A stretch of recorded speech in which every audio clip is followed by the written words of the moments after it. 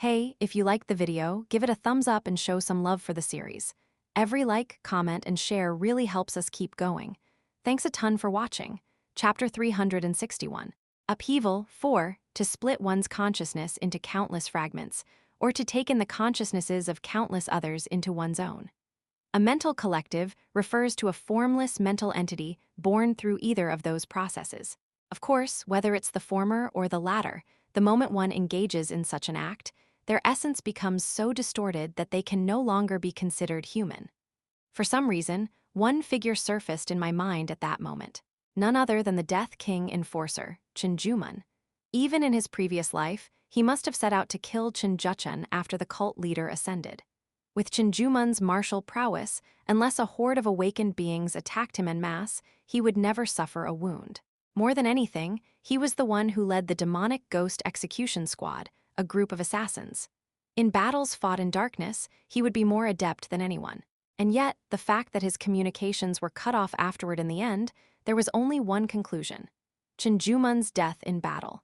If he truly chose to abandon his physical body, then that kind of ending makes sense. No matter how elite an assassin he was, if he didn't understand such a concept precisely, it would be near impossible to find the true form of his enemy. Surprisingly troublesome, this Jin Yeomyung might be. An opponent powerful only in terms of authority, strength, or influence could be dealt with somehow. But the most annoying kind of enemy was the one who, though weak, was nearly impossible to uproot. This was a truth I had learned repeatedly in past battles. Even so, his main body must still exist somewhere in this world. Finding where he hid it would be the key to the battles to come. I've heard your opinion, but there's a flaw. What? The evil refining sect leader frowned and abruptly raised his head. Judging by how he grasped the true nature of the enemy, he must have had considerable mastery over sorcery. But even so, wasn't he overestimating this Jin Yeomyung? No matter how skilled, a mere sorcerer can't control another's body from a distance this remote, which borders on the supernatural. That was something I confirmed during our first encounter. He was able to invest his consciousness into the awakened bodies he had created, but there was definitely a limit to the range. At most, maybe the size of a single province. Of course, that's already an incredible feat, but even then, the whole of the Central Plains is beyond his reach. If his sphere of influence truly spanned all of the Central Plains, then there would essentially be no way to kill him. That's absolutely impossible. In my previous life, only the mad god could pull off something like that. The evil refining sect leader scowled and asked, "Then what was that figure I saw, the one called teacher?" I hesitated for a moment before answering. Let's call it a clone, granted with a certain degree of autonomy. A clone? Hard to believe, sure, but if they've already made artificial humans, a clone shouldn't be that surprising. To people of this era, such a concept might be difficult to grasp, even to a sorcerer who had approached the truth of the world to some degree. Anyway, it seems I've gotten all the information I need. I aimed my sword at his neck. Any last words? I had no intention of letting him live from the start. Since he dared to challenge the cult itself, letting him live after giving up some intel would make no sense. As if expecting my stance, he muttered weakly, "Since the great evil spirit abandoned us, no matter what I do, it's all meaningless." He had even imprisoned his own master to claim the seat of sect leader, and yet he surrendered so easily. Was that a sign of how heavily he relied on Yeo-myung? Then, he suddenly lifted his head and curled one corner of his mouth into a smirk. "The one who told you the location of the sacred relic, it was your master, wasn't it? And if it was, that man must have given you a warm welcome on the surface. Probably handed over some decent information, too. But deep down, he was hoping that you'd lose control, unable to endure the aura of the great evil spirit. In the end, he wanted us all to perish together. An old man, on the verge of death, did such a thing? The only reason your master bowed to your demonic cult was because he lacked strength. Outwardly, he posed as a moderate faction member, hiding his fangs for all that time, never once baring his teeth, thoroughly lowering his head. HMPH, I fancied myself fairly perceptive. But if that was true, then I had been thoroughly deceived. But his wish didn't come true. He never imagined that someone would not only absorb the relic's energy entirely, but also be chosen by the great evil spirit. Indeed, the fact that I took in Yeo-myung was something none of them could have expected. "Kill me. You've taken all my hopes, there's no point in living." With that, he bowed his head, as if truly releasing all attachments to life. I swung my sword and severed his neck. After the evil refining sect leader died, his subordinates didn't exactly go quietly. Everyone, run, scatter, and regroup later. 2 high priests, presumably the top of the sect, shouted commands to the remaining cultists. If they managed to scatter in all directions, it would become quite the hassle, so Soryu raised her hand with a bloodthirsty smile. Going somewhere. The underworld king unit, already surrounding them, greeted the escapees. A high priest might have been able to break through the encirclement, but what the hell? Why is a demonic cultist using Mount Hua's sword techniques? Dragged here against his will, Han Mubik displayed Mount Hua's dazzling swordplay and held the high priests at bay. As expected, his skills are quite impressive. I couldn't help but be a little impressed watching Han Mubik bind 2 of them with such ease. Though in his past life he was nothing more than a beloved punching bag for Cheon Yura, looking at him now, he could easily be considered peak master level. At this rate, it'd have to assume he hid his true abilities right up until the end in his past life. Comparisons to the other spirits Han Mayan of the First Order or Cheng Museong of the Third Order weren't even worth making. Maybe the only one who could overpower him purely through martial arts was Akbiko, blessed with the heavenly martial physique, but if Han Mubik hadn't removed the blood of the divine beast, it's hard to say how the fight would've gone. Before long, not a single evil refining sect member remained alive. Behead the sect leader and the high priests cleanly and send their heads to the cult first. By your command. Well, spend the next 2 days searching the area. Look for any remnants, be thorough.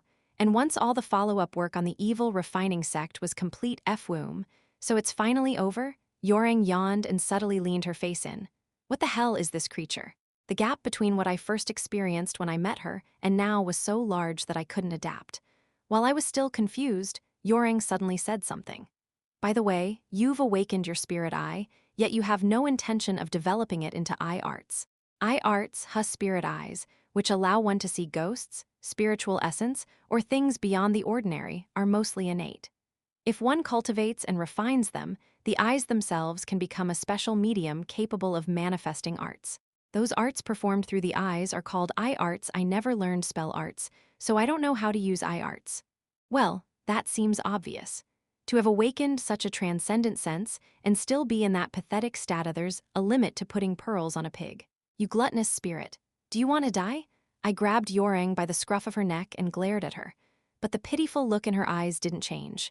With your eyes, it would be natural to know instantly whether that halfwit removed the blood or not, even if you didn't possess the origin essence.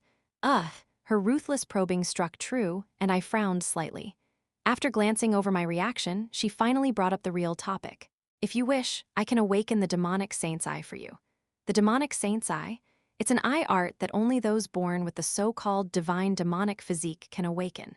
It has several useful abilities, but most importantly, it lets you clearly discern those who possess the power of Chenak. So does that mean I could identify awakened beings pretending to be ordinary people more effectively? But there's no way that bastard would reveal something this useful without a catch. What's your angle? At my question, Yeomyung's expression shifted once more to one of pure contempt. Angle. The demonic saints I should have awakened naturally when you first faced your inner demonic nature. But because some light from outside thoroughly protected you, it paradoxically robbed you of the chance to awaken it. I'm only telling you this because if things continue like this, y'all keep abusing the origin essence endlessly, you dumb human. I was speechless like a mute who'd swallowed honey. Since when could this thing talk so fluently? Well, since you're offering, I am not planning to refuse. Suddenly, a thought struck me. When you said it awakens upon confrontation, does that mean it can awaken just by facing the demonic nature itself? That's right. Though it has nothing to do with you now, the awakening of the demonic saints usually signals danger. Then Yeomyung said something that sent a chill down my spine. To awaken the demonic saints, means you've either overcome your demonic nature or you've been devoured by it. There's no third outcome. Deep within the heavenly demon pavilion. Congratulations on completing your grand cultivation, cult leader. Second elder of the council of the 7 elders bowed respectfully toward Cheon Yura, who was seated on the jade throne. Because the cult leader devoted more time to your cultivation than expected, many in the 10,000 mountain were concerned for your well-being. Cheon Yura did not respond to second elder's words. She simply rested her chin on one hand and looked down at him indifferently. Second elder wasn't the only one puzzled by her demeanor. Something's off. The three guardians of the guardian hall near second elder, who were observing Cheon Yura, also sensed something strange in her changed demeanor. She definitely broke through the wall. But this eerie aura, what is it? It's not chi deviation, but something fundamental, like her intrinsic temperament, seems to have changed. When is that bastard of a demonic faction lord coming? Cheon Yura, having emerged from a month-long self-isolation that was practically a closed-door training, was clearly different. Sharper, more ominous, more eerie. To be precise, though her energy had amplified, her presence had become unstable. Second elder, too, vaguely sensed that, but he deliberately ignored it and continued speaking. The reason I came to you, cult leader, is to deliver a resolution recently made by the Cheon clan. Oh, I see. Suddenly, Cheon Yura cut him off. Now I can see. Pardon? What do you? Second elder couldn't finish his sentence. Before anyone realized it, the heavenly demon divine sword drawn by Cheon Yura had pierced straight through second elder's heart. See, cult leader? What are you doing? Even the great guardian Mujeong couldn't react and time it was a speed of transcendental level. But what was even more shocking was that Cheon Yura had attacked second elder without any reason, delivering a fatal blow. Kuluk, as blood gushed up from second elder's mouth, a soft arc formed at the corner of Cheon Yura's lips. See cult lead, what is this? Still in a daze, second elder heard Cheon Yura let out a small chuckle close to his ear. Ahaha, so this is it. Now I can see it clearly, the essence of that power you gained by selling your soul. The moment he heard those words, second elder's eyes widened as if they would rip apart. With a face filled with joy, she continued speaking. Father must have seen the same thing I do. I can't understand why he let trash like you roam free. See cult leader, why y'all regret is a word meant for the likes of you, who dared covet my rightful position. Squelch, Cheon Yura yanked the heavenly demon divine sword out of second elder's heart with brutal force. A violent spray of blood burst forth from second elder's chest. Chapter 362. Fatal Poison 1. At Cheon Yura's sudden outburst, all the guardians and guardian lions standing watch around her froze at once. Second elder, whose heart had been pierced, collapsed to his knees without strength. How is it, second elder? Are you just going to die like this? Despite Cheon Yura's mocking tone, second elder responded with a faint smile and lifeless eyes. For the glory of the Cheon clan, as expected, you are unfit to sit as cult leader. A flicker of anger appeared on Cheon Yura's face. She grabbed second elder by the collar and lifted him into the air. If this continues, y'all stop breathing. Shouldn't you use that power quickly? Even at her coaxing, second elder only smiled and made no move, and not long after thud. Second elder's head dropped limply forward. He's dead, one of the guardian lions muttered in sheer shock. See cult leader, what on earth have you done? The left guardian, Wang Chinjial, looked just as stunned as the others. Even in this unprecedented situation where the highest elder of the Cheon clan had been summarily executed, without reason, Cheon Yura merely clicked her tongue in slight annoyance. Tusk. I thought he'd ugly his way into survival by turning into an awakened body. So he just gave up his life? She tossed second elder's corpse aside carelessly. Dispose of it. Everyone present felt it in their gut. The cult leader had come out of seclusion changed. Among them, Chen Jinsang, who regained his composure the fastest, spoke to Cheon Yura. Cult leader, why would you do such a thing? Such a thing? What are you referring to? Second elder is the de facto head of the Council of the Seven Elders. Killing him without reason is no different from declaring the entire Cheon clan our enemy. Not even the great elder or first elder could do anything to salvage this situation. For the sake of future rule, she needed to restore relations with the Cheon clanate instead, shed all but declared war. There is a reason. Cheon Yura glanced coldly down at second elder's corpse. He's a traitor who accepted external power, just like the former second elder. The three guardians exchanged brief looks, but there's no proof. My eyes are the proof. Cheon Yura's attitude was as unyielding as iron. This is insane. Chen Jinsang frowned as he stared at second elder's body. Even if just for argument's sake second elder really had been a traitor, this was not the way he should have been killed. Unless he had turned into a monster like the former second elder, this entire situation just looked like Cheon Yura had one-sidedly ambushed and murdered him. Could it be chi deviation? Losing oneself to demonic energy during martial arts training was more common than one might think. But she was far beyond that. Facish had long since reached the very peak of the extreme demon realm. If we don't act swiftly, the cult might face a disaster beyond imagination. The demonic faction lord must return. Right now, only he can rein her in. Just imagining how the Cheon clan will respond makes my blood run cold. The three guardians withheld their thoughts, each mulling over the chaos quietly. In the midst of it all, Cheon Yura wiped the sticky blood of second elder from her hands and murmured to herself. Still far too lacking to reach him, the emotion in Cheon Yura's eyes, if anyone had seen it, they would have immediately labeled it for what it was. Madness. A storm was rising within the heavenly demon cultone no one had foreseen. With Yeomyung's help, I laid the foundation of the demonic saint's eye. You handle the power of movement techniques better than I expected. Have you ever handled a divine relic before? Well, something like that. In truth, if one were to count only experience with divine relics, there was likely no one in this world who surpassed me. Now I can finally see properly. Until now, I had only understood that the second heavenly demon's power reacted automatically to the power of the awakened body. But even after inheriting the heavenly demonic divine art following his disappearance, the energy had not responded to the awakened body's power. So it was because I lacked this eye. The second heavenly demon must have awakened this eye too and set the energy to automatically respond to the power of the awakened body. Well, that aside, I turned my gaze toward Han Mubik and activated the demonic saint's eye. It's definitely different. The moment I saw Han Mubik, I understood what Yeomyung had meant by removing the power of the divine beast. There were traces near the dantian, as if something had been gouged out. Han Mubik, please speak, Lord. Thinking he had earned some merit, Han Mubik's expression held a measure of composure. What is your true objective? If you're asking about my true objective, you said your goal was survival, didn't you? And that killing heavenly researcher was also part of your mission. I slowly began to draw out killing intent, pressing him. This is only a guess, but you're hiding a real objective behind those two stated ones. Aren't you?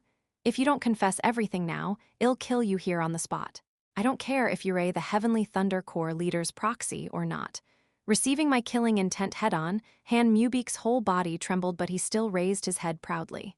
Then just kill me. What? I already told you, didn't I? For some reason, you've held a grudge against me since the beginning. Ever since I met you back then, I've been thinking deeply. Even if we're enemies, why would someone like Yao, who had no personal ties to me, harbor such intense malice?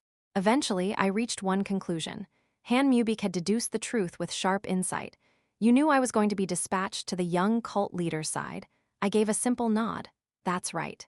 Why would I let someone live when they're trying to steal what's mine? Who back then, she wasn't even yours yet. I don't know how you figured it out, but fine, let's go with that. Unlike earlier, Han Mubik seemed to have somewhat adapted to my killing intent. Though he was drenched in cold sweat, he adjusted his posture. Yes, there is one goal I haven't told you about and I absolutely must achieve. You. But even if I told you, it's not like someone as distrustful as you would believe it easily. With forced composure, he curved his lips into a smile. More importantly, who in the world lays all their cards on the table? That'd just get me discarded and hunted. He took a long breath before continuing. Still, I don't want to die like this, so I'll give you a few hints. You said to just kill you, didn't you? That was just a figure of speech. Perhaps regaining some ease, he shook his head with feigned indifference. Then, unexpectedly, he said something truly shocking. I want to see the destruction of the grand heavenly lord and heavenly researcher. And I want their plan to fail. He wants their plan to fail? That much I can swear with everything I have is the truth. I instinctively knew he wasn't lying. To that end, as I've said before, I am willing to share information and cooperate with you. Of course, as long as he wouldn't reveal his real goal, I couldn't trust him completely. There was no guarantee that the downfall of the grand heavenly lord and heavenly researcher Cheon Yura would equate to our victory. Oh, and one more thing. He raised a finger and said, remember when I mentioned the grand heavenly lord's plan before? You did. That plan was none other than consuming Cheon Yura's body. I suspect that by now, there's a high chance something's gone wrong with the cult leader's mind. At that moment, the air around us dropped drastically in temperature. What did you just say? The level of killing intent I unleashed was entirely different from before. Blood began seeping from Han Mubik's 7 apertures. Had Yeomyung not warned me again, Han Mubik would have died then and there. Wiping the blood from his mouth, Han Mubik continued. The cult leader from the very beginning, she was a creation touched by the grand heavenly lord. The trials she faces aren't just her own. The preparation the grand heavenly lord embedded in her was something even the previous cult leader couldn't undo. And now that the previous cult leader has vanished, it's about time that preparation's effects begin to surface. His claim carried a certain weight. According to a collaborator inside the heaven-defying society, the Heavenly Illusion clan recently succeeded in capturing the grand heavenly lord's soul and is now headed to 10,000 Mountain. What? Don't tell me Cheon Yura actually succeeded with that absurd plan? Just then, Han Mubik snapped me back to reality. Surely you don't actually believe a group like the Illusion clan captured the Grand Heavenly Lord by force, do you? Under no circumstance should the Grand Heavenly Lord's soul meet the cult leader. If it does, the worst possible scenario will unfold. Consider that the price of my life, Lord. I stood there in silence, lost in thought. Whatever the Grand Heavenly Lord planted inside Yurate had to be tied to the demonic nature sleeping within her. Even if not, it must be something that could corrupt her mind. Just then, Yeomyung let out a peculiar hum and spoke. If what he says is true, the demonic nature your mate harbors may no longer heed the command of the main soul. Screech. The little fox's mouth twisted just enough to appear sinister. Still, that doesn't mean there's no way to stop it. There's a way, Yeomyung declared triumphantly. Meeting me was the luckiest event of your life. Meeting of the Council of the 7 Elders of the Cheon clan. How could such a thing have happened? The atmosphere in the hall was one of utter grief. Every member present clenched their teeth as they stared at the empty second seat. First Elder, are you telling us that the cult leader's reckless rampage is what you truly desired? Despite the accusations from the other elders, First Elder said nothing. He had long suspected that Second Elder and several of the others in front of him had aligned themselves with foreign forces. But even putting that aside, Cheon Yura's actions were incomprehensibly extreme. The previous cult leader knew this and still chose to let them be unlike Cheon Yura. The previous cult leader had set up an elaborate trap, securing both justification and gain. But Cheon Yura had done none of that. She wasn't one to act rashly what could happen to her. Still, what was done was done. To recover even a fraction of the situation, the Cheon clan would have to make significant concessions and reparations. But if the reports were true, that would never happen. So what now? Are we going to join forces and raise our banners in rebellion? First Elder asked curtly, but the answer he received was completely unexpected. At this rate, the Cheon clan will vanish in the hands of the cult leader. If that's the case, then perhaps at Fourth Elder's remark, First Elder exploded in fury. You fool! What nonsense are you spouting? What choice do we have? The cult leader has gone mad. According to the countless reports coming in, the cult leader was no longer in her right mind. And then creak. A side door of the meeting hall opened, and a well-dressed, noble youth suddenly appeared. First Elder's eyes widened as he recognized the figure. You! The youth closed his fan and bowed with a certain grace. It's been a while, everyone. I arrived a little late had to avoid the clan leader's gaze. With a smiling face, Cheon Yura stepped into the meeting hall. As a member of the Heavenly Brain clan, it seems my help is needed. So then, would you all be willing to hear me out? Chapter 363. Fatal Poison 2, Cheon Yura. Once, he was chosen over Jin Yeomyung as the successor of the Heavenly Brain clan of the Cheon clan. A genius who had participated in an experiment led by the former cult leader and produced outstanding results. But during that process, he became fascinated by forbidden knowledge and fell into corruption. He failed in an attempt to abduct the former cult leader's 2 daughters, who were the results of the experiment. Ultimately, he was sentenced to erasure from the records within the Cheon clan and was wiped from existence. Cheon Yura waved his hand in greeting.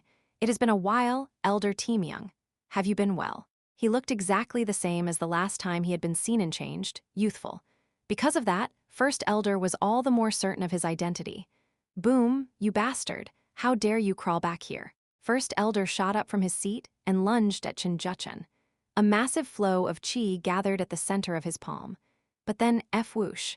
The energy First Elder was about to release scattered like a bundle of threads, suddenly unraveling. What? First Elder was horrified as the flow of his inner chi spiraled out of control. My chi? At the level of extreme demon realm, most chi-scattering poisons didn't have any effect. With well-trained sword intent, one could forcibly rebind scattered chi. Cheon Yura lightly smiled while waving the fan in his hand. I barely have any of the instant-type heaven-slaying poison left. You should feel honored that I used a portion of such a rare poison on you. Heaven-slaying poison, you say. If it truly was the legendary heaven-slaying poison, it made sense why his chi was dissipating like this. But how could he have been poisoned without noticing? While pondering that, First Elder realized that several of the 7 elders were staring at him without expression. You all, you wretches, you've crossed the line. It was the cult leader who crossed the line, First Elder. The elders, including Fourth Elder, stared coldly at First Elder as they spoke. Nonsense. You were merely waiting for an excuse all along, weren't you? It was true that Cheon Yura, who had killed Second Elder, had done wrong. But with Cheon Jucheon's appearance and the 7 elders' swift and coordinated response to what was clearly treason, it felt as if, you've been waiting for this day for a long time, haven't you? I won't deny it. Fourth Elder stepped forward to speak on their behalf. You damn traitors. The former cult leader showed you mercy. First Elder recalled the past, how he had desperately pleaded with the former cult leader to spare these people. It all now felt utterly meaningless. Phuok! At last, First Elder, unable to control the energy rampaging within his body, began to vomit blood. Gug! If the heaven-slaying poison had only scattered his chi, it wouldn't have been feared as a legendary poison. Now activated, the heaven-slaying poison began to erase First Elder's sword intent and swiftly drain his life force. Watching First Elder squirm and die like a worm, Cheon Jucheon stroked his chin. He might still be useful as a hostage. Well, shall we keep him alive for now? Snap. The moment Cheon Jucheon snapped his fingers, First Elder's condition began to improve as if it were a lie. But it didn't mean he was healed. Cheon Jucheon merely controlled the poison's toxicity, so First Elder could barely cling to life. As First Elder's condition stabilized, some of the elders were struck with dread. To restore someone with a snap of a finger meant, conversely, that he could kill them the same way. I am the proxy of the Grand Heavenly Lord. Controlling the toxicity of the heaven-slaying poison, infused with his sword intent, is a trivial matter. Clap, take him away. Lord First Elder will be undergoing recovery for a time due to a chi deviation caused by reckless cultivation. Soon, several warriors arrived from outside and retrieved First Elder's limp body. And once First Elder disappeared, Cheon Jucheon boldly sat down in First Elder's seat and glanced around at the remaining 5 elders. Now then, everyone, with the nuisance gone, shall we have a productive conversation? Among them, the matter had little to do with Third Elder Cheon Rain, who quietly observed the proceedings in the hall. With Second Elder dead and First Elder incapacitated, it would be natural for me to act in his place.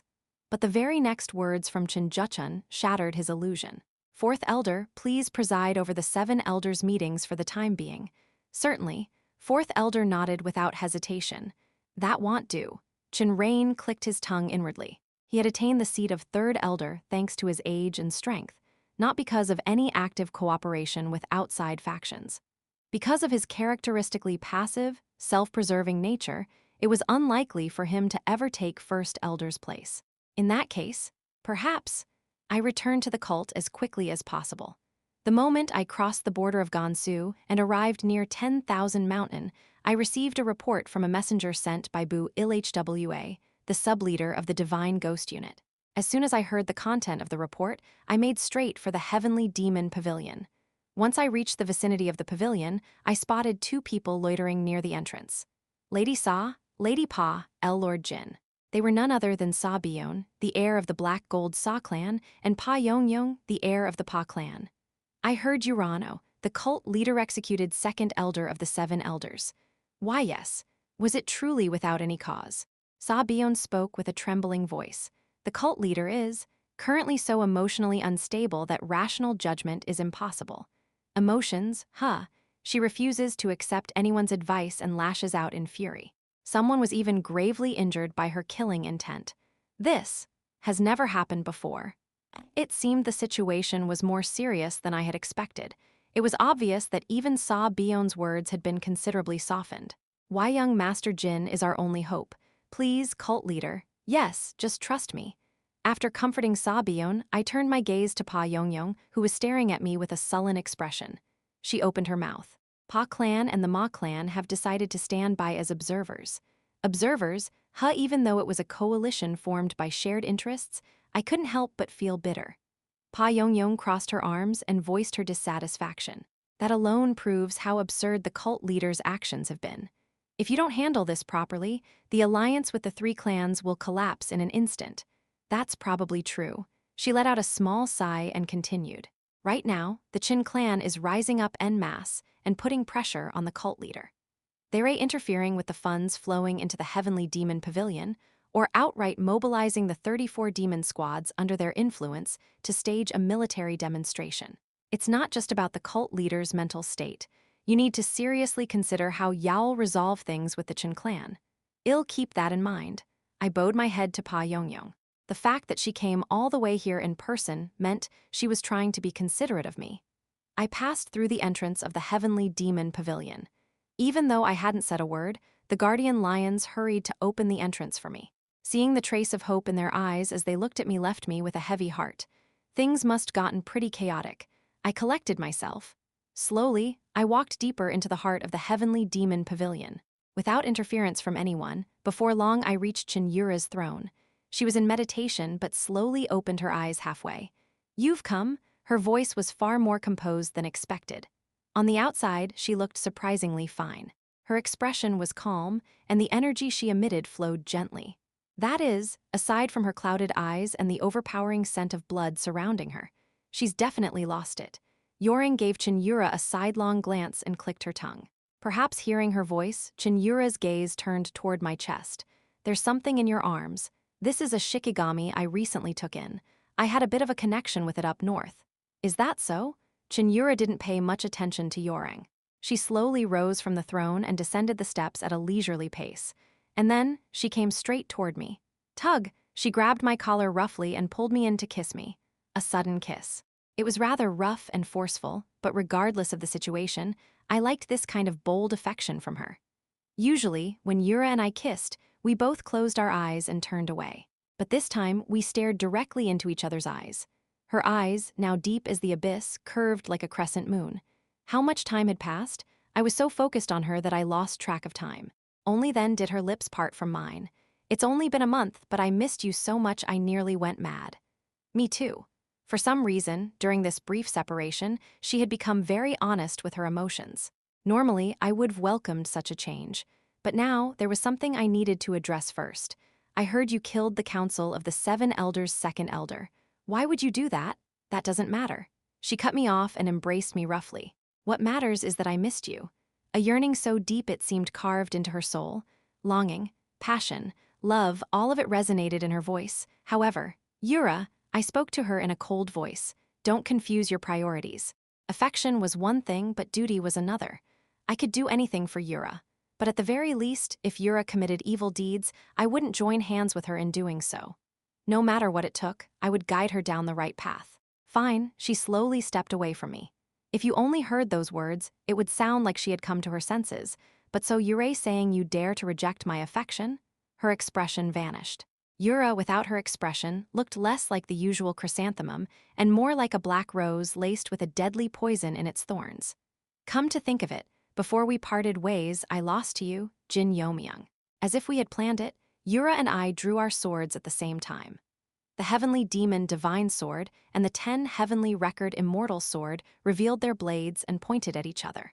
Our lovely husband this time, it'll be a little different, just as she said. Though still unstable, a clearly refined sword intent was pressing against my entire body. I nodded and responded to her words. "Our first marital fight is going to be quite fierce." "Ha, ah ha ha ha." She burst into mad laughter and swung her sword. Heaven-slaying Chi Heart Sword, Demon Heaven descends her newly developed heart sword, having reached the transcendent demon realm, came flying at me. I too released my heart sword to counter hers.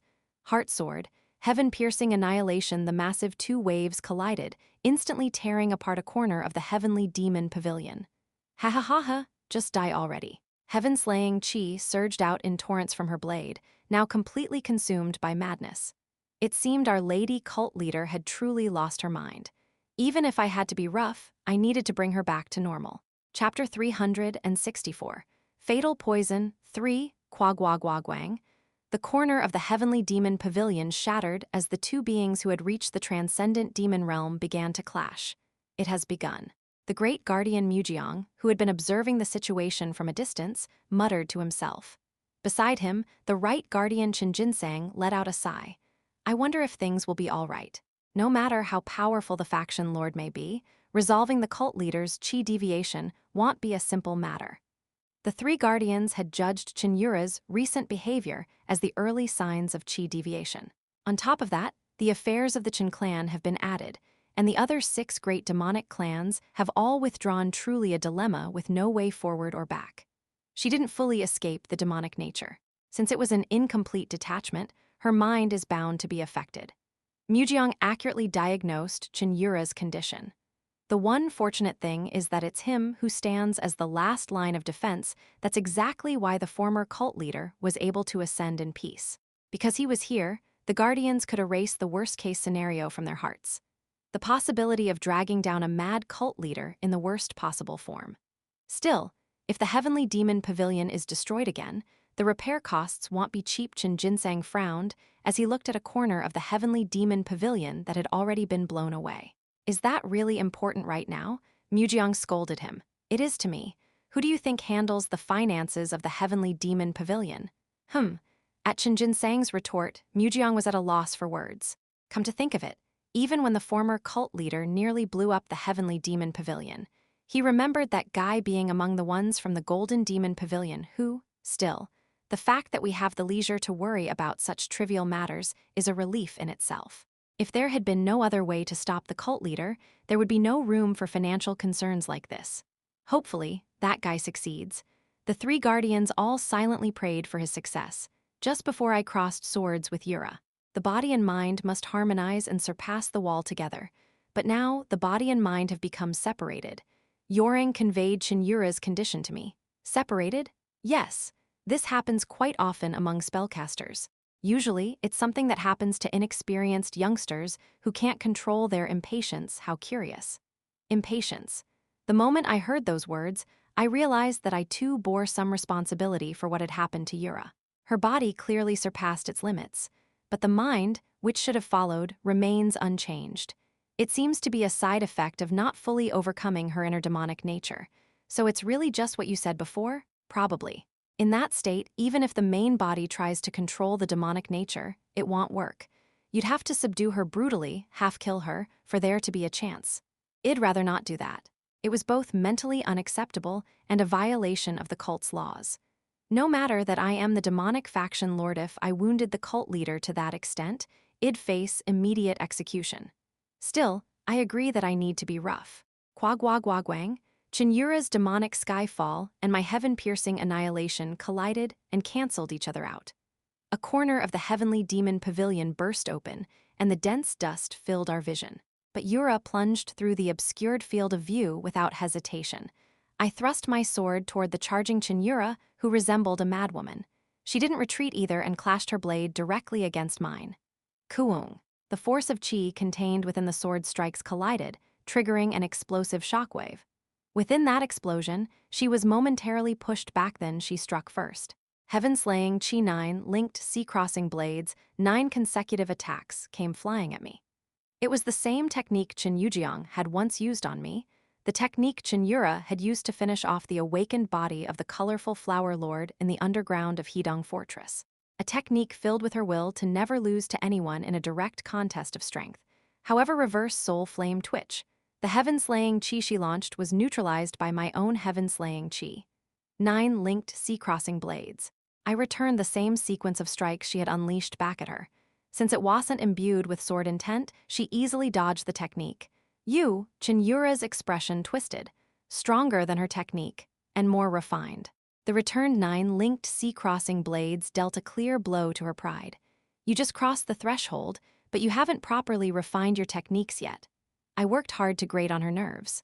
Wasn't it the same before we parted ways? I even matched her strength generously, yet you still lost in technique. Don't tell me you've forgotten? Kadujuk.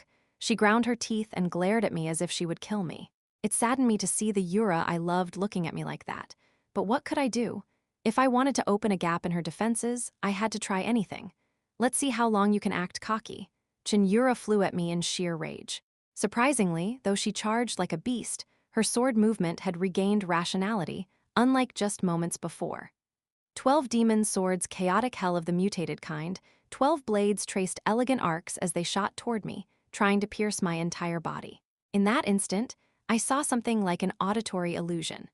The woman who had once been the heartless demonic empressure figure, charging toward the golden dragon heavenly sword squad with 12 swords, her back turned to me. What are you spacing out for? Only after Yeomyung's sharp rebuke did I come to my senses. Letting myself be momentarily dazed by Yura's current state was enough to deserve decapitation. I hurriedly used footwork to evade her 12 demon swords. Seeing my figure split into several copies, Yura gasped in shock. How do you know that?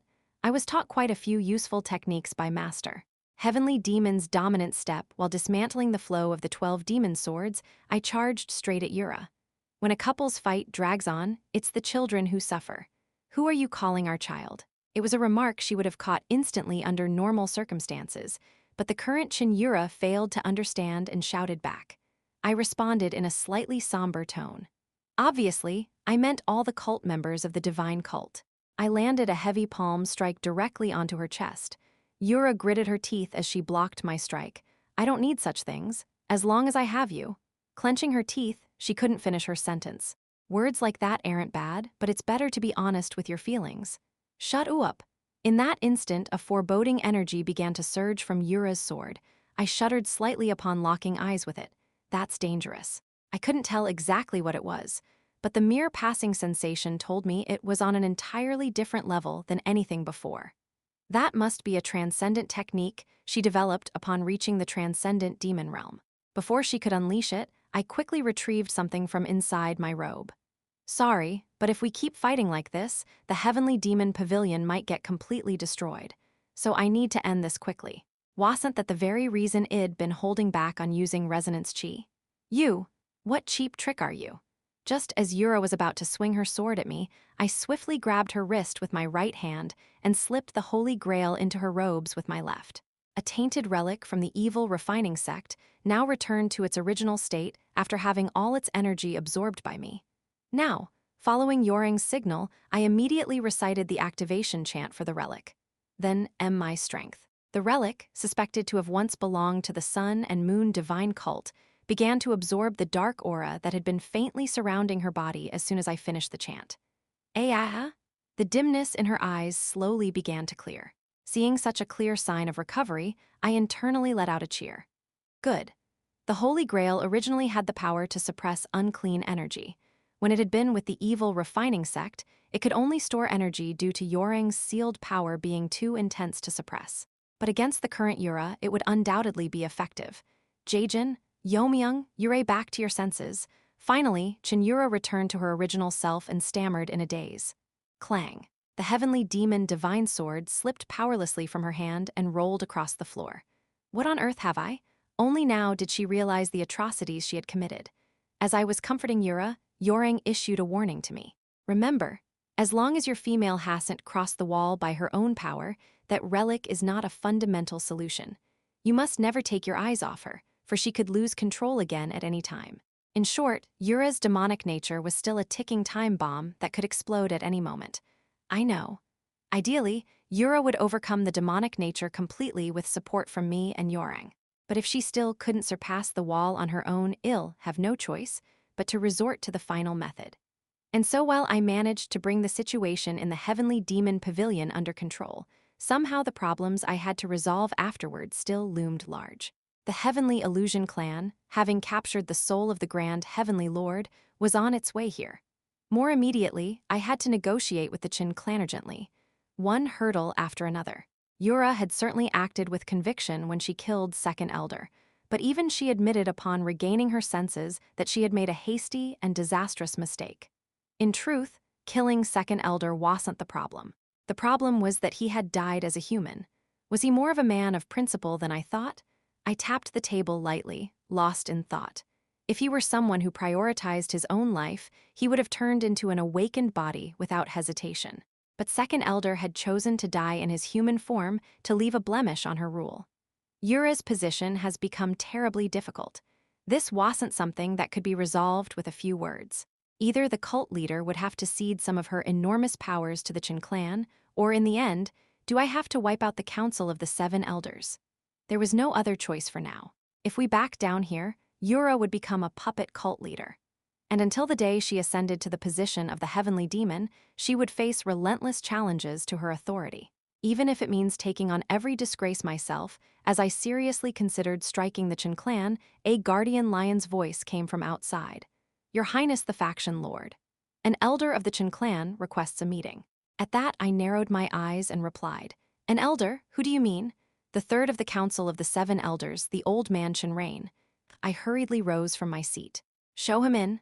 Soon after, the door to the office opened, and the third elder, Chen Rain, appeared, his identity concealed in a black knight suit. Welcome, third elder. Chen Rain removed his mask and greeted me. It has been a while, faction lord. What brings you here at such a late hour? Ha ha ha, naturally, it's because I have business with you, faction lord. Chen Rain gave a casual laugh and sat down in the seat before me. I heard about what happened in the north. You took the evil refining cult leader's head quite impressively, I am told. It was fortunate things turned out that way. To subdue the chaos of the evil refining sect in just a month. There won't be anyone left in the cult who questions your ability now. It was something that would come to light anyway during the upcoming conference in a few days, but Chen Rain intentionally brought up the evil refining sect first to praise me. Did he come as an emissary of the Council of the 7 Elders? If not then, while I was still gauging the reason for Chen Rain's visit, faction lord. He suddenly wore a serious expression and looked me straight in the eyes. Then, in a very quiet voice, almost like a whisper, he continued, The promise we made back then, it still holds, doesn't it? There was no doubt now Chen Rain had made up his mind. Chapter 365. A Fatal Poison 4. The promise he referred to was the secret pact that if he acted as a spy for the Council of 7 Elders, he would be elevated to the position of Great Elder. However, given Chen Rain's indecisive nature, I expected he would try to delay the decision further. I grasped Chen Rain's aged hand with a bright smile. Of course, third elder. The cult leader also said there was no one more suited to be the next great elder than you. Oh, the cult leader said that. Of course, Yura had never said such a thing even once. But by deliberately mentioning Yura myself, it served as a political gesture, indicating that even the cult leader supported him. Of course, third elder taking the position of great elder means that a major restructuring of the Council of 7 Elders will be necessary. I am fully aware of that, of course. Twitch. The moment Chen Rain forcibly continued my sentence, I felt something was off. The Chen Rain I knew wasn't the type to willingly take risks like this. Something's going on. There must have been a critical incident in the Council of 7 Elders that made Chen Rain change his mind. Your Grace. Chen Rain lowered his tone and spoke solemnly. There are unsettling movements occurring within the Council of 7 Elders. Unsettling movements? You may not know, coming from the Jin clan, but in the Chen clan, there is one named Chen Juchun, a figure whose grave past crime led to his record being erased. Who, did you say? At that moment, I had to exert immense effort just to maintain my smiling expression. Chen Juchun. He's of the same generation as the commander of the demonic ghost execution squad and the leader of the Heavenly Thunder Corps. A member of the Heavenly Brain clan, a lineage treated with particular regard even within the Chen clan. Please continue.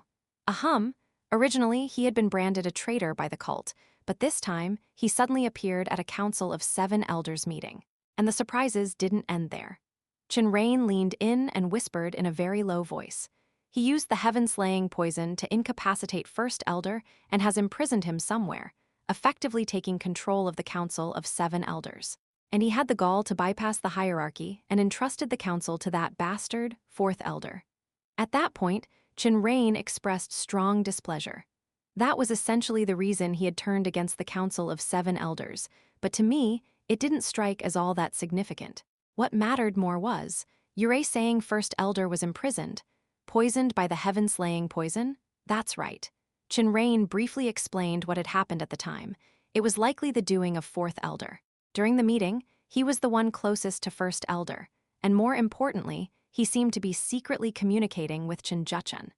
If First Elder had truly been afflicted by the heaven-slaying poison, then his life as a martial artist was effectively over. At least he survived, I suppose. We should consider that a relief. So they crossed the line first. Now they're daring us to do the same, is that it? Chen Juchun of all people, so now the heaven-defying society is being fully entangled in cult affairs. That lingering unease in my heart felt completely dispelled. So, what action does the Chin clan plan to take? Will you raise an army to strike the heavenly demon pavilion? That won't be the case. It won't. A few people did argue for such action. But what that man proposed to us was Chin Rain began recalling what happened at the time. Mobilize all of the 34 demon squads and the secret division under the Chin clan. Before they can even react properly, wipe out the Guardian Hall dogs and drag that wench of a cult leader down. One of the younger elders, the sixth elder, aggressively insisted on open confrontation. Chin Juchun smiled and asked him, "Do you intend to ruin everything?" What was that? You do realize that if you mobilize all your forces, the cult leader will immediately detect the movement, right? But the cult leader is not in her right mind right now. There's no way she can respond properly. The sixth elder's argument wasn't entirely without merit, but Chin Juchun shook his head. The cult leader is not alone. That man is by her side. It's virtually impossible to move against the cult leader without first dealing with him. The room fell into silence. A monstrous figure said to have reached the transcendent demon realm in his 20s, an unprecedented realm. Although it ended inconclusively due to the cult leader's intervention, his duel with the demonic ghost execution squad commander was essentially a victory. But that man is currently outside, and though his official activities have lessened, our dear Juman is still in the cult. Is there anyone here confident they can face him? All the elders of the Council of 7 Elders coughed and averted their gazes. Even Jin Yeomyung aside, the one who was more troublesome than the sword demon when it came to facing him head-on was none other than the demonic ghost execution squad commander, Chin Juman, the number 1 of the Chin clan. He had not earned that title for nothing. A direct confrontation with the cult leader? Do it if you want. I won't stop you. But if you do, the Chin clan will be left as nothing but a shell and be devoured by the 6 great demonic clans. The elders' expressions all contorted with discomfort. Fourth elder spoke on their behalf. Then what do you propose we do? If we wish to move against the cult leader, we must first deal with those around her. Around her. Chin Juchun spread his fan and covered his mouth with a slight smirk. We must sever the connection between that man, supporting the cult leader, and the 6 great demonic clans that stand with him. Then politically isolate both the cult leader and that man completely, until she cannot bear it and crosses the line herself once again. But how? Virtually the entire 6 great demonic clans are united around him, and as you know, the Chin clan isn't in a position to interfere directly with cult affairs. We reign but do not rule. Not exactly the same, but that was the role the Chin clan had settled into over the past 1,000 years. There is a way. All eyes turn to Chin Juchun. That is, to give all our strength to the one who will become our excellent hunting dog. A hunting dog? Who are you talking about? Have you all forgot? There's only one person who, though born of the Chin clan, broke away and built immense influence outside. The elders fell silent once again. Their expressions were all tinged with discomfort. Fourth elder furrowed his brow and spat out the name of the person in question. Jin Yeomyung, Heavenly Thunder Corps leader, demonic gentleman Jin Yeomyung. A figure who held one of the 5 great halls of the cult, and possessed the authority to attend the elders' assembly. Indeed, if it was him, he was undoubtedly the best card available at this point to keep the cult leader in check. But didn't he become the Heavenly Thunder Corps leader because he served as the cult leader's nanny? Supporting someone who's effectively cut ties with the main family is a bit what made the elders of the Chin clan hesitate, was none other than this. Jin Yeomyung had secured a position of prestige outside, but within the Chin clan itself, he held almost no sway. That was because he himself had deliberately distanced from the Chin clan. Their relationship wasn't hostile, but neither was it friendly, a vague and indifferent connection. There's no need to worry about that. Chin Juchun fanned himself lightly with a satisfied smile. The Yeomyung I saw again had become someone burning with ambition, quite unlike before. Ambition? The ambition to reach the summit. That scholar who once wasted time stuck to his desk has turned into a full-fledged ambitious man. It was truly delightful. In truth, Chin Juchun had gone to visit Chin Yeomyung once. Chin Juman had declared his intention to kill him outright, but Yeomyung hadn't gone that far.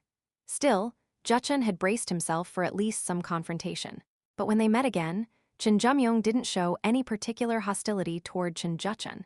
He simply told him to get lost before he summoned his troops. Through the twisted conversation that followed, Chin Juchun realized that Chin Yeomyung had changed a bit from the past. And in his eyes, there was something, an unfamiliar kind of desire that hadn't been there before. Jin Yeomyung interpreted that desire as ambition. In any case, Yeomyung lacks nothing when it comes to becoming the next cult leader. His martial skills were a bit lacking, but they were sufficient to stand against the 8 armies of the Central Plains. That is I know. I have no intention of interfering with which faction of the Jin clan will produce the next cult leader. I merely commented on his qualifications. Jin Yeomyung looked around at the Jin clan elders and asked, "So, does anyone object to my proposal?" Of course, there wasn't. Not only was it no disadvantage to them, the fact that First Elder, who had always seemed as immovable as Mount Tai, had collapsed so pathetically was enough to strike deep fear even in the hearts of elders of the 7 elders level.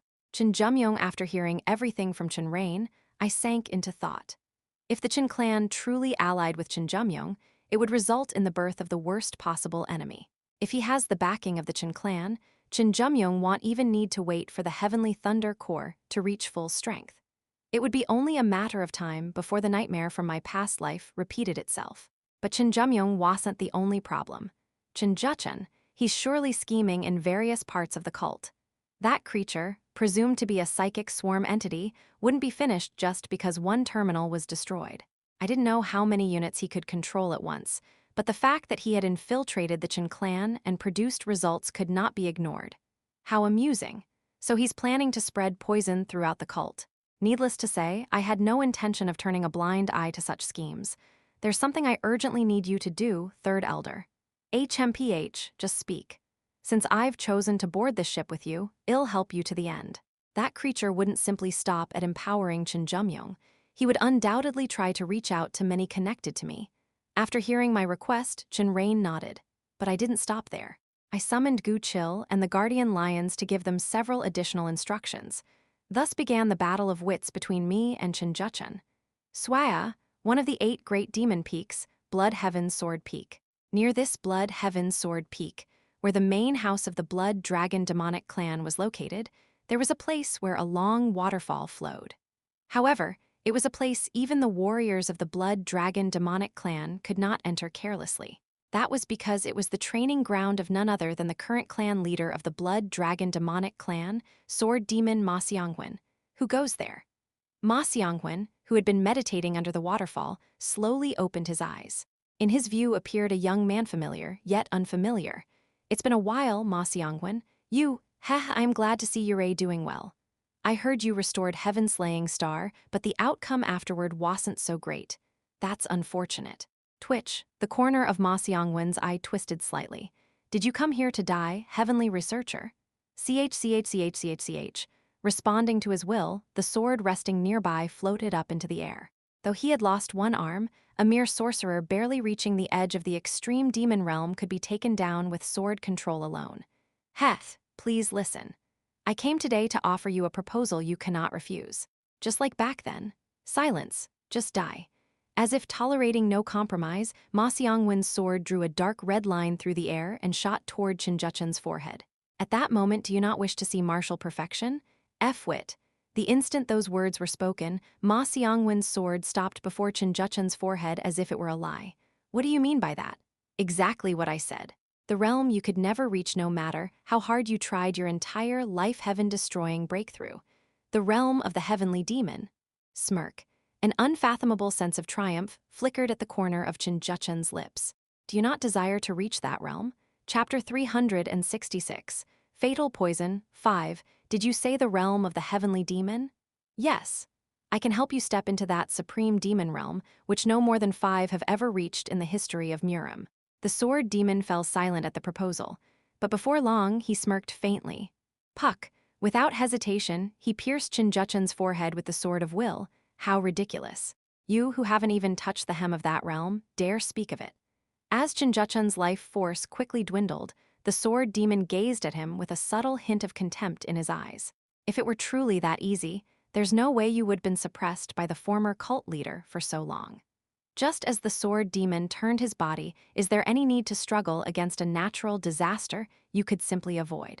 The sword demon, now at peak vigilance, slowly returned his stance. Jin Yeomyung, who should have died with a sword through his forehead, was speaking as if nothing had happened. The man yanked the sword lodged in his forehead with a grimace. "That hurt. The recovery's slow because your sword intent soaked into it. didn't it? So it wasn't your real body, but a puppet. It wasn't enough to rattle his composure, but such a high-level spirit transference wasn't something even the heavenly demon cult could easily pull off. Especially now, with the top practitioner from the illusion clan eliminated. Hee, I was going to meet the famed sword demon of the world. Of course, I wouldn't come unprepared. Whether I kill you or capture you, it's meaningless. I don't want to waste my strength, so just leave. The sword demon clicked his tongue and issued an expulsion. But Jin Yeomyung showed no sign of backing down. My proposal still stands. You're still clinging to that deluded fantasy. I never said it'd help you surpass the cult leader. That man transcended even the supreme demon realm and ultimately ascended. I am merely saying I can let you experience the domain he once trod. After years of research, the theory has reached a form of completion, but there hasn't been a suitable subject to apply it to. The best candidate was the second Heavenly Lord, but he utterly betrayed our society. You're saying that subject must have reached at least the transcendent demon realm? Jin Yeomyung shrugged his shoulders. Isn't that obvious? Skipping from the extreme demon realm straight to the supreme would be nonsense even a third-rate martial artist wouldn't believe. At first, the proposal sounded absurd, but oddly enough, the conditions weren't entirely unreasonable. You're a great sword master who reached the transcendent demon realm without even possessing heaven-slaying chi. You have plenty of potential. Jin Yeomyung extended his hand to the sword demon. Join me. I will help guide you to the supreme demon realm. Jin Yeomyung extended his hand with a gentle smile. There didn't appear to be a trace of malice in that gesture. Pure goodwill and sincerity. That's all there was. Unlike before, the sword demon remained silent for quite some time.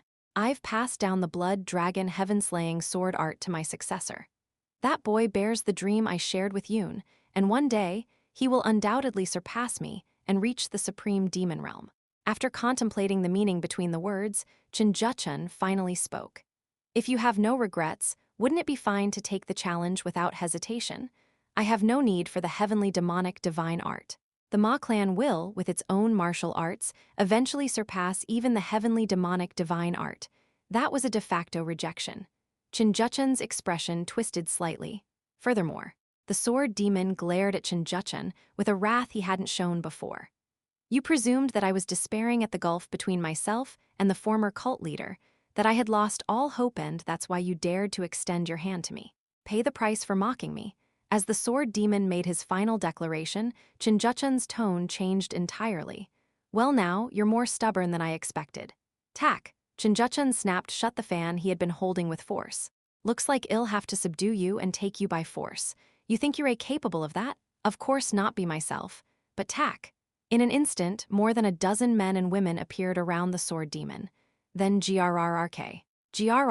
Each one of them, differing in age and gender, began morphing into creatures neither human nor beast. How about this? Abundant life force, but accompanied by a disturbingly unstable energy. Judging by their energy levels alone, each one was close to peak master level. The sword demon glanced at them and murmured dryly, "Awakened bodies. I heard that Dao Zun had such creations." Upon hearing the term Dao Zun, Jin Yeomyung's expression darkened. You had dealings with that arrogant old crone? A being who had harassed the heaven-defying society across the Central Plains for a lifetime. She was naturally among Jin Yeomyung's top assassination targets, but having severed all ties with the Wudang sect and roamed alone, there hadn't been an easy way to capture her. Thanks to that saber demon bastard. Swick, the sword demon raised his sword with his remaining arm. Even with that, the awakened bodies, sensing the difference in level, flinched visibly. The sword demon sneered. She once said that if you gather 3 or 4 decent ones, they can handle an extreme demon realm opponent. There were more than 10 of them here now. However, to face me, they're woefully insufficient. The sword demon's sword sliced through the air. The blade, imbued with his will, formed an intangible slash that swept in every direction. Evade. Jin Yeomyung gave the order to the awakened bodies, but before they could react, the sword demon's single strike had already decapitated every last one of them. The blood from the severed necks of the awakened bodies spouted skyward. Absurdly, that sight resembled a soaring blood dragon. Jin Yeomyung clicked his tongue. Tusk, no wonder they were so lacking. You didn't even bring proper spirit candidates. He had expected it, but to think they couldn't even endure a single exchange. The ones worth using were all wiped out by that damn grand heavenly lord back then. The damage wasn't something minor. Though it had happened quite a while ago, the heaven-defying society still hadn't recovered from the damage of that incident. The sword demon shot a murderous aura at Jin Yeomyung. Do you have no other cards left? If not, die quietly. Of course I do. Tack. With a snap of his fingers, a single figure suddenly dropped in front of the sword demon. You are. From head to toe, aside from the eyes, the person was wrapped in pure white cloth. As the sword demon tried to recall the familiarity emanating from that present step. A dignified man with cloudy eyes revealed himself behind the white-clad figure. The moment he recognized the identity of the approaching figure, the sword demon, unusually, opened his eyes wide. Jin Yeomyung spread his arms with a twisted grin. Let me introduce them. A gift I specially prepared just for you. Underground of Dagger Peak, the cult leader's private cultivation chamber. This place was, literally, accessible only to the cult leader, but an exception had been made for the first time in hundreds of years. How are you feeling? Cheon Yura slowly opened her eyes from meditation, the sacred chalice of the evil refining sect placed before her. She spoke in a slightly somber tone. My body was never unwell to begin with. That's a relief. It is not a relief. She stared at her own palm and slightly trembled her eyes. This incident made me realize something. I tried to take a step forward too hastily and ended up retreating 2 steps instead. It's all my fault. I cannot face those who follow me. Cheon Yura was not someone who apologized easily. A sovereign must never bow their head lightly. Even if I was her husband, for her to speak so dejectedly meant the wound in her heart was deep. She grasped the heavenly demon divine sword, still sheathed. The greater problem is that the emotions I felt then were, without a doubt, truly my own. Your own emotions? You could say the demonic nature devoured me. But in essence, it only provoked emotions I could no longer control. In short, it destroyed her self-control. Though, originally, imbalance between reason and emotion was precisely what defined a heart demon. Even now, I do not regret killing Second Elder. He was, without a doubt, a traitor who abandoned the pride of the Cheon clan. The way I acted toward you too was also part of my true feelings. When you scolded me, I told myself your words were right. And yet, deep inside, I felt so hurt. I couldn't contain that wounded feeling. Though she confessed calmly, only stating her emotions, why was I the one feeling so embarrassed? I am scared of when this heart demon might suddenly erupt again. If it's not you, no one else could withstand it. That was understandable. I had heard that several guardian lions were seriously injured while trying to protect Sa-byeon from Yura before I arrived. And those people had been with her since her days in the lesser demon. Also, the emotional trauma between them would have been even greater. I calmly comforted Yura. For now, just say you're training and rest your mind here for a while. I'll try to manage outside as acting cult leader. Now that I understood how the Cheon clan would move, the course of action was clear. However, no, what? Cheon Yura bit her lip slightly. I know, this is just being childish. But I don't want to run away, terrified beyond belief. But still, she wouldn't run, even if it meant falling deeper into the abyss. If I stay locked away here quietly, I think that would be the same as running away. Whatever price must be paid, it's for me to bear not you, Jin Yeomyung. But just as I was about to say the word husband and wife, she cut off my words and spoke. A relationship isn't one where only one side is forced to sacrifice. Isn't that right? That's right. I want you to support me. If you do, I think I can overcome this. Yes, we were in a relationship where we could lean on each other. I gently embraced her. Marriage is about filling in each other's shortcomings as we go. I felt Yura, held in my arms, slightly nod her head. This is only the beginning. Mistakes can be corrected. In her past life, she had made countless mistakes, and because she couldn't take them back, it led to irreversible consequences. But this life is different. I am by her side. As long as I am here, no one can harm or destroy her. I'll help you. A few days later. To resolve the recent incident, a meeting was arranged between the elders of the Cheon clan and the cult leader. As this is still the early stage of the cult leader's reign, we believe there's ample chance for correction. Fourth elder spoke on behalf of the Council of the 7 Elders, addressing Cheon Yura. Our Cheon clan demands, as compensation for the late second elder's matter, the replacement of the demonic faction lord who has misled the cult leader's eyes and ears. What did you just say? The Cheon clan had declared war. Chapter 367, Fracture 1, I have no doubt that the cult leader's talents and rule shall shine. Fourth elder began with those words. However, one who should have focused solely on supporting the cult leader from behind has, since the early days of your rule, grown far too close to power, blinding your eyes and ears. Therefore, before it is too late, I humbly request that the seat of the demonic faction lord be replaced with someone more suitable to assist your rule." Silence filled the hall for a while. Cheon Yura was glaring at Fourth Elder as if she would kill him, and Fourth Elder, though his lips trembled slightly under her pressure, received her fury calmly. A hellish silence continued. Absolutely not. Her refusal, laced with killing intent, rang out. To begin with, the Lord's competence was already proven in front of all. Now you want to replace him with someone else? It is precisely that overwhelming competence that is the problem. What did you say? He has thoroughly used that competence for selfish gains. Throughout history, when the in-laws of power have run wild, it has never ended well. Cheon Yura shot a look at Fourth Elder. Absurd. And what selfish gains has the Lord pursued? As if he had been waiting for that question, Fourth Elder lifted his head and raised his voice. This is it. Fourth Elder handed a document, densely filled with writing, to Cheon Yura. What is this?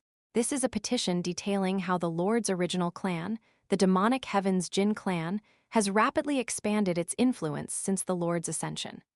I closed my eyes and cursed Jin Gunak, who wasn't even present. He did seem unusually busy lately. Was he doing this behind my back?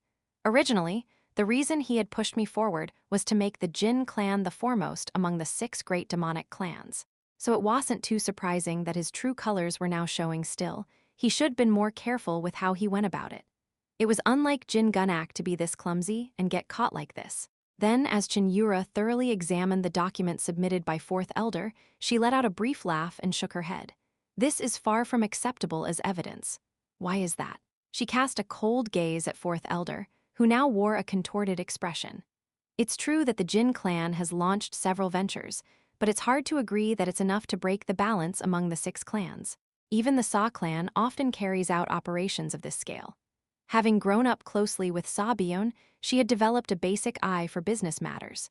But if they continue to expand so blatantly from the start, the balance among the 6 clans will eventually crumble. Then you can bring it up again when that time comes. For countless years, the 6 clans have risen and fallen, constantly checking one another. If this happens to be a period where the Jin clan is a bit ahead, that's not particularly problematic. That was unexpected. Given how emotional she could get, it wouldn't have been strange if she had tried to kill Fourth Elder on the spot. Yet she was speaking so calmly, protecting me in the process. This is honestly moving. KHHH. Fourth Elder's face began to twist with anger at her blatant favoritism. Do you truly intend to reject our proposal? You're the ones who first made a preposterous proposal. Bang. Fourth Elder and the other members of the 7 elders shot to their feet. Very well. If the cult leader's will is that firm, then our Cheon clan can do nothing more. We shall take our leave. The elders of the Cheon clan, led by Fourth Elder, exited the audience hall like a receding tide. Cheon Yura looked at me with concern. So they're aiming for you, not me. Well, that was to be expected. Last night, Cheon Rain had suddenly sent a messenger to notify me. They had momentarily altered the plan to support Jin Yeomyung due to some unexpected obstacle. However, something about that situation didn't sit right with me. Jin Yeomyung showed no reaction? Why? There was no reason for Jin Yeomyung to refuse. Since the previous cult leader his power base had disappeared, Jin Yeomyung had been left floating politically. The Cheon clan's support would have been like rain in a drought. He must be distracted by something else. That was Cheon Rain's assessment after seeing Jin Yeomyung during his visit to the Heavenly Thunder Corps with Fourth Elder.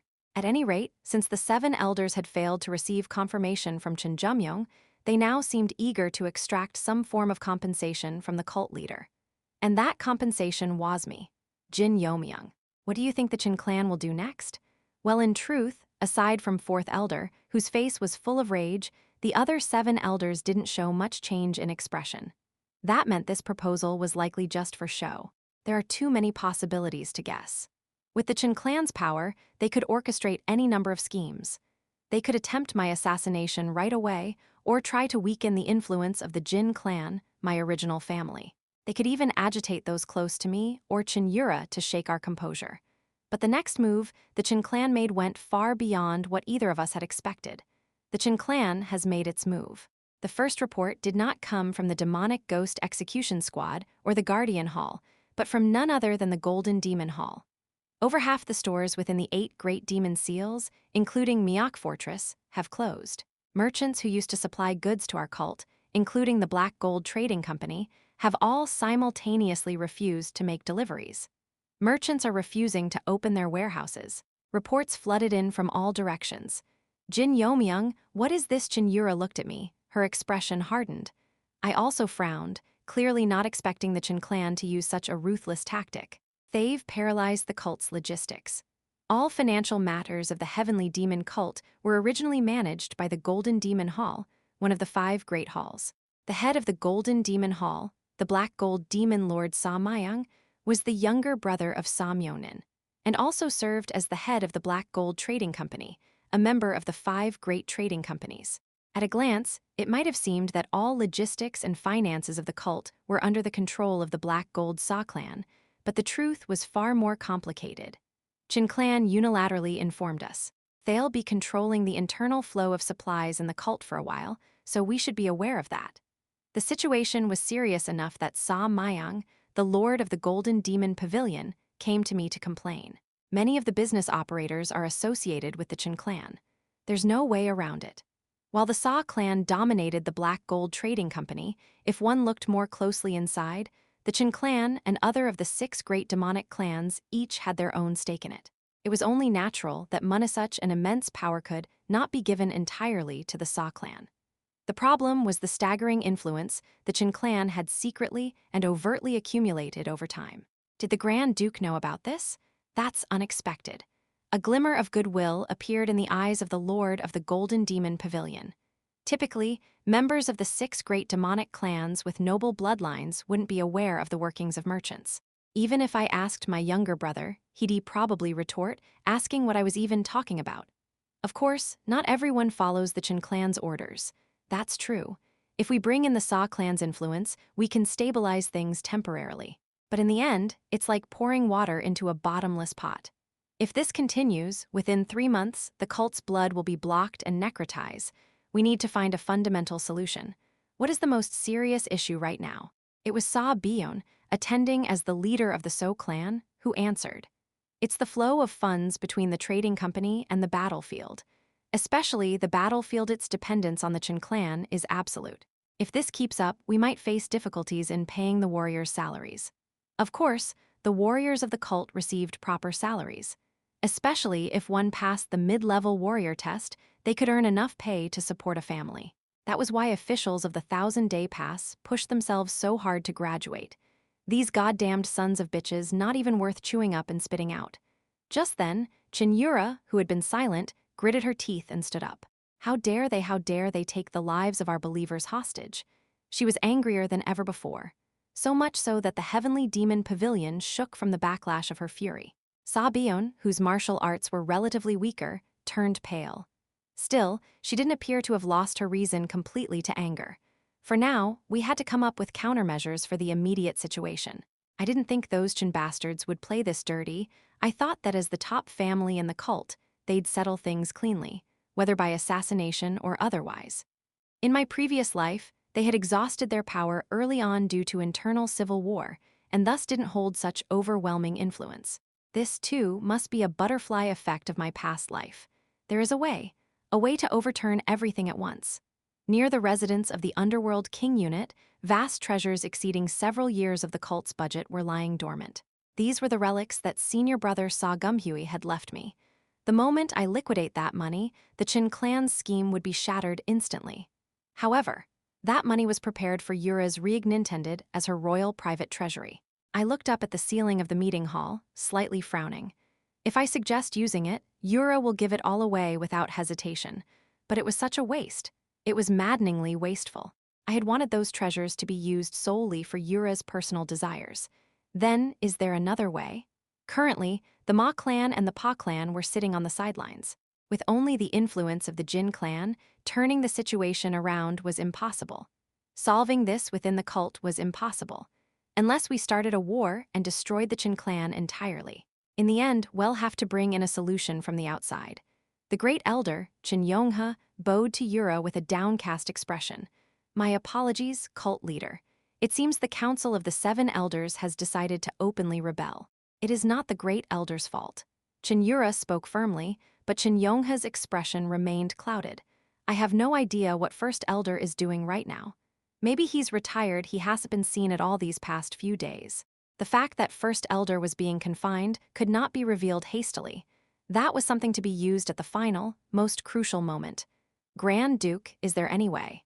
Even Sa Byeon, for all her standing, had no counter to the Chin clan's full-blown offensive. For now, we have no choice but to respond properly to the Chin clan's damn tricks. There was no sharp solution that even I could come up with at the moment. Maybe with more time. The Lord of the Golden Demon Pavilion let out a soft sigh. We might be able to handle the merchants living within the cult with a decree from the cult leader, but when it comes to matters involving the battlefield, it's completely hopeless.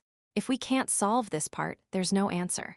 If we had the heavenly demon's decree, everything would be resolved in one blow, but at present, Yura did not have the authority to proclaim it. Wrinkles formed on Cheon Yura's brow. I patted her shoulder and said, for now, let's do everything we can. And if that still doesn't work, we'll have to take a more drastic measure. At the words drastic measure, some of those around us seemed a little more hopeful. Even if it's extreme, a solution is a solution. Right now, it was time to respond properly rather than reach for anything unusual. At least until the cult members realized clearly who was behind this madness. That night, Gu Chil, there's somewhere you need to go. I called for Gu Chil and quietly handed him a sealed letter. Anyone else would have grumbled by now, being used so much. But Gu Chil instead grinned and pounded his chest. Wherever you command. Southern barbarians, Northern Sea Ice Palace, Western Tibet Hill, go wherever you want. Using someone of Gu Chil's caliber merely as a courier did feel a little wasteful. But at this moment, only Gu Chil could carry out this task. In a hushed voice, I told him where the person he needed to find was staying. Prince's residence in Beijing. Most likely, he's staying there now. And 3 months later, near the 10,000 mountains, hundreds of heavily armored cavalrymen appeared. These heavy cavalrymen were guarding a single carriage with impenetrable security. On the banner attached to the carriage were the imperial insignia of the empire and the names. Lord Baekjung, Ju Baek Ryo. Chapter 368. Fracture 2, Cheon Yura and I were walking through the middle of the streets of Myeok Fortress with our identities hidden. Yes, wearing those same masks. It's gotten quite deserted. Myeok Fortress was known as the center of heavenly demon cult's nightlife, a place where the lights never went out. But now, even though lights were still flickering in various places, the city had clearly lost its former liveliness. Even the night market is closed. The same night market we had visited in the past now only radiated silence. It feels lonely. Yura, walking through the dim street, shook her head with a touch of self-mockery. I walked beside her, shoulder to shoulder, and spoke. It'll regain its liveliness soon. She gave a faint smile and nodded. Yes, hearing you say that gives me some peace of mind. For the past 3 months, we had given our all to restore the situation of the cult against the petty deeds of the Chin clan. But despite the secret cooperation of the Jin clan and the Sa clan, we failed to strip away the influence of the Chin clan. But even that wouldn't last much longer. A fairly positive response had come back through the carrier pigeon from where Gu Chil was sent. If they truly hadn't forgotten their debt and cooperated, then it might really be possible. Thud. Egg. Just then, a crashing sound rang out from afar. Cheon Yura and I reacted at the same time. A fight? It's too one-sided to be called a fight. Brawls were common occurrences in Myeok Fortress. No, not just brawls, murders happened often enough here too. Cheon Yura and I quickly moved toward the direction of the sound. And there were a few stalls that looked like they were preparing to open, and someone was clearly obstructing that process. Hey, didn't you hear our warning? You were being obedient for a while. A middle-aged man who seemed to be a street vendor kept bowing. Forgive us, heroes, but if we don't bring in some income, we won't be able to survive what's with all the whining. Don't you know that the Great Chin clan prohibited you lot from selling? Thud. Erg. The merchant was kicked by one of them and went flying. In that moment, though her face was hidden by the mask, I could see the light of fury flare up in her eyes. Cheon Yura walked up to them.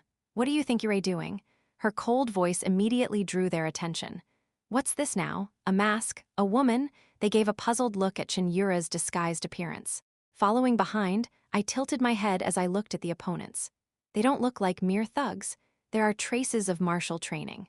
Most of them seem to be around second-rate martial artist level, but even that shouldn't be enough to run around threatening merchants like this in a group. Who the hell are you to interfere with the operations of our Black Ant Unit? Black Ant Unit? That was definitely a name I'd heard before. Where was it again? It seemed like it had been quite a while ago. Then, Sa-byun's words resurfaced in my mind. They're one of the subordinate groups directly under the Chin clan, not part of the 34 demon squads. They usually handle the Chin clan's dirty work, especially on behalf of the branch families. Ah, right, Cheon Yura must have recalled the same thing as she gave a slow nod. So this is one of the Chin clan's puppets, huh? Pew haha, you just figured that out? The bastards began to surround Yura. What should we do now? It's too late to run away, you know? HMPH, she's got a fine body. Even without removing the mask, she looks like quite the product. You bastarded, you seriously just say that? I'll crush every bone in your body. It's because of scum like you running wild that even the cult leader's decree fails to change the believers' minds. Q-hoo-hoo, isn't that obvious? Haven't you heard the saying, the law is near, but the fist is far? It's the opposite. Oh, is it? Anyway, our lovely little lady won't be going home today, bang. The man speaking those words was sent flying by Cheon Yura's single punch. Hey, master. Only then did they realize she was not someone ordinary. W8. Do you even understand what it means to interfere with the affairs of the Chin clan? Even if you're from a prestigious family, shut up and die. There wasn't even a need to draw her sword. With only her fists, she knocked down over 10 of them in a single second. Thud, thud, thud. After the heavy impacts, not a single one remained standing. I approached the fallen Black Ant Unit thugs to check their condition. Even with those words, she didn't kill them. Did she go easy because they were still technically cult members, even if they were garbage? Young heroine? Thank you. The merchants rushed toward her. Have those bastards always run wild like this? Weren't the Jin clan and Sa clan's patrols supposed to be stopping things like this? At her question, they hesitated a little before answering. It's relatively quiet during the day, but as soon as night falls, they crawl out like ants and try to control us. No matter how capable the patrols are, there's no way they could know every crack in the back alleys of Myeok Fortress, which spread like an ant hell. Is that so?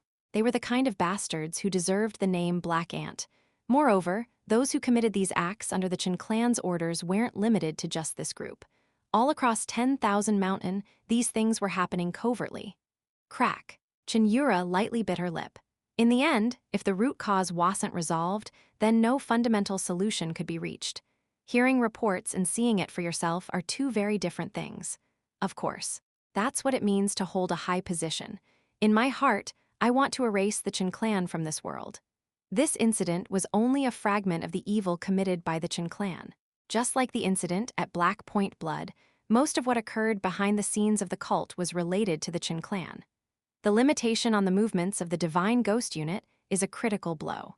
The Divine Ghost Unit, a direct information-gathering branch under the Chin clan. If Yura had full command over them, things wouldn't have deteriorated to this extent.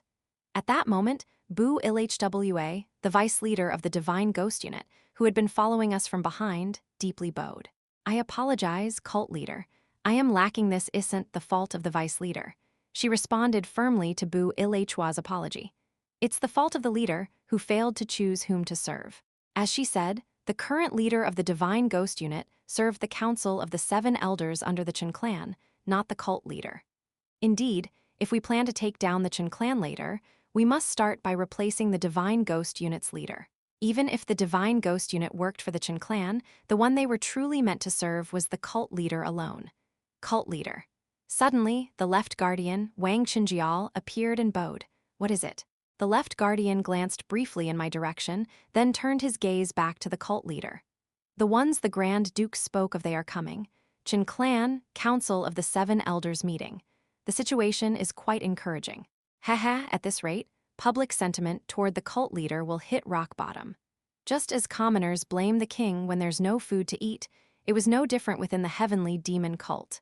To the average cult member, the fact that the Chin clan issued the blockade order didn't matter much.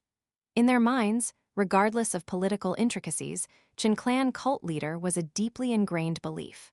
Well, there are those sharp enough to catch on, but it's not enough to change the overall tide. It's about time we move on to the next phase. Before that, if the cult leader were to lose patience and make another blunder, that would be ideal. It was then. Someone appeared in the corner of the meeting room and bowed before the elders, reporting to the elders. The Divine Ghost Unit leader? What is it? Several elders showed mild surprise. Usually, reports were delivered by subordinates. It was rare for the leader of the Divine Ghost Unit to appear in person. The Divine Ghost Unit leader explained the reason for their appearance. Approximately 500 heavy-armored cavalrymen have appeared 200 li south of 10,000 Mountain. What? 500 heavy-armored cavalry? Neither word was something to be taken lightly. The one they are escorting appears to be Lord Baekjeong Ju Baek Ryo. A lord? Yes. Judging from the direction of their march, it is clear that their destination is not the Bakshin Jeom clan, but our cult. A royal of the empire appearing so suddenly. Why would the empire come at a time like this? One elder frowned. I've heard of unrest near the northern border, but that wouldn't be reason enough to come to our cult. How rude. Even if they're the empire, they should have given prior notice. For a while, the room buzzed with speculation over their motives. Surely the cult leader didn't invite the empire in, did he? If that were true, it would be the most foolish and suicidal move imaginable. It would be like begging to be removed from his seat as cult leader. Though nearly delusional, many nodded at the idea. Well, neither the cult leader nor the Grand Duke would be so foolish as to tie their own noose. The meeting dragged on, but in the end, no conclusion was reached. Fourth elder, who had presided over the meeting, sighed and waved a hand. For now, let it pass. No need to stir up a hornet's nest unnecessarily. Understood, fourth elder. They didn't know that the empire's lord also held the position of merchant lord in a major trading company. Because of that, they made a fatal mistake. 3 days later, Lord Baekjeong Ju Baek Ryo arrived at the front of the Heavenly Demon Pavilion. Welcome to the Heavenly Demon Cult, Lord. Creak. As the front door of the palanquin opened, a dark curtain similar to the one in the cult leader's hall came into view. From within, Lord Baekjeong's calm voice was heard. I am not in a condition to be seen by others, so I ask for the cult leader's understanding. That is more than understandable. I am simply grateful that you have come in person. Lord Baekjeong had experienced an ordeal in the Yu family's sacred mountain that could easily have taken her life. She barely survived, but as a result, her appearance had aged to that of someone nearly elderly. Due to her noble status, it wasn't entirely impossible to reverse. Even if not fully still, I thought she would send a representative, not come herself. Even more unexpected was her arrival not as the merchant lord, but as the lord. Soon, Lord Baekjeong stepped out of the palanquin, her entire body covered in cloth. It's been a while, young master. Have you been well? Young master? Cheon Yura frowned and looked my way. Normally, young master was used to refer to an unmarried younger brother-in-law, even if she was pursuing my master. I really wished she wouldn't joke like that in a setting like this. Ah, should I change the title now that Yura married? Lord. I sighed and glared at her. She shrugged and shook her head. Hee, just a joke, Grand Duke. If she had room for that kind of jest, perhaps she'd regain some composure. I'll escort you. I apologize for not holding a welcoming banquet due to the urgency of time. It's quite all right. The matter is important enough that I am not concerned with formalities. In the small hall where the previous cult leader had handled affairs atop Dagger Peak, everyone else was dismissed, and only the cult leader, Lord Baekjeong, and I remained. Then, shall we begin in earnest? Lord Baekjeong pulled out the letter I had sent and held it out. Our Bika Trading Company is prepared to invest in the Heavenly Demon Cult without limit. Cheon Yura and I both showed immediate changes in expression. Unlimited. Spoken by the merchant lord of the continent's top trading company and a member of the imperial family, the weight of that word was immense. I am sure all I wrote in my letter was about the shares of the trading company she had previously transferred to me. Even that alone would unleash tremendous financial power.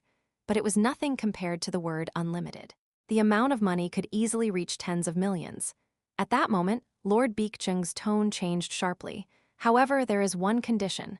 As expected, this offer didn't come without any strings attached. A condition, you say?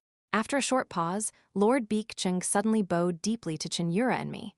One day, please aid our imperial family with the power of the Heavenly Demon Cult.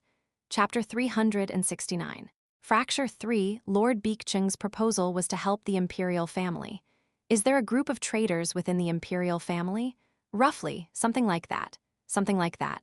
Cheon Yura mulled over the meaning of those words, then gently shook her head. No matter what, I have no interest in getting entangled in such filthy political struggles. Lord Baekjeong bit her lip before speaking again with difficulty.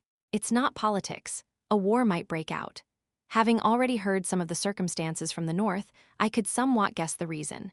Is it about the Prince Yongsa? The Prince Yongsa was a military prince holding command over the troops near Hebei, and he was also the most trusted confidant of the current emperor. That's right. If mishandled, this might become the second coming of the King Yeon. In the early days of the empire, there had been an incident where King Yeon, son of the founding emperor who defended the north, had driven out his own nephew and ascended to the throne. The current situation, where Prince Yongsa held the northern military authority, was remarkably similar to that historical event. Although in my past life, Prince Yongsa remained quiet, we can't be sure this time. Considering that Lord Baekjeong had come all this way to plead for assistance under the pretext of support, the situation might be more serious than I initially thought. Some ministers have reported the prince's suspicious movements to His Majesty, but His Majesty still trusts him excessively. I understand. On the surface, his loyalty appears unquestionable. Prince Yongsa, known as a northern war hero, had easily defeated not only the remnants of the Yuan dynasty, but also the nomadic tribes of Liaodong who called themselves the Satisfaction. And since he had never once shown any signs of treason and had been completely loyal to the emperor, he was considered the most faithful of all loyal subjects. However, currently, the forces of the heaven-defying society are encamped at the prince's side. At Lord Baekjeong's words, Cheon Yura's expression twisted. How can you be certain of that? She let out a self-mocking sigh. I haven't officially withdrawn from the heaven-defying society yet. Of course, since I was used by the sixth heavenly lord, the priest of heavenly evil, I was unofficially expelled. SSHK, an unusual energy began to flow from the tip of her finger. It was Lord Baekjeong's power, the power of the nine-tailed fox. I still retain the authority of a seventh heavenly lord. Through that, I was able to know. Her energy was so faint it looked like it might disappear at any moment. In reality, she was far from being capable of transforming into her awakened body. However, as long as the power itself was not completely lost, the authority she spoke of still appeared to be in effect. And what exactly does that authority entail? It's the power to detect and command the awakened bodies created by the society. According to Lord Baekjeong, that authority had been granted directly to the 10 heavenly lords by the Grand Heavenly Lord. During a previous meeting with the prince, I confirmed that the warriors of the society were guarding him. I see. It was a complicated issue. Accepting Lord Baekjeong's request would mean overcoming more than a few obstacles right away. But that didn't mean we could turn a blind eye to something involving those heaven-defying bastards. Seeing Cheon Yura and I hesitate, Lord Baekjeong quickly waved her hand. I'm not asking for immediate help. No matter how dangerous things get, the Empire isn't so weak as to rely recklessly on the distant heavenly demon cult. Well, historically, it was always the orthodox factions that came to the Empire's aid in times of crisis. We were usually the ones who took advantage of the chaos to invade. Still, Lord Baekjeong probably found it difficult to trust the righteous alliance right now. What I'm talking about is in case the worst happens. The worst. I mean if the imperial dynasty is overthrown. Lord Baekjeong calmly continued her explanation. The support from your cult is merely one of many countermeasures in preparation for such a worst-case scenario. Please understand that I am not trying to place the burden solely on your shoulders. Lord Baekjeong's words were simple. If a rebellion truly broke out and a second war of the usurper occurred, she was asking for elite warriors from the heavenly demon cult to help escort the imperial family in their escape. Something about her words intrigued me. Not a bad deal. As the old saying went, people would sell even a cow on credit. In any case, if the cult stabilized, I had already planned to get involved in the affairs of the North. Preventing such a situation from erupting altogether would be even better. Besides, since Lord Baekjeong had now turned against the heaven-defying society, accepting her help under favorable terms wouldn't be a bad idea. After all, she and we now had the relationship of teeth and gums. After some thought, Cheon Yura finally shook her head. I personally don't think it's a bad idea, but since this matter hinges on your connections, I'll leave the decision to you. In that case, well then, Lord. I gave Lord Baekjeong a merchant smile. How much were you prepared to offer? I confidently leaned in, trying to gain the upper hand, while suddenly, a deep smile spread across Lord Baekjeong's lips. After concluding the secret pact with Lord Baekjeong, I was now standing at the entrance to the Heavenly Thunder Core. Get a hold of yourself, young master. Gu Chil gave my shoulder a small shake as I stood there dazed. What on earth happened in that meeting? Ah, it's nothing. With a blank expression, I grinned foolishly. I was just thinking the spending habits of royalty truly go beyond the imagination of commoners. What's that supposed to mean? Trying to snap out of it, I slapped my cheeks twice and shouted, "It's nothing. Let's just head in." After the negotiations ended, fortunately, Lord Baekjung refused the customary banquet and immediately went to meet Yeo-myung, who had taken refuge in the Heavenly Demon Pavilion. Thanks to that, I had the chance to visit the Heavenly Thunder Corps. Whatever Jin Yeomyung is plotting, I need to sound him out at least once. Currently, Jin Yeomyung was not responding to the Jin clan's support. Whether he had another plan or there was something I didn't know, however. Grand Duke, I greet your highness. Jin Yeomyung was nowhere to be seen. Instead, I was greeted by Jin Yeomyung, the Vice Lord of the Heavenly Thunder Corps. So Yura, the Vice Lord. Where is the Heavenly Thunder Corps Lord now? Answer properly. I'm not in a good mood right now. Thud, she couldn't endure it and finally dropped to her knees. Though she held the rank of Vice Lord of one of the 5 great halls, her martial prowess was relatively weak. She could not properly withstand the pressure I unleashed through my intent to kill. Answer. After gasping for a while, she finally managed to respond. I do not know. So you're saying you want to die, is that it? Jin Yeomyung was loyal to Jin Yeomyung. Her loyalty was not to Jin Yeomyung's ideals, but to the person Jin Yeomyung himself. That kind of loyalty often manifested in unexpected ways, regardless of the will of the one being followed. But surprisingly, this time she was telling the truth. It's true. For over a month now, he's been sending out the entire forces of the Heavenly Thunder Corps to search for something. Search for what? The demonic ghost execution squad. What? Suddenly, an ominous feeling swept over my entire body. The demonic ghost execution squad? They've disappeared? Yes. Currently, the demonic ghost execution squad operated independently from both the Jin clan and Cheon Yura, maintaining a degree of autonomy. Still, to have completely lost track of their movements like this, when did this happen? The disappearance of the demonic ghost execution squad must have come from the orders of Jin Yeomyung, the Lord of the Corps. I'm not sure, I only know that after receiving a report, the Lord quietly mobilized the Heavenly Thunder Corps to search for them. If that's the case, he should have reported it to the Heavenly Demon Pavilion. Jin Yeomyung lowered her head and fell silent. Naturally, she probably felt no obligation to report it. Don't tell me Jin Yeomyung went to confront Jin Yeomyung on his own? No, that can't be it. Jin Yeomyung is not a man to act so recklessly. Then why? What came to mind, naturally, was the presence of Jin Yeomyung who had appeared within the Jin clan. While I had been distracted elsewhere, there was a possibility that Jin Yeomyung had made contact with that man and something had happened. It was then Jin Yeomyung. Ahead, a group of 10 or so martial artists wearing the blood-red robes of Blood Dragon appeared. At the forefront was a very familiar figure. Ma Cholsu? Ma Cholsu opened his mouth, looking somewhat urgent. I asked the guardian lions of the Heavenly Demon Pavilion, and they said you were here. What brings you here? Was there something so urgent that he came all the way from the Heavenly Demon Pavilion to the Heavenly Thunder Corps? Ma Cholsu glanced at Jin Yeomyung as if wary of her, then spoke in a low whisper. I have something to consult you about. Consult? Now that I knew Jin Yeomyung wasn't present, I had no more business at the Heavenly Thunder Corps. I left the place with Ma Cholsu, and we found a quiet, deserted spot. Face to face in that secluded place, Ma Cholsu gritted his teeth and dropped a shocking revelation. Father has gone missing. One trouble after another. The disappearance of the sword demon, Ma Seongwon. For even a master of the transcendent demon realm to vanish it was not an ordinary matter. Are you sure he didn't go on some trip outside? There were people like the saber demon who periodically ran away from home, so it wasn't all that strange for even the sword demon, who had already named his successor, to disappear somewhere for a while. But Ma Cholsu didn't seem to see it that way. Follow me. You'll understand when you see it. I followed Ma Cholsu toward Blood Sky Sword Peak.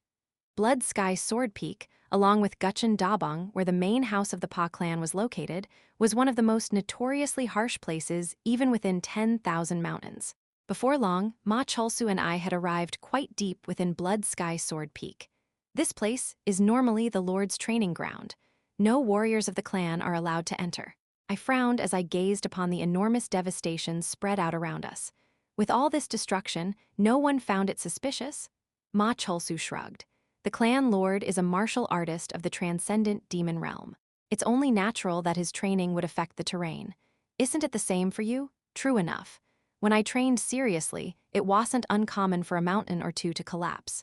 A retired mountain caretaker, not even a martial artist, was the one who discovered this and reported it. That's the only reason we even found out this late. These weren't traces of someone training alone. 10 to 1, it was evidence of a battle. As I scanned the area looking for any meaningful clues, my eyes caught a massive, clean slash carved horizontally into the mountainside. That's definitely the sword demon's trace. Although he had lost an arm and shifted toward destructive forms, the sword demon still preferred refined techniques. A sword strike formed with sword intent. For him to use that, his opponent must have been powerful, which meant the person who faced the sword demon had a cultivation level of at least the extreme demon realm and probably near its peak. Not long after, I found another familiar trace: heaven-slaying chi. If my eyes weren't mistaken, this was clearly a remnant of heaven-slaying chi. And I had felt it once before. No way. If my assumption was correct for some reason, Jin Yeomyung and the sword demon had clashed here in earnest not long ago. But why? Was there a reason for the two of them to fight? Something I wasn't aware of. This is just then, as I noticed another unusual presence. This is the trace of a spiritual type sorcery. A familiar young man's voice echoed in my ear once again. It's been a while, Grand Duke. I've come to fulfill the promise I made before. The new clan leader of the Heavenly Illusion clan, Yeon-myung, he appeared once more before me. Chapter 370. Ambush 1. It's been a while, clan leader. Yes, it has been a while. I replied coldly to Yeon-myung, who bowed politely to me. However, I don't recall granting the Yeon clan permission to enter the mountain yet. Just as I said, the Yeon clan was currently waiting at a short distance from here. Despite having achieved the tremendous feat of capturing the soul of the Grand Heavenly Lord, I had received prior warnings and thus postponed their entry for a while. Yeon-myung bowed his head to me. My apologies, Grand Duke. I sensed a great calamity approaching our cult and dared to commit this offense. Excuses were easy. Even if he claimed to have sensed a calamity, Yeon-myung wasn't that type of sorcerer. He was probably suspicious of my delay. It certainly seems that something extraordinary has happened. I understand now why you forbade our entry. I'll deal with the punishment for disobeying my orders later. That aside, did you just mention a mental type spell?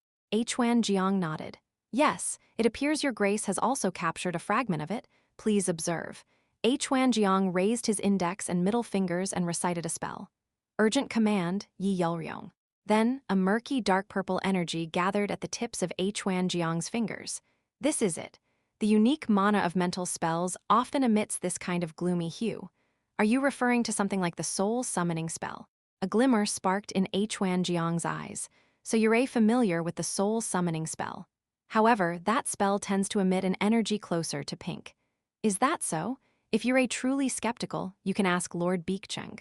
Yao'll immediately learn the truth. Indeed, Lord Beekcheng was a master of the soul summoning spell. If we summoned her, we'd know right away. However, I shook my head. I believe you. There's no reason for you to lie about something that can be exposed right here. Thank you. Anyway, can you trace it based on that energy? After a moment of thought, Yeon-myung shook his head. Judging by the way the traces were erased, it will be difficult. It's hard to say for sure just from a fragment, but the opponent's level is certainly not below mine. The trail will likely be cut off midway. I clicked my tongue in disappointment. Then, Yeon-myung gave a faint smile, but it's not like we have no options at all. I frowned slightly at his probing tone. I'd prefer you tell me that kind of thing right away. What is it? We ask the Grand Heavenly Lord directly. I froze momentarily at the unexpected suggestion. According to the records of the previous clan leader, it is said that all sorcery and techniques of the heaven-defying society originated from him. If that's true, then he would surely know the root of this incident. If it's the Grand Heavenly Lord, there's indeed a chance. However, would he obediently answer if we asked? Of course, not willingly. Suddenly, Yeon-myung's expression turned grim. However powerful he may have been, right now he's nothing more than a sealed soul. If he doesn't want to vanish forever, he'll have to cooperate. Indeed, contrary to his soft and harmless appearance, Yeon-myung, true to being a descendant of that Yeon-pyong, had his own ruthlessness. That's something our Yucheng ought to learn someday. Yeon-myung gave a meaningful smile. In any case, Yao'll need to assess the Grand Heavenly Lord's condition. I will escort you. Let's go then. I gave a resigned smile and nodded. So this was your plan all along? You have the makings of a tactician. There was no way the Hwan clan didn't have an expert tracker. But instead of introducing such a person, Hwan Jeong offered a compromise to help resolve our situation together.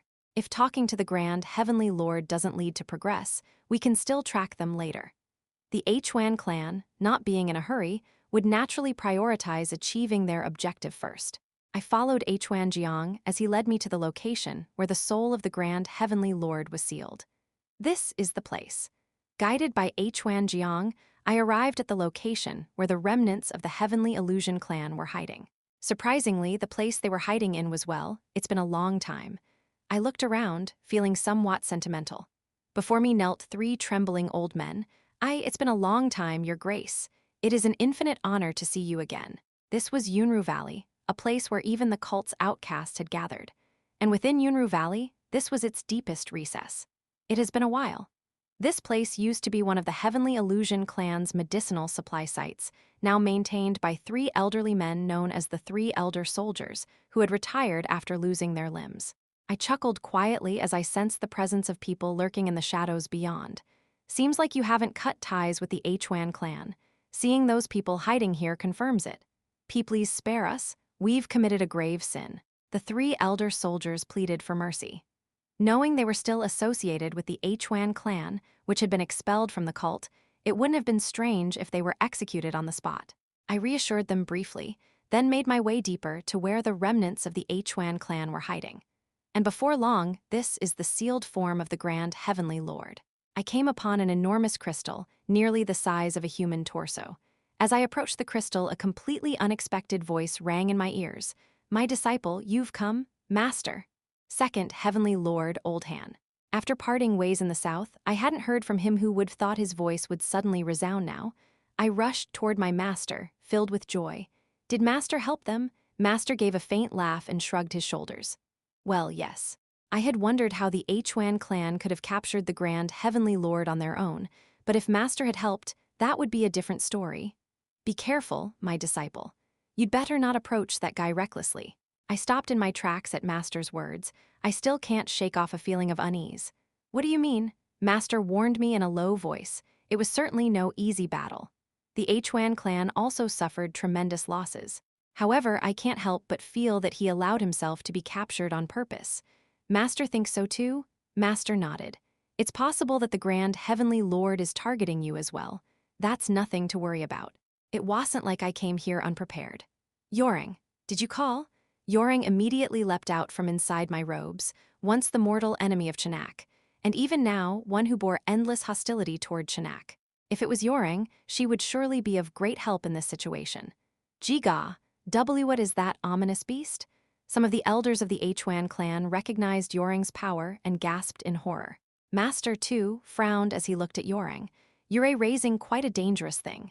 She's bound by a spirit contract, so there's no need to worry. I replied calmly and approached the Grand Heavenly Lord's seal. I'm going to make contact with him. Can you protect me? Yeo-myung examined the seal of the Grand Heavenly Lord before speaking.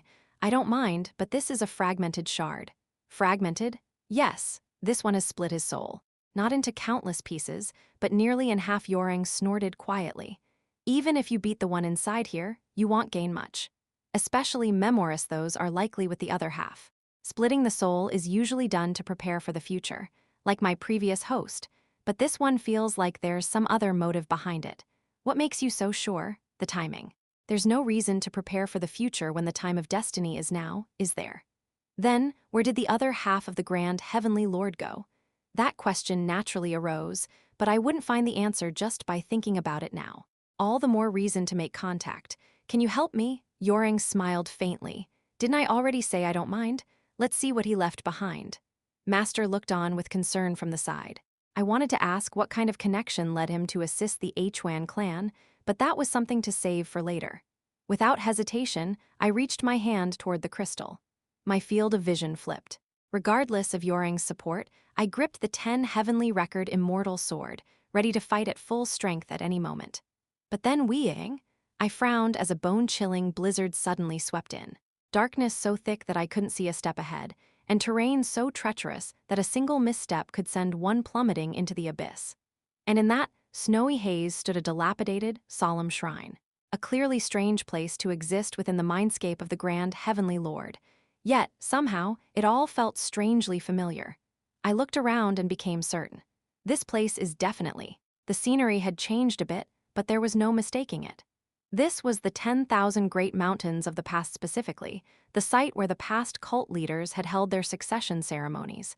The ascending demon seal. An uninvited guest has arrived. A woman's voice rang out unexpectedly, and I turned my head, and my eyes widened slightly at the unexpected figure. Yura the priestess Yeo-myung? I'm no longer the priestess. Now, I am then I suppose I should call you Grand Heavenly Lord Yeo-myung. At my quick correction, Yeo-myung covered her mouth and laughed. Yes. Though what stands before you now is merely the outer shell of a soul fragment left behind by my future self. For Yeo-myung to appear instead of the Grand Heavenly Lord thighs was certainly unexpected, but she, too, looked at me with a surprised expression. How strange. I doubt my future self anticipated this situation. She slowly approached me, and when she had closed the distance to about 3 jang from that sword, I feel a very dear and familiar presence. For some reason, Yeo-myung asked with a gentle expression full of affection, "My beloved Yu Jeon's descendant, what do you need from me?" Roughly half a kun after Jin Yeomyung made contact with the sealed crystal of the Grand Heavenly Lord. Who I had a feeling. Old Han let out a deep sigh as if he had sensed something. At that sight, Hwan Jiang spoke confidently. "Don't worry. Even if the Grand Heavenly Lord targets His Grace's soul, we are prepared to respond at any moment." Elite sorcerers of the Hwan clan surrounded the crystal tightly, ready for any emergency. Honestly, I'd prefer if the Grand Heavenly Lord tried something. It would be a perfect opportunity to repay His grace. I doubt it'll go that easily. Still harboring doubt, Old Han's expression remained skeptical. "You still don't trust the main family's strength? That's not the issue." Clack! Old Han picked up his sword and turned toward the entrance. Seems like an unwelcome guest is arriving. A roar echoed throughout Yunru Valley, so strange it was impossible to tell whether it was human or beast. And shortly after, a monstrous figure wearing a mask, missing one arm, was approaching directly toward them. Chapter 371, Assault 2, come in. I followed her into the shrine, where the chill had yet to fade. That's I had seen it once before, deeper inside the shrine. A statue of a beautiful woman with 6 arms forming the mudra of turning the Dharma wheel. It was none other than Heavenly Evil. Surely, the original statue there had been one of Earth Saint, not Heavenly Evil. The fact that a statue of Heavenly Evil is here, does that mean her essence has changed? If so, wouldn't this place be a death trap? Don't be so wary. I have no intention of harming you. Yeo-myung sat down in the center of the shrine. Why is it your former self's personality here and not that of the Grand Heavenly Lord? Didn't I already tell you? My descendant Han Sion is concerned about information leaking out. Her eyes narrowed slightly. But if I were to add another reason, it would include a touch of self-deprecation and ridicule toward what I've become. Self-deprecation and ridicule? That child knows nothing of love. No, he refuses to know. Because he knows I was ruined by love and that it led to his very birth. Even if I didn't know the exact details, I had a general grasp of the story. Despite awakening as Heavenly Evil, Grand Heavenly Lord Yeo-myung couldn't let go of her obsession with her lover's first disciple, Yu Jeon. And as a result, she was defeated and vanished from history. Though we share the same root, our dispositions are completely opposite. Not more than mere dislike, we loathe each other. Then you must not know the whereabouts of the Grand Heavenly Lord. Heh, of course not. Yeo-myung laughed, covering her mouth with her sleeve, but I can tell you something else. For instance, information about a monster that discarded its body. I frowned slightly. If you're so cautious about leaking information, how do you know that? It's not that I know, it's that I noticed. Yeo-myung's expression grew a bit colder. Throughout Deason, the stench is so foul that I can't stand it. A stench? Instead of answering directly, Yeo-myung began to explain. Long ago, someone close to Heavenly Evil, wishing to create a powerful army for her, abandoned his own body and martial power to produce a force meant solely for Heavenly Evil. An invincible army, fearless and obedient only to orders. A single spellcraft to create that army. Divine sorcery, Axon soul-tainting chi. That is the identity of the vile thing now spreading through Deason. Spreading evil and polluting the soul. As expected, my suspicions were not far off. Still, I wasn't sure whether the method to counter it would also be within expectation. Though it's been considerably corrupted compared to the original, its essence remains unchanged. A martial artist at the transcendent demon realm went missing. Could that sorcery be the cause? Who knows? That spell is certainly powerful when used well, but it has a clear weakness. What weakness? Like other mental-type sorceries, it's ineffective against those with strong wills. Indeed, mental spells, as wicked as they were, had their limits. Was the missing person weak-willed compared to their cultivated martial prowess? I thought for a moment, then shook my head. No, that's not it. The sword demon, despite losing one arm, hadn't retired. He was a born warrior still striving for higher ground.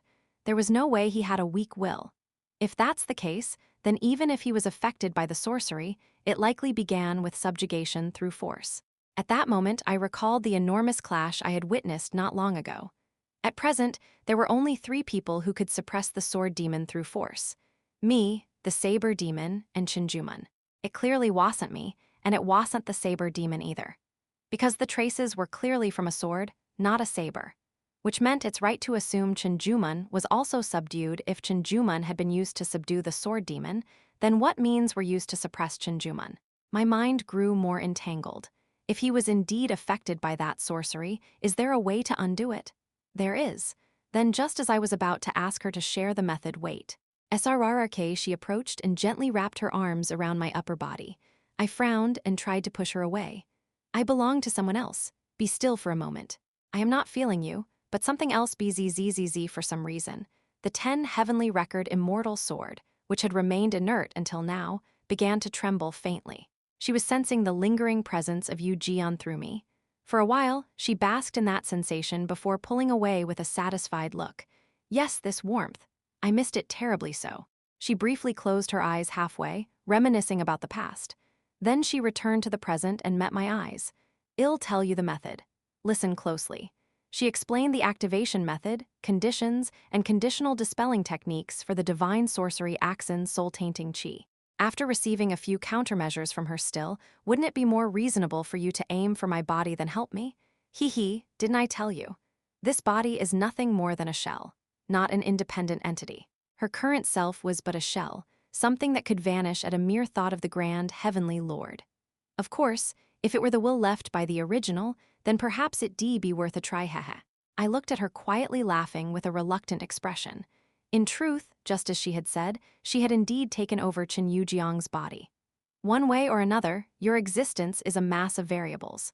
Even my successor wouldn't have foreseen events turning out this way.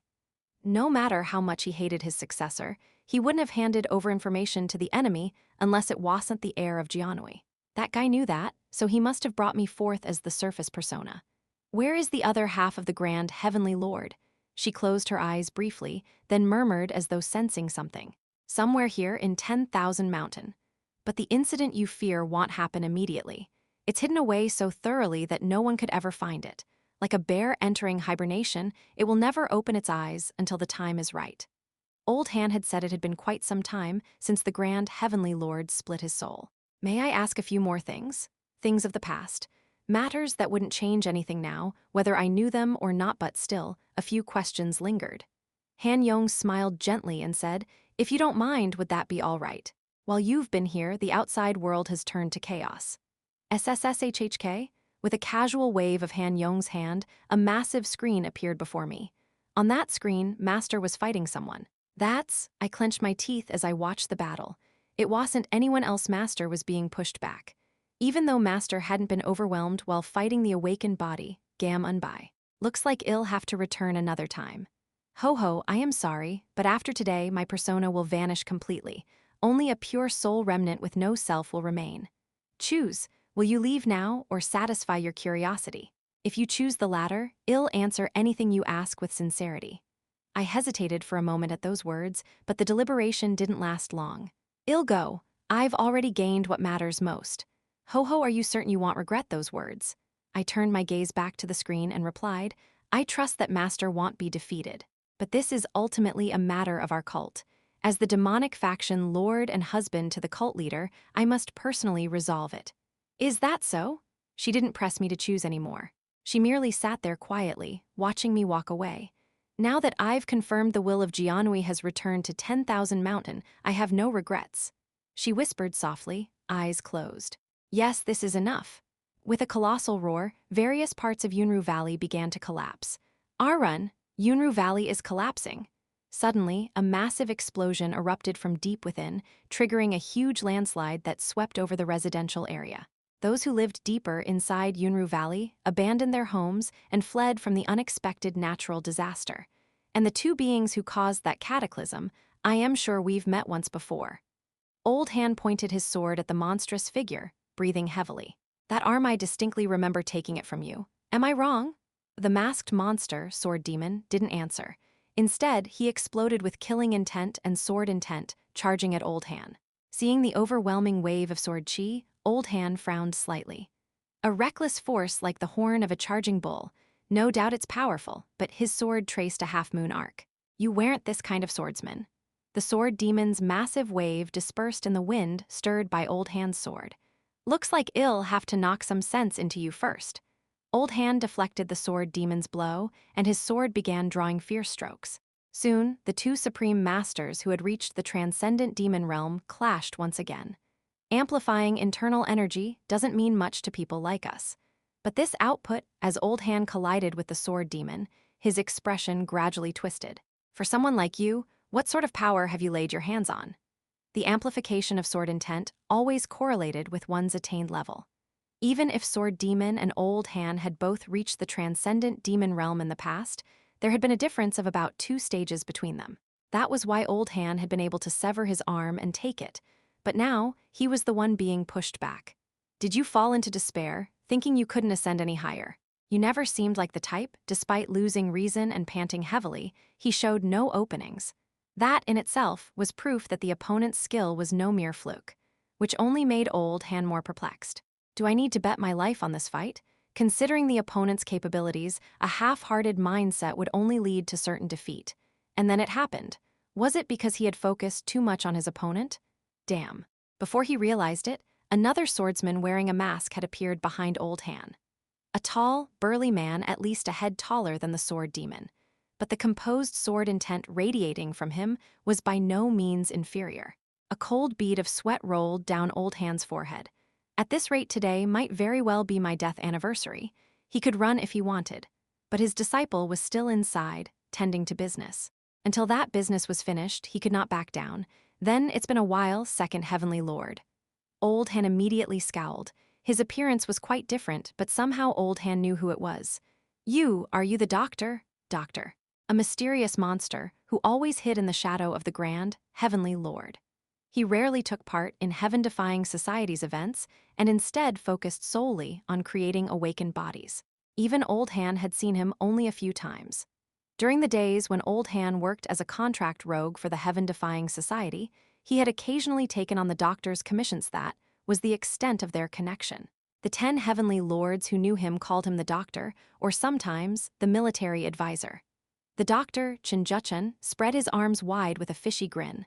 How is it? My greatest masterpieces. Masterpieces, you say? Of course, they're masterpieces. My finest creations, with the power of the heavenly demonic divine art transplanted into them. They're still being calibrated, but once tuning is complete, even you, Second Heavenly Lord, will find it difficult to face them one-on-one. This bastard didn't bluff. I could sense that instinctively. Those two would become enormous obstacles in my disciple's path. Crack! Old Han's aura suddenly quieted. And before long, a cold, dark blue aura colder than eternal ice began to flow from his sword. Just as Jin Yeomyung's eyes narrowed slightly, then, I'll just kill you first. At the moment he received that icy gaze, Jin Yeomyung involuntarily took a step back. Kill him? At that command, both the sword demon and Jin Yeomyung charged directly at Old Han. Chapter 372, Ambush 3. Even someone like Old Han would struggle to face 2 masters of the transcendent demon realm at once. No, if they were their original selves, he might have found a way to overcome them.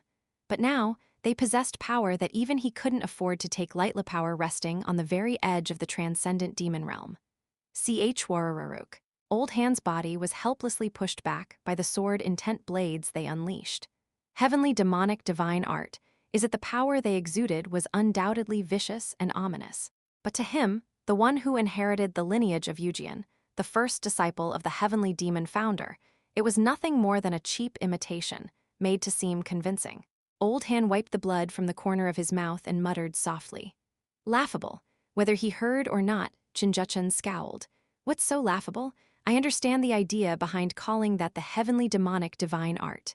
The heavenly demonic divine art was not something that could be built through ordinary chi accumulation. The origin of the founder's power. Those who battled on the ancient lands from the distant past. You must have dabbled with their power, molded it into something crude. Jin Yeomyung stayed silent, but that silence itself was proof of agreement. A sneer curved Old Han's lips, but you're wrong. If using the same ingredients always resulted in the same outcome, there'd be no such thing as a master craftsman in this world. Second, Heavenly Lord, your words are mistaken. What part is mistaken? Jin Yeomyung spoke with conviction. The heavenly demonic divine art doesn't refer to a specific martial arts formula. I've verified this several times, and the Grand Heavenly Lord said the same. Suk. A murky black aura flowed from Jin Yeomyung's hand. The fusion of heavenly evils and earth saints' power. What emerged from that union was a third force. The heavenly demon founder merely gave it the name heavenly demonic divine art. It doesn't matter how the power was shaped. Surprisingly, Jin Yeomyung knew the origin of the heavenly demonic divine art in detail, and I am the one and only supreme craftsman in the world. My method is flawless. No, it's flawed. Even so, Old Han denied Jin Yeomyung's claim. Just because both use demonic energy, can you say minor demonic arts and solar demonic arts are the same? The heavenly demonic divine art is a title that only those who inherit the founders will may claim. What you've created is not the heavenly demonic divine art. A sneer returned to Old Han's lips. It's merely an imitation, falsely bearing the name of the heavenly demonic divine art. Don't twist the founder's words about creating one's own heavenly demonic divine art like that. Old Han, once entangled in the matters of a previous disciple, had personally met the heavenly demon founder. And though briefly, he had been taught by him, inheriting his spirit. Kajujuk. Jin Yeomyung's face began to turn red and blue in turns. It meant Old Han's words were gnawing at his insides. Jin Yeomyung, trying to quell his rage alone, had bloodshot eyes. Fine, if you want it that badly, Kwang. I'll capture you alive, dissect you, and turn you into a puppet greater than the sword demon. After a brief silence, the sword demon and Jin Yeomyung once again rushed toward Old Han. At that moment, if you want to see what the real heavenly demonic divine art is, at the familiar voice coming from nearby, Old Han's expression brightened slightly. I'll show you. Hukshit. Jin Yeomyung's eyes immediately darted toward the source of the voice. A massive, pure black slash, heaven-piercing annihilation flew straight toward the spot where Jin Yeomyung stood. Yeomyung, protect me. With no time to dodge, Jin Yeomyung urgently called out to Jin Yeomyung.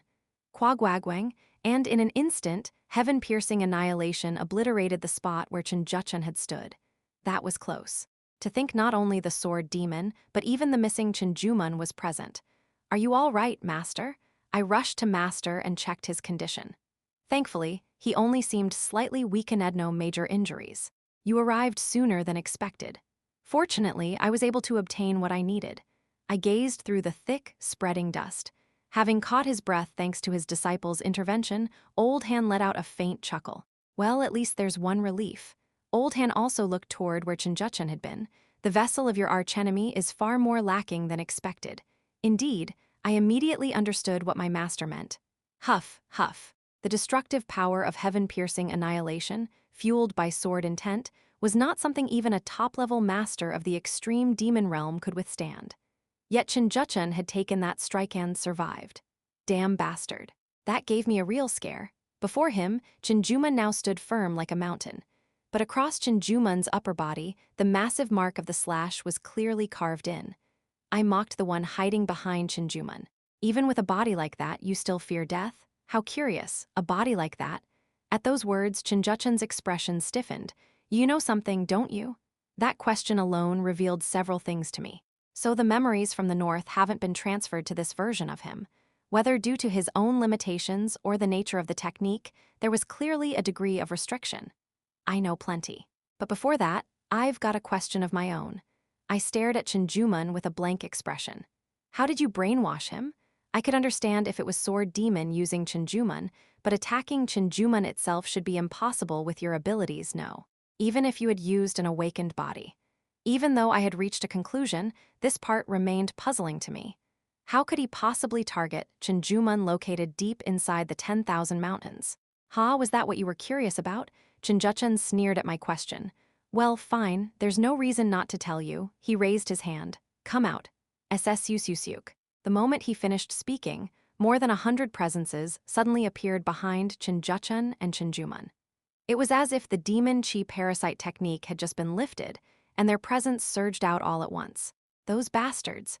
That familiar Orion I had encountered numerous times was unmistakable. They were the demonic ghost execution squad, subordinates of Chinjumun. I can't understand this. Even if they were technically his private soldiers, to obey like that after their master was taken down, my question answered itself when one person appeared in front of Chinjuchun. It's been a while, Grand Duke. A man entirely wrapped in pure white cloth from head to toe. It was none other than Yeo-myung, the vice leader of the demonic ghost execution squad. So that's it. Only then did I realize the truth. You were the traitor, weren't you? Traitor isn't quite the right word. He juck. A twisted grin split across his lips, an expression that had never once shown true emotion until now. I've been serving the society from the very beginning. Truly. That single statement explained far more than I ever expected. Ha! I sighed, covering my mouth. So the mastermind behind the purge of the demonic ghost execution squad in the past was you.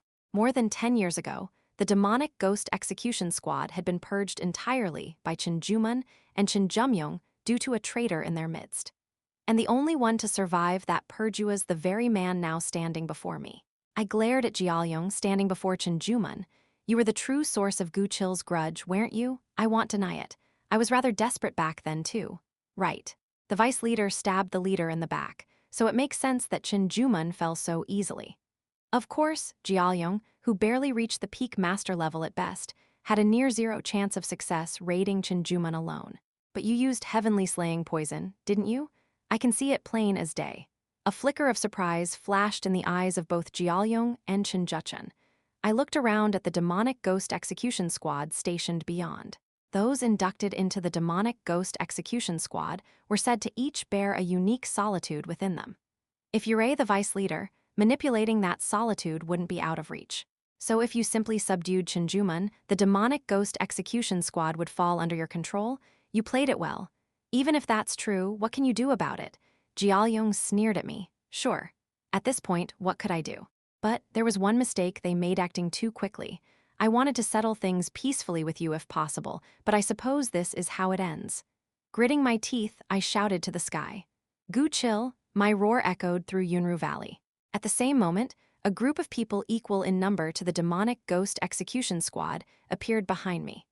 Yeo-myung cast a mocking glance at the group now behind me. The Underworld King unit, do you think that half-baked bunch can stand against us? Well, you won't know until you try, will you? Though their training had lasted less than 5 years, I could swear on a tie had invested enough into the Underworld King unit to turn the 34 demon squads into 35. From atop the cliff, Gu Chil, leading the Underworld King unit, let out a ferocious roar. Jiali Uwang, even I felt a sting on my skin from Gu Chil's murderous energy. It was the first time I had seen him this enraged. Byok Chanun, so it was you? You were the one behind that massacre. I'll rip you to shreds and offer your remains to console the spirits of my fallen brothers. Kyukuk, try it if you can. Yeo-myung mocked Gu Chil, who had erupted in rage. Meanwhile, Chinjuchun stepped forward and clapped his hands. The demonic ghost execution squad and the Underworld King unit, and the masters of the transcendent demon realm. This will be quite the bloody spectacle. Go on, then shed your blood to your heart's content. The reason Chinjuchun so eagerly provoked a fight was simple. This was nothing more than self-sabotage. What I sought was not carnage but suppression. To use the method of breaking brainwashing that Priestess Han Yong had taught me, I had to subdue them first. Instead of giving Gu Chil the order to charge, I glanced toward the entrance of Yunru Valley. They should be arriving any moment now. Even with Huan clan's involvement, the balance of power wouldn't tip easily. To subdue them, those people needed to arrive. Yua. Just then, countless presences surged from the entrance of Yunru Valley. What is this? Caught off guard by the unexpected turn, Chinjuchun's eyes twitched. The energy flowing from beyond was far too immense to ignore. Each one was a proper elite of the cult. Chinjuchun scowled at me. Jin Yeomyung, was this your doing?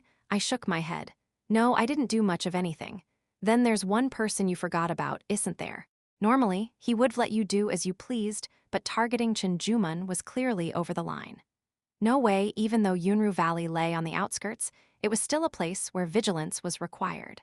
Any disturbance here could easily reach the ears of the higher-ups of the cult. I didn't need to do anything elaborate. The one who was tracking Jin Yeomyung's movements would surely have picked up on it. Jin Yeomyung couldn't possibly be unaware of who I meant. And sure enough, someone who shared Jin Yeomyung's aura, resembling a Confucian scholar, descended onto the battlefield. Yeomyung. It was Jin Yeomyung, the demon gentleman, who had been absent from the Heavenly Thunder Corps for a while, now glaring at Jin Yeomyung with an unprecedentedly grim expression. At last I've found you, you damned brother. Chapter 373. Treason 1. I looked at Jin Yeomyung, who was slightly out of breath. The fact that a master of the extreme demon realm had trouble with stamina despite not being in combat was proof enough that he had rushed here in great haste. So you came, after all. Creak. Jin Yeomyung's face, drenched in sweat, was more furious than ever. Even without going far, the crumpled iron fan in his hand made it easy to guess the extent of his rage. I'm sure I told you to leave quietly, didn't I? Heh heh heh. I thought that even if you'd fallen into the ways of the cult, you wouldn't cross that line between us. Snap. He pointed the iron fan toward Jin Yeomyung. But what is this?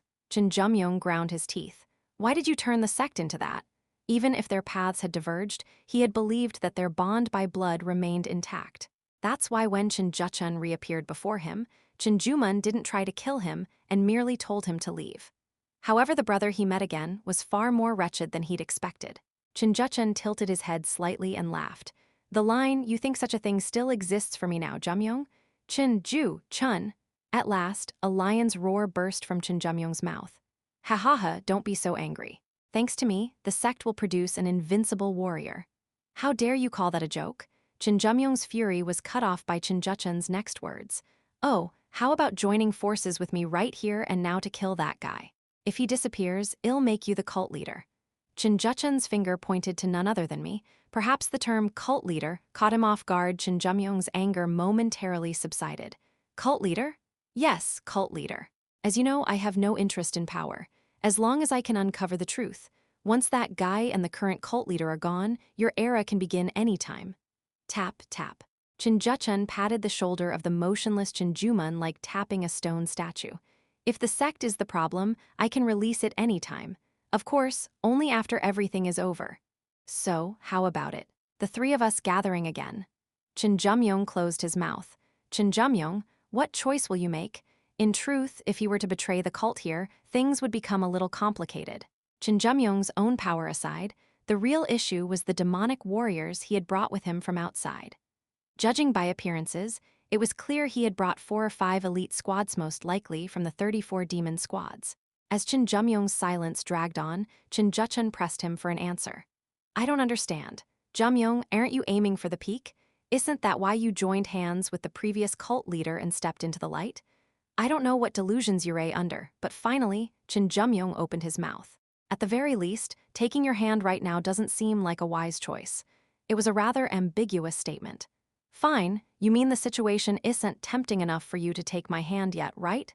Clap. Just wait a little longer. I'll create a situation so irresistible you won't be able to help yourself. Jin Yeomyung smacked his lips and looked around as if disappointed. I wanted to see a truly spectacular bloodbath, but it seems today isn't the day. Guess I'll stop here. As the bastard began to vanish, I shouted toward him. You think I'll just let you walk away? Oh, if you want to fight, I won't stop you. But he grabbed the shoulders of Jin Yeomyung and the sword demon. If we fight now, these two will definitely die. Is that what you want? Jin Yeomyung? Jin Yeomyung ground his teeth at Jin Yeomyung's casual hostage-taking of Jin Yeomyung. Haha, it's just a joke, a joke. I'll say it again, just wait a little longer, Yeomyung. Jin Yeomyung had no choice but to stop speaking. Before he knew it, I had arrived right in front of him. Boom. At nearly the same moment I reached him, a sound echoed in the distance as something stepped down with great force. What the hell did you move so fast, Doug? Before the bastard could even react, I grabbed his neck. Why, you bastard, that form, what are you? By then, my entire body had turned crimson, and steam was rising from various parts of me. Once someone reaches the transcendent demon realm, as long as the body can endure, it's possible to move at a speed that exceeds human perception. It wasn't a proper martial art technique, just a leap.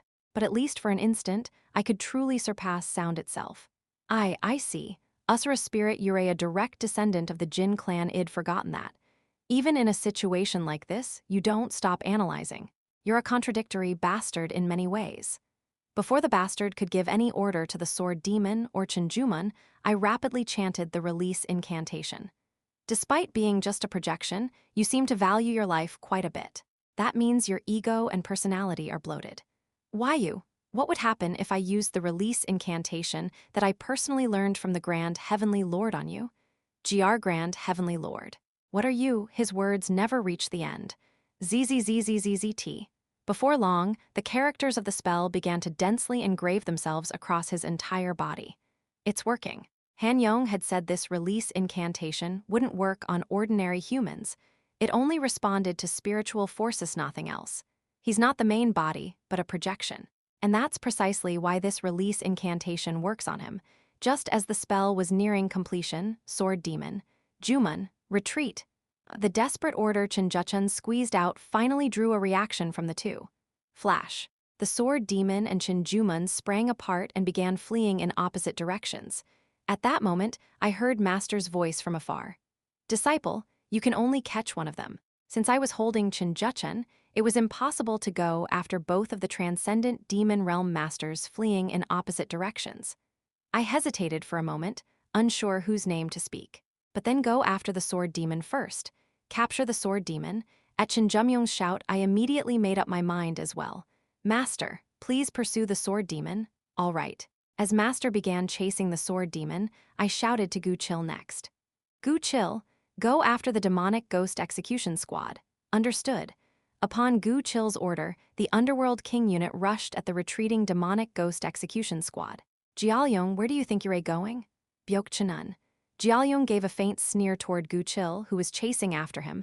Our master does not wish for battle. It can't be helped. There will come a day when we can settle this with life and death. Shut up.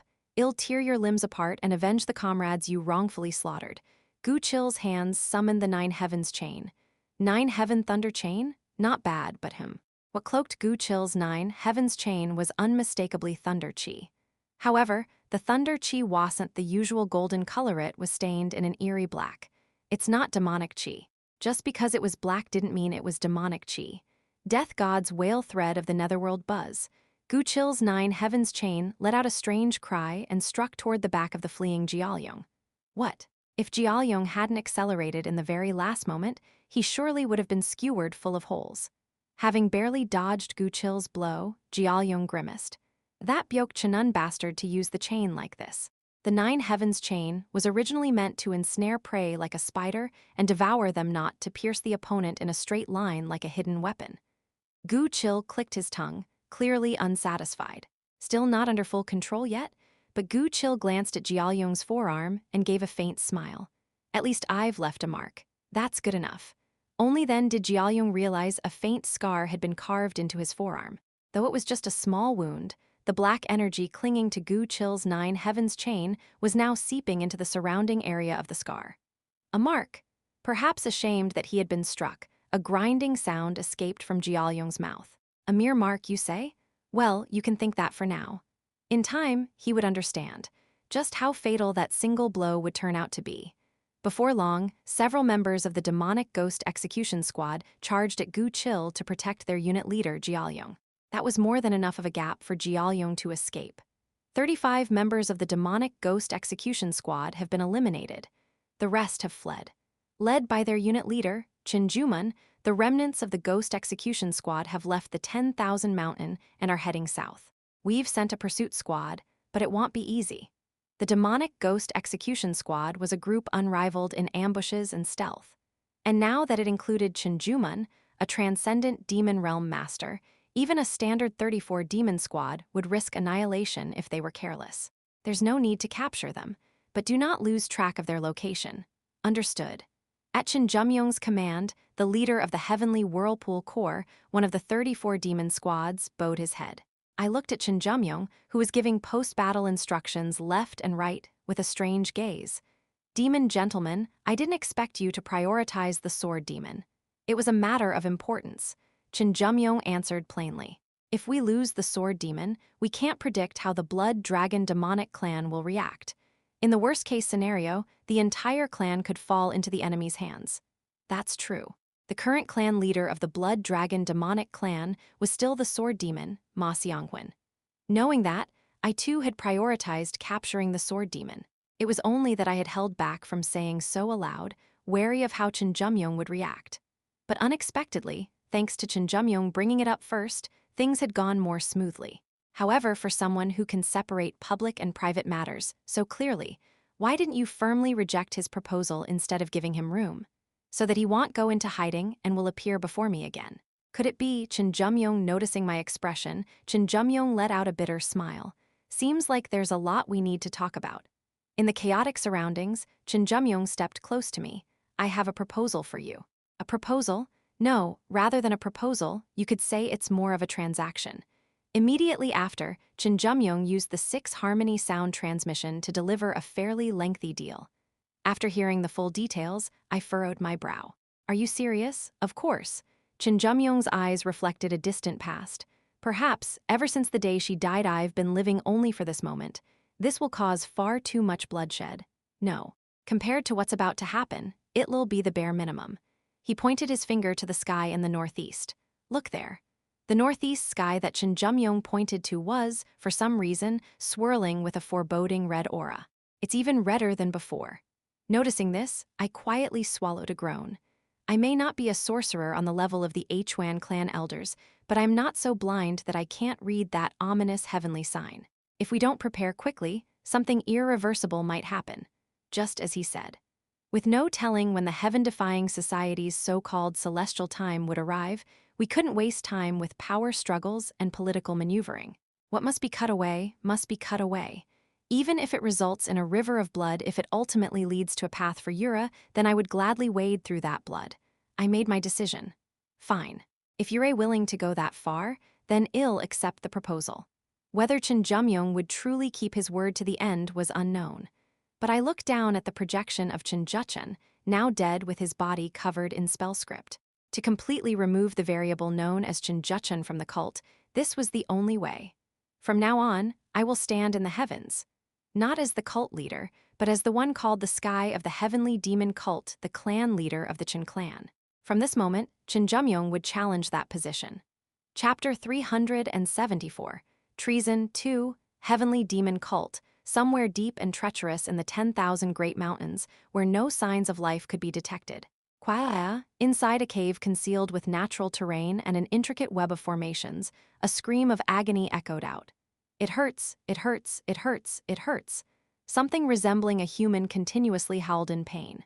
But there was no one to hear that scream, because he was not a living being in a physical sense. How? The voice repeatedly denied something. That was definitely the Grand Heavenly Lord's technique. Then how did he? Don't tell me the Grand Heavenly Lord betrayed me? He, who had been mumbling to himself blankly for a while, raised his head. No, that can't be. There's no way he would abandon me. He's the one who understands me, the one who understands someone like me, born into this backwards world. There's no way he'd carry out the plan without me. It would be impossible without me. The one who had been muttering endlessly to himself. At some point, his tone suddenly shifted, becoming mechanical. The plan proceeds as scheduled. He coldly assessed his situation. My dominance has weakened considerably. The undoing technique of Han Yong that Jin Yeomyung had used on him dealt far more critical damage than Jin Yeomyung had anticipated, to the extent that the personality prepared in case of emergency had forcibly emerged. Though ahead of schedule, I will use the Jin clan to shake the Heavenly Demon Cult. Using the chaos within the cult, I will instigate the Great Orthodox Demonic War and the Empire's civil strife. Using the blood spilled through it as a sacrifice, I shall resurrect the ancient beings that slumber. In the end, Master succeeded in capturing the sword demon who had fled to the southwest. How is he, disciple? The brainwashing has been undone without any issue. However, checking the sword demon's condition, I answered with a slightly grim voice. His body and mind are both terribly damaged. At this rate, we don't know when he'll regain consciousness. So much for the effort to rescue him. I clicked my tongue softly in frustration. In that short span of time, whether he'd endured cruel torture or not, his body was cracked, and even his mind was damaged. With this condition, no one could guarantee when he would awaken. Clan leader. From afar, Ma Cholsu and the warriors of the Blood Dragon demonic clan arrived, having received the delayed message.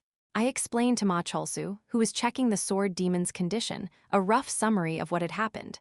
The clan leader was struck down by the king of the underworld? I can't believe it. No matter what, the clan leader, if the enemy had been Jin Yeomyung, that would make sense, but there was no reason to speak it aloud and wound the Blood Dragon demonic clan's pride. To the still confused Ma Cholsu, I said, Ma Cholsu, what is it? From now on, you need to keep your mind sharp. With the sword demon unconscious, Yura now acting clan leader of the Blood Dragon demonic clan. Thud. Feeling the weight of that title, Ma Cholsu clenched his fist tightly. What should I do? Stabilize the core of the clan without fail. Given the sword demon's current state, the Blood Dragon demonic clan would almost certainly fall into disarray. A storm of blood will soon blow through the cult. A storm of blood, you say? Yes. More blood will flow than when the former cult leader expelled the Heavenly Illusion clan. Ma Cholsu's face hardened. As the one who had become the demonic faction lord, I was not in a position to speak carelessly, even about small matters. And precisely because of that, such words weighed heavily on those around me. What in the world are you trying to do? What else?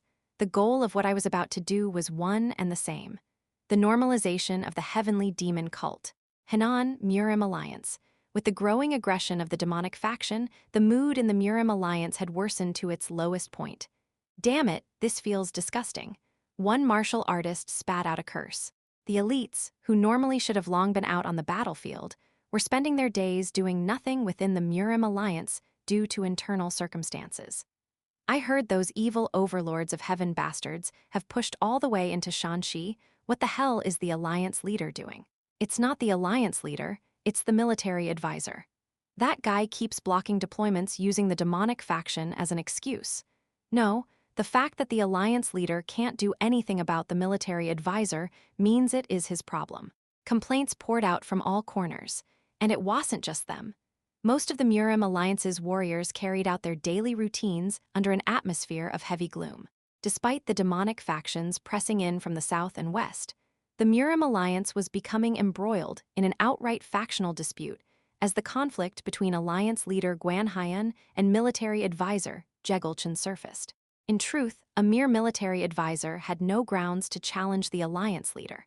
With even the faintest breath of the Alliance leader, a military advisor would normally be swept away like dust in a storm. Yet for some reason, things weren't proceeding so easily this time. Suddenly, a majority of the 9 Orthodox sects turned their backs on the Alliance leader and declared support for Jegelchen, flipping the situation entirely. Damn those Orthodox sect bastards, what the hell are they thinking? Of the 9 Orthodox sects, Azure Star sect, Jeomyung sect, Gongdong sect, Jongnam sect, and the Beggars sect had declared support for military advisor Jegelchen. Shaolin, the mountain of the martial world, remained neutral. Wudang, Guan Haiyan's own sect, was excluded for obvious reasons. Under these circumstances, the only ones supporting Guan Haiyan were the Amei sect, Mount Hua sect, and the Kunlun sect.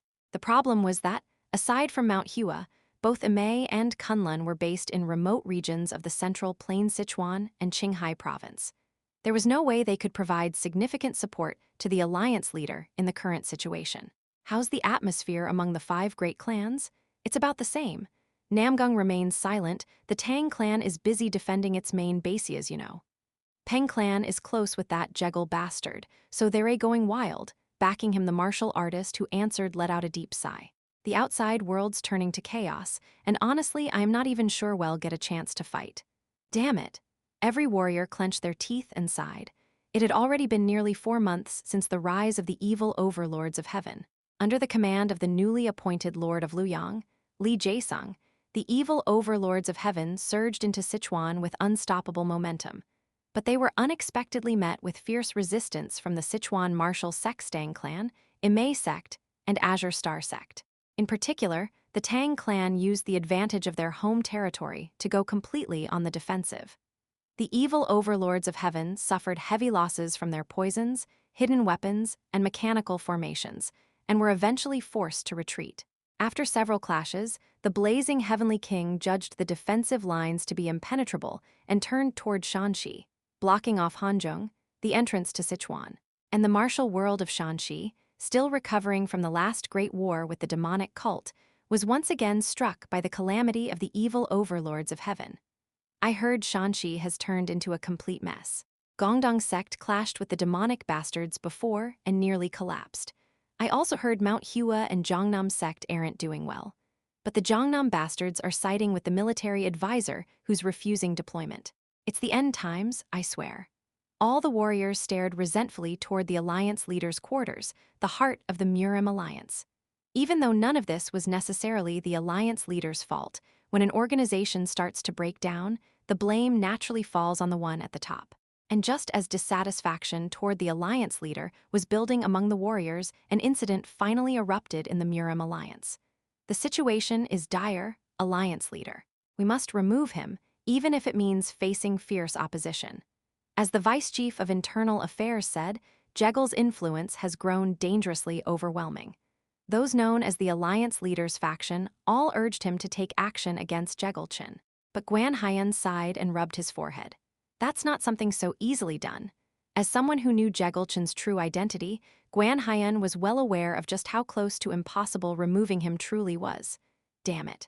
Guan Haiyan ground his teeth inwardly. Did he not want to rip that bastard apart hundreds, thousands of times over? But with hostages taken, there was no way to make a move. Just then murmur, what's that? Along with the noise rising outside crash, the meeting room door of the alliance leader's quarters was shattered as dozens of martial artists stormed in. What is this? Why you people? Every single one of them was at the elder level from the 9 orthodox sects and the 5 great clans. So it's come at last. Guan Haiyan bit his lip. And shortly after, among the intruders, military advisor Jegelchen appeared, escorted by disciples of the Wudang sect. You've picked up quite a few neck tattoos since I last saw you, military advisor. Just as he said, unfamiliar spell markings were faintly visible along Jegelchen's nape. But Jegelchen ignored the remark and stared straight at Guan Haiyan. Alliance leader Guan Haiyan, for negligence and dereliction of duty, I hereby strip you of your position as Murim Alliance leader. What nonsense is this? You people, what do you think you're doing? The elders from the alliance leader's faction all drew their swords at once. However, well, you can resist if you want. Thump, thump.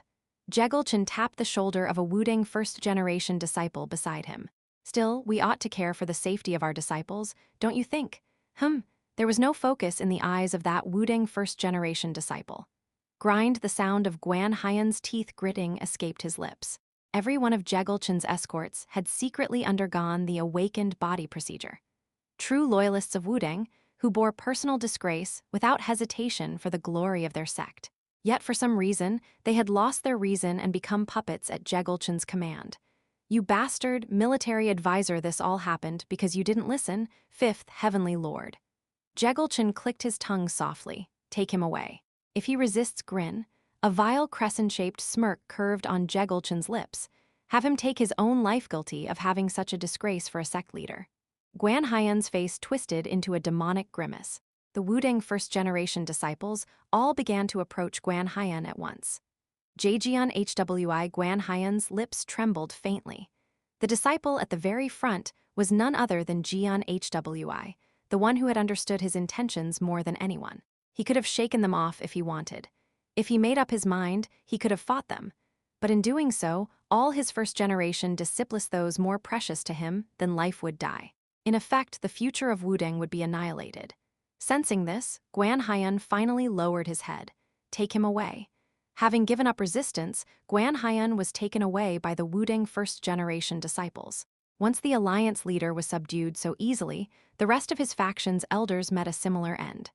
Thus, Jegelchen, who had ousted the alliance leader in a single stroke, slouched into the chair he had once sat in. Any other special reports? To his question, Jiak Ho, an elder of Azure Star sect, responded with a cautious glance. There is one among the Wudang first-generation disciples, a man named Jian Siak. He has been missing for some time. Jian Siak? Ah, the one who didn't undergo the awakened body procedure. After a moment of thought, Jegelchen shook his head. Well, one guy doesn't matter. Send word to Wudang to eliminate him. He wouldn't have run straight to Black Lotus Union or the demonic cult, would he? Understood. Well, move slowly once Shanxi is breached. No need to worry. The evil overlords of heaven will end up as sacrifices for your glory." At those words, the faces of the 9 Orthodox sect elders lit up. Though things had gone poorly in Sichuan, considering the evil overlords of heaven's strength, Shanxi would soon fall, and they would become the righteous heroes who stood against the evil overlords of heaven. While the elders of the Orthodox sects were filled with hope, Jegelchen frowned and touched the spell markings on the back of his neck. "Damn it, I need to find a way to restore the connection with the main body." Just then, military advisor. Urgent news. A messenger from the Silver Spy Unit, the Murim Alliance's intelligence branch, burst into the room in a panic. "What is it?" Jegelchen's face twisted at the messenger's next words. "It's Black Lotus Union. Master of the Black Lotus Hall, demonic sword flower, is personally leading an army toward Shanxi."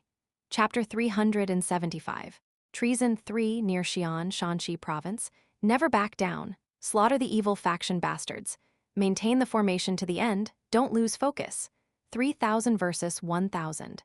It was truly a battlefield worthy of being called a clash of armies. Mount Hua, symbolized by the plum blossom, and Jongnam sect, symbolized by the blue cloud. 1,000 martial artists formed by the union of these two sects were fighting against uninvited guests who had come all the way from Qinghai Province. Sect leader. Their organizational strength is beyond expectations. If this continues, we're at high risk of being defeated one by one. Though Mount Hua and Jongnam were both pillars of the 9 Orthodox sects, they were ultimately Taoists, not soldiers. Their individual martial prowess was outstanding, but they had nearly no experience in group combat. Because of this, the sect leaders of the two sects had ordered their disciples to spread out and fight rather than gather in one place. That strategy had certainly worked well at the start, but wouldn't it be better to gather the disciples in one spot? Zhou Gongmyung, the current strongest of Mount Hua, known as the Plum Blossom White Sword, shook his head. "No, doing that would only make things worse. But the front lines are clearly collapsing. If it continues like this, we are doomed to defeat." Just as he said, even though the two sects had joined forces, their lines were deteriorating rapidly. Originally, their forces shouldn't have been pushed this far. Unidentifiable elites are lurking all around and hunting our disciples. More than elites, I heard they were monsters that have abandoned the form of humans. What the hell have those bastards of the evil overlords of heaven done? Even those from the demonic cult wouldn't resort to such things. Among the leadership of both sects, a handful of individuals who knew the truth chose silence. Bringing it up now wouldn't help in the slightest. The Plum Blossom White Sword clenched his beloved sword, and his eyes shone with chill. "In the end, this fight ends once we take down the leader." Just as he said, 20 of the highest-ranking experts from both sects, gathered around the Plum Blossom White Sword, were moving to capture the evil overlord, blazing heavenly King Lee Jae-sung. For whatever reason, the evil overlord didn't keep the Yaksha Heavenly Blade unit at his side and sent them to the battlefield. One of the reasons the Mount Hua and Jongnam Alliance was being pushed back was precisely because of the mysterious monsters hidden throughout the battlefield. Of course, a crisis often came with opportunity. Thanks to the strongest unit being sent out, the headquarters where the evil overlord resided was nearly undefended. Will it be all right? I heard the new evil overlord killed the king of 10,000 evils. A Mount Hua elder looked at the Plum Blossom White Sword with concern.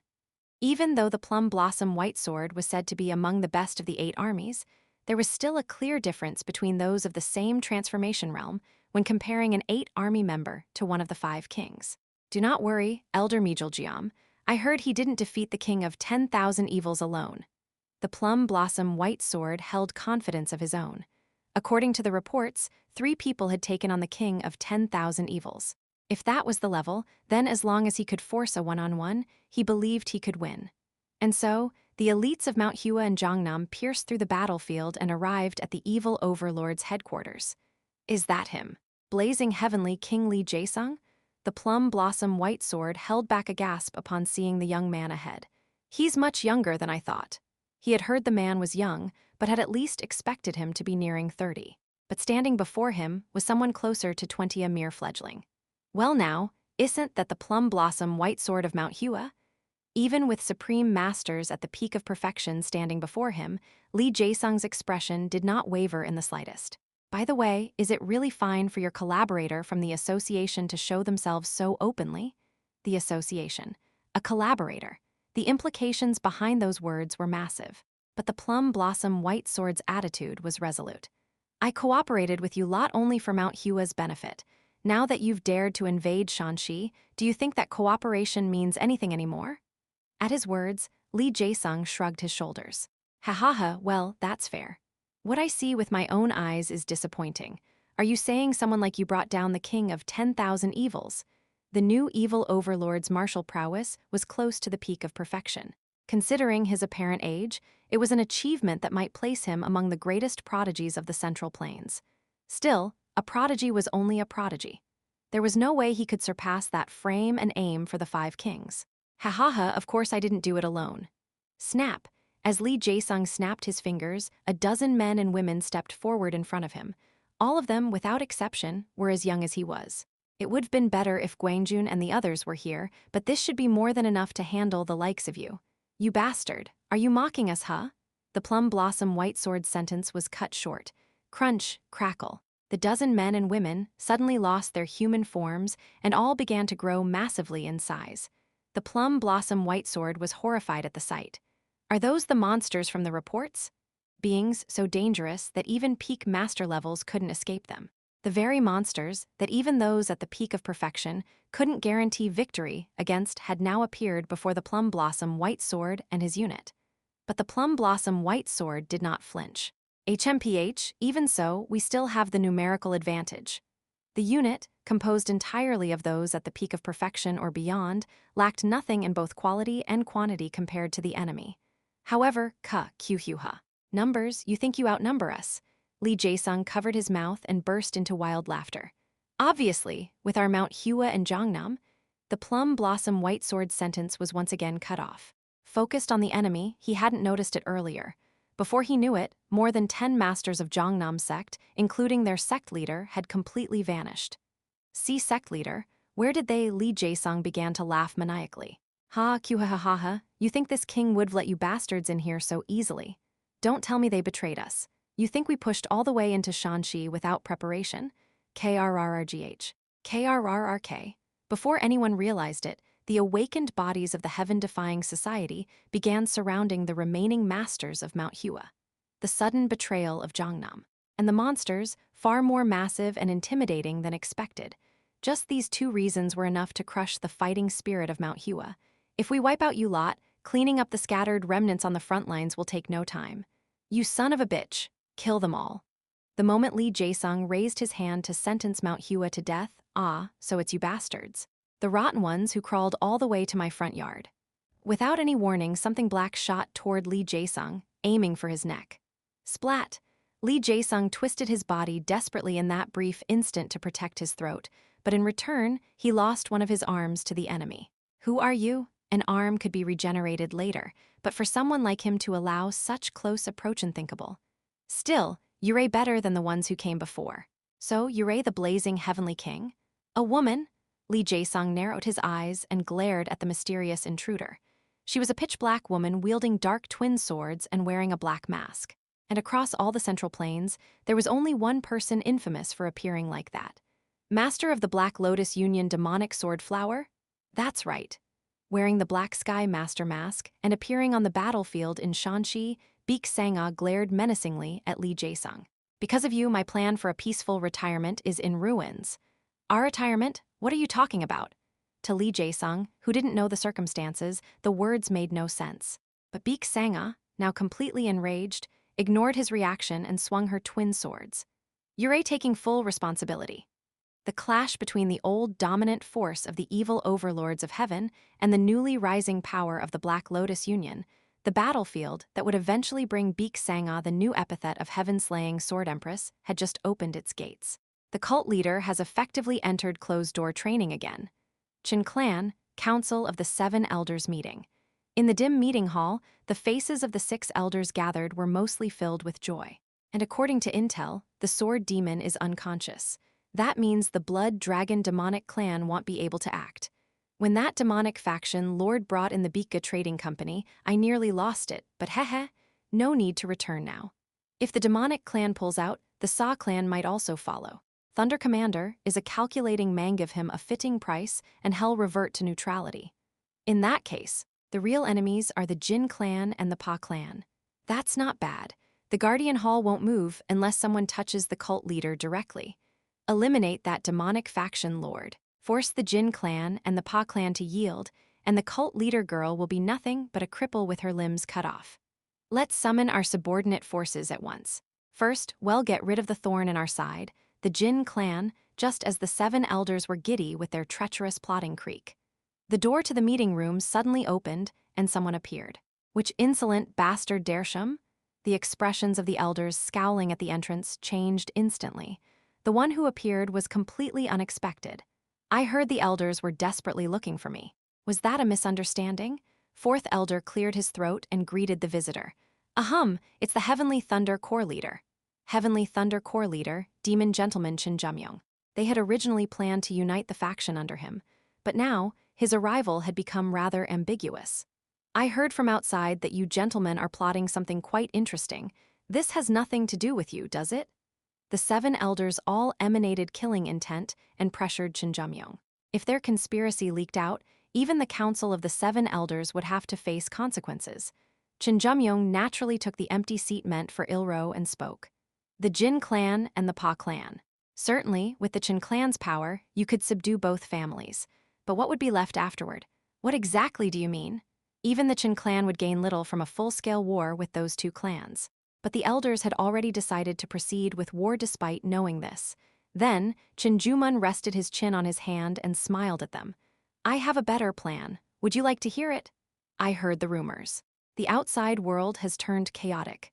Inside the cultivation chamber of Dagger Peak, Cheon Yura said this to me upon our reunion. I sat beside her and looked up at the ceiling. Yeah, but there's nothing to worry about. Everything will turn out fine. I said it to reassure her. Yet somehow Cheon Yura instantly saw through me. You're plotting something, aren't you? I won't deny it. I closely examined Cheon Yura. Her sharpened insight meant she had finally gained the composure to see beyond herself. Fortunately, her energy was far more stable than before. She's caught the sense of the path to transcendent demon realm. It was nearly time. Soon she would break through the shell and soar for real, just then slide. Suddenly, she leaned her shoulder against me. Remember what I said before? I won't let you carry everything alone. Tell me, what are you planning to do? Originally, I had considered hiding it, though what I was about to do wasn't something that could stay hidden for long.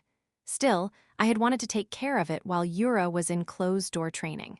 Perhaps reading my thoughts even if you walk into hell. She placed her hand over mine. As I've always said, I'll be by your side. Right. I closed my eyes at her words. The same would go for me. In the end, I confessed my plan to Yura. I am going to erase the Jin clan from this world. Chapter 376, Treason 4, they made up 1/3 of the heavenly demon cult's full strength and had ruled unchallenged in their sacred, inviolable domain for 1,000 years. I was going to erase them from the world. How would Cheon Yura take these words? Would she dismiss them as absurd and impossible? Or would she boldly draw her sword, saying she'd take the lead? After a long pause, what she said completely defied my expectations. Could you not give them one chance? She had taken my words about eliminating the Jin clan more seriously than I had imagined. That was why she pleaded with me, asking me to give them a chance. The Jin clan brings you no benefit. I know. If anything, they're just bastards who drag you down. I've known that all these years. And you still want to give them a chance? This wasn't about whether it was possible or not. She truly wanted to embrace the Jin clan as part of herself. Even so, they are still cult members. Just one sentence, packed with meaning. I scratched the back of my head and let out a small sigh. You're way too soft for no good reason. At my words, she gave a faint smile. No one would ever say that to me. Of course not. In any context, the word soft didn't suit a woman like Cheon Yura, but I knew her true nature.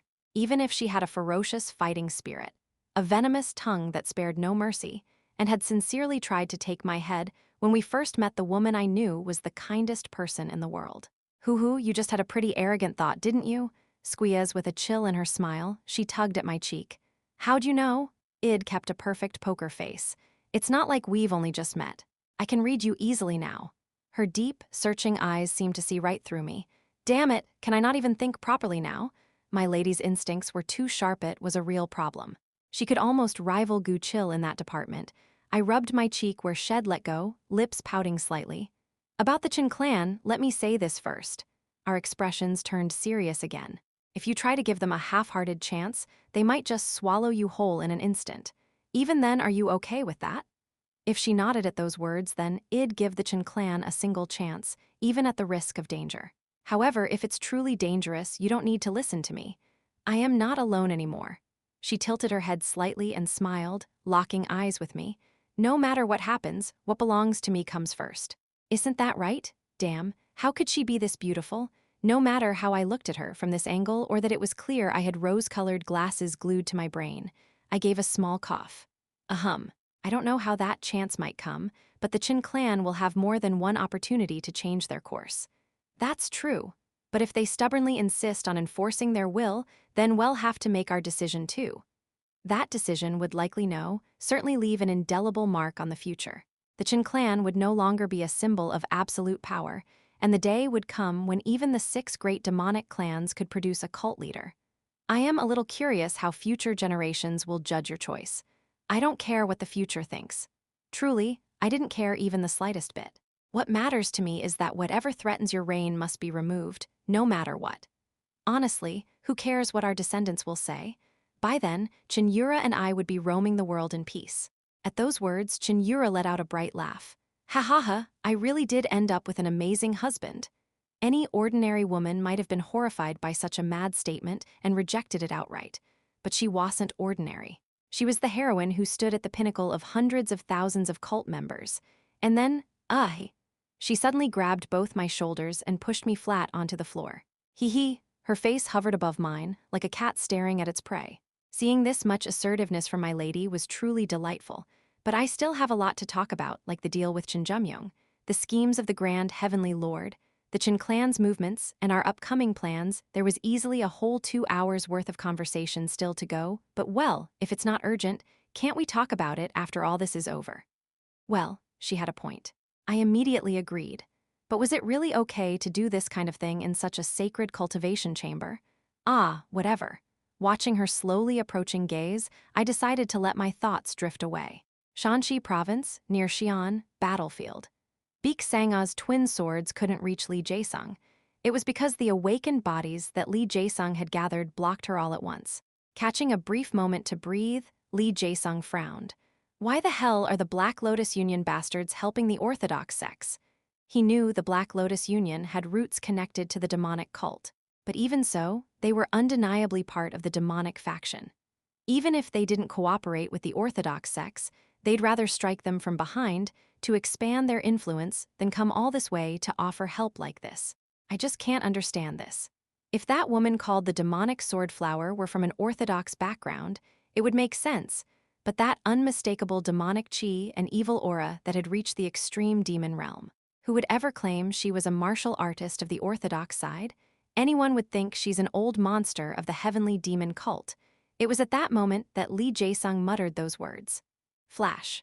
The sword of Beek Sangha, who had been blending chaotically with the awakened bodies, suddenly pierced through a gap and flew toward Li Jaesung. Quagwagwagwang. Li Jaesung narrowly evaded the slash of her sword chi, breaking out in a cold sweat. Did she hear that? Her hearing must be superhuman. Well, one couldn't easily judge the senses of an absolute master. After all, didn't he too gain enhanced senses when he transformed into his awakened body? Li Jaesung, watching over the battlefield, came to a conclusion. I'll be able to kill her soon. No matter how strong the demonic sword flower was in the extreme demon realm, it was impossible for her to handle all those awakened bodies. Above all, she was fighting while still minding the hypocrites of the Orthodox sect who had already lost their will to fight. Soon, my subordinates who detect their intrusion will rush in. As long as she's held back, we can kill her easily. And so, Li Jaesung leisurely waited for the demonic sword flower's strength to wane. A sword that was fast and destructive. Her violent sword dance, which evoked a suicidal frenzy, was indeed formidable. But such a technique, which consumed immense internal energy, was nothing more than prey to the awakened bodies. About a quarter of an hour later, something's off. Li Jaesung narrowed his eyes, sensing a discord in the situation. Surely, with their overwhelming stamina and regenerative ability, the awakened bodies should have outlasted her, and her energy should have been nearly depleted by now. Kyag. But weren't the ones being pushed back the awakened bodies instead? Only then did Li Jaesung realize the cause. The wounds aren't healing. Looking closely, the bodies of those facing her were all torn to shreds. How? They had abandoned precise techniques in exchange for overwhelming regeneration and stamina. That was the very strength of the awakened bodies, wasn't it? Yet, the ones still raging with power weren't the awakened Bodhis but the dual swords of the demonic sword flower. Heaven-slaying twin-star sword formation, soul-annihilating twin chi each time her swords moved violently, the supposedly durable bodies of the awakened bodies were torn apart like paper. Kyug. With nearly half of them slain by the demonic sword flower's hands, the remaining awakened Bodhisno driven only by instinct began to retreat, unable to approach her. Seeing that, Lee Jae-sung scowled and shouted, "What the hell is this disgrace? What punishment do you think Yao'll face if he sees this pathetic display?" Flinch. The moment they heard the word he, the expressions of the awakened bodies shifted dramatically. Then they steeled their will again and surrounded Beek Sangha.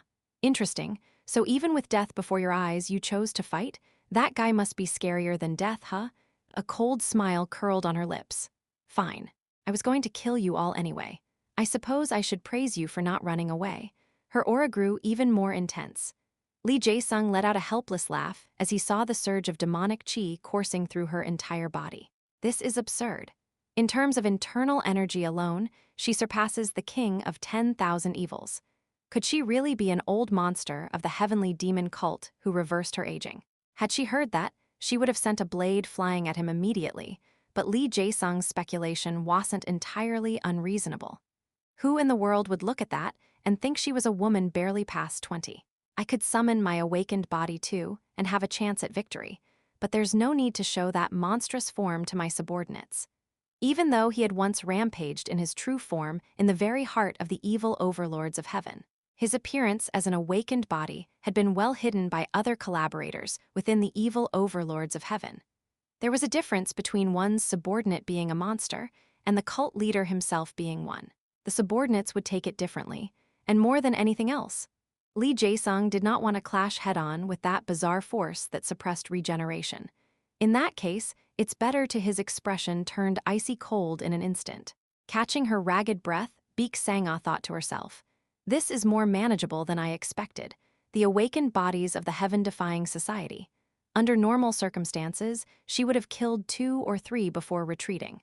Unless one had reached the transcendent demon realm and completely cast off the limitations of internal energy, it was impossible to suppress such monsters by brute strength alone, at least not at her level. But the energy she had inherited from Salma, So Jeongan unidentified power, named Kingslaying Chi by So Chen had made the impossible possible.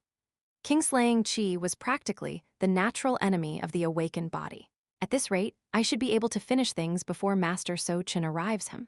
Her thoughts were cut off by a bizarre phenomenon unfolding before her eyes. The monsters she had been facing off against so fiercely just moments ago suddenly began clutching their throats and writhing in agony. Kuag, Kayag, and that wasn't all. A thick, murky energy began seeping out from their entire bodies. What is this? What made it all the more baffling was that the energy pouring out of them wasn't the result of violently igniting internal energy from within, like her own. It looked more like their power was being forcefully extracted by someone. Crack, creak. Her suspicion hit the mark with no margin for error. In a matter of moments, something began pouring out not only from the surviving creatures, but even from the ones she had already killed. All that energy began converging into one spot and ascending into the sky. Kagagung, Beek Sangha glared at Lee Jae-sung, eyes narrowed. "Yao, what are you doing right now?" In Lee Jae-sung's hand was a round object resembling a precious jewel. He gave a sinister smirk, a kind of recycling. "If I can't defeat you with that force, shouldn't I at least make it more useful? You son of a bitch." That cold-blooded act of sacrificing his own allies without a second thought. Just as she was about to lunge at Lee Jae-sung in rage, Beek Sangha widened her eyes as she sensed a massive presence suddenly descending from the crimson sky. Something completely unlike anything up to this point. Even though the awakened bodies of the heaven-defying society, including the 10 heavenly lords, looked monstrous on the outside, they still emitted some faint human presence. But what was descending now from above was undoubtedly a being that shared nothing with humanity. Something's wrong. An overwhelming sense of dread surged through her entire body. It felt like something that should never have appeared in this era had manifested. What slowly emerged from the clouds was a beast-like figure with black wings. Chapter 377. Treason 5. It resembled a beast, but it was not truly a beast. Its body appeared like that of an animal, but it retained a form capable of bipedal movement. At a glance, it might have seemed similar to an awakened body. However, Baek Sangha thoroughly rejected that assumption. Definitely not. The raised hairs on her body warned her.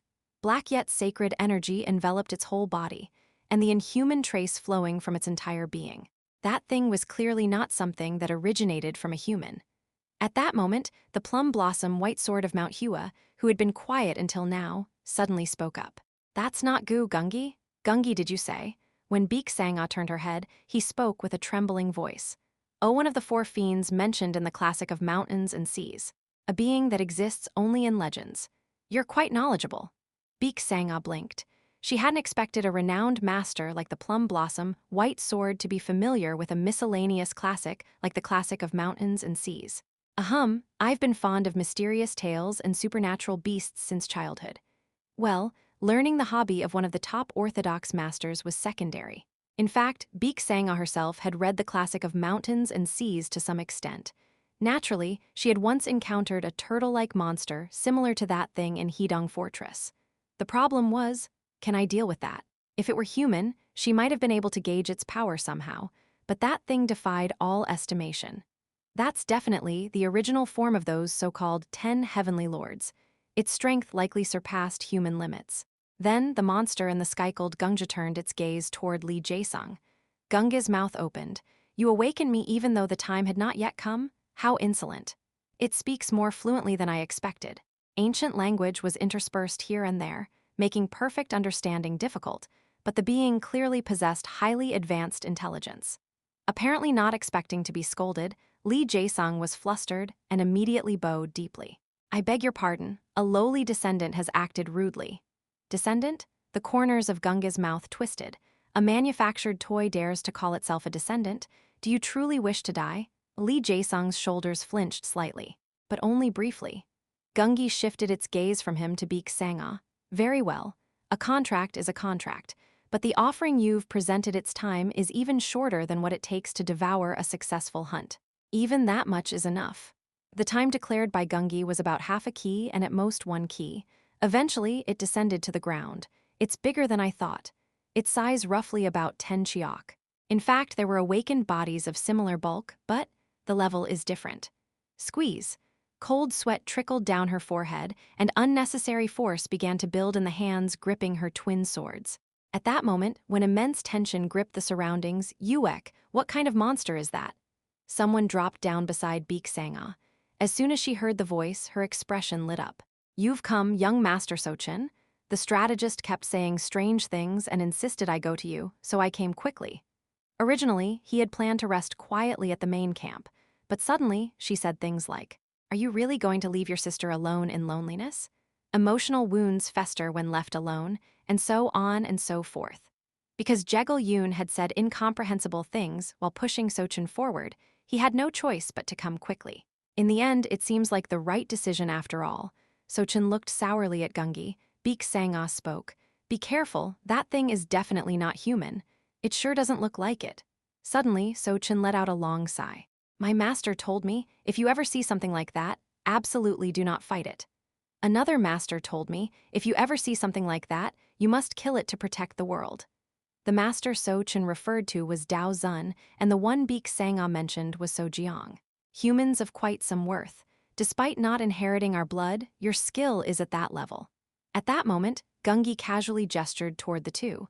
"The time of our awakening is near. If you cross over to our side now, I'll treat you fairly." "An offer to surrender?" Sochin responded with a frown. Contrary to that savage face, it speaks with surprising intelligence, which makes it even more dangerous. With your level of strength, you'd have no problem surviving in the era of the Second Coming. There was nothing incorrect about those words, but the two already had their answers prepared from the beginning. "Sorry, but that's not going to happen." "Is that so?" The moment it blinked once Gunga's body instantly arrived before the two. A shame. Kwagwagwagwang, Yura's seclusion continued. Now that she had grasped a direct clue about the transcendent demon realm, she had no intention of emerging until she reached the end. It probably wouldn't take that long. And while Yura was in seclusion, I, as the cult leader's proxy, would be making all major and minor decisions for the cult. Young Master Jin, you look rather gaunt, are you all right? Before the Heavenly Demon Pavilion meeting began, Yeon asked with a worried voice. I'm just a bit tired, that's all.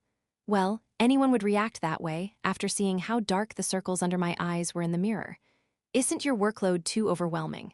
For a master who's reached the transcendent demon realm to feel fatigue. Honestly, it's not the workload that's the problem, well, let's just say that for now.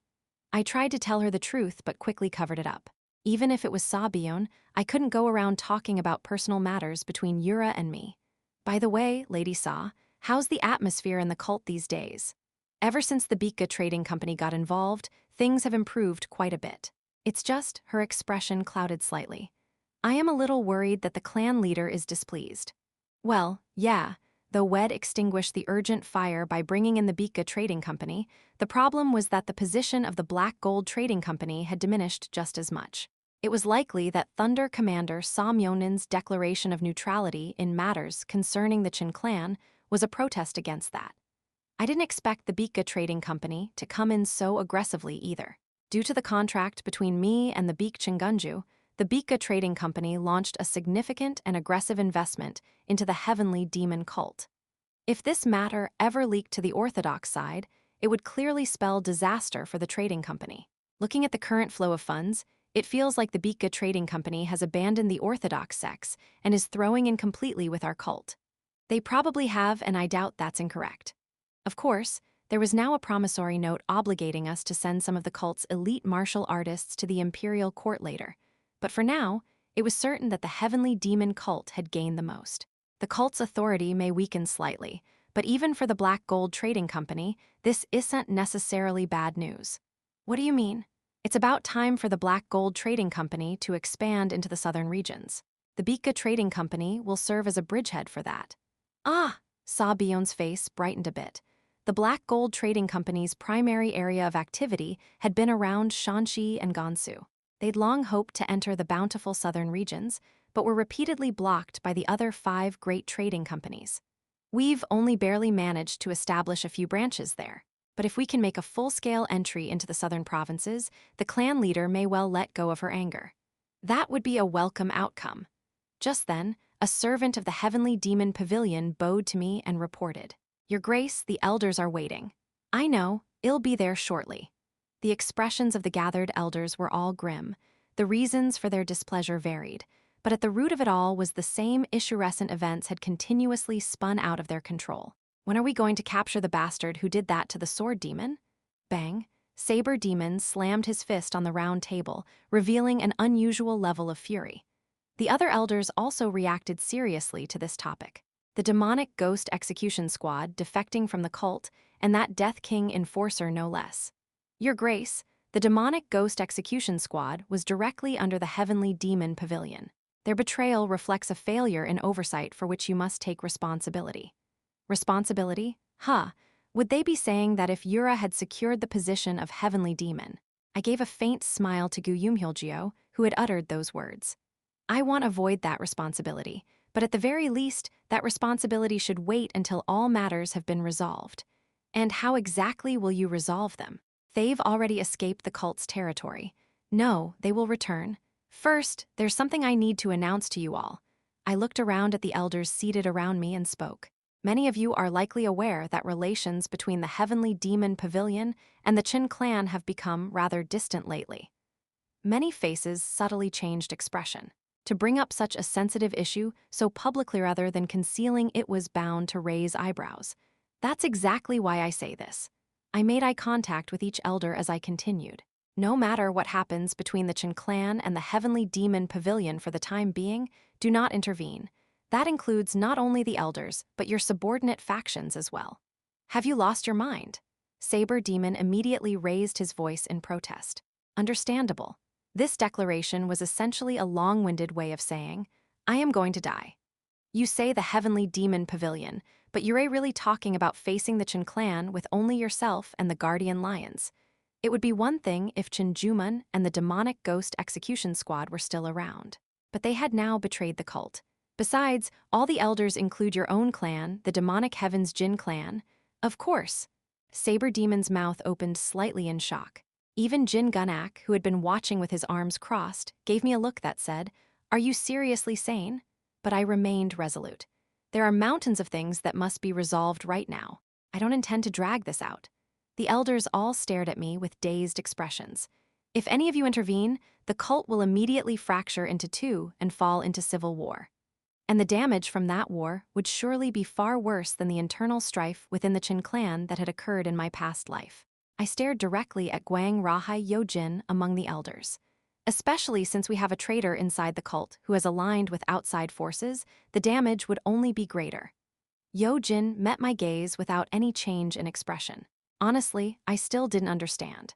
Even though it was clear that Gwang Raha Yojin had connections with the heaven-defying society, the previous cult leader had begged me to let her be.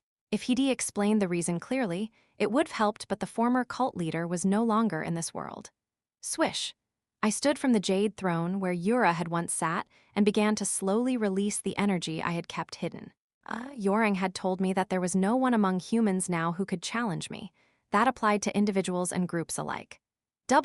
When did you achieve such a feat? Saber Demon's expression shifted completely. Since he had 1 foot in the transcendent demon realm, the shock must have been even greater for him than for the others. Cult leader? One of the elders muttered the words in a daze. I will say it once more. I looked around the room again and declared, "None of you are to interfere." At that moment, reporting directly to your grace, Vice Leader of the Divine Ghost Unit, Bu Ilhwa, rushed into the conference hall in a panic. Given that she had been granted the same authority as the Guardian Lions, it was not strange for her to appear here. Bu Ilhwa, drenched in cold sweat, knelt before me and shouted, "The Chin clan has elected a new clan leader." Chapter 378. In the midst of succession, 1. The clan leader of the Chin clan. As could be seen from the Council of the 7 Elders, which made decisions on major matters of the Chin clan, unlike the 6 great demonic clans, there was no title of clan leader within the Chin clan. The reason was simple. The cult leader couldn't afford to dedicate all attention solely to the Chin clan. But if a separate clan leader were to be appointed for the Chin clan, it would be as if 2 suns rose within the heavenly demon culta disastrous situation. That was why, throughout history, the cult leaders had always entrusted the governance of the Chin clan to a group of elders rather than a single individual. Historically, the elders of the Chin clan had followed the decisions of the cult leader without much opposition. That was until a cult leader like Cheon Yura appeared, who failed to gain the support of the Chin clan. No one dared open their mouth carelessly. Such was the magnitude of the shock caused by the information brought by Bu Ilhwa. The bastards of the Chin clan have lost their minds. After a long silence, the Saber Demon was the first to speak. Damn it, this is practically no different from denying the very existence of the cult leader. No one refuted the Saber Demon's words. For the Chin clan to act so outrageously, such a thing had never happened once in the entire history of the demonic cult.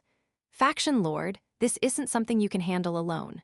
Jin Gunak, who had remained silent until now, finally spoke. Right now, the Chin clan has practically declared war, implying one of the two must be destroyed. Forget civil war or anything else. We must mobilize every available force to protect you and the cult leader. However, I shook my head in response to Jin Gunak's words. My stance hasn't changed. Jin, Yeo-myung, boom boom boom boom, Jin Gunak's fury erupted vividly. As the storm of chi from the outburst swept through the surroundings, well, what a temper. The Saber Demon stepped in front of me and dispelled Jin Gunak's blast. A trace of anger flickered across the Saber Demon's expression. Separate the personal from the official, Jin Gunak. Personally, he may be your son, but right now, he stands as the acting cult leader. Jin Gunak's aura visibly weakened at the Saber Demon's warning. The fact that he had called my name without considering the occasion was proof of how furious he was. Well, if this had been in the past, I might have dropped to my knees in fear immediately, but now, my head had grown too heavy to bow to Jin Gunak. Clan leader Jin, if you find me that untrustworthy, I can prove myself as much as you like. Prove yourself. Without a word, I tapped lightly on the 10 heavenly record immortal sword tied at my waist. Tap, tap. The meaning behind the gesture was simple. Huh! Apparently not expecting me to go this far, Jin Gunak blinked in momentary daze, his mouth slightly open. The suffocating tension that had gripped the hall instantly shifted into an atmosphere charged with intrigue. This is something even 1,000 gold coins couldn't buy a ticket to witness, isn't it? The white-faced demon general, Jang Gilsan, murmured quietly. Even Yama Blade, who had been nodding off near the end of the table, was now wide-eyed, intently watching us. Gu Yumhyuljio stroked his beard. Indeed, the skill you displayed when facing the Death King enforcer from the Chen clan was far beyond the extreme demon realm. I do wonder what might have happened had the cult leader not interfered at the end. The first of the 6 demon dragons, Demonic Heavenly Dragon. That was the current public title directed at me as the demonic faction lord. But the elders who had witnessed the events within the Chen clan firsthand knew the truth. A peerless genius who rivaled Edno, perhaps even surpassed the current cult leader Cheon Yura. The title of first among the 6 demon dragons actually severely underestimated his true worth. In fact, other than the cult leader and the previous cult leader, perhaps no one knew the true extent of his martial prowess. Not even his father, Jin Gunak. Before long, Jin Gunak opened his mouth. Faction lord, as that damn saber demon said, you are both the husband of the cult leader and the demonic faction lord who acts in her stead. That's correct. But personally, you are also my eldest son. Crack, crackle. At some point, hideous veins bulged on Jin Gunak's face, likely from the rage boiling inside him.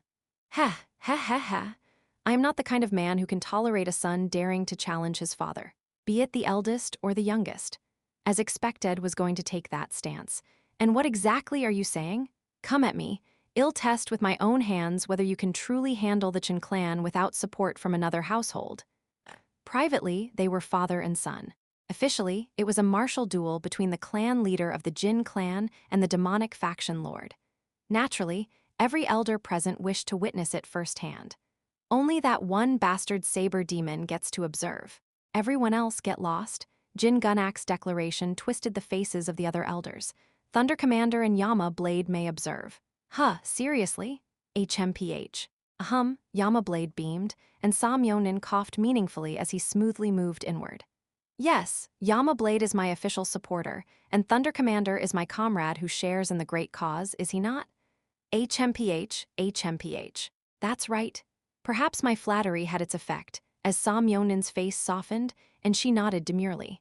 The other elders looked at me with sparkling eyes as well, but there was no room for compromise beyond that. Thus, in a deserted clearing nearby, accompanied by the 3 observers, Jin Gunak and I faced each other. Crack, crackle crack, Jin Gunak approached me while loosening his fists and neck. You've grown a lot, my eldest. You even dare to go against a father as lofty as the heavens. I've grown so much that I'm now ready to inherit the throne. Ha ha ha ha ha, fine, but let me tell you one thing for sure. Even if you've grown, you're still far from surpassing a father like the heavens. Kagagagung. A massive current of demonic chi began to swirl around Jin Gunak's entire body. As expected of my father, he never holds back. The demonic heaven Usura divine art pushed to its extreme. From the beginning, it was clear he had no intention of going easy. I also slowly drew out my internal energy to match his momentum. In an instant, the clash of black demonic chi began to affect the surroundings. Jin Gunak looked at me curiously and asked, "Why aren't you drawing your sword?" Sick. Instead of answering, I untied the scabbard of the 10 heavenly record immortal sword whoosh, and threw it to Gu Chil, who was hiding far away and watching. In the moment, Jin Gunak and the other elders' eyes twisted in disbelief. From the start, I never had the slightest intention of using a sword. You insolent brat. Jin Gunak had originally intended to yield the first move, but with that one statement, he became completely enraged and launched his fist straight at me. Tyrant Emperor Usura, divine fist crushing mountain blood, strike Jin Gunak's determination to obliterate me in a single blow was evident. I didn't dodge that strike. Instead, I raised my chin and received it head-on. Quang. Jin Gunak's steel-like fist pierced straight into my abdomen, and a shockwave exploded from my back. The elders, including the saber demon, shouted in astonishment. What the is not dead, is he? No matter how resilient one was, or even if one were the sword demon, taking a blow from Jin Gunak with just basic chi defense would be impossible. If I had done something like that, my organs would have been pulverized instantly. And yet, quite spicy, father's punch. Jin Gunak frowned as he felt an odd resistance from his eldest son's abdomen. Before long, he realized the source of that strangeness. You, That technique, don't tell me. At some point, faint steam and a red glow began to rise from my entire body. I don't recall ever teaching you that technique. Well, I happen to have a bit of a connection with the former generation. I clenched my right fist and took my stance. If you don't bring out your Asura god now, you'll suffer. The consequences? The moment I finished speaking, I threw my fist at Jin Gunak's face. Tyrant Emperor Asura Divine Fist, Extreme Will, Unified Intent, the very first form of the Tyrant Emperor Asura Divine Fist that Jin Yeomyung had used against me. That form had crossed time, crossed blood, and finally reached Father. Kwang, struck squarely by my Extreme Will, Unified Intent, Jin Gunak's body flew dozens of jang away. Now then, shall we begin? I dashed toward the spot where Jin Gunak had been blown away. A good, old-fashioned demonic heavens Jin clan-style fistfight. Fine, let's see what committing a little filial impiety feels like. This is merely to satisfy a personal curiosity absolutely, not to vent the resentment of my past life. You-ha-ha-ha!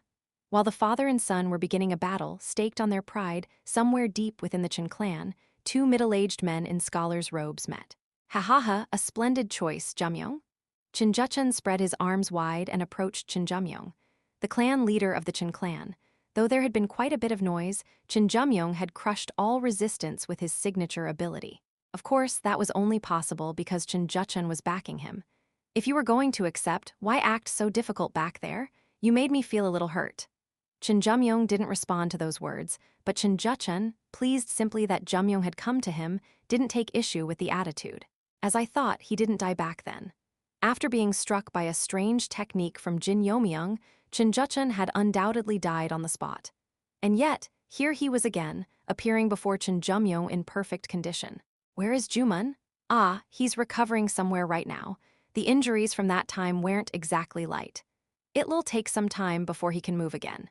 With just that one sentence, Chin Yeomyung became certain that Chin Jecheon had no intention of releasing Chin Jumun easily. Chin Jumun was essentially a hostage. Though on the surface it looked like a warm welcome, in truth, Chin Jecheon still harbored doubts about Chin Yeomyung. As promised, I'll make you the next cult leader. You can count on it. Chin Yeomyung shot back. I've been wondering, how exactly do you plan to make me cult leader? No matter how he thought about it, it was impossible without expending more than half the strength of the cult. If you intend to exhaust all of the cult's strength in a civil war, count me out. I've no desire to sit on a tattered throne. Ah, of course. Naturally, I have no intention of putting a brother on such a seat. Chin Jecheon raised one finger and held it up in front of him. As I said before, just one person. We only need one person gone. Once he's out of the way, bringing down the cult leader is an easy matter. That one person, of course, was Jin Yeomyung. But what Chin Yeomyung was curious about was what came after. Bring down the cult leader? How? To that question, Chin Jecheon stepped back with an ambiguous smile. That I can't say for now. Let's save that. As a surprise for later. Fine. He hadn't expected to be told right away anyway. At that moment, Chin Jecheon spoke with a subtle gaze. As you already know, we might not be dealing with a ruined throne, but some degree of civil strife will be unavoidable. Do you have a plan? Of course. Whack. Chin Yeomyung opened his fan and covered his lower face. Only his eyes, left uncovered, shone coldly. I will summon all those dissatisfied with the current cult leader. Ho, those who are dissatisfied? More precisely, those who were neglected by the former cult leader and pushed out from the political center. Many of them had yet to retire and were still lurking throughout the cult, looking for a chance to rise again. And if they were to gather all the anti-Cheon Yura factions within the Chin clan, against that monster, at the very least, they'll serve as a shield. Chapter 379. In the midst of succession, too, those dissatisfied with the current cult leader will be used as shields. Chin Jecheon nodded. As an opening move, not bad. I suppose I can slightly revise my initial plan. At those words, Chin Yeomyung's gaze sharpened for a moment. Do you have something specific in mind? I do. At first, I was going to stir up some light unrest from the inside. I should probably tell you now. Chin Jecheon crossed his legs lazily while remaining seated. First, I'll kill Jin Yeomyung and turn the current cult leader into a puppet. I explained that much already, right? Yeah. But even so, we can't just drag her down from her position immediately. Because you wouldn't want that? Chin Yeomyung remained silent at those words. He didn't want it. The reason was simple.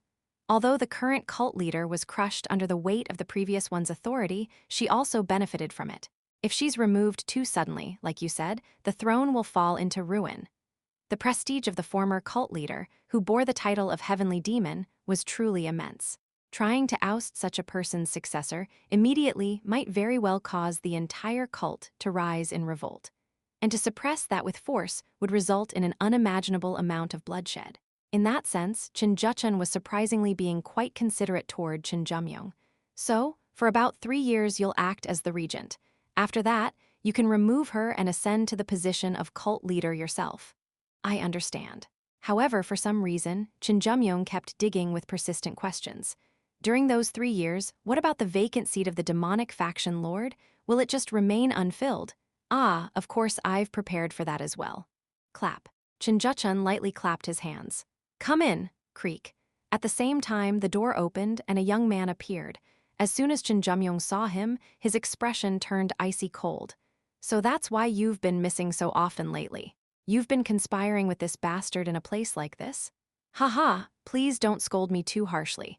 And the one who's been absent from the Heavenly Thunder Corps often isn't me, but you, isn't it? More importantly, a crooked smile spread across the young man's lips. Aren't we comrades sailing in the same boat now? The same boat. At those words, Jin Yeomyung laughed viciously. Well, you were always a traitor, so it's not surprising you betray again. No, wasn't betrayal your nature from the start? Jin Yeomyung's gaze turned to Jin Yeomyung. You plan to make this bastard the next demonic faction lord? That's right, a direct disciple of the head of Mount Wudang and a member of the heaven-defying society. Jin Yeomyung nodded in satisfaction. Isn't he the perfect person to disgrace that woman posing as cult leader? The young man's identity was none other than Han Mubik. To lose the one you love and be forced to marry someone who's practically your enemy, better to become a puppet. If one still had their sanity, even hell would seem preferable to that fate. 3 years? If I can drag that damn woman's life, my blood kin, into hell for 3 years and then throw her off, I won't regret paying any price just to witness that moment. Jin Yeomyung mumbled to himself, grinning vacantly as if possessed. Jin Yeomyung looked at him with a cold, emotionless gaze. Clap. Snapping out of it, Jin Yeomyung clapped his hands again. All right, enough of the happy fantasy. To proceed with the plan, we first need to carefully analyze our enemy's movements. He called out toward the outside. Great Commander of the Divine Ghost Unit. Yes, Master. The current Great Commander of the Divine Ghost Unit, Jin Yeomyung, the Traceless and Soulless. The head of the Jin clan's intelligence group was serving none other than Jin Yeomyung, and he even addressed him with the highest honorific Master. By now, the meeting at the Heavenly Demon Pavilion should be over. What was the result? Jin Yeomyung was certain he'd receive an immediate answer. However, that is. This or that, pick one. A man normally known for being sharp and decisive, and yet now he was stammering. The demonic faction Lord and the King of Asura have begun a duel. What did you say just started? Everyone in the hall widened their eyes. Thud crash. A sound rang out that one couldn't believe came from hitting a person, as Jin Gunak's body was flung away in an arc. It was a blow that even a seasoned master wouldn't be able to endure. No, before even thinking of enduring it, the moment it landed, their head would likely burst. Yet despite taking such a blow, Jin Gunak, not bad. Even as he was flying through the air, he stroked his beard with a pleased look. To think you could master the Asura spirit with that frail body. You really are my son. His supreme Asura spirit fist was flawless. The principle of one-point penetration was embedded properly, and its power was in no way inferior even when compared to that of a peak-level expert of the clan. Ah, but I shouldn't be too happy about it. This was supposed to be a moment of discipline. His firstborn had grown cocky and now treated his heavenly father's words like dung. I let you do everything you wanted, and now you climb all over me without end. That just won't do, damn it. It was the exact moment that called for a loving beating. Ha ha ha, what's this? Excited are we? Seeing his son rush toward him at high speed, the corner of Jin Gunak's mouth twitched up slightly. But that expression didn't last long. Your form's decent enough, but you've still got a long way to go. Flash. As Jin Gunak began channeling his chi in earnest, the usual red aura around his body vanished, replaced by a brilliant golden light. Asura Spirit's second-stage diamond body, if not for its ominous demonic nature, one might mistake that radiance for the supreme ability of Shaolin. Boom! A powerful strike landed on Jin Gunak's abdomen, but with diamond body unleashed, he didn't get flung away pathetically like before. From that alone, I could sense that Jin Gunak had truly shifted gears. Diamond body. At that stage, even properly formed chi strikes barely work. Of course, with my current strength, I could break through diamond body. Even if I just unleashed a heaven-piercing annihilation with my bare hands, I could split that much apart easily. But doing that wouldn't be proper. Flash. If Jin Gunak used diamond body, then I would respond with diamond body as well. Huh, you little runt know how to use diamond body too. Jin Yeomyung, who had begun learning the Asura spirit before me, was still stuck fumbling at the first stage, blood spirit. All right then, let's die together and see who survives. Fired up, Jin Gunak hurled his fist with full intent to blow his son's head off. This time, I took Jin Gunak's counter directly in the face, my neck snapping violently. Crack. The sound of my spine twisting rang out vividly. But something like that wasn't enough to shake my will. It's intense, sure, but compared to senior brother Jin, it's lacking. Back when I trained in the Asura spirit under Jin Guanchun, I learned firsthand what it meant to nearly die from being hit. Compared to that time, this was nothing. Of course, that didn't mean I could overpower Jin Gunak with fists alone. Crash. This time, I couldn't withstand Jin Gunak's punch and got smashed into the cliff's edge. To falter from this much though, you think you could possibly stand against the Chin clan? Jin Gunak's follow-up punches rained across my body without pause. Crash, crash, crash, crash. With each heavy and dull blow, my body began to sink into the stone. Even if we were both using Asura spirit at the same level, the difference in physical class and skill was undeniable. But I had my own tricks. Grab, grab. I read the trajectory of Jin Gunak's punches and latched onto his fists. Oh, trying to go for a power struggle now? Not exactly. I forced a smile through the throbbing pain racking my entire body. It just feels like I can't win like this. Whoosh! The golden stream of aura that had been flowing from Diamond Body suddenly began turning black. Wah! The moment he saw that black light, Jin Gunak was genuinely flustered. Reaching the first stage, Blood Spirit, had been impressive in itself. But reaching this stage, Diamond Body, was already astonishing. What was happening before my eyes now was absolutely not a realm one could attain at this age. How? Asura Spirit was a technique entirely separate from one's base cultivation. Of course, to a certain degree, it was proportionate to the current level, but this in front of me wasn't something that could be achieved through training alone. Asura Spirit 3rd Stage Demonic Heaven Body Creak. Crack, my entire skin began to turn black. In truth, Demonic Heaven Body had a terrifying weakness. If the process failed, one would die instantly. Naturally, since Demonic Heaven Body was the realm of true unity of body and chi, where every cell in the body became imbued with the demonic energy of the Asura spirit, and even the soul fused into one. If the unification failed, paying the price was inevitable. That's why Jin Gunak, knowing the danger, couldn't help but show visible unrest. I didn't miss that opening and immediately shook Jin Gunak off. Thud. Swept back by the shockwave of the chi explosion, Jin Gunak spoke in a hollow voice. I knew you'd lost your sense of fear, but I didn't expect my son to be such a lunatic. Demonic Heaven Body, just to attain it, I had to fast and cleanse for 33 days, mobilize every elder in the household, and even prepare the inner core of a 10,000-year-old fire pair. Of course, I hadn't attained Demonic Heaven Body through proper means either. I had pierced through it using a shortcut Jin Guanchun had taught me. If Jin Gunak brought out Demonic Heaven Body, then this time it'd truly be overwhelmed for sure. But then, HMPH. That's enough for me. Suddenly, Jin Gunak withdrew his aura. Father, go. Reaching this level, you won't die from some random blade. Whether you storm the Chin clan alone and die or not, do as you please. Jin Gunak turned his body with a grumble. It was hard to tell if he was telling me to live or die, but I could sense a certain warmth in those words, the kind only a worried father could convey. I didn't lower my head solemnly, but Thenwi was their black chi swirling around the man who had turned his back, telling me to go. And it looked exactly like mine, the aura of Demonic Heaven Body. As expected, did you really think it would end there, ah? Jin Gunak spun around like lightning and smashed me in the face. Quaying, ha ha ha. Demonic Heaven Body, huh? To think there would be two of us in one generation who achieved it. Honestly, I'd been shocked when I first saw Demonic Heaven Body. But the truth was, Jin Gunak wasn't the type to care much about how something was achieved. Regardless of the reason, there was now an opponent in front of him who wouldn't break even if he threw his full strength at them. Since achieving Demonic Heaven Body, Jin Gunak hadn't even gotten a scratch on his body unless it was against the Sword Demon or the Saber Demon. But now he felt pain. Thrilled beyond belief, Jin Gunak lunged at me with wide eyes, nearly flipped in excitement. Let's go all the way then, you damned eldest son. I knew it, you damned old man. I, too, had reached the limits of my patience and dropped the honorifics. Crash, crash, crash, crash, crash, crash. Just when it looked like they might stop, the two father and son clashed once more. With the thunderous noise pounding the eardrums, the saber demon finally clicked his tongue as he raised a sound barrier. Really watching this, I am reminded again how I kept forgetting that Brat was from the demonic heavens Jin clan. It was the first time since the duel began that Yeon-myung opened her mouth. Shouldn't we stop them? At this rate, someone's seriously going to end up a corpse. Stop them? How? They'd ignore a river blast and keep fighting. Try to stop them half-heartedly, and Yao'll end up getting trampled to death. Can you handle that? Imagining the saber demon's words, Yeon-myung quietly shut her mouth again.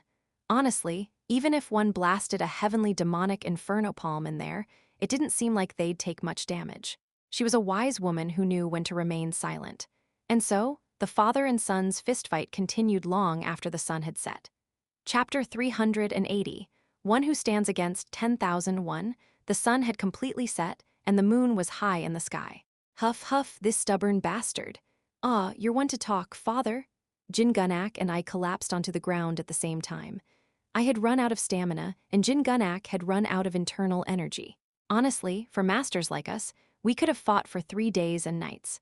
But since Wed fought so fiercely without holding back, we burned through our energy dozens of times faster than normal. Damn, I thought I'd finally built up some decent stamina.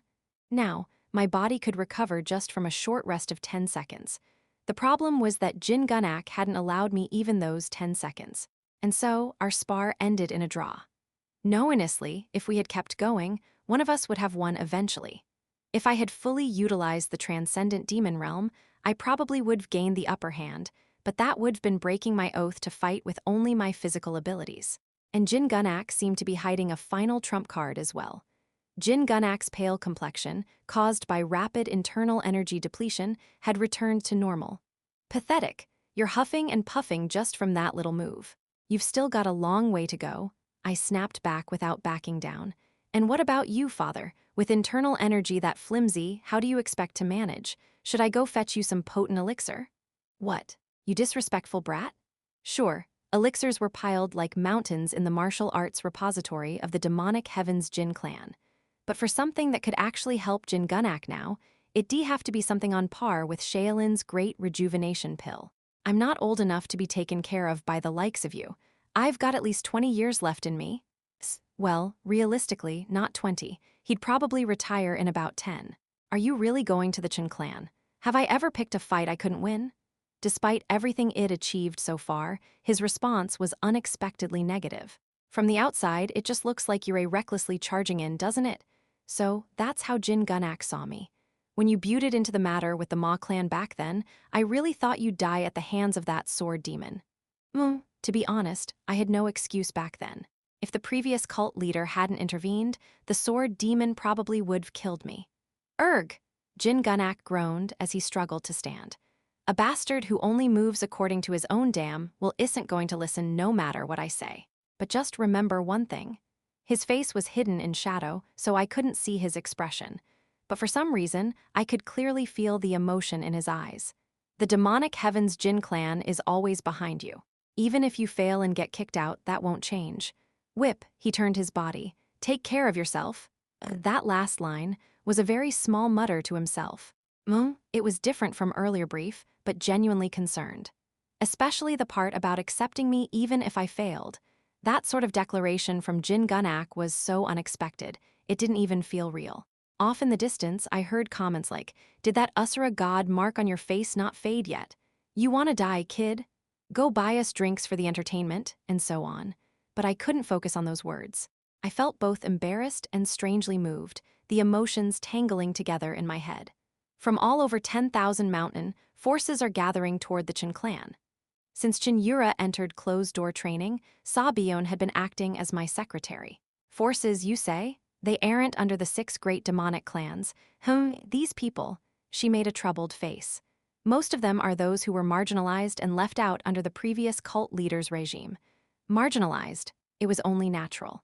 Even outside the 6 great demonic clans, there were many powerful families within the cult. Many of the lower elders, for instance, were either clan leaders or top-tier masters from such lineages. Even aside from elder positions, the key posts in the 5 great halls and 9 demon halls are limited in number.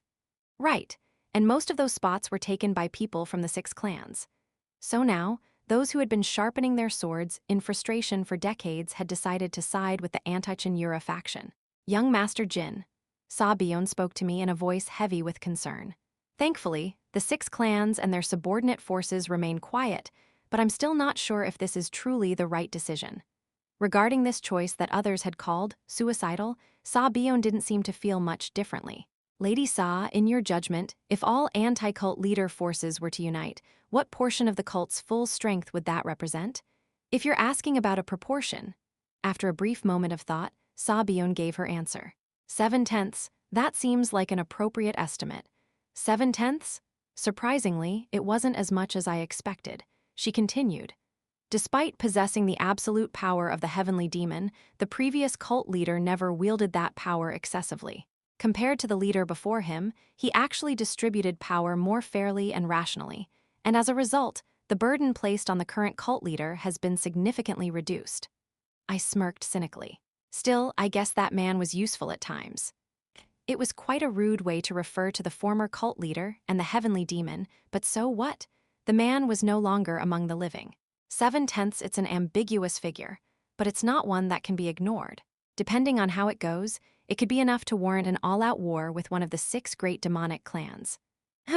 While it would be difficult to defeat one of the 6 clans, it was possible to produce a result that said, they put up a remarkable fight depending on the strategy. Of course, that level of force was far too much for one individual to handle.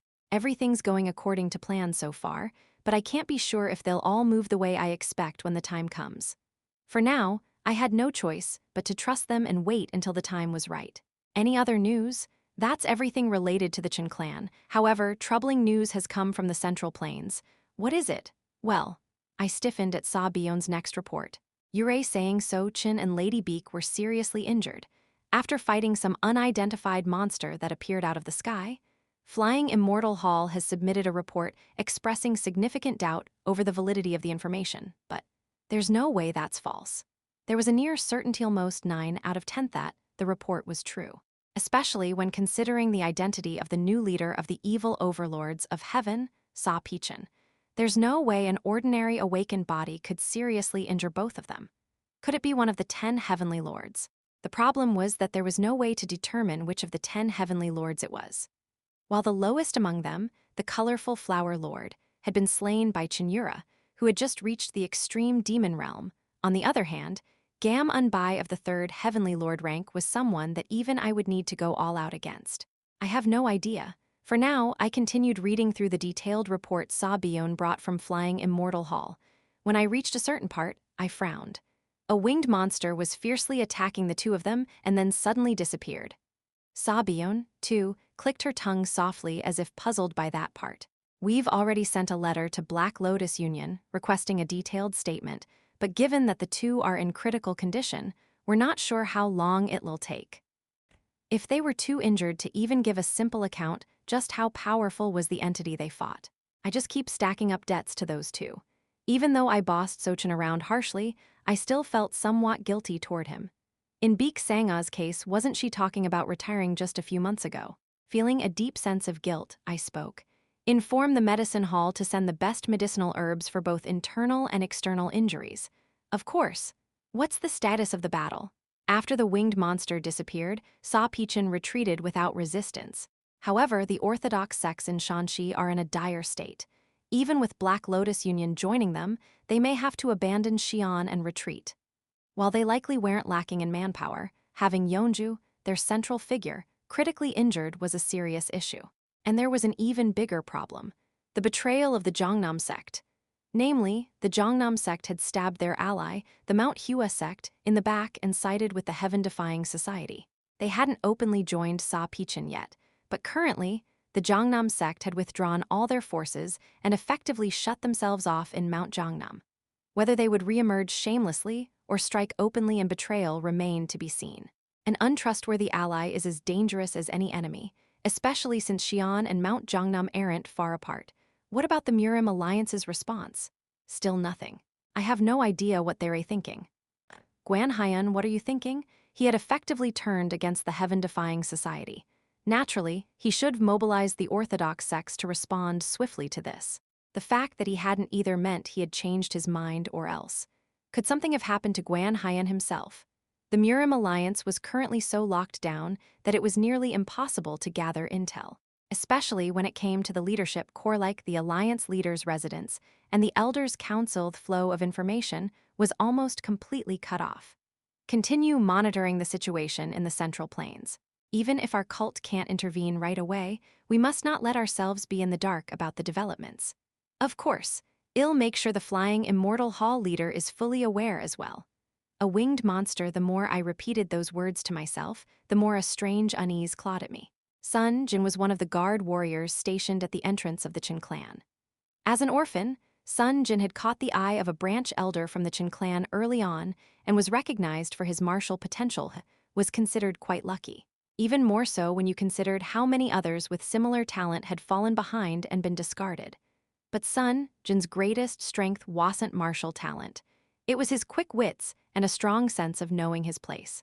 While others taken in with him endured abuse from the elite Jin blood unit in hopes of climbing the social ladder, Sun Jin quickly maneuvered himself into the guard unit and avoided their tyranny altogether. Even if the guards were looked down on, this was still the Qin clan. You could call it a royal household or even direct royal service. More than anything, the guards of the Qin clan were universally acknowledged as the best of the cushy jobs.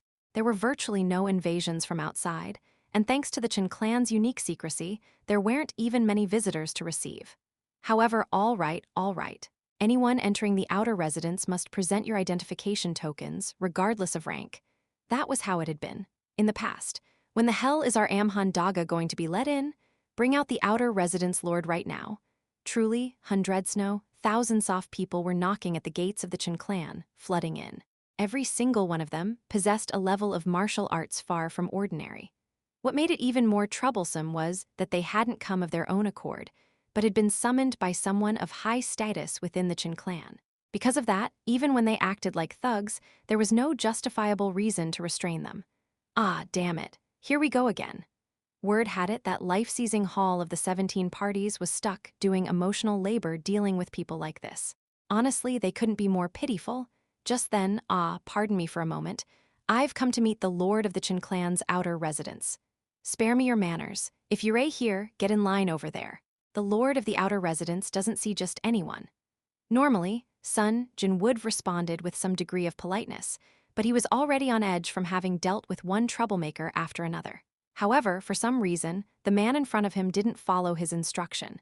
He merely gave a faint smile and looked over at him. Feeling slightly intimidated by the expression, Sun Jin attempted a light threat. If you're thinking of using force here. According to the agreement between the Qin clan and the 6 great demonic clans, direct blood relatives of the 6 clans may enter the Qin clan's outer residence without waiting. Flinch. Indeed, that clause had been mentioned during his training before being stationed as a guard. Though, up until now, he'd never seen it actually put into practice. I've heard of such a rule, but that only applies to direct bloodlines. Even if you're from the demonic heavens Jin clan, unless you're direct, Sun Jin accidentally said the name of the clan after seeing the symbol engraved on the identification token and tilted his head. Demonic heavens Jin clan? Wasn't that the very clan that was opposing the Qin clan and had caused this entire mess? If it's a direct bloodline of the demonic heavens Jin clan, there were 2 known figures. The slim and handsome demonic faction lord, Jin Yeomyung, and Jin Yeomyung, said to have inherited the physique of their clan leader, a massive, muscular body. But no matter how he looked at it, the youth standing before him did not resemble Jin Yeomyung. Could it be? Quick-witted as ever, Sun Jin realized the man's identity immediately. Jin Yeomyung, the demonic faction lord Jin Yeomyung has appeared. Chapter 381. One who stands against 10,002, demonic faction lord has appeared. Ding, ding, ding, ding. The bell rang out around me, and with it, every surrounding gaze instantly fixed on me. The guard's perception was better than I thought. I didn't expect them to recognize me this fast. Just in case, I came looking like my humble self from when I was still the heir of the demonic heavens Jin clan. What? Who did you say? In an instant, all attention around me concentrated at once. I considered knocking out the guard before he caused a bigger scene and entering the outer hall. Well, this might be better. Causing a stir right here doesn't sound too bad either. Not long after, the Jin clan's guards began pouring out like a pack of dogs from inside. Every one of them is capable of martial chi projection. The squad leaders are all at least first-rate, and some are even peak master level. Their level wasn't bad at all. Even compared to the Jin clan's guards, they were a cut above. Especially that one standing at the front. Thigh's presence surpassed peak and was nearing the edge of the supreme level. Right. For someone leading the guards, that much is expected. For what reason have you appeared alone like a rat, Lord? What the hell did he just say? The man, who looked like their captain, approached with a vicious expression. I scrunched my brow and tore up the mental note of compliments I'd given him. A rat? I came here following official procedure, and that's what you call me. At my words, the captain glanced back and forth between me and the guard, Sunjin. No matter how you looked at it, it did seem like I truly intended to follow protocol. With nothing left to say, the captain scowled and drew his sword. Even if what you say is true, it does not give the Jin clan any reason to welcome you. And so, leave. If you do so quietly, we won't treat you harshly. Oh, now that's different for a captain. Had it been anyone else, they would have charged in without knowing their place, trying to arrest me. I smiled faintly and asked in return, "Are you sure? If you let me go now, the higher-ups in the Jin clan won't leave you alone." Flinch, the captain's shoulder twitched slightly. Even so, turning the impossible into possible isn't within our power. As outer hall guards, we know very well we can't buy time against you until reinforcements from the inner hall arrive. And what if I just force my way in? In that case, we have no choice but to stop you, even if it costs our lives. He knew his place, knew how to negotiate. He even seemed to have some loyalty. It's a waste to kill him. Still, if he's bound to the Jin clan, there's no chance he'll switch sides. I shook off the sentiment and opened my mouth in earnest. Then, how about using them to try and hold me down? What? Aren't those the ones you called in for that purpose? Who knows? If one of them manages to capture me here, they might even climb the ranks. I shouted as if to let all the eager onlookers hear. Taking a seat at the Elder Council is practically guaranteed. The ones pounding on the Jin clan's gates now numbered in the hundreds, at least, and every one of them was radiating an obvious thirst for promotion. At that moment, Yeomyung's voice whispered from within my robes. "Are you sure about this?" "Sure about what? Aren't you underestimating numbers too much? Most of these guys are garbage, sure, but a few of those inside seem to be pretty skilled among humans. That's the whole point. The point? Just watch for now." I used my lightness technique to leap onto a slightly raised boulder nearby. Then I unleashed a lion's roar toward the martial artists swarming the Jin clan's entrance. "My name is Jin Yeomyung. I am the demonic faction lord, husband of the current demonic supreme master, Jin Yura, the sworn enemy of the Jin clan. The enemy of the Jin clan." Murmur, murmur. As soon as I openly declared that, the atmosphere grew restless. "You're probably all here to curry favor with the Jin clan, right? Then let's skip the formalities. Tap, tap, come at me. The one who takes my head here will become the next Elder Council's newest elder. If I could really shape that future, it would likely happen with a high probability. And then I won't hold back." Rustle, rustle. Someone had snuck up behind me and boldly swung their sword toward my neck. Judging by the sword chi generated, they were at least peak master level. I didn't dodge. I merely tilted my neck slightly. And then clang. The sword, containing that sword chi, snapped pathetically the moment it touched my neck. The rebound from the broken sword must have numbed his grip considerably. But more than that, the psychological blow from having his blade shattered was written all over his face. Oh, by the way, grab, I snatched the bastard who had dared swing a sword at me by the face. Ghhk. He struggled desperately to break free, but no matter how much inner strength he summoned, there was no way he'd escape. I highly doubt those who would dare challenge me are unaware of my origins from the demonic heavens Jin clan. With that, I smashed his head into the rock. Boom! Naturally, the result was instant death. After killing the fool who had come at me with such confidence in the most pitiful way, I released my killing intent and stared down at the maggots gathering at the Jin clan's gate. Honestly, I did think about it for a moment. You're all still technically cult members, so maybe I should give you a chance. But then, After thinking it over a bit more, I couldn't figure out why I should let garbage like you, who dare betray the rightful ruler Yura and cling to her enemies, live. The crowd, which seemed to number in the thousands, couldn't withstand my aura and began to back off. Yeong, the blade of the 10 heavenly record immortal sword, bared its fangs at them. Come at me, all of you. If you want, then I'll come to you. Perhaps. Since I awoke in this world, today might end up being the day I bathe in the most blood. I poured all my heaven-slaying chi forward and charged at them. The clan leader of the Chen clan. That exalted position was not something that could be claimed simply through endorsement. Even as the Chen clan was internally preparing for war with the heavenly demon pavilion, they were simultaneously rushing the rites for the clan leader's enthronement. Amidst that situation, this is urgent, Pavilion Lord No, clan leader. A direct report came frantically from the outer hall to Jin Yeomyung. What is it? It's a message from Gate 6 of the outer hall. The demonic faction Lord Jin Yeomyung is causing a disturbance. The elders of the council of the 7 elders who were nearby sneered slightly. So he's finally made the first move? A spectacular suicide, I'd say. No matter how strong he was as someone who had reached the transcendent demon realm, the forces backing him were laughably weak. What's more, Jin Yeomyung had recently issued a full ban against the involvement of all the 6 great demonic clans, which only added to the elders' confidence. How many men did he bring with him? Surely he didn't leave the cult leader unattended and drag the entire heavenly demon pavilion here. He's alone.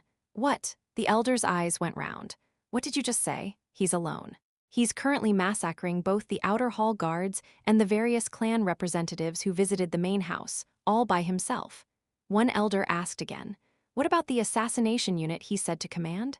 There is none. The Divine Ghost Unit confirmed this repeatedly.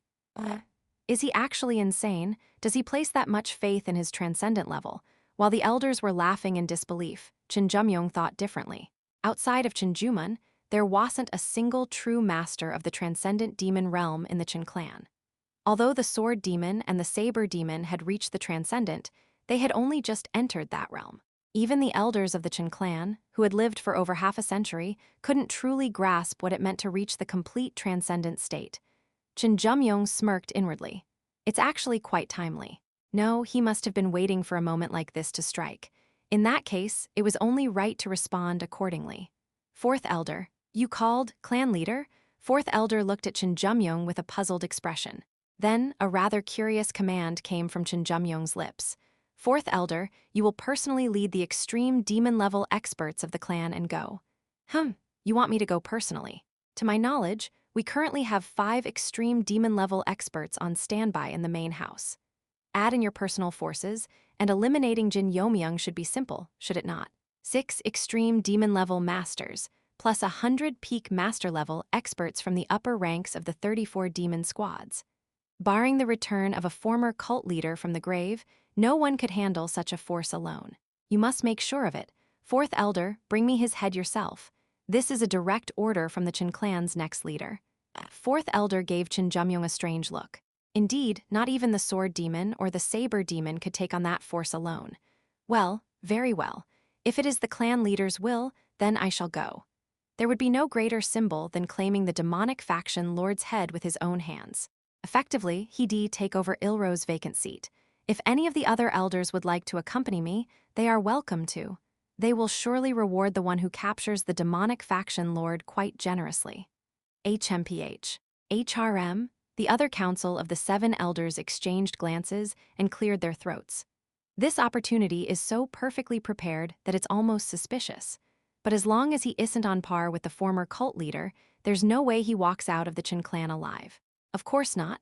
I should contact my men and tell them to prepare for deployment. Scrambling to capitalize on an unexpected opportunity, the elders began filing out of the meeting room to summon their subordinates. In the end, only Jin Yeomyung and 3rd Elder, Chin Rain, remained in the room. You won't be joining them, 3rd Elder? Chin Rain stroked his beard with a congenial smile. Ha ha ha, I've never been particularly obsessed with merit. At those words, a blatant sneer curled Jin Yeomyung's lips. Ha ha, you jest. A man without ambition would never have made it into the council of the 7 elders. Naturally, the Chen clan's top masters were constantly vying to earn a spot in the council of the 7 elders. Even just a few years ago, there were those who reached the extreme demon but couldn't get in because they were overshadowed by others at the transcendent level. It took outstanding political skill, personal strength, and endless ambition to barely make it into that group. Jin Yeomyung joked lightly. Still, you have no reason to stay seated here. Is there something you wish to say to me? There is one thing I've been curious about. Without hesitation, Chin Rain spoke. The demonic faction lord I know was a man of unparalleled depth. Such a man wouldn't recklessly charge into the Chin clan relying on brute strength alone. In truth, he had come relying on brute strength. But that didn't mean he hadn't made any preparations. There's one possibility that came to mind. Chin Rain cautiously watched Jin Yeomyung as he spoke. It almost feels like you just sent forth Elder and the others to their deaths. Oh, that's how it seemed to you. Of course, anyone with a rational mind would never say something like that. Which is why. And yet, it was that exact cautiousness and perceptiveness that had let Chin Rain survive Jin Yeomyung's previous life. Enduring the pressure slowly creeping in from Jin Yeomyung, he asked, "You and the demonic faction lord aren't plotting together to destroy the Chin clan, are you? Have I made a mistaken assumption?" Chapter 382. One who stands against 10,003, kill him. I will grant 1,000 gold to anyone who even wounds him. Yuwuo. They surged in like a pack of wild dogs. Including the Chin clan's outer hall martial artists and those who had gathered, their number neared 2,000. Most of them charged in to take my head. If I ascend to the Elder Hall, you bastards will receive generous rewards too. Push him until he's exhausted. He's just a man. No one can stand against numbers. Greed. Even though I had slain a peak master-level martial artist in a single strike, the greed for the title of Elder made them forget all circumstances. My status, my clan, my martial arts. Your status, your martial arts, your forces, they forgot all of it. But on the contrary, outer hall warriors of the Chin clan form formations of 10 or more and seal the entrance.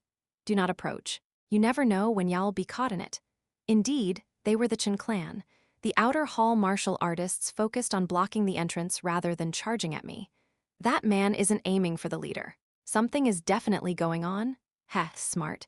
In battles where one faces many, the standard tactic is to aim for the leader first.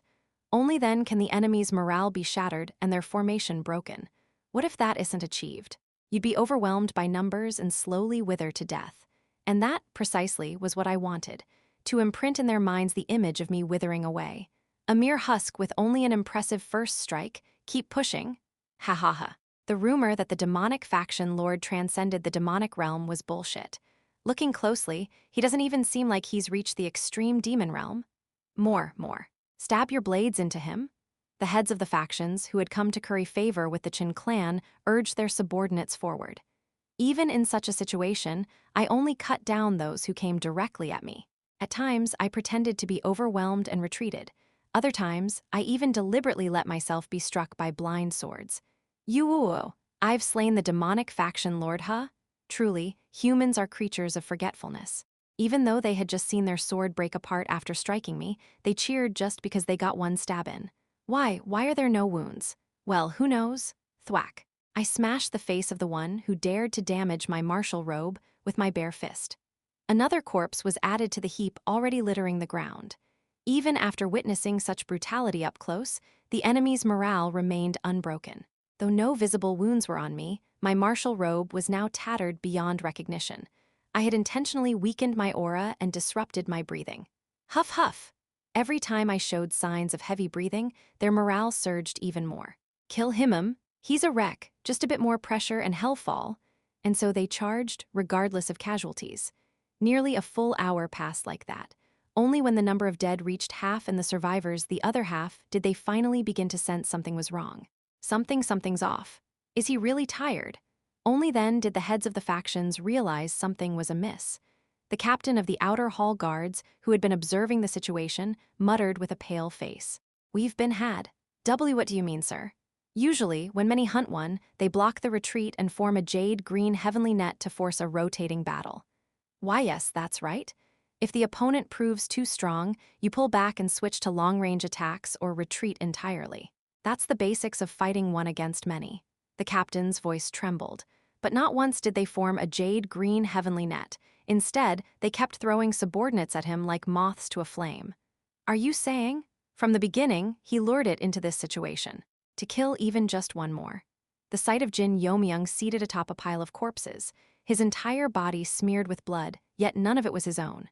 Usura? He's Usura? As the heat of battle gradually cooled and the madness of combat slowly faded, even the warriors on the front lines began to realize the abnormality of this situation. The guard captain pointed his finger and shouted. From the very start, he intended to grind down the Cheon clan's forces. Grin, I flashed a wide smile at the guard captain who had given the correct answer. Only then did the heads of the factions come to their senses and look down at the corpses of their subordinates and blood kin, more than half of them dead.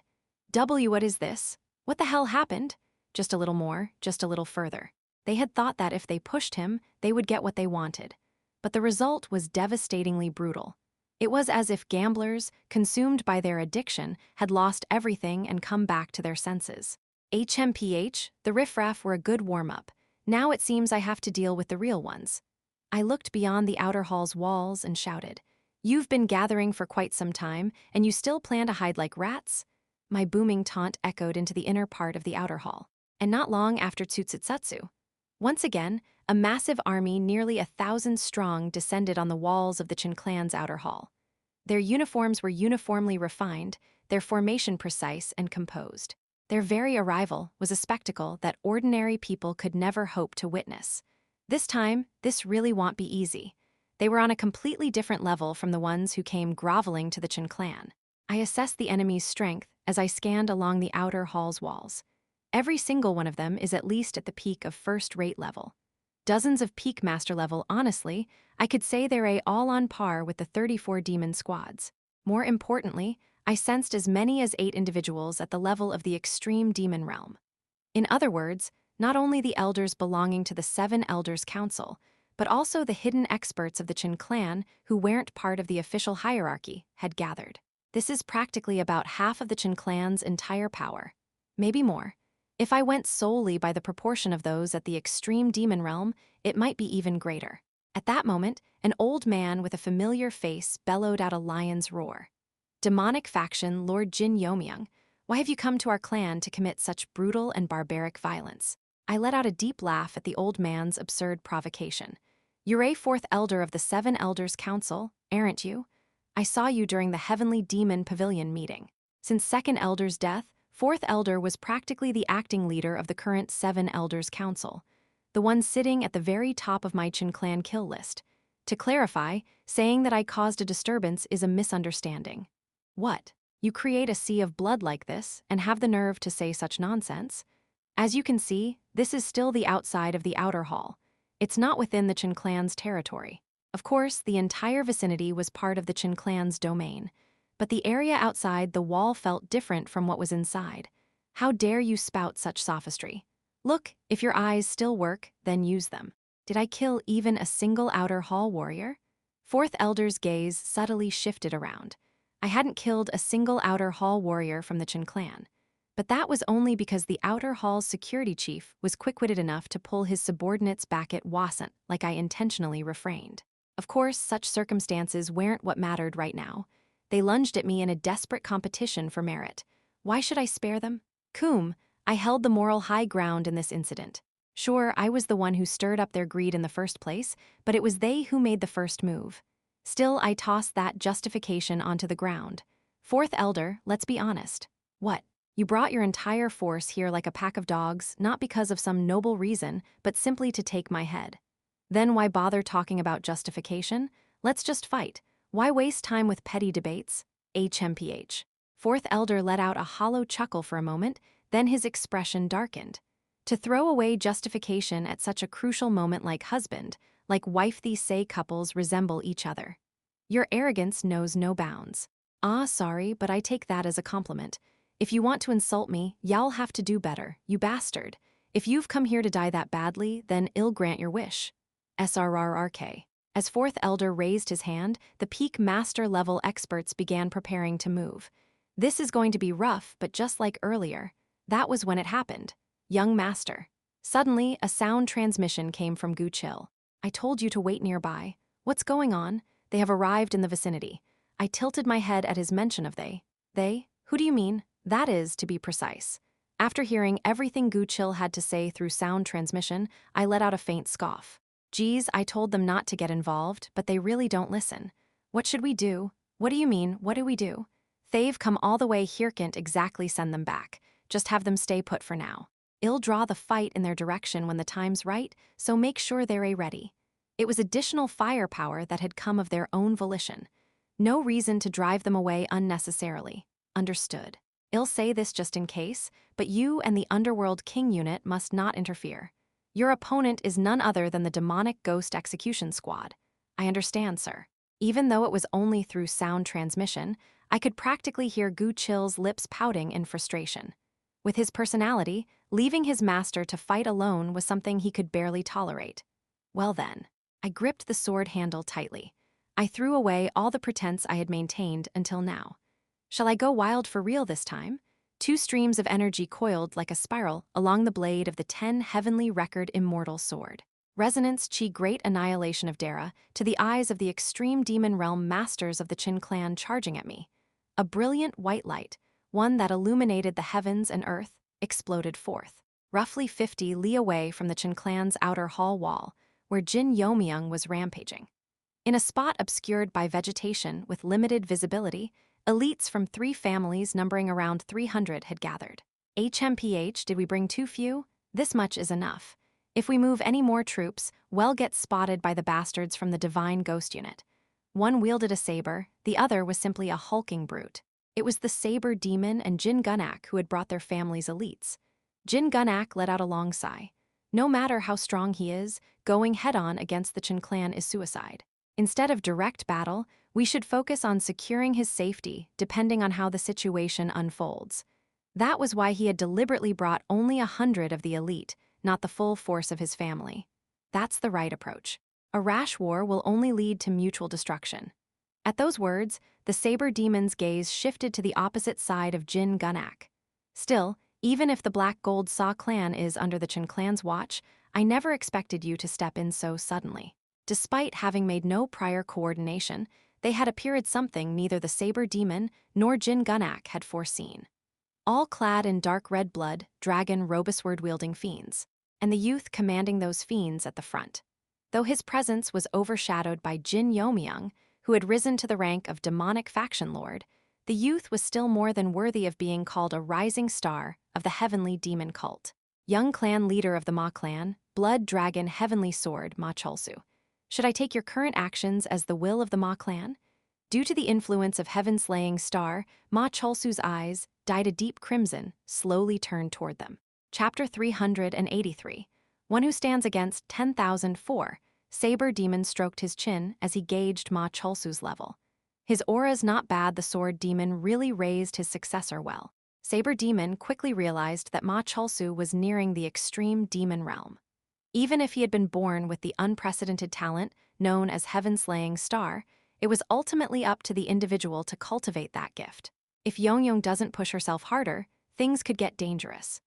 Jin Yeomyung was already dismissed as irrelevant, but the emergence of a monster like this among the next generation of the 6 great demonic clans' heads was not a welcome development. Then Ma Cholsu, who had remained silent until now, finally spoke. Of course, I did not receive the clan leader's permission. Unless the sword demon had awakened from his unconscious state, there was no way to get approval in this situation. Then what? I simply made the best decision I could as the young clan leader of the Ma clan and as the acting clan leader. In other words, you acted on your own accord. Considering the sword demon's personality, it was a dangerous move. The sword demon never tolerated anyone who challenged his authority, even if that person was the young clan leader. But Ma Cholsu remained confident. Regardless, my decision will not be overturned. You can be assured of that. Jin Gunak looked at Ma Cholsu with interest. This kind of action wasn't something that could be done with just bravado. There had to be a solid foundation behind that boldness. Did you completely absorb your brother's faction in just a few years? Ma Jianshan.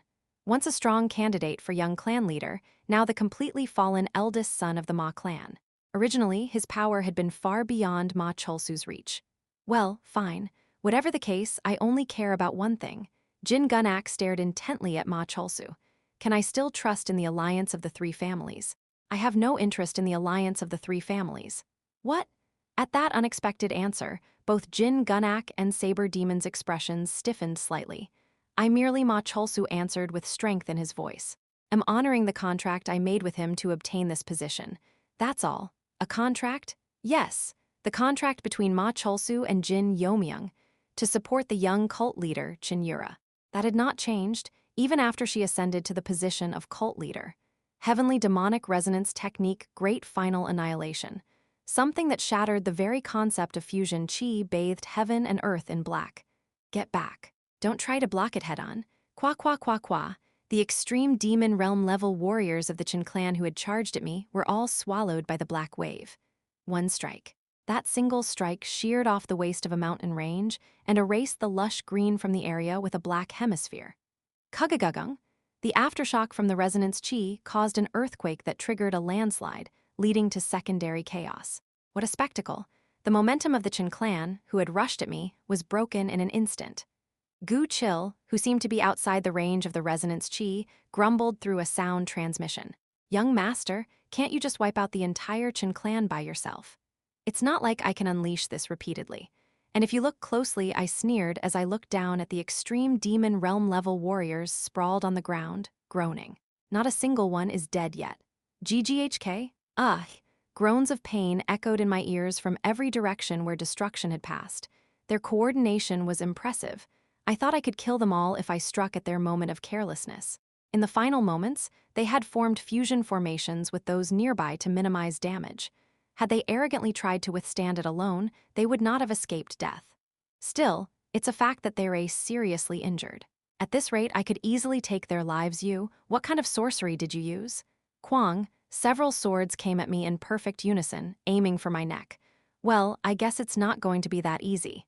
Kagagang. I read their trajectories and easily deflected the swords. Kook.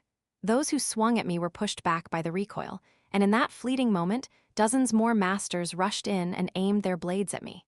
A veritable forest of blades and swords. I clicked my tongue as I watched the endless wave of Cheon clan warriors surge toward me. What a pity. Really, what nonsense are you spouting? The one in the lead snapped back. You people, you've simply served the wrong master. To my knowledge, in my past life, the Cheon clan had not participated in the final battle. Of course, it wasn't that they betrayed the cult and sided with the heaven-defying society the moment the cult leader gave the order to retreat to Shingang. They were the first to pack their things and run. Because of that, the Cheon clan's empty territory had to be defended by the 4 demon squads, who were considered bottom tier even among the 34 demon squads. What are you talking about? No matter how much the civil war weakened our forces, the Cheon clan was still the Cheon clan. If people like you had stood at the front lines and blocked the entrance to the 8 great demon seals, then even with all the traitors, would the enemy have pushed all the way to the heavenly demon pavilion? The courage to thrust a sword at an overwhelmingly powerful opponent without hesitation. That was what it meant to be a warrior of the Cheon clan, who stood at the peak, beyond even the 6 great demonic clans. Yet those very people had abandoned the cult not for enemies, but to protect a few cowards. The warriors surrounding me all had the same expression. What nonsense is this guy talking about? It didn't matter whether they understood or not. Watching them, I could feel in my bones just how tremendous the hidden potential of the cult truly was, which made it all the more regrettable. Because today, I had to eliminate such people with my own hands. State your name. Chill. I asked the one standing at the forefront. Today, I will not hesitate to stain myself with blood for the sake of the cult leader. At the very least, I will hear your names. After a brief hesitation, the man finally opened his mouth with difficulty. Vice Captain of the Heavenly Sword Unit of the Cheon clan, Minor Demonic Sword Gunho. Gunho, what do you think you're doing in front of the prey? A one-eyed warrior, who looked even more feral than the one who introduced himself as Gunho, scowled. He must have held a similar position. The 34 demon squads, the Heavenly Sword Unit, huh? I let out a small sigh and asked him, I'll make you a proposal. Will you leave the Cheon clan, who conspire against the heavens, and instead serve Cheon Yura, the rightful sovereign of the cult? At my words, Gunho shook his head firmly with a hardened expression. I entered the service of the Cheon clan and have lived my entire life for them. Do you think I would have any other path now? As expected. It was a refusal I had anticipated, yet still so resolute. In that case, there was only one judgment I could pass on this man named Gunho. I silently swung the sword of my heart at Gunho, who stood about 10 steps away. Heart sword soul sever farewell. It wasn't heaven-piercing annihilation or the underworld net sword. It was merely a basic heart sword employing sword intent. But considering the opponent's level, even this was probably excessive. The reason I displayed even this heart sword was none other than this. A warrior who declares his name with pride, even when facing death, deserves to be honored accordingly. Splurt. As if in response to my words, Gunho's neck split open, and a fountain of blood burst from the gap. Huh. Though I had swung the heart sword, from their perspective, my arm had never moved. That dissonance quickly spread as a silent terror and horror among the Chen clan warriors. Even amid that, Gunho realized what had happened to him and instead smiled brightly. Ha to die by the sword of a supreme master and honored Ji Gunho. At last, Gunho's head fell. A dignified bearing befitting a vice-captain of the 34 demon squads. He truly was a man of martial spirit. If only such spirit had been devoted not to the Chen clan, but to Yura instead. I turned my gaze to the one-eyed man who had scolded Gunho. State your name. Perhaps enraged by his friend's futile end, the one-eyed man drew his massive saber and lunged at me. There is no name to reveal to the likes of you. That so? The one-eyed bastard bellowed in fury. Flash saber unit. Slay the wicked enemy targeting the Chen clan. With that, 50 saber-wielding warriors following him rushed toward me all at once. The Flash Saber Unit. They, too, were one of the elite combat forces, even among the 34 demon squads. Well, I suppose they'd soon need to be renamed or reduced to the 33 demon squads. If you want, state your name, I said as I thrust my sword like lightning into the one-eyed man's throat. Gah, then die nameless, as a traitor to the cult. The composition of the Chen clan's Council of the Seven Elders had changed considerably compared to several years ago. First Elder Jin Yeomyung had been imprisoned by Jin Yeomyung. The previous second elder had died at the hands of the cult leader, and the current second elder who succeeded him had also died a meaningless death by Cheon Yura's hand. Fifth elder had perished by the sword demon's hand, and the previous fourth elder, well, his identity was never quite clear from the start. In truth, the only ones in the current council who remembered the past were fourth elder and the youngest seventh elder, who lacked martial prowess. Fourth elder stood vacantly, staring at the site where the hemispherical explosion had occurred. Fourth elder, this is our chance. Unleash your full strength and kill him now. That hemispherical explosion was indeed immense, but he likely can't use such a technique twice. Give the order, fourth elder. The other members of the 7 elders who had come to kill Jin Yeomyung all urged fourth elder to make a decision. However, fourth elder, tremble, tremble. Fourth elder saw in that young slaughterer far in the distance the shadow of someone else. Someone he had seen only once before joining the council of the 7 elders. The figure of a supreme being from a now-vanished past, one he would never forget for the rest of his life. The cult leader, heavenly demon. That single term now dominated fourth elder's entire consciousness. A tremendous demonic energy swirled like a vortex, so destructive and infinite in its crimson hue that it was impossible to believe it had erupted from a mere human. Quack quack quack. That demonic energy began to surge outward with the momentum to annihilate everything around it. If not for the cold iron walls sealing all directions, it would have obliterated and devoured every living being in the vicinity. At last, Cheon Yura, who had been seated in meditation, slightly opened her eyes and extended her hand forward. As if resigned, the demonic energy that had been ravaging the surroundings receded and began to gather back toward her fingertips. Cheon Yura exhaled deeply. Not submission, but coexistence then. Cheon Yura had not fully subdued the demon within her. However, she had at least prevented it from turning on her and managed to harmonize with it enough to break through the wall of the transcendent demon realm. Perhaps this is something to be grateful for. It proved the existence of even higher realms. She slowly rose to her feet. Still, this should be enough to qualify for grasping the heavenly demon seal. For the sake of her husband who was struggling outside, she could no longer afford to delay. She slowly grasped the hilt of the heavenly demon divine sword and cast a cold gaze toward somewhere unseen. Wouldn't you agree? From the darkness, where it was unclear when it had appeared, an amorphous presence rippled. Do you believe I am worthy of becoming the 4th heavenly demon? With icy eyes, she named its identity aloud. Grand Heavenly Lord. Chapter 384. One who stands against 10,005, Grand Heavenly Lord. There was no tangible proof, yet I was certain that the figure before me was the Grand Heavenly Lord. because the demonic energy resonating from within me was revealing the truth. Crack, crunch. The moment I uttered those words, something formless began to squirm, and that formless thing soon took the shape of a person and appeared before my eyes. I frowned slightly at the sight. Not going to show your face? I heard from Jin Yeomyung that you'd been captured by the Heavenly Illusion clan. Yet here you are, roaming freely through the cult. I guess I'll have to crush those Heavenly Illusion bastards. Despite my continued provocations, the Grand Heavenly Lord remained silent. Right now, the Grand Heavenly Lord had only taken on a human-like form. There were no 7 orifices that any proper human would be born with. But not long after crack. Snap! Sounds of twisting and breaking echoed, and the figure presumed to be the Grand Heavenly Lord fully transformed into the appearance of a human. That figurea white-haired woman felt oddly familiar. Her eyes narrowed. I didn't recognize her face, but the clothes she wore felt familiar. It was the ancient priestess attire of the Sun and Moon divine cult, preserved now only in old records. I heard about you from Jin Yeomyung and my father. They said the last priestess of the Sun and Moon divine cult was the root of all that has continued to this day. That the final priestess, abandoned by the heavenly demon founder, cursed her fate and cast off her gender, choosing to be reborn as a man. Don't twist the truth when you already know it, little girl. Only then did a voice flow from her lips. Surprisingly, it was a soft, flexible voice, completely unlike the gloom she projected. I let out a short laugh.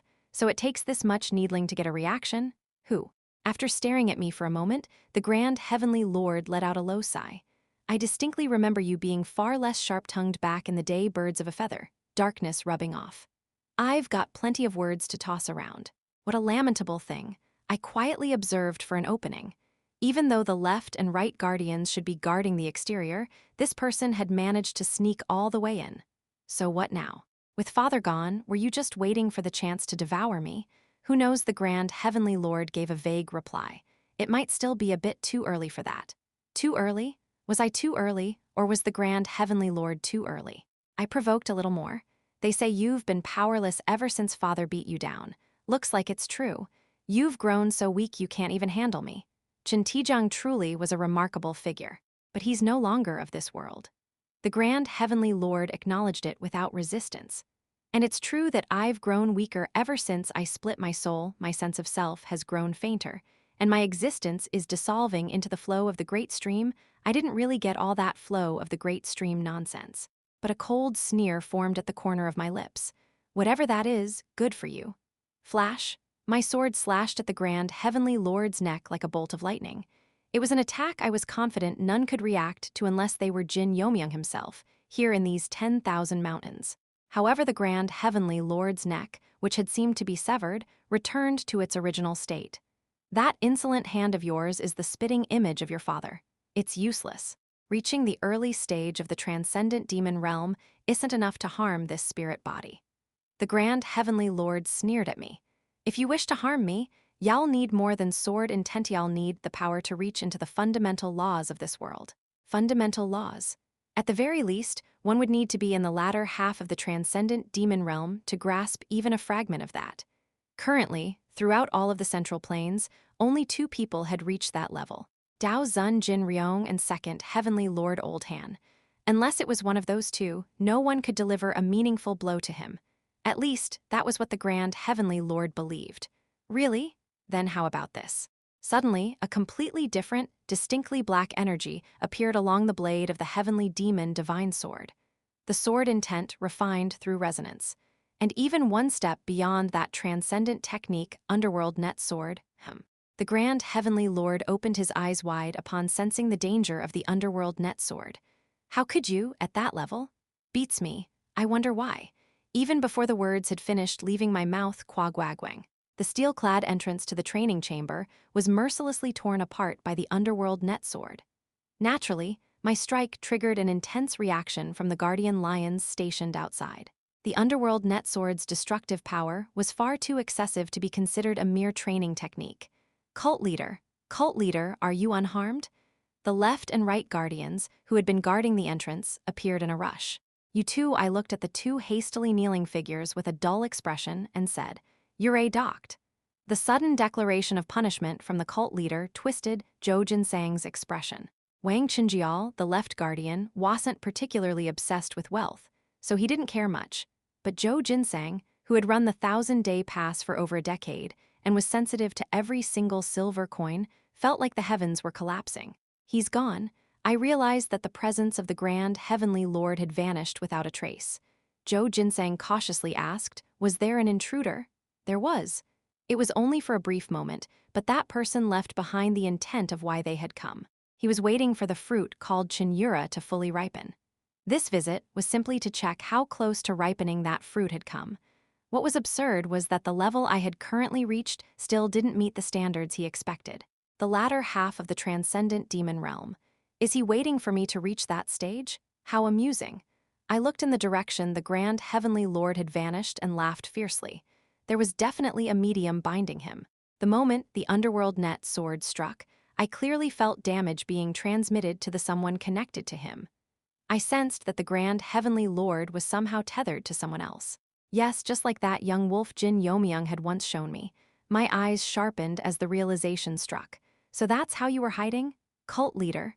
The two guardians looked up at me with puzzled expressions.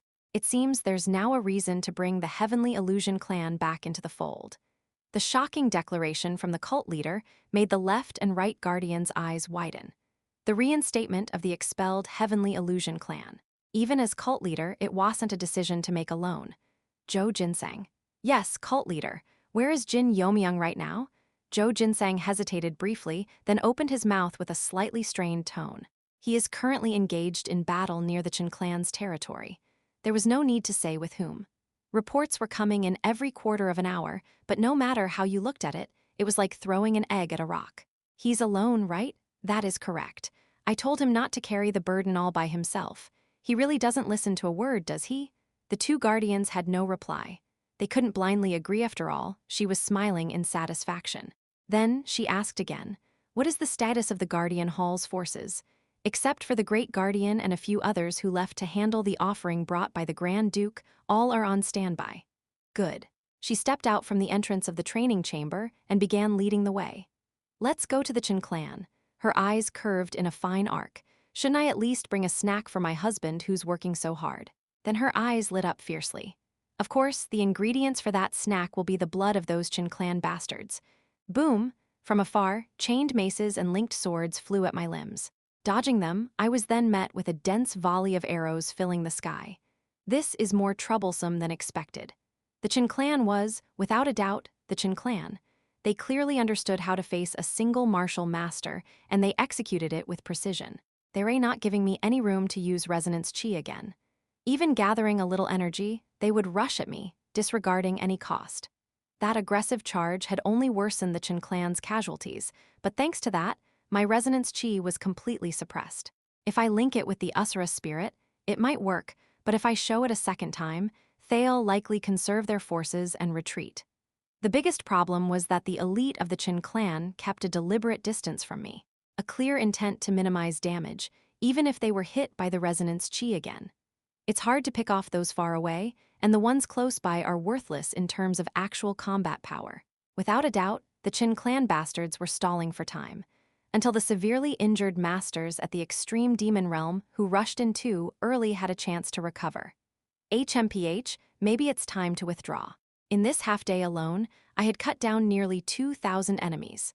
The problem was, even more were pouring in from everywhere to support the Chen clan more than I had cut down. The number had clearly surpassed 10,000. I still have plenty of internal energy and stamina left. But if other masters at the extreme demon realm joined while I was distracted, I could be overwhelmed even in a direct clash. With Jin Gunak and the Saber Demon nearby, securing a retreat route should be possible. Still, even if I retreat, I stared directly at the Chen clan elders glaring at me from atop the outer wall far away. Especially fourth elder. "UI will kill you before I leave." The one who would pose the greatest obstacle to Jin Yeomyung's rise as clan leader of the Chen clan. It's the Asura spirit. As crimson smoke erupted from my entire body in an instant, the martial artists recognized it and shouted in shock. Change our response strategy. Deploy the Sea of 10,000 blood explosions formation. No matter who he is, no one can overcome sheer mass. All around, formations began converting internal energy into pressure. The martial artists attacking me were soon pounded to the ground, their bodies a mess of blood. It was the backlash from the formation's sudden activation.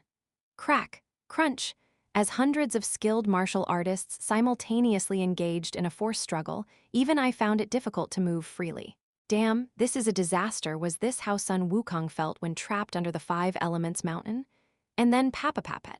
In an instant, the heads of dozens of martial artists forming the Sea of 10,000 Blood Explosions formation went flying through the air. And that wasn't all. Suddenly, I saw familiar Guardian Hall martial artists rampaging across various parts of the enemy camp. That could only mean one thing: you work non-stop, without eating, no wonder you've got no energy. Before I realized it, she approached me, holding someone's severed head. Were you trying to make this lady a villain who starves her own husband? I rolled my shoulder, now noticeably lighter, and let out a chuckle. Of course not. Chapter 385. Declaration of War, 1 4th Elder. What in the world is going on? Cult leader. Where on earth do you see a cult leader here? The sudden hesitation of the final authority figure naturally drew everyone's attention. But 4th Elder stared intently at Jin Yeomyung, who was rampaging on the battlefield, paying no mind to what others around him were saying. Before long, he reached a conclusion. Right, that can't be. No matter how skilled that bastard is, comparing him to the previous cult leader, I must have lost my mind for a moment. 4th Elder unconsciously wiped his forehead with the back of his hand. He felt the wet sensation of cold sweat on his skin. If it really were him, we'd all be dead by now. Of course, no doubt. Thud, as if to shake off something, 4th Elder slammed the rampart railing. I'll take him down here. Don't even think about letting him escape alive. We've been waiting for you to say that. The other 7 elders responded with brightened expressions and followed 4th Elder's command. 4th Elder was a brilliant strategist and not a fool who would ignore what was happening right before his eyes. He instantly estimated Jin Yeomyung's martial level and crafted an appropriate strategy. You won't believe it, but that bastard is a level above the sword demon or saber demon. Conserve your main forces and push forward the scapegoats to exhaust his strength.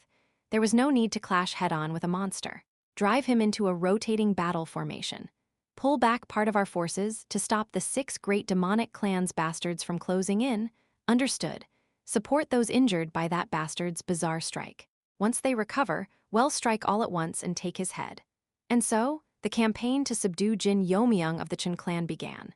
Under 4th Elder's command, the Chen clan sent in their allied clans instead of their main forces against Jin Yeomyung. They also mobilized units specialized in long-range attacks to thoroughly exploit any gaps. However, even after 1-2 hours passed, the situation remained unchanged, and the expressions of the Chen clan's elders began to distort. He doesn't tire at all. His internal energy, stamina by now, one of them should run dry as the sun crossed midday and began to tilt westward. It was the Chen clan's side that grew increasingly anxious. It seems we've underestimated the fact that he's from the demonic heavens Jin clan. No matter how great a master one was, there were always limits to concentration. If you relentlessly pressed and searched for an opening, sooner or later, a blind sword or stray arrow would strike a vital point. And then, it would all collapse like dominoes. Even the most unbreakable fortress-like Supreme Masterants wounded would crumble rapidly. Fire, papatatat, hundreds of arrows filled the sky and rained down upon the earth. Among them, one powerful shot infused with Siggy, strong enough to pierce through stone, struck Jin Yeomyung in the thigh. However, thunk, the arrow bounced off, unable to penetrate Jin Yeomyung's body due to some form of resistance. Naturally, the other arrows met the same fate. Chen He, master of the Bloodfire Heavenly Bow Unit and commander of the 34 Demon Squad's first seat, ground his teeth. Why the hell don't arrows work on that damned bastard? Even if he was from the demonic heavens Jin clan, there had to be a limit. At the very least, he should been bruised if not wounded, yet there wasn't even a mark visible. Sea Commander, what should we? What do you mean what? Fire until we run out of arrows. Whether it's his eyes or his damn balls, a human body has to have a weak spot somewhere. Does he really have a weak spot? The Bloodfire Heavenly Bow Unit and other long-range sniping units targeting Jin Yeomyung all harbored the same thought. Time passed. F-whoop.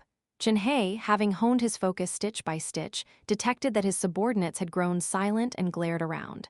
Those bastards, just because they fired once, they think they're done. I swear, I'll put them through hellish training again. Chin-hae couldn't finish his sentence. Because standing before him now, alongside the bodies of his dead subordinates, was a giant man with a face like a dried jujube. Left Guardian. Chin-hae immediately recognized who he was facing, and instinctively drew his bow toward Left Guardian Wang Chinjial. But from the moment he had let his guard down and allowed this much distance to close while distracted by Jin Yeomyung, Chin-hae had no way of surviving. Foolish, crack, Wang Chinjial's strike crushed Chin-hae's chest, killing him instantly on the spot. Those aren't those the Guardian Hall bastards. The unrest that began in the Bloodfire Heavenly Bow unit instantly spread across the entire outer force. But it was already too late. Wipe out all the traitors who stand against the cult leader. Understood. The Guardian Lions of the Heavenly Demon Pavilion, who had been waiting silently, began attacking the sniper units like crashing waves. The formation collapsed. Breathing broke down. Once a breach opened, they collapsed helplessly, just like those they had hunted before. And then, the figure who decisively shattered their morale appeared. See cult leader, it's really the cult leader.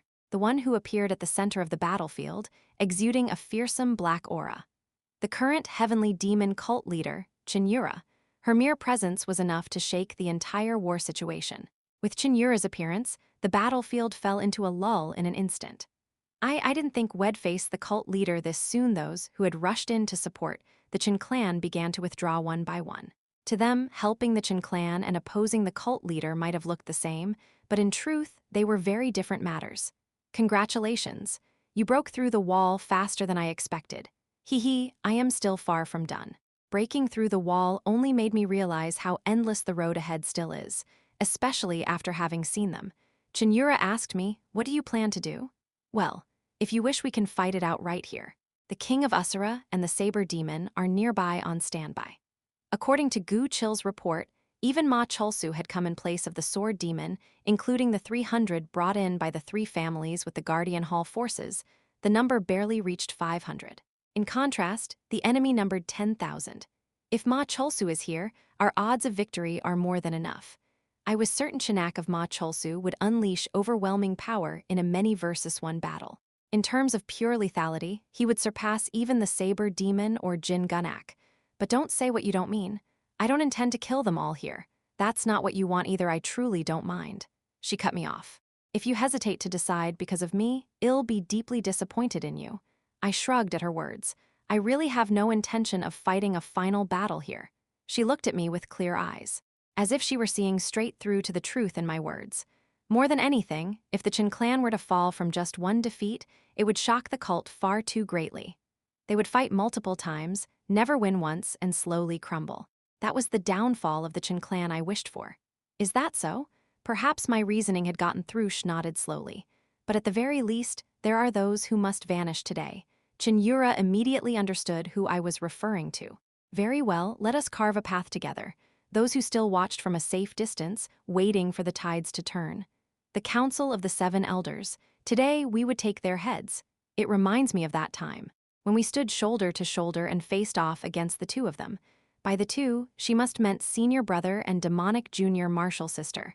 Let's go. If you dawdle like a slug, I'll go cut their heads off first. Fine. Cheon Yura and I launched ourselves forward in unison, as if our hearts were perfectly aligned. What is this? Has the cult leader gone mad? She truly means to see the Cheon clan destroyed. The 5th, 6th, and 7th elders who had joined the battle shouted in outrage at the two charging figures. But the anger quickly subsided with 4th elder's next words. Prepare yourselves. What do you mean? They will, without fail, reach us. At the moment, Cheon Yura and Jin Yeomyung stood shoulder to shoulder and looked this way. 4th elder saw that again. The one who had briefly vanished, the remnant of the former cult leader. Esryang. 4th elder drew his sword from his waist. Fu, 4th elder? 4th elder, once the Cheon clan's most outstanding swordsman, hadn't drawn his sword in years. Since the moment he joined the Council of the Seven Elders, there had been no one in the Cheon clan who dared to challenge him. Even now, it was the same. Around him stood hundreds of peak and supreme peak masters ready to protect him. To the elders, the idea that those two could reach this place seemed utterly implausible. And yet, 4th elder drew his sword. 4th elder, wouldn't it be better to retreat to the inner hall? As 5th elder and 6th elder exchanged glances, the youngest, 7th elder, made a suggestion to 4th elder. If the cult leader and the demonic faction lord truly possess the ability to break through all resistance and reach this place, would it not be wiser to retreat and plan for another day? We are many, and they are few. Fourth elder was resolute, and though this is the outer perimeter, it is still Chin clan territory. HRMM, the two elders gave a loud cough in response to the implication. It's not as though we're facing all of the 6 great demonic clans on the battlefield. If we were to retreat to the inner hall just because of those two, what would our allies think of the Chin clan? Fourth elder's gaze remained fixed straight ahead. They were coming. From afar, the 2-1-man, 1-woman were approaching, sweeping aside the Chin clan's masters as if clearing obstacles from their path. Countless spears and blades rained down, arrows and chain maces flew, yet not a single one touched the pair. Watching this, fourth elder bit his lip hard. I misjudged. To kill them, we should have mobilized not only the Chin clan's power, but also the strength of them. To those two, numbers held no meaning. Only today did fourth elder fully realize that fact. More than anything, even if we were to die here, we have insurance in place for such a case. Death.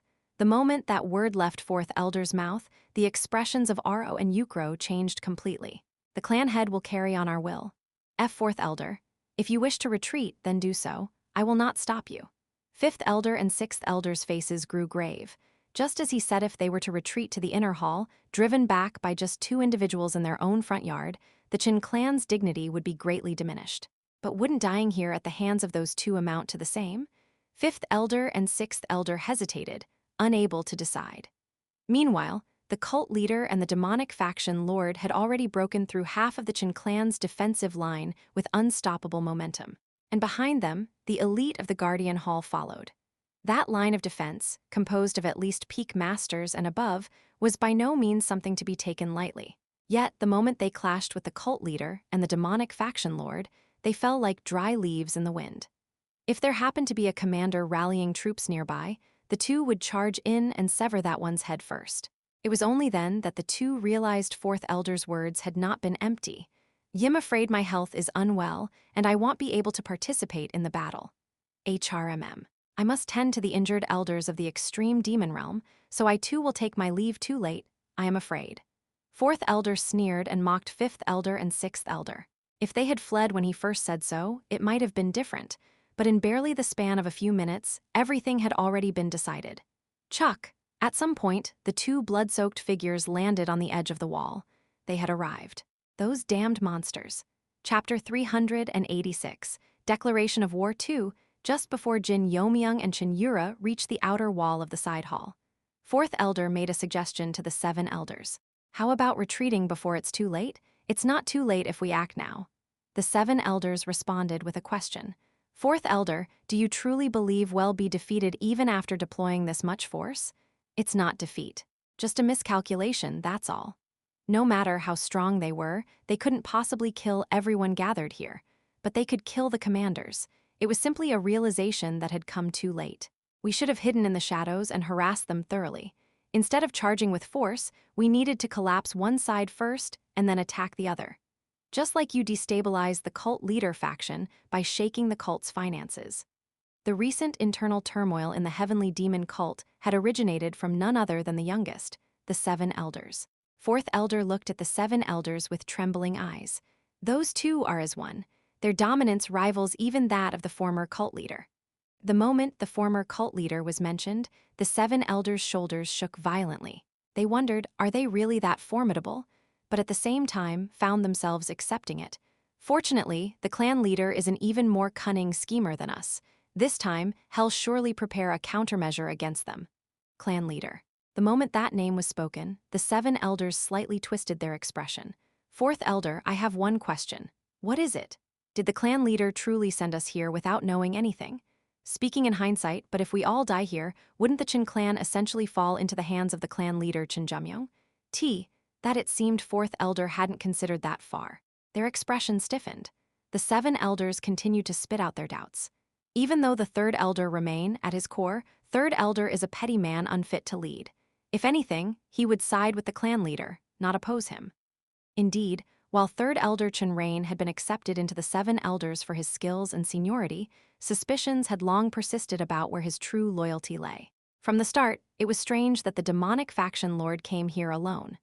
Though some of this was hindsight, the 7 elders shared their suspicions with 4th elder. If those two truly possess the absolute authority befitting a former cult leader, just as you said, and if Jin Yeomyung had known that in advance, then isn't it possible that he deliberately threw us into a death trap? Given the current and coming circumstances, it was a rather plausible theory, but 4th elder hesitated and denied it. That couldn't be. There's no way Jin Yeomyung would be that loyal to the current cult leader, but there's no need for him to openly rebel either. With his position as the Heavenly Thunder Corps leader, he's already close to being second in command under the current rule. 4th elder's mind began to cloud with confusion. Once born, doubt devoured all optimistic thoughts and swelled like a bubble. As some time passed, and 5th elder and 6th elder belatedly decided to retreat, Jin Yeomyung and Cheon Yura arrived before them.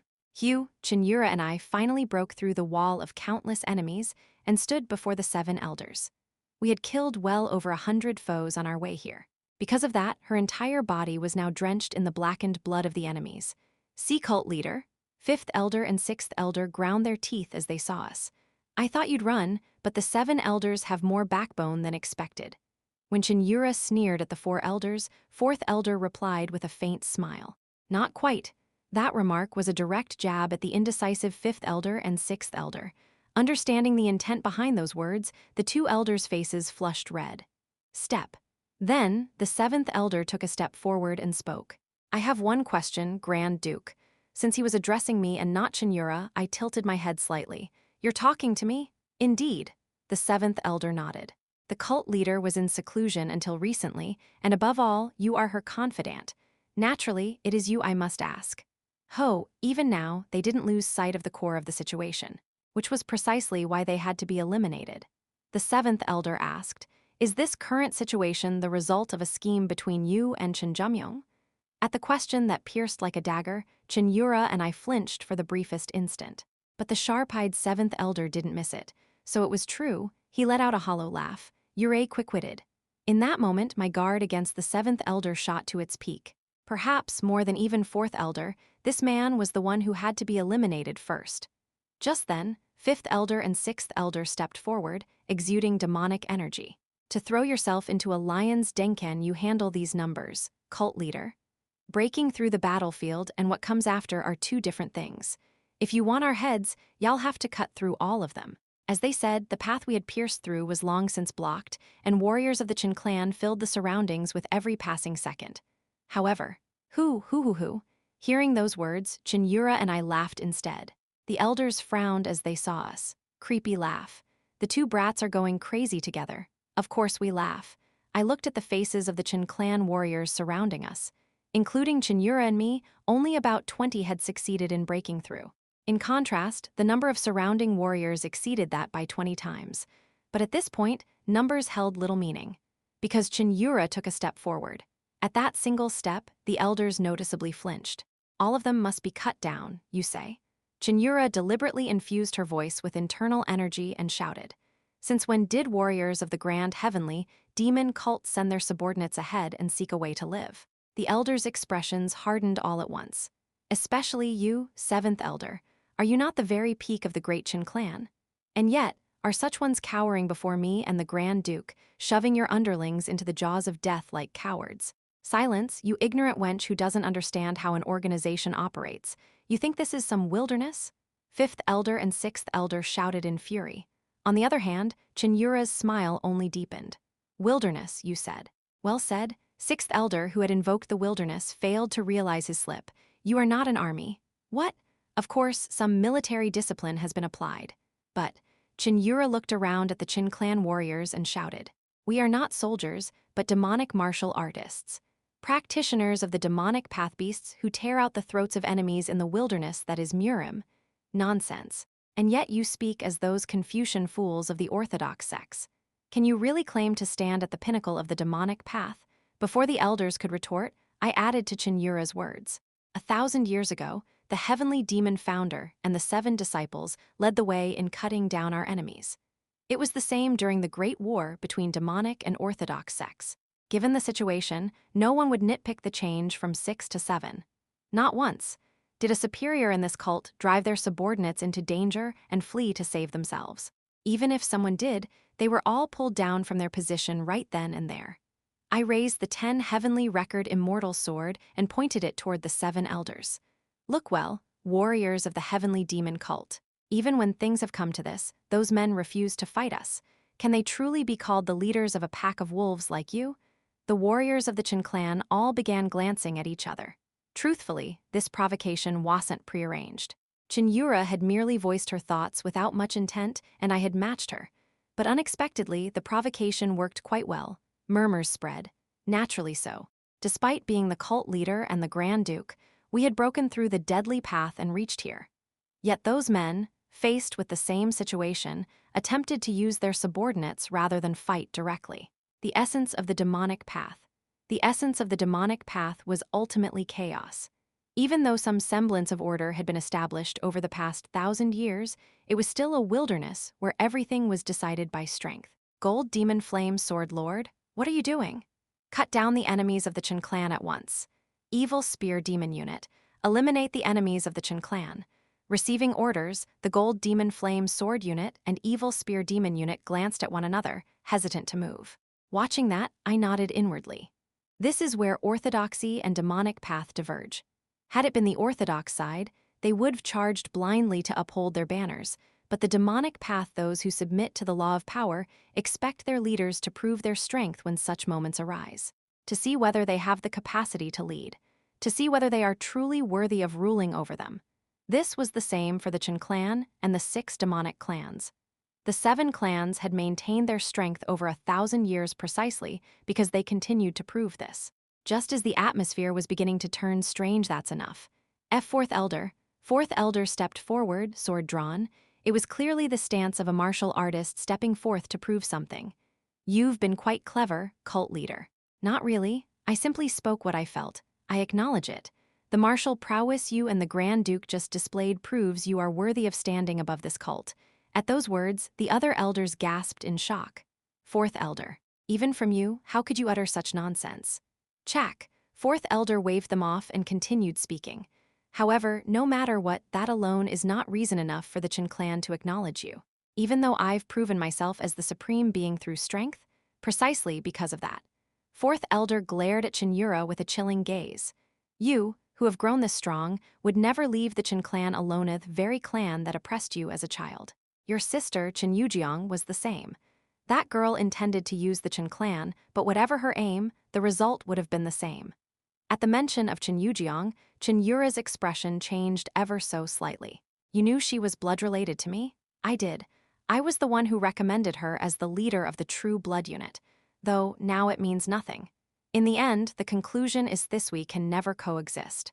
At this point, it no longer mattered who had started it. Either one side would be destroyed or one side would be subjugated. There was only one of 2 endings. Leaders of the 34 demon squads of the Cheon clan, hear my command. We accept your order. The leaders, who had previously rejected other elders' commands, gave proper courtesy to 4th Elder.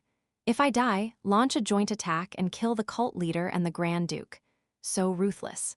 And it was all the more chilling, because this ruthlessness didn't stem from malice. A venom born of the willingness to cast aside anything in order to protect the prestige of the Cheon clan. As long as someone like that stood as Yura's enemy, she would never sleep with her feet stretched in peace. We accept silence, all of you. I silenced their mouths with a lion's roar infused with sword intent. Then I stepped forward, gently pushing Yura behind me. Since this is something I started, I'll be the one to finish it. All right. Even though she probably wanted to finish it herself, Cheon Yura backed off without protest. I faced 4th Elder directly and opened my mouth. Your claim that we cannot coexist is wrong. Wrong? No matter what nonsense you spout, under one absolute law, everything is forced to become equal. What do you mean by that? Instead of answering, I brought forth the power I had never unleashed until now. Kugagagung, the world trembled. Noit was more like it screamed at the arrival of something it couldn't withstand. The cult leader and I are of one heart and one mind. Some might see it as rude or overstepping my bounds. Her will is my will, and my will is her will. Thud. At the phenomenon that followed, everyone gasped in shock. Before us kneel, before the heavenly demon. Heavenly demonic divine art, heavenly demons, dominance. The moment I took the true stance, the world surrounding Cheon Yura and me began to turn pitch black. Chapter 387. Declaration of War. 3. Heavenly Demon's Dominance. This technique manifested in a completely different form from when it was used as a slash. But in essence, it was the same in that it tampered with the laws of the world. A martial artist from the Chin clan murmured as he watched the rapidly transforming world.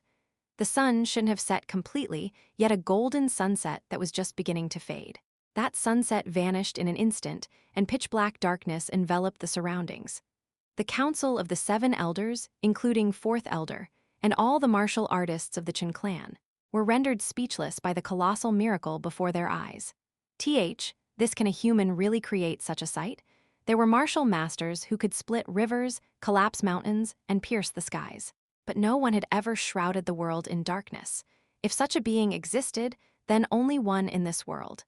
The heavenly demon, everyone's gaze naturally turned to the being who had brought forth this miracle. And the one who now stood at the center of their attention, damn it. This is so hard I could die. He was desperately maintaining a dignified expression, enduring to sustain this phenomenon.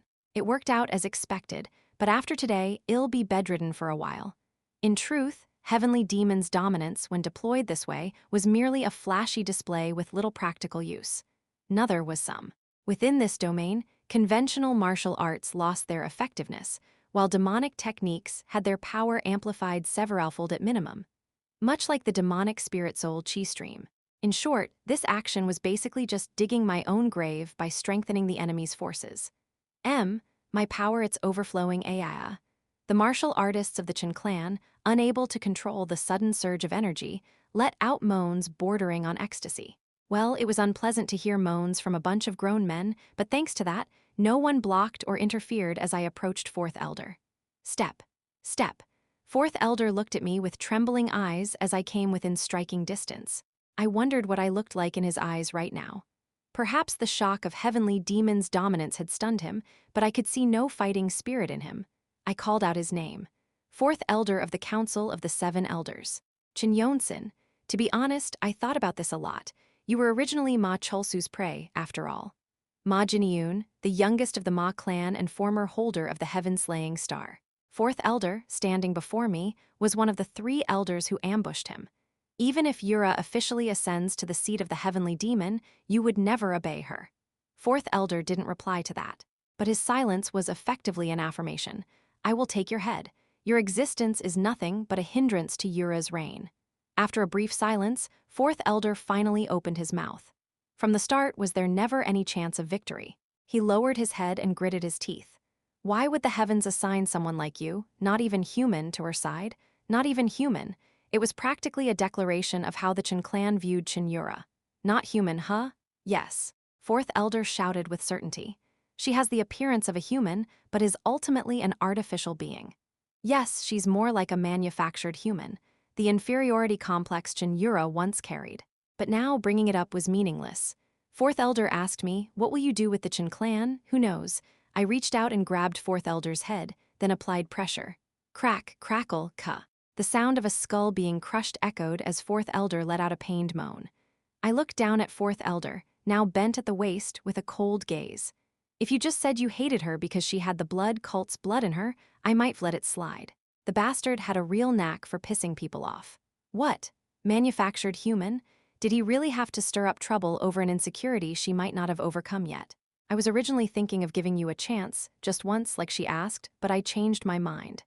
Gahaak, anyone in the Chin clan who thinks like you will be slaughtered to the last. If the entire Chin clan harbors such thoughts, it'll destroy them all. Grand Duke, more importantly. I grit my teeth as I looked at the horns slowly emerging from 4th Elder's temple. A piece of trash who sided with those freaks to become something beyond human dares speak the word human? Watching him begin to transform into his awakened body in desperation made his words all the more laughable. Crack. I shattered 4th Elder's skull and killed him on the spot. A death too empty to call him an extreme demon-level martial artist. I looked down at 4th Elder's corpse as brain matter dripped down. Thanks for transforming into an awakened body on your own. No matter how favorable the atmosphere, under normal circumstances, I couldn't have crushed his skull. But heavenly, demonic, divine art, in and of itself, was a natural counter to the awakened body. Transforming into it in this space only weakened one's own power. 4th Elder, It can't be with 4th Elder de facto leadering so emptily, the atmosphere grew impossibly heavy. Despite their overflowing power, the martial artists of the Chen clan didn't dare come at me. All of you please wait a moment, Grand Duke. I slowly turned my head toward the familiar voice that rang out from the distance. A handsome man with refined features, dressed like a scholar. Lord, Lord, 5th Elder and 6th Elder's faces lit up with joy at the arrival that seemed like salvation itself. Well now, you've stirred up quite the scene in a very flashy way. Jin Yeomyung, who was to be inaugurated as the clan leader of the Chen clan, appeared before me with 3rd Elder Chen Rain in tow. Shanxi Province, Xi'an, residents of the Black Lotus Union. The Gongdong and Mount Hua Alliance, nearly on the brink of annihilation due to the betrayal of the Zhongnam sect, was saved at the last moment by the sudden appearance of the Black Lotus Union. Thanks to that, the Black Lotus Union was treated with a certain degree of formality upon entering Xi'an, and they were allowed to reside in one of the most prestigious areas of the city. Even within that, the top floor of the most luxurious pavilion restricted only to the highest-ranking executives. My waist, my waist. From that place, a woman's wailing shriek rang out every day. Yuna. Right there just a bit more, oh, that's it. Stop talking like some creepy old man. Smack! Yun lightly smacked Beek Sanga's thigh in response to her continued whining while applying ointment to her back. Ah! It was a light touch with no internal energy behind it, but Beek Sanga screamed as if she had been stabbed with a red-hot iron skewer. It hurts. I said it hurts. Her shrieks were unbelievable for someone said to be a peak master-level martial artist. Yun clicked her tongue at the pitiful state of the senior she once respected. Shouldn't you have recovered by now? It's been a whole month already. Beek Sanga trembled all over while desperately hugging a pillow. I can't help it. Both I and Master So, our chi and blood are completely twisted up. We can barely move him. My entire nervous system has become too sensitive. So don't touch Erghyag. She was already reacting on her own without being touched. Yun sighed and turned her gaze toward the bed next to them. There lay Sochin, completely wrapped in bandages, lying motionless. The physician said it wasn't life-threatening, but that doesn't mean the internal damage just disappears. Well, true, his dantian wasn't shattered, and most of his external injuries had already healed. The bandages were merely a cover Sochin's strong will to rest manifested in physical form. The problem was, it had been an entire month of this, and for Yun, it was frankly exhausting. They say a few jars of wine stored in the underground cellar for the subordinates suddenly went missing flinch. At those words, Sochin's shoulder twitched slightly, but he showed no other reaction, so it really is an act. It wasn't the first or second time, and Yun had more or less given up by now. She changed the subject. The Heavenly Demon Cult has contacted the main branch of the Black Lotus Union. They're asking for detailed information about the recent battle. The Heavenly Demon Cult? Which branch? Even if it was from the same sect, the answer she had to give would change depending on the sender. The Heavenly Demon Pavilion. Knew its young Master Jin. Well, no other faction would be interested in external matters like this. Beek Sanga sighed and hugged her pillow again. What's with the sigh? Just tell them the truth. I'm just worried it might cause unnecessary concern. Besides, those two are probably neck-deep in internal conflict right now. You're so uselessly kind. Foolish, no, not quite. Though still as wild as ever, her nature was thoroughly good-hearted. Hard to believe someone like her still hasn't found a partner. She stared sharply at Sochin, who still lay there with a look of ease, as if without a care in the world. I was holding out a bit of hope, but there's no way I could hand her over to that. A good person, but not quite a complete person. It sounded odd, but that was her own evaluation of Sochin. The front line remains in a lull. Since then, the evil overlords of heaven haven't made any notable moves. However, she gently bit her lip. That monster that fought with my sister and master, Sochin, that will be the real variable. The monster with black wings that suddenly descended from the sky Gungi. Beek Sanga and Sochin fought an overwhelming battle with that monster for a time that didn't even amount to a full ding. The fight was so intense that, despite it taking place in the middle of the battlefield, almost no one actually witnessed Gungi. At Yun's words, Beek Sanga shook her head. At the very least, that thing won't show up again on this battlefield. That's a relief if true. More than that, I still can't shake what it said before disappearing. Yun recited the words she had heard a month ago. The minions of evil shall awaken? Yes. Gungi, who had driven both Baek Sang-ah and So-chin to the brink of death in less than a ding, had suddenly halted his assault. Time is up. That was a delightful fight. To think that warriors like you still exist in such a declining age. Soon, the minions of evil shall awaken. I hope you manage to survive to the end. Leaving behind those words, Gungi had vanished without a trace. And once Gungi disappeared, evil overlords of heaven lords, Lee Jae-sung, for some unknown reason, also ceased fighting and suddenly withdrew.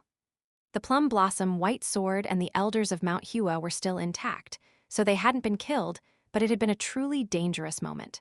"Unnie, what did that even mean?" Jegul-yoon's question never reached completion. Knock knock. "Yeonju, are you in?" It was Yeo-myung, working as one of the 3 armies of the Black Lotus Union. "We've just received an urgent report from Hyol-yi's side." Seeing Yeo-myung's grave expression, Jegul-yoon's face hardened. "Don't tell me, has evil overlords of heaven begun their advance?" "No, that's not it." The information Yeo-myung brought was, in fact, closer to good news. The Murim Alliance has finally begun to move. "Is that so?" "That's a relief. We might finally get a breather, but there's a problem." With Yeo-myung's next words, not only Jegul-yoon but even Baek Sang-ah widened their eyes. The Murim Alliance has declared war not on evil overlords of heaven, but on the heavenly demon cult. What did you just say? Chapter 388. Declaration of War 4, the Murim Alliance's declaration of war against the heavenly demon cult. In response to this unprecedented situation, the military advisor Jegul-yoon reacted like this. Has the alliance leader gone insane? That she would utter such an unspeakable remark only underscored how absurd the matter was. "Yuna." Baek Sang-ah glanced at her with a worried look. If her own flaw was her violent actions, then Jegul-yoon's problem was her venomous mouth.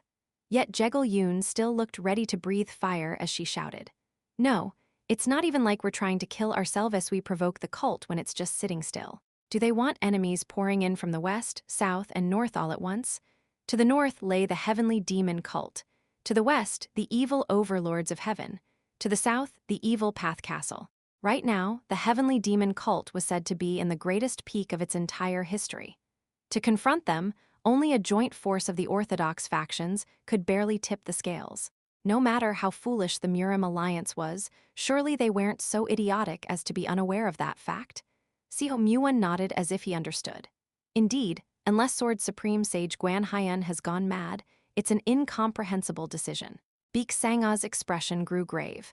She knew of Murim Alliance leader Gwan Hyun's dual identity, and she had also heard about the pact he had made with Jin Yeomyung. Betrayal? No, that can't be it. Once someone turned their back on an organization, there was no going back.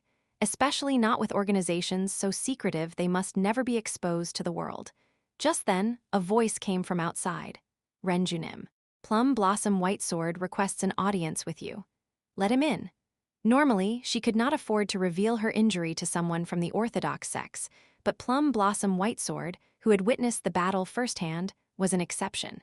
Moreover, since the Mount Hua sect had been betrayed by the Jongnam sectan ally of the heaven-defying society, the risk of betrayal here was relatively low.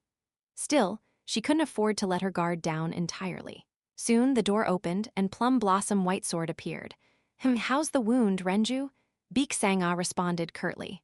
So. Her curt reply made Plum Blossom White Sword's face darken slightly. "You must have heard the news." "Indeed, thanks to that, my head's still ringing from the blow." Plum Blossom White Sword let out a sigh. "If I may offer a defense, this wasn't the will of the alliance leader."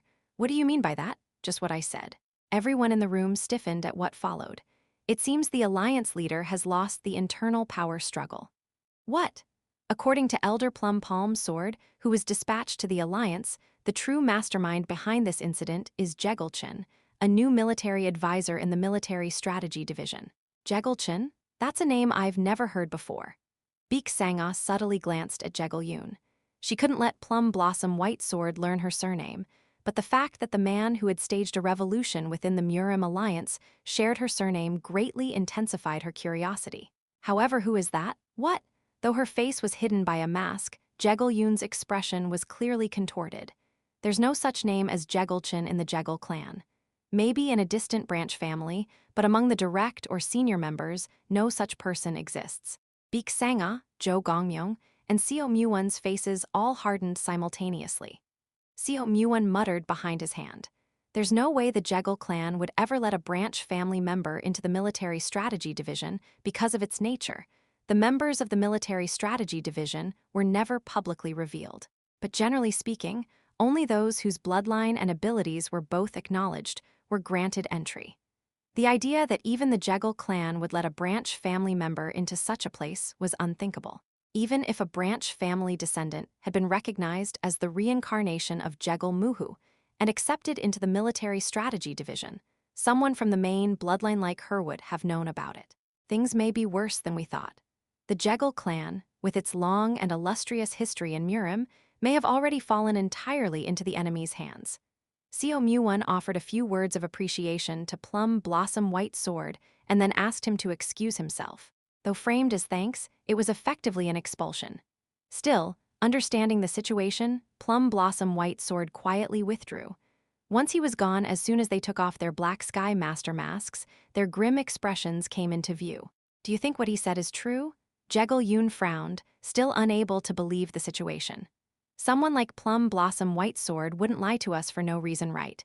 She lowered her head, disheartened at Yeo-myung's words. Plum Blossom White Sword Jo Gongmyung was a renowned Orthodox master, a name recognized even among the 8 armies. There was no real reason for someone like him to tarnish his own name with a lie. What I don't understand, Isho, did Guan Haiyan fall so easily? Guan Haiyan's resourcefulness was fairly well known among the wisest minds of Murim. There's every possibility it's true. At that moment, Beek Sangha spoke in a low voice. If they're involved. Yeo-myung had originally had nothing to do with Murim's underbelly. But after being entangled with the incident at the Southern Yuga Yongsan, he had come to learn parts of the truth. There are collaborators hidden throughout the Orthodox factions. The Jongnam sect was one, and even the Mount Hua sect was once their ally. Yeo-myung nodded. If what Renju says is true, and half of the 5 great clans of the 9 Orthodox sects are under their control, then replacing a single alliance leader wouldn't be hard at all. There are 2 problems we face now. Beek Sangha concisely summarized the situation. Yoon, you take charge of investigating the Jegal clan. Dig into the identity of this Jegal Cheon thoroughly. Understood. Military advisor Seo, please take charge of the Murim Alliance. We must determine whether this stops at a declaration of war or if they truly intend to mobilize troops toward 10,000 Mountain. Monitor their movements constantly. Leave it to me.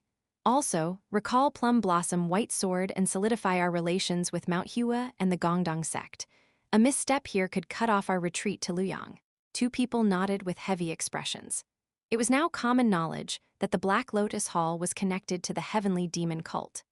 However, with the Murim Alliance declaring war not on the evil overlords of heaven, but on the heavenly demon cult, the Black Lotus Hall who had arrived under the pretense of aiding the righteous sects was now placed in a rather ambiguous position. In the worst-case scenario, we'll be surrounded by enemies from both sides. If we misread the situation even slightly, we'll be crushed to death. If the Murim Alliance truly intended to strike the heavenly demon cult, there was no way they would overlook the Black Lotus Hall, which lay directly in their path. Beek Sangha, who had been suddenly caught in this downpour, furrowed her brow lightly. It would have been nice if at least the evil overlords of heaven had been dealt with. If the evil overlords of heaven had been firmly repelled, they could have turned their forces toward Luoyang without any burden before the Murim Alliance took any action. And then it happened. Should I take care of that? So-chin, who had until now neither moved nor spoken, suddenly opened his mouth. How? Beek Sangha felt a strange, ominous foreboding in that instant. Snap, crack. The bandages wrapped around So-chin's body suddenly began to tear and fall off. I'll go assassinate that evil overlord. He looks like someone I could manage. Everyone in the hall gasped at his words. Are you insane? Even if he was more free to move than Beek Sangha, the wounds on So-chin's body hadn't disappeared. More than anything was talking about the evil overlord. It wasn't as if they were facing each other one-on-one on the battlefield. He was proposing to infiltrate a camp guarded by hundreds, even thousands, of masters just to take the head of its commander. Not even the greatest assassin in all of history could pull that off. Crack, crack. As he loosened every joint in his body, So-chin spoke. Well, my body's been feeling a bit stiff anyway, and it seems like a good time to put Yeo-myung's words into practice. Young Master Jin's words? What are they? So-chin looked at Beek Sangha with an indifferent gaze. Yet deep within that gaze, an unexpected emotion flickered faintly. They say a man should show himself when he's capable. To the one he wants to prove it to, he seemed to have muttered something in the middle, but it was so quiet that it was even harder to make out than a whisper. What are you even saying anyway? I'll be back. Just as Sochin threw open the window of the 10th floor pavilion and was about to leap out to catch him. Still barely able to move, Baek Sang-ah shouted toward the others. Yeo-myung, whose martial arts were relatively inferior, reacted a beat too late, but Yeo-myung of the 10 talents responded swiftly to her command. Whoosh! The fan in his hand lunged straight for Sochin's vital acupoint. But SSSSSH? Sochin evaded every one of Yeo-myung's techniques with movements so fluid, it was hard to believe he was even injured. He had always known Sochin was strong, but for his technique so close to the transformation realm not to even graze him. In the blink of an eye, Sochin dismantled Yeo-myung's technique and vanished as if swallowed by the air. It was Sochin's signature transcendence technique, 10,000 forms of the supreme ultimate. What? Young Master Sochin? Hey, get back here right now. Baek Sang-ah shouted at the top of her lungs, but the vanished Sochin did not return. Seriously, ever since he learned from that damn bandage master, he's been harder to control than ever. She pressed hard against her temple, clearly suffering from a migraine. And then Yeo-myung, who had never taken kindly to Sochin, stared at the spot where he had disappeared, his gaze filled with something unidentifiable. Breaking through the darkness of Heavenly Demon's dominance, Jin Yeomyung appeared with Third Elder Jin Rain. The clan leader, Heavenly Thunder Corps leader. Many were unexpectedly shaken by the appearance of Jin Yeomyung. His rise to clan leader had originally been a unilateral decision by the Council of the 7 Elders and the man behind them. Jin Yeomyung had never truly reflected the unified will of the entire Jin clan. Of course, 5th Elder and 6th Elder, who were just a step away from following the late sorrow and death, wore faces full of relief. Each time Jin Yeomyung approached me, the tension within the hall heightened to the extreme. And at the peak of that tension, Jin Yeomyung finally opened his mouth. You've run amok enough. How about stopping now? Stop. Should such bloodshed happen right before I ascend as the new clan leader of the Jin clan? I curled my lips in mockery and sneered at him as much as I could. And if I don't? Jin Yeomyung let out a smirk and spoke as if reading from a primer. As the new master of the Jin clan, I should put a stop to your tyranny, demonic faction lord. Fine, then go ahead and try. There was no further conversation.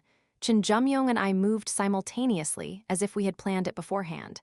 W8, that's it for negotiations. Third Elder, who had been observing the situation, shouted something, but we ignored him and launched palm techniques at each other with full force in midair. Kwagwagwang. A clash completely unlike anything before, truly, a battle worthy of the title among masters unfolded before the eyes of the Jin clan warriors. Oh, someone watching our clash exclaimed. They are evenly matched. Was the clan leader's martial arts always that strong? Just as they said, Jin Yeomyung's palm was in no way inferior to mine. It created a massive force of energy in midair. Papapapet. Jin Yeomyung and I exchanged countless palm strikes in midair, unleashing a fierce contest of palm techniques. Visually, at least, Jin Yeomyung's level of martial arts appeared to be on par with mine. What a spectacle. Cheon Yura let out a small, amused laugh as she observed us. Having reached the transcendent demon realm, she was clearly tracking the paths of our techniqueson like the others below our level. And then, at a certain moment, heaven-cracking great beast secret single technique, heaven-slaying chi reverse soul flame Jin Yeomyung, and I simultaneously unleashed distinct ultimate techniques in the air. The aftermath of those techniques, instead of neutralizing one another, began spreading in all directions. Get out of the way. A few individuals who recognized the devastating potential of the shockwave raining down like a meteor shower toward the earth began screaming at their surroundings. And as if by coincidence, the thickest of those shockwaves flew straight toward 5th Elder and 6th Elder, who were standing at some distance. Kwagwagwagwang, Chapter 389. Declaration of War 5, there wasn't even time to dodge. It was a perfect ambush. The combined collision of 5th Elder and 6th Elder's new forms with Jin Yeomyung swept me away in its aftermath. Kurarung, kurarung. With a thunderous crash, the ground collapsed and the outer hall's wall crumbled down. Kuog, the 2 elders caught in the wave vanished inward with a single scream. 5th Elder, 6th Elder. Their subordinates hurriedly tried to intervene, but they were vastly outnumbered. They had to do everything they could just to avoid being caught in the aftermath themselves. They are not dead. I clicked my tongue as I sensed their faint life force from within. They too must have accepted the power of the heaven-defying society, just like the other 7 elders.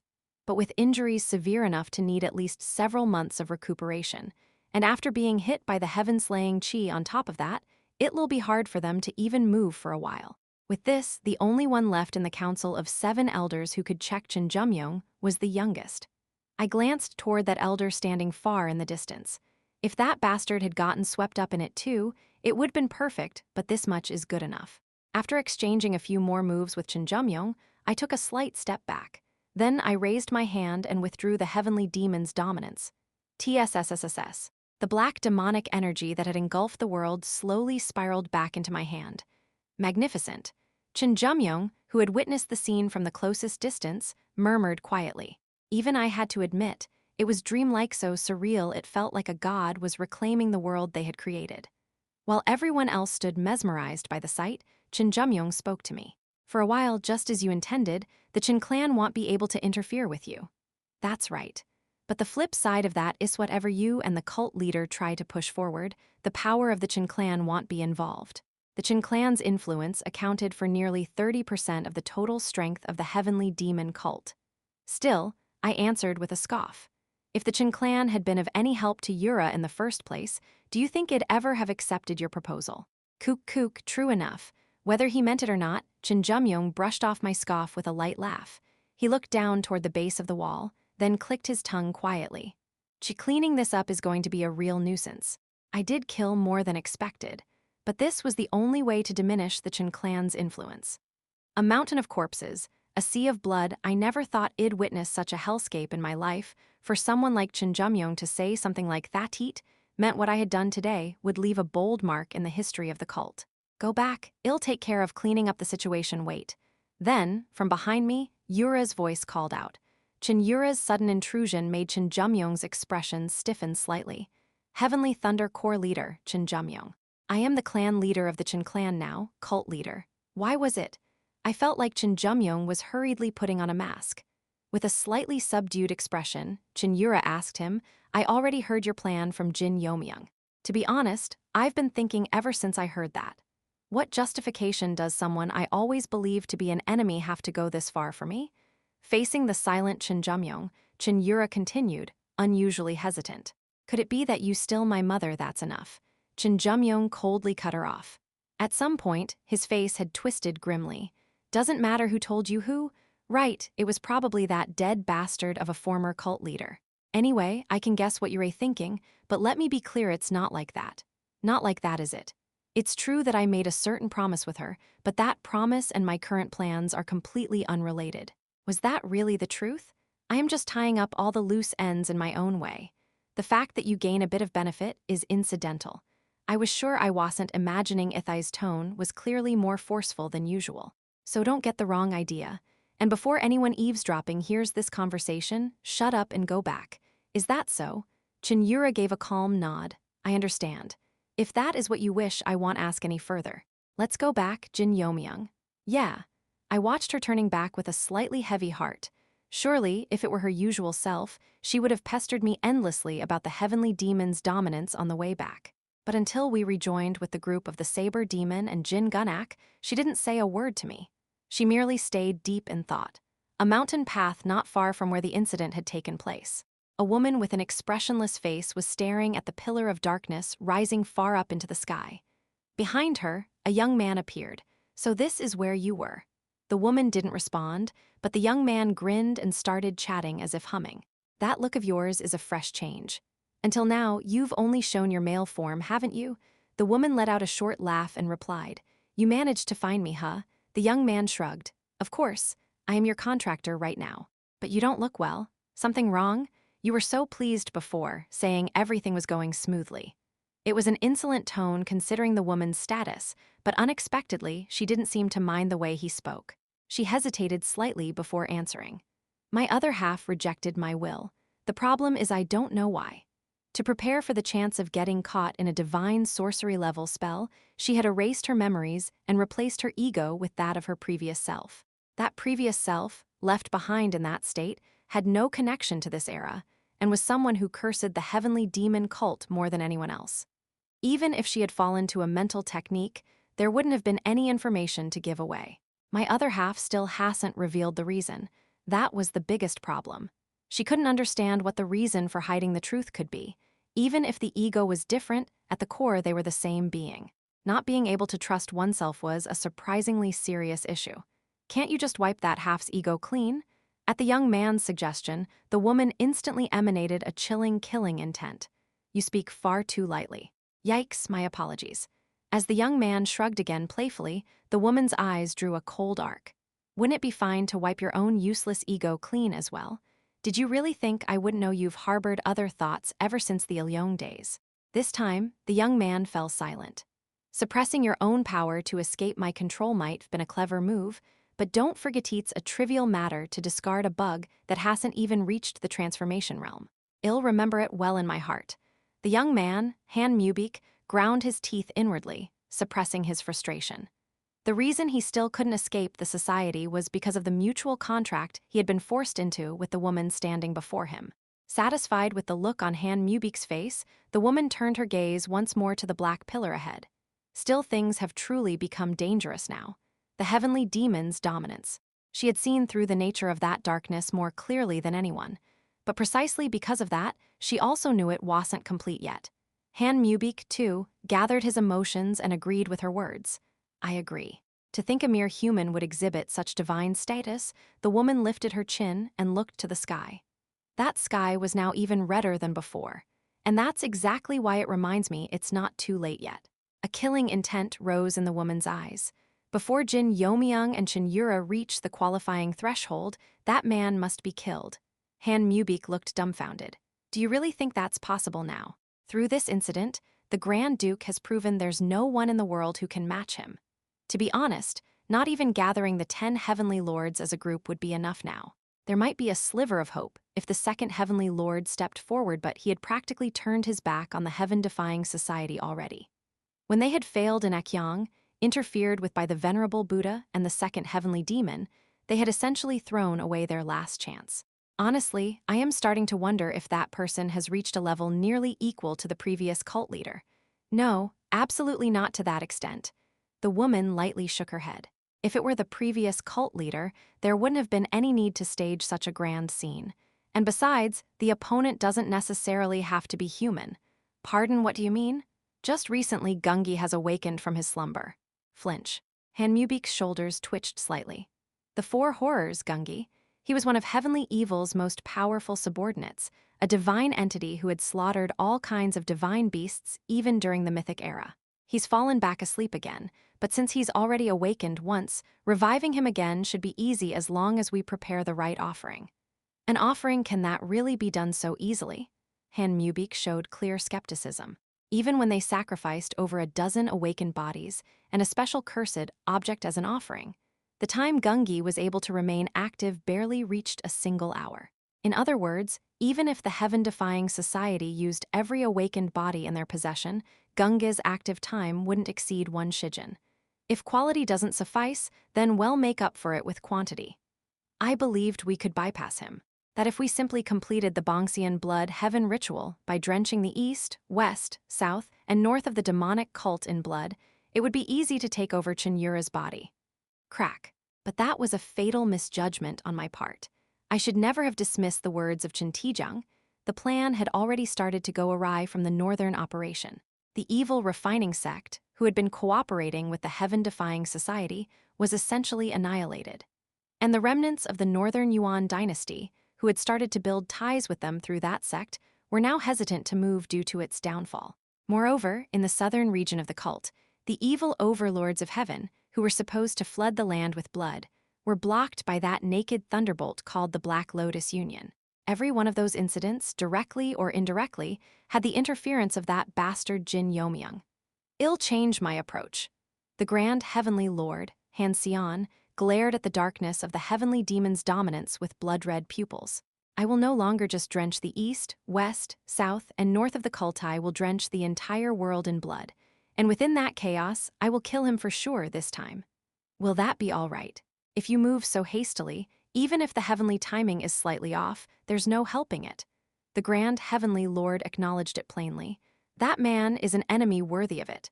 Now wasn't the time for hesitant thinking that involved taking losses. They needed to mobilize every available force, because that man had grown into an enemy worthy of that effort. The grand heavenly lord turned, not to Han Mubik, but somewhere else. Chinjuchen, integrate the Orthodox Alliance into the Murim Alliance. A thought wave response came from far away, and prepare for the great war of righteous and demonic. Although the grand heavenly lord had long since severed emotions like attachment and resentment, he still retained a lingering sentiment toward the group known as the heavenly demon cult. He had hoped to preserve at least its form until the end, if possible, but now, even that feeling was a luxury he could no longer afford.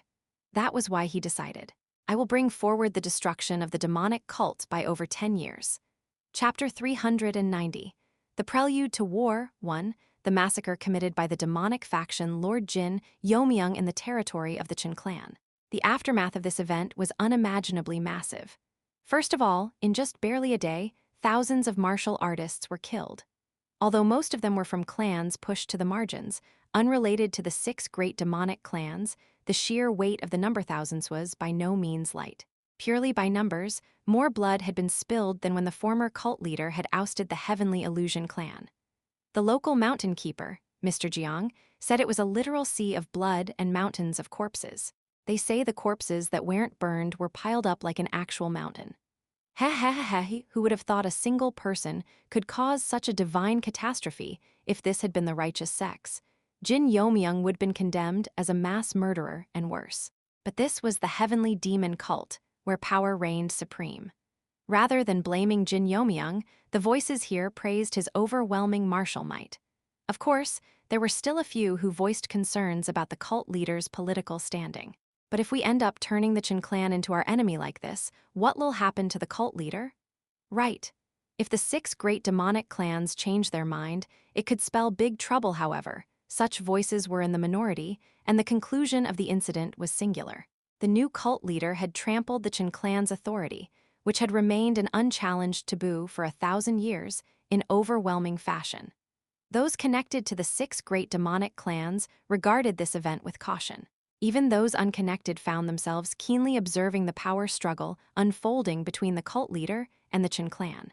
However, this power struggle that had set the 10,000 mountains ablaze cooled just as quickly as it had ignited. The reason was the arrival of an envoy from the Murim Alliance bearing a declaration of war. I am Guakho, known as the Celestial Sword of Judgment, here on behalf of the Murim Alliance. I come to see the cult leader of the great heavenly demon cult. A middle-aged man with a powerful impression slightly bowed his head toward Cheon Yura. Celestial Sword of Judgment, Guakho. He was, surprisingly, a master of the transformation realm who had not even entered the 8 armies. Looks like he's not from an orthodox sect or an established clan. Normally, to earn a place among the 8 armies, one must reach the transformation realm, but that also required the backing of a prestigious sect or clan name. Thus, there were cases where those listed among the 10 talents could not ascend to the 8 armies even after reaching the transformation realm. Yet what drew the attention of those present was not the name Celestial Sword of Judgment, but the word he had placed before it. Acting? That's right. I, Guakho, took the seat of acting vice leader of the Murim Alliance 3 months ago. Cheon Yura asked with a disinterested expression. So, what business does the Murim Alliance have with our cult? Please accept this. Guakho confidently pulled a scroll from a box and held it out in front of Cheon Yura. That insolent, many of those gathered in the hall frowned at his behavior. Regardless of his transformation realm level, his conduct before the cult leader of the great heavenly demon cult was far from proper. Bring it to me. One of the guardian lions received the scroll from him and offered it to Cheon Yura. She rolled her eyes over its contents. She bared her teeth and began to laugh. Kakakehehe, aha ha ha ha ha, rumble. The entire heavenly demon pavilion began to shake from her burst of laughter. Gasp. Guakho, directly struck by her pressure, was stunned.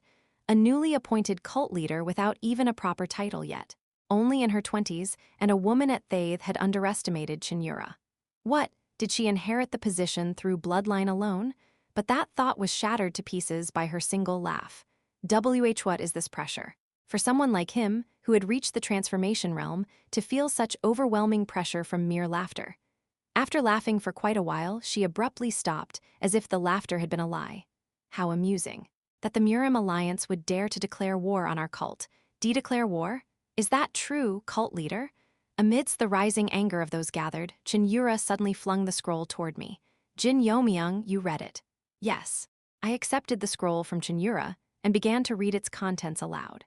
Having repeatedly invaded the territories of the righteous sects, spilling the blood of countless innocents, and offering no apology or remorse, your cult's heinous and shameless acts the Alliance can no longer stand idly by and shall mobilize all its strength to uproot the source of these evils. I narrowed my eyes as I read the final sentence. Signed, Acting Leader of the Murim Alliance, Cheon. Cheon? Sounds like someone from the Jegal clan, but who the hell is he? Even the participants in the hall tilted their heads at the name Cheon. Cheon Yura narrowed her eyes slightly and glared at the celestial sword of judgment. What happened to the original Alliance leader, Gwan Hyeon? The celestial sword of judgment felt an odd pressure under her gaze, but replied confidently. He was a petty criminal who abused the Alliance's power for personal gain and acted solely for the benefit of his own sect, Mount Wudang, whom the Elders' Council and the Council of Seniors of the Murim Alliance judged that former Alliance leader Gwan Hyeon was unfit for the role. They decided to expel him and appoint a new leader. At those words, Cheon Yura turned her gaze elsewhere. So they say, what do you think, Flying Immortal Hall Master? That is. The Flying Immortal Hall Master, who had received her gaze, lowered his head as cold sweat drenched his back. To not have grasped the Murim Alliance's situation until the new leader sent an envoy was, frankly, an offense that deserved decapitation on the spot. I beg forgiveness. Please kill me. Cheon Yura stared him down. That's not the kind of answer this cult leader wants, is it? He quickly responded. I had received reports from spies that internal power struggles in the Murim Alliance had intensified, but failing to confirm the change in leadership is an undeniable blunder. Please, I beg you, spare my life. She frowned briefly, then spoke. I'll give you one chance. Go and verify everything we missed. Why yes, cult leader. The Flying Immortal Hall Master immediately sprinted out of the Heavenly Demon Pavilion. To be honest, in any other situation, his head would flown right off. But because Cheon Yura understood the unique circumstances involving Gwan Hyeon, he narrowly kept his life. I see. A declaration of war sensing instantly that the Murim Alliance's situation had changed, she tapped the armrest lightly. But according to a recent report, Black Lotus Union helped the righteous sects in Shanxi to halt the advance of the evil overlords of heaven. Surely, the Murim Alliance didn't declare war on us without knowing our relationship with Black Lotus Union? Of course not. Then answer this. Recently, the evil refining sect advanced beyond Hubei into Henan. If our cult joins in, how do you plan to stop that? As if he had expected that question, the celestial sword of judgment smirked. An agreement has already been reached with the evil refining sect. What?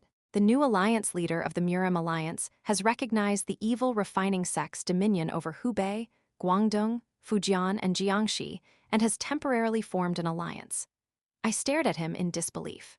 They called it recognizing dominion, but in essence, they had handed over everything south of the Yangtze to the evil refining sect. Regardless of the rest, the Jiangxi region should fall under Namchen's territory, shouldn't it? And Hubei province was practically Mount Wudang's backyard. We have no intention of making exceptions for sealed sects. That's for the Namchen 100 families to resolve themselves after lifting their isolation. Surprisingly, there was no flaw in the celestial sword of judgment's logic. That was because declaring a sect sealed was akin to announcing total withdrawal from all Murim affairs. It wasn't a decision one could make lightly. As for Hubei province, since Gwan Hyeon is from Mount Wudang, they'll use that as leverage. And negotiations are currently ongoing with the evil overlords of heaven as well. I'll say there's a high likelihood that it'll end on a positive note. The Murim Alliance, evil overlords of heaven, and evil refining sect united. I unknowingly muttered a single word. Murim Alliance of righteous and demonic sects, a nightmarish alliance I didn't even want to remember. The very alliance that had destroyed me in my past life was now being birthed again through the hands of my enemies. The celestial sword of judgment nodded. If all goes well, that's what it'll become. I stood from my seat and approached him. He curled his lips in disdain as if mocking my actions. Ha, just a pretty boy basking in the cult leader's glow. What can a pampered brat like you possibly does he see me as some kind of toy or concubine of Yura? I crushed his aura. What? Were you planning to humiliate me with some flashy symbolic move? I bound his entire body in place, using sword intent. My body. Although the celestial sword of judgment was a master in the transformation realm and tried to counter with his own intent, the gap in class was far too great, and his struggle amounted to nothing more than futile resistance. Realizing the level of my true strength, his eyes widened in horror. How can there be two monsters? Quack, I immediately extended my palm and covered his mouth. Don't raise your voice. A declaration of war, is it? For a short time, you prepared decently. I'll give you that. I looked directly into the eyes of the trembling man as I spoke. Which means, there's no reason to let someone like you live, is there? He frantically twisted his head and shouted. Why you would kill an envoy? Are you demons in human skin? Have you no concept of diplomatic decorum? Right here, isn't it written? I unfolded the scroll he had brought with his own hand, that we are demons. If I am a demon, then I should act like one.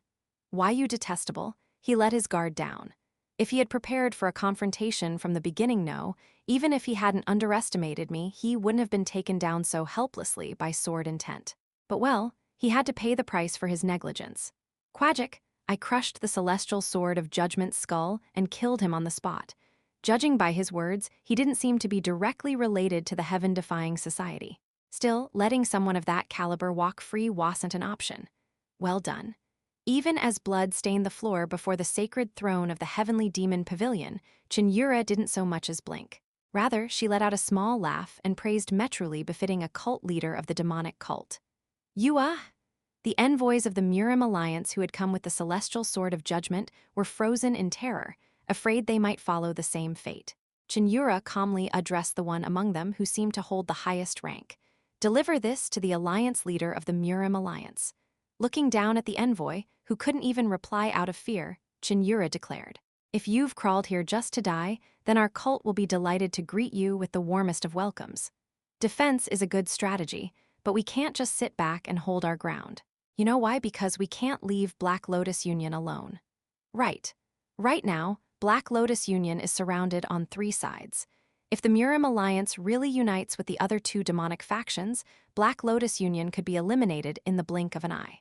We had Sochin and Beek Sanga on our side, but even they couldn't handle the overwhelming numbers alone. Above all, hadn't they suffered serious injuries in the last battle? Emergency report, cult leader. Just then, the voice of the flying immortal hall master, who had dashed out of the heavenly demon pavilion earlier, came from outside. What's the matter? His face looked so urgent that I feared bad news had come. But the information he brought us was something we never anticipated. It shifted the flow entirely in our favor. It brought us favorable winds.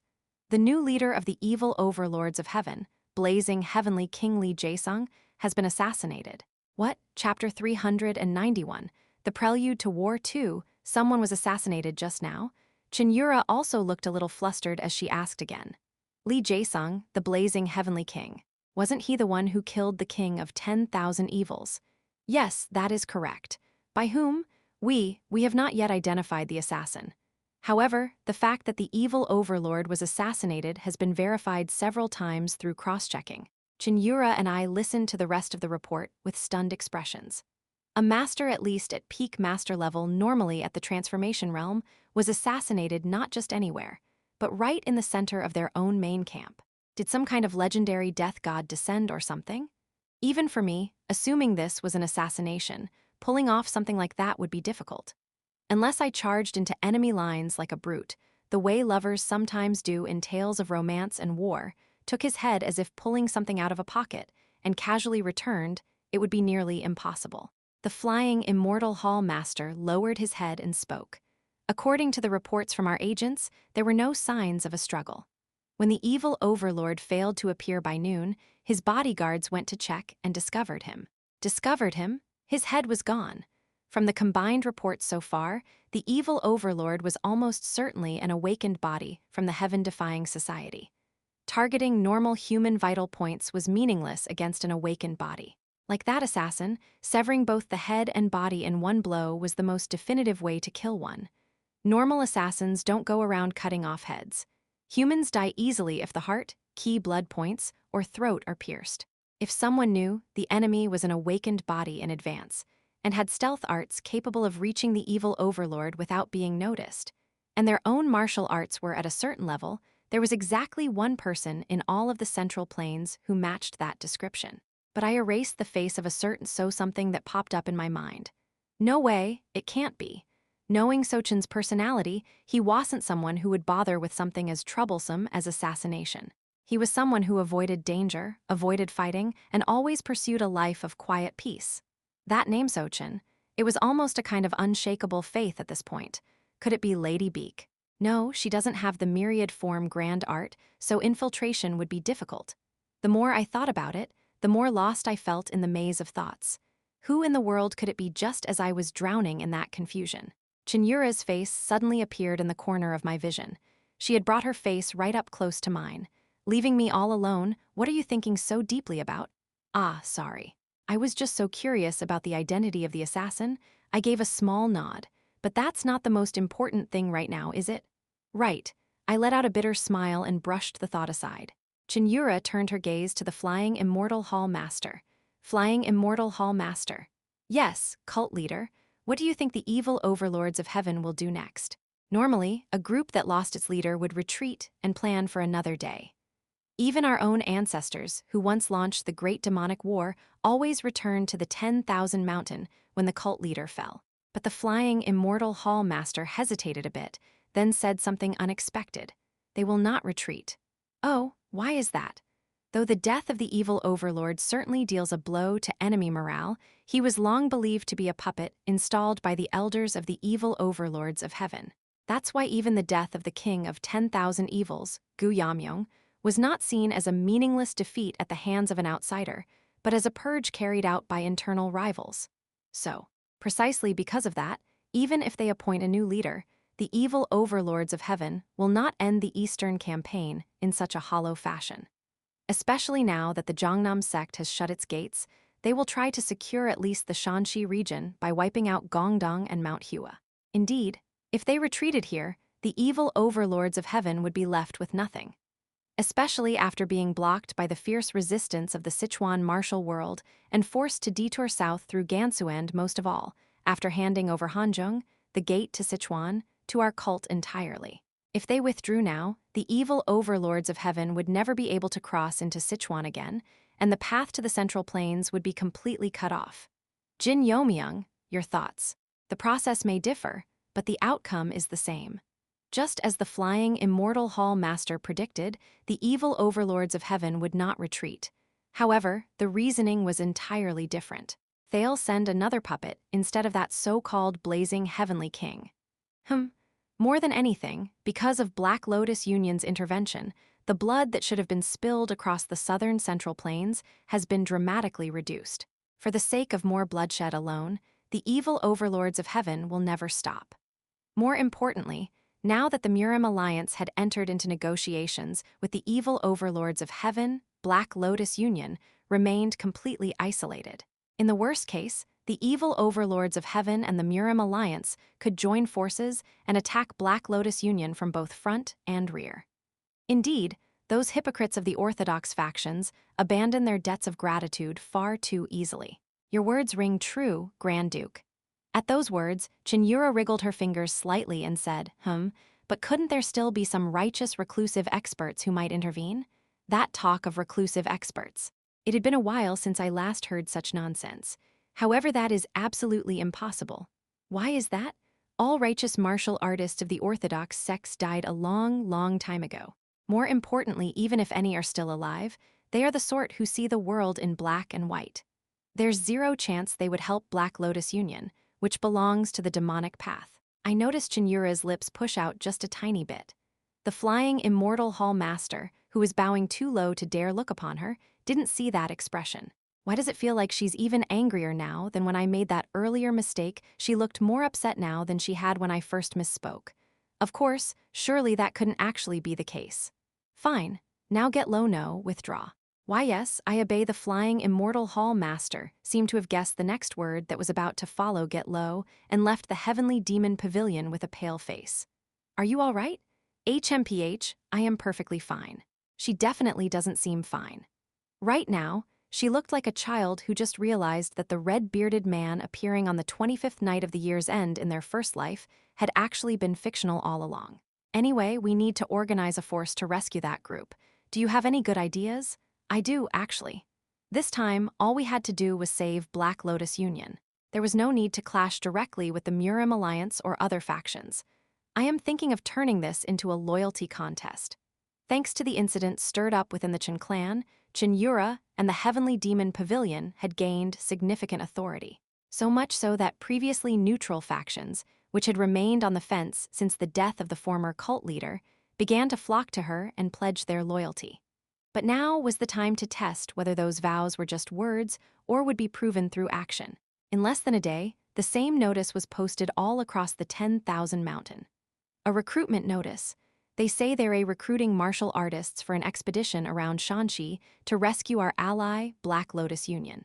And rather than mobilize the 34 demon squads under the cult leader's command. Many questioned the purpose of this public recruitment, but those with sharper senses understood its true intent right away. So it's a call to prove loyalty through action? Normally, such notices didn't receive much support.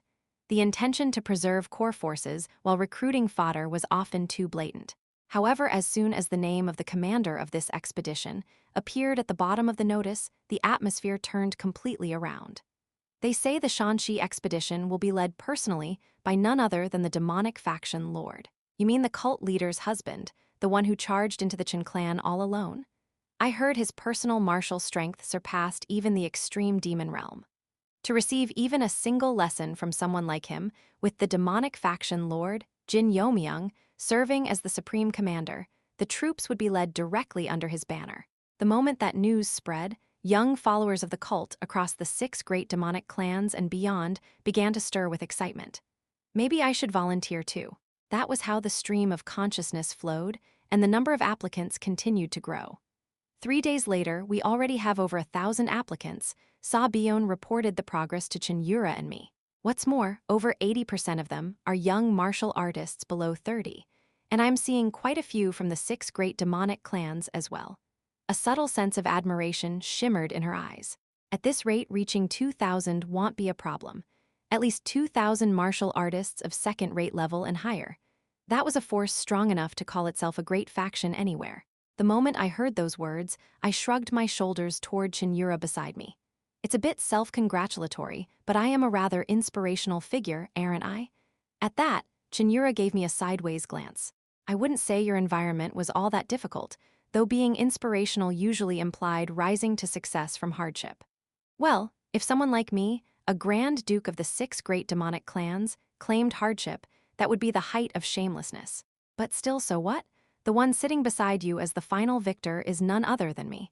That alone gave life to the term inspirational figure. Cheon Yura's expression brightened instantly. She tugged gently at my cheek as she smiled.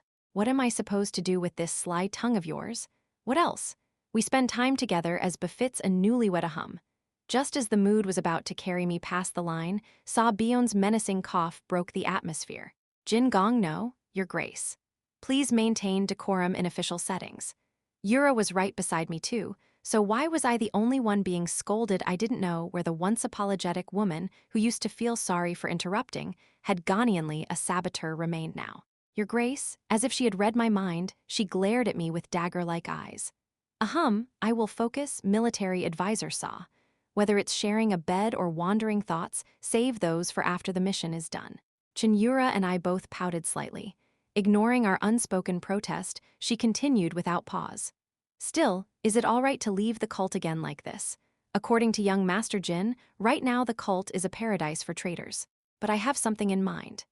Now that I knew Cheon Juchen and the Grand Heavenly Lord were parasitizing the 10,000 mountain, I couldn't just leave Yura behind and depart the cult recklessly. However, for the time being, it'll be fine. If my prediction is correct, they're targeting me, not Yura. Then, young Master Jin leaving the cult is all the more. That's exactly why I must go. I nailed it down with certainty. By throwing myself out as bait, we'll get a chance to grasp the enemy's true strength. Yeo-myung looked at me with uneasy eyes. When I turned slightly to the side, I saw that Yura's expression was much the same. I assure you, what happened in Akyong will never happen again. Back then, I barely managed to survive with the help of many people. Even though I hadn't let my guard down, The enemy had deployed strength that far exceeded my expectations. If Id slipped up even slightly, I would have handed my neck over to that bastard Gam Unbai. But now it was different. Nothai's time, it will be different.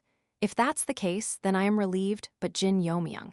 Cheon Yura stood up and walked in front of me. Then, she slowly reached out and caressed my cheek.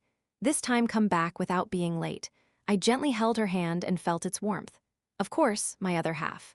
When I called her my other half, I didn't just mean it in the sense of a married couple. Someday the two of us would become one and become the fourth heavenly demon. Chapter 392. The Prelude to War 3. The number of volunteers kept increasing day by day. Just as Sa Byeon had confidently stated, after 7 nights had passed, the number of people in the Shanxi Expeditionary Force had finally surpassed 2,000. Indeed, it seems the cult leader's authority has risen significantly after the recent incident. The great elder, Cheon Yong-ha, gracefully lifted her teacup as she sat across from me. However, contrary to her composed demeanor, her expression was quite grim. What happened to First Elder? We haven't been able to determine his exact location yet. I could no longer hide the matter regarding First Elder from her. I conveyed to her what I had heard from Samro, Chin Rain, that First Elder had been imprisoned. As I told you before, we mustn't stir up the Chin clan right now. Even this old woman is aware of that. Cheon Yong-ha gently bit her lip, focused on matters related to Heavenly Demon Pavilion and the Elder Hall. It had been quite some time since she last paid attention to the internal affairs of the Chin clan. That damned old man to let his guard down and get caught by poison of all things. Avoiding the heaven-slaying poison wasn't something that could be done simply by staying vigilant. Enough. It's his own karma for being careless. We can only hope that he's at least still alive. First Elder was valuable both in terms of status and reputation. No matter how ruthless Chin Juchun was, he wouldn't be able to kill First Elder so easily. Cheon Yong-ha surely knew that well. She composed herself and spoke to me. So, Yurei heading back to the Central Plains this time? Yes. Yurei certainly busy. Last time it was the evil refining sect, and now it's the Central Plains again. She gave me a pitiful look. You should be enjoying the height of your passionate newlywed life, yet you're enduring so much. It can't be helped. I accepted her gaze with a bitter smile. Tak. Cheon Yong-ha set down her teacup. Well then, enough of that. Tell me now, why have you come to visit this old woman? Without hesitation, I presented her with a proposal. Please temporarily take charge of the Heavenly Thunder Corps, Great Elder. Cheon Yong-ha's brow furrowed. The Heavenly Thunder Corps. Why them? No, before Thathao? If Jin Yeomyung holds his enthronement ceremony and becomes the clan leader of the Chin clan, by our cult's laws, he cannot concurrently hold the position of Heavenly Thunder Corps leader. That's true. But the Heavenly Thunder Corps already has Yoon-ryung as the vice leader, does it not? Wouldn't she inherit the Corps leader position? The Demon Fairy is not qualified to hold a position as a Lord of the 5 Great Halls. This qualification wasn't referring to character or capacity. Quite literally, she had not formed the vessel of the extreme demon realm. It was a fatal flaw that no excuse could remedy. Even so, do you think that boy Jin Yeomyung will give up the Corps leader position so easily? Yes, we reached an agreement on that beforehand. Who? Cheon Yong-ha's eyes widened. I was sorry, but I couldn't tell her the details of the secret pact I had made with Jin Yeomyung. That was why she likely found it unbelievable that I had secured the Heavenly Thunder Corps leader position so easily. In politics, isn't it most important to place your people in key positions? For that reason alone, it would be difficult to find anyone more suitable for the Heavenly Thunder Corps leader than you, Great Elder. You look just like one of those conniving ministers who'd ruin a nation. No, well, that doesn't matter. She seemed genuinely shocked that the Heavenly Thunder Corps leader position had come so easily. She won't refuse. Cheon Yong-ha was of an age where it wouldn't be strange for her to retire at any moment. But in my previous life, she had remained active until the very end of the cult's demise, supporting Yura with everything she had. Even if she didn't become Heavenly Thunder Corps leader, I needed to place her in a position above Heavenly Demon Pavilion and exploit her until she dried up. Not that I am doing this to get revenge for all the abuse in my past life or anything. Can't you do anything right? Is your brain stuffed with muscle like the rest of those Jin clan idiots, you worthless inner administrator dog? Giek, G Great Elder, please calm down, calm down. For some reason, recalling the past where she had literally strangled me brought a chill, and I hastily shook off the memory. Whatever the case, I must secure the Heavenly Thunder Corps. Strictly speaking, Jin Yeomyung hadn't handed over the corpse, had merely told me to take it if I could. If another suitable candidate were to emerge from the Chin clan, and Jin Yeomha was out of the picture, it'd have no one fit to propose. Fortunately, Jin Yeomha didn't refuse my offer. Well, fine. At this age, disciplining youngsters will be a bit of a chore. Thank you for your swift decision, great elder. I bowed politely, but Jin Yeomha just chuckled and shook her head. Come on, thanks to you, I even got to take the position of one of the 5 Great Hall leaders. That's quite a promotion. I knew very well that she was just being playful. In her past life, she had absolutely no ambition for success. Regardless, with Jin Yeomha accepting the position of Heavenly Thunder Corps leader, we had now prepared for any unforeseen circumstances. All that remained was to organize the troops properly and lead them forward. However, among the applicants on the final day, there was one person I hadn't expected at all. Ma Cholsu, what brings you here? I looked up at the young man clad in a crimson-black dragon robe who had come all the way to my office. None other than Ma Cholsu himself had brought along over a dozen promising juniors from his clan to apply.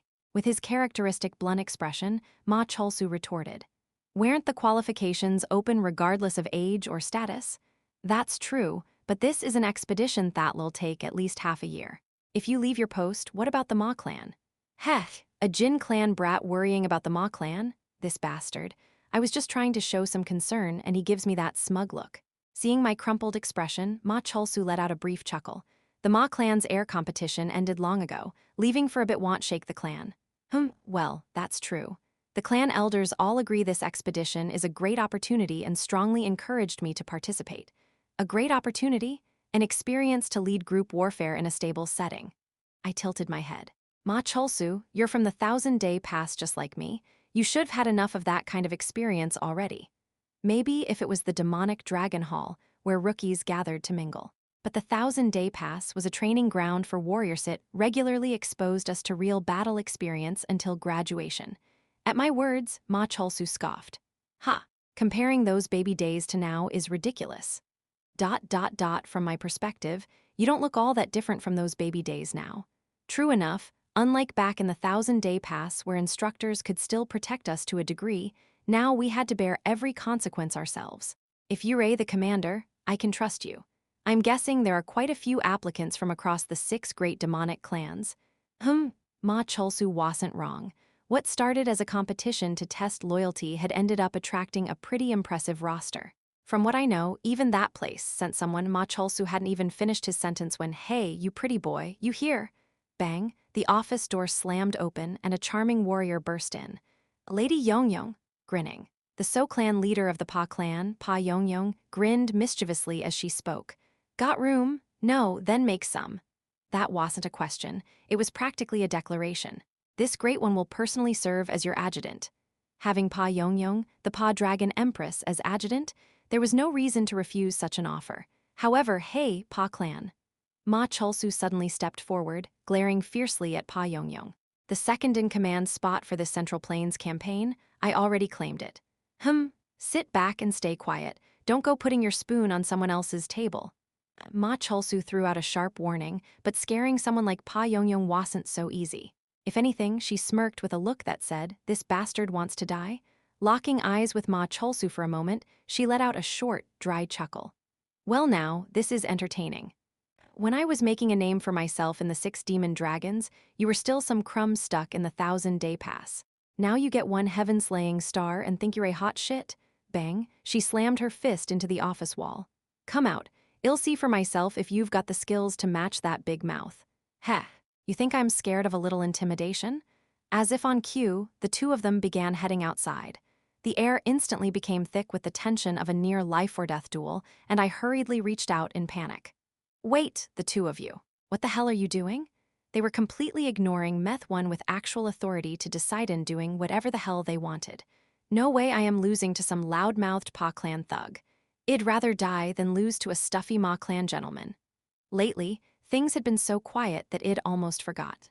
Originally, the relationship between the Pa clan and the demonic clan was notoriously terrible among the 6 great demonic clans. With the young clan heads of such families meeting, the title of second-in-command of the expeditionary force was just a formality. It was at that moment, Well, if they're going to fight anyway, let them. I didn't even notice when she got there. Pa Seol-young sat across from me with a smile. Your Grace, how about having a serious discussion with me about the future of the subjugation force? With Pa Seol-young now present, the outcome of the sparring match between those two became completely meaningless. It was Ma Cholsu's misfortune not to have such a strategist by his side. The composition of the expeditionary force had now been clearly established. As a result, I appointed both Pa Yongyong and Ma Cholsu as vice commanders. I simply assigned the first vice commander position to Pa Yongyong and the second vice commander to Ma Cholsu. Naturally, Ma Cholsu, having been placed below someone from the Pa clan, exploded in protest toward me. If you're so upset, then fight me. I silenced Ma Cholsu's rebuttal with indifference, according to the law of the strong. The force will be divided and operated in 100-man units. I plan to organize it into 3 armies. Unexpectedly, there were many capable candidates among the volunteers who could lead a 100-man unit.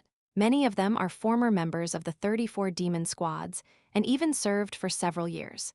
If I can synchronize them well, they could crush one of the 9 orthodox sects with ease.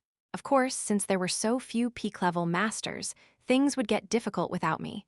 But in terms of scale alone, it was more than feasible.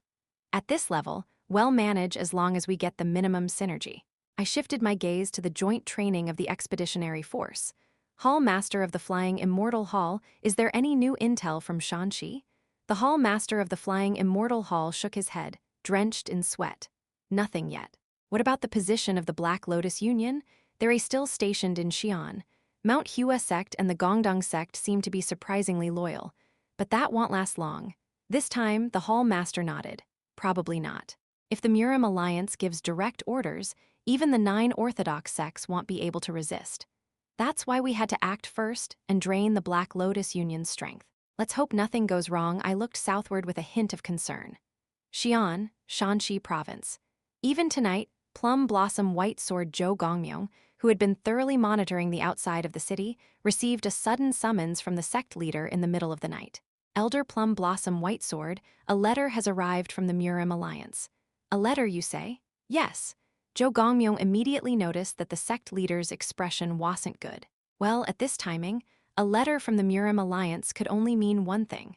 But then the content of the letter was far more despicable than expected. They're sending the Golden Dragon Heavenly Sword Squad, and they want me to cooperate with the evil overlords of heaven to strike the Black Lotus Union. Zhou Gongmyung's face twisted in utter disgust. Chapter 393. Alliance 1, Golden Dragon Heavenly Sword Squad. Though its prestige had slightly diminished after its leader, Heavenly Knight Sword Beak Gongjin, stepped down, the Golden Dragon Heavenly Sword Squad remained the strongest military force of the Murim Alliance. But that wasn't the issue at hand.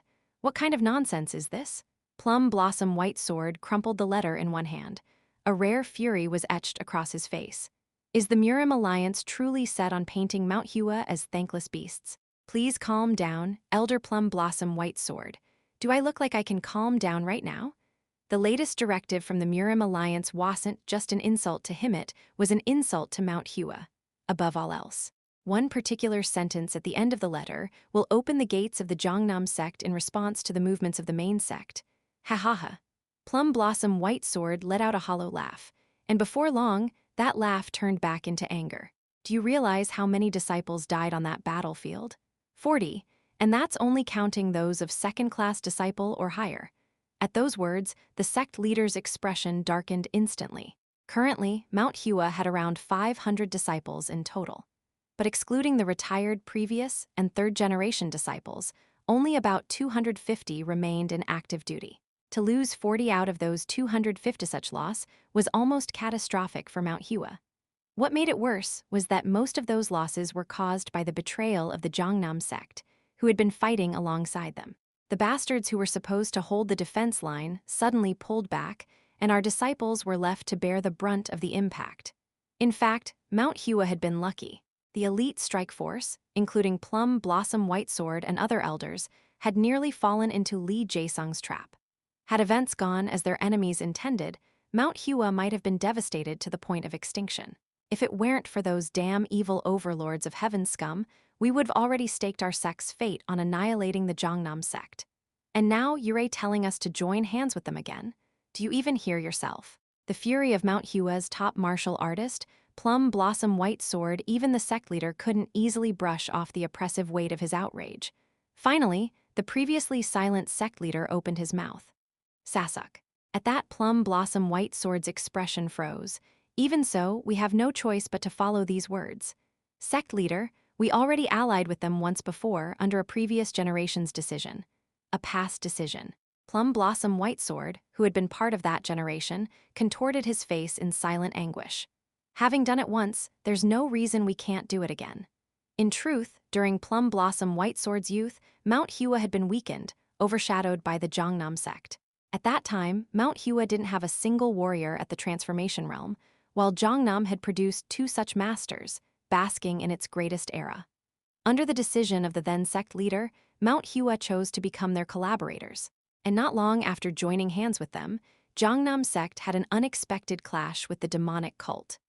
The result, their sect leader, who had reached the Transformation Realm, along with over 100 disciples, were all annihilated by a single demon who practiced the heretical art known as Nine Heavens Thread. As Jongnam reeled from the blow, Plum Blossom White Sword ascended to the Transformation Realm, and Mount Hua fully reclaimed its former glory. At the time, Mount Hua's leadership firmly believed that they had a hand in orchestrating that incident. That letter from the Murim Alliance is definitely a command from them. If the Alliance leader were in his right mind, there's no way he would have issued such an order. You know better than I do, Sasuk, what kind of sinister consequences will follow if we reject this directive. That's not just Jongnam. The Azure Star sect is the same. The past of the Azure Star sect, treated as top secret even among collaborators.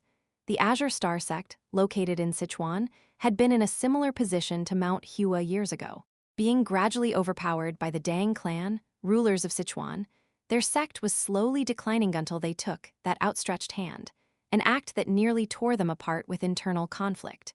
As a result, most of those who opposed were eliminated silently or simply disappeared without a trace. In time, the Azure Star sect was thoroughly purged, reduced to nothing more than their puppet. And it wasn't just them. Though it hadn't reached public awareness, many sects across the martial world, large and small, had fallen into ruin or become mere limbs of them, victims of the same manipulation. The sect leader spoke sincerely. There's still time to turn back. They said the world will soon fall into chaos, and only by heeding their words can we avoid that chaos. Sect leader, shouldn't our children survive? His words carried layered meaning. But Plum Blossom White Sword was resolute. We are a righteous sect leader. At those words, the sect leader's face hardened. There's still time to turn back? Of course there is. We can still bury the shameful past of having joined hands with them. Sasuk, Wonjang, flinch, the shoulders of sect leader Jeon Wonjang twitched. As sect leader, your concern for the disciples' safety is commendable. But that concern only shines when Mount Hua walks the righteous path with pride. If we ignore their commands, Mount Hua will wither and die? Exactly. That's why you still know nothing. Sasuk, everything that happens from this point on will be by my will alone. You need only say that you succumb to this Sasuk's pressure. Sasuk, what are you planning to? The sect leader's words didn't reach the end, because Plum Blossom White Sword had already turned his back and left without another word. Sasuk, the sect leader bit his lip. Swaya, Plum Blossom White Sword walked alone through the rain, heading toward the residence of the Black Lotus Union. It's all my fault.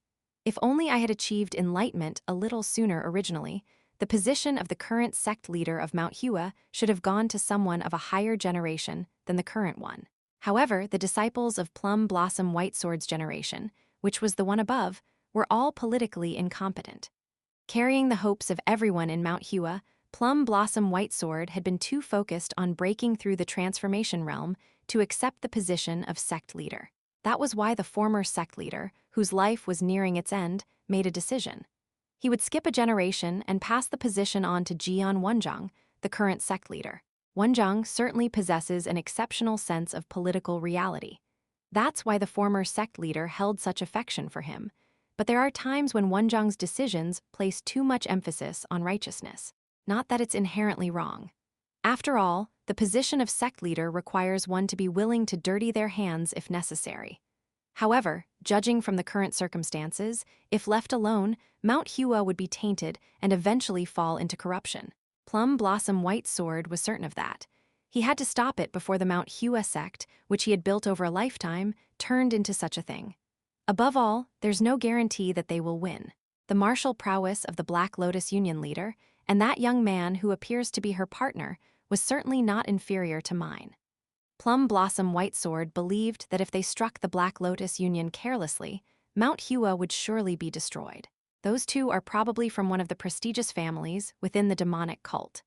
Who the depth of the demonic cult's strength truly knows no bounds, even with the heavenly demon ascended, the demonic cult's power was still evaluated as the strongest in history.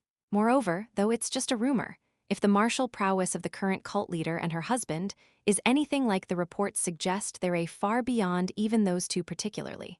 The current cult leader's husband, demonic heavenly dragon Jin Yeomyung, was already somewhat known to the world. During the martial arts tournament held in the southern regions, he rendered none other than Mount Hua's most talented prodigy, 7th Sword Dragon Yeo-myung, permanently incapacitated. Chang'un must rise again and overcome that injury. I worry for him. In the end, this situation demanded choosing a city, either them or the demonic cult. Plum Blossom Whitesword let out a bitter laugh unconsciously. Kyuha, how absurd this is. The demonic cult, of all things. If someone had heard what Plum Blossom Whitesword was contemplating right now, they would have sighed that Mount Hua was truly on the path of corruption. Inform the Black Lotus Union leader that Plum Blossom Whitesword is here. I have urgent matters to discuss, so please be swift. That is. The gatekeeper, who should have handled things swiftly, suddenly became hesitant for once. Plum Blossom Whitesword's sharp senses instantly picked up the noisy atmosphere inside. Has something happened? Even just the gatekeeper's hesitant behavior gave him certainty. Then, from inside, a clear voice of a young woman rang out. It's late, but I cannot refuse someone like you, Dehyop. Please come in, military advisor Sama. The woman before him, wearing a mask, was unmistakably Young, in fact. Yet, she was the one efficiently managing the vast organization that was the Black Lotus Union.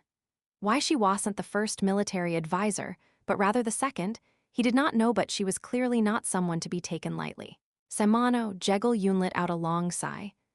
In a way, this is fortunate. Discussing the path ahead with you, Dehyop, is something we desperately needed. Something must have happened. It has. A very troublesome and major matter. For someone like her to use such words was evidence that something truly unusual had occurred. Please, follow me. With a firm expression, Plum Blossom Whitesword followed behind her. And as soon as they reached Yeonja's office, Plum Blossom Whitesword's face stiffened as he confirmed something. The smell of blood, a metallic scent of blood, was leaking from deeper inside Yeonja's office. And that wasn't all. There was also a soundproof barrier spread around the office. A sound barrier? Blood was leaking out, and yet they still put up a sound barrier. As he narrowed his eyes at the contradiction before him, just so you're aware, Jegul-yoon said coldly to Plum Blossom Whitesword, "What you are about to see is confidential for the time being, so please, mind your tongue." Plum Blossom Whitesword quietly nodded. As long as it does not bring shame to the sect. Come in. Creak. The office door opened. Plum Blossom Whitesword braced himself, determined not to be surprised no matter what he saw. Inside the inner office of the master of the Black Lotus Union, which had just opened. On a rainy day, someone was getting beaten senseless. A bizarre scene that naturally dissolved any tension unfolded before my eyes. Thwack, thwack, thwack, you damned bastard. Do you have 2 lives or something? I made a contribution, and this treatment is unfair. Shut up and take the beating first. Thud. As the punch landed squarely in Sochin's abdomen, Plum Blossom Whitesword nodded silently. It was indeed a refined move that dug right into the opponent's opening. No, but before that, what in the world is going on right now? Plum Blossom Whitesword came to his senses and looked at Jegul-yoon. Well. Jegul-yoon also seemed to have spaced out slightly, not having expected such a scene to unfold while she stepped out briefly. Even with the two of them watching, Beek Sangha's fury showed no signs of subsiding. What would you have done if something had gone wrong? Do you really think you have 2 lives? Did you think he'd be happy about you crawling into a death trap just to bring back that bastard's head? Thwack, thwack, thwack, gah heck. Him still a patient. A patient doesn't push themselves like that. Die. Her kick landed cleanly on Sochin's jaw, snapping his neck to a right angle. Seeing Sochin's eyes rolling halfway back, Plum Blossom Whitesword whispered to Jegul-yoon. Well, I may be a Taoist and not well versed in matters between men and women, but shouldn't we stop that? Yeol-myung answered awkwardly. It does look like that from the outside, but it'll be fine. Even if my sister seems angry, she's definitely holding back her strength. Drop dead. This time, her fist slammed into Sochin's mouth. Crash, Sochin flew powerlessly into the corner and crashed there. Judging by the lack of any reaction, it seemed he had lost consciousness. Really? Yeol-myung didn't answer this time. Well, even so, Plum Blossom White Sword knew that Sochin's life wasn't in any real danger. The noise of the impacts was loud, but all the vital points had been avoided, and she pulled her strength at the last moment before each blow landed. Of course, the bluish bruises that appeared on the surface were unavoidable. But that minor matter was swept away by Yeol-myung's next explanation. Just now you said that young man assassinated the evil overlord. Yes. Sochin, who had woken up, pouted his lips and answered as he faced Plum Blossom White Sword's wide, glaring eyes. Plum Blossom White Sword stared at the severed head with wide eyes sitting on the office desk. That's the head of the evil overlord. That's right. Can't you answer properly? Yes, it is. As Beek Sanga clenched her fists and glared, Sochin's slanted attitude returned to normal. Ha, ha ha ha ha ha ha. Plum Blossom White Sword laughed helplessly as he looked at the source of the blood scent vibrating through the surroundings. I wondered all the way here if this was the right thing to do, but seeing that head, I feel a bit relieved. Yes, with this level of skill, it might really be possible. There might be a way for both Mount Hua and the Black Lotus Union to survive. I've come with an urgent proposal for the master of the Black Lotus Union. A proposal? Plum Blossom White Sword faced Beek Sanga's Black Sky Master Mask and proposed, in a voice stronger than ever before. I'll be blunt. Let us establish a new Murim Alliance, using Luoyang as the base. Chapter 394, Alliance 2, Murim Alliance? Indeed. Plum Blossom White Sword nodded. Before making this proposal, allow me to explain the background. Plum Blossom White Sword relayed the content of the letter from the Murim Alliance to Beek Sanga without distortion. And after hearing everything, the two women were furious. Those bastards of the Murim Alliance? Crack. If things truly unfolded as that message claimed, Black Lotus Union would have no choice but to be buried here. Though their faces were hidden behind masks, the flush at the edges of their cheeks was clearly visible. Sochin showed no particular change in expression, however. Should we kill the Murim Alliance leader too? The murmured words, spoken as if in passing, revealed his sincerity to everyone present. Can you just shut up? At Beek Sanga's words, Sochin's expression turned sullen. Anyway, the fact that you're revealing this so openly means at the very least Plum Blossom White Sword doesn't agree with the letter's contents. Naturally, our Mount Hua sect isn't made of stone. But creating an alliance isn't something that can be done just by combining one or two factions. Even setting aside its scale, the Murim Alliance alone had over 1,000 officially affiliated sects. While numbers may become meaningless before a supreme master, a certain headcount is the minimal requirement to form a proper force. Of course, I don't believe it would be easy for us either. Plum Blossom White Sword nodded. But there are a few paths forward. And those are: first, if I step forward, it's likely that the Gongdong sect will participate. And your basis for that? Because they too were backstabbed by the Jongnam sect in the last battle, and likely have no desire to fight against both the evil overlords of heaven and the demonic cult again. Indeed, the damage suffered by the Gongdong sect was no less than what Mount Hua endured. Even though some time had passed since that battle, it wouldn't be strange if they were still sharpening their blades against the Jongnam sect. Black Lotus Union, Mount Hua, Gongdong. If these three factions, along with their affiliated branches, joined forces, it would meet the minimum qualifications to form an alliance. But it's not enough. Yeol-myung shook her head. She held up 2 fingers. At least 2 clans or sects of Old Nine status or equivalent must participate. Only then can the alliance function properly. To stand on equal footing with the Murim Alliance, that level of support was essential. Plum Blossom White Sword nodded. I will try persuading Mount Amei and the Tang clan. While Azure Star sect had reached a point of no return, Mount Amei and the Tang clan were less influenced due to their inherently closed nature. More importantly, those 2 sects suffered great losses when the evil overlords of heaven launched their offensive, without receiving aid from the Murim Alliance. Surely, they still bore grudges. Mount Amei and the Tang clan they certainly qualify, but their locations are too far. Shanxi and Gansu might be considered outer provinces of the Central Plains, but compared to Sichuan, where those two sects resided, they were nothing. Just then, a rough voice came from outside the window. Rather than those two, it'd be more definite if you bring in the Bukshin Jeom clan. GR grandfather? At some point, a swordsman with a curly beard had perched himself on the window frame. Biksanga rushed toward him. When did you return? Not long ago. Though the clan leader tried to stop me from leaving, how could I ignore my mountain of worries for you? Heh. Biksanga laughed sheepishly at his words, then blinked. Wait, but your mask? He was not wearing his usual Black Sky Master mask, but his bare face. Oops, I forgot that. He chuckled playfully. But judging by his expression, it seemed he didn't really care even if he was found out. Plum Blossom Whitesword gave a wry smile and bowed respectfully with a clasped fist. I greet Saber King. I am the White Sword of Mount Hua. Ho, I am now the 10,000 Evil Saber Emperor. Understood, Sir Demon Emperor. An honor to meet one of the famed 8 seats of the Plum Blossom White Sword. Saber King winked playfully. Plum Blossom White Sword's wry smile deepened.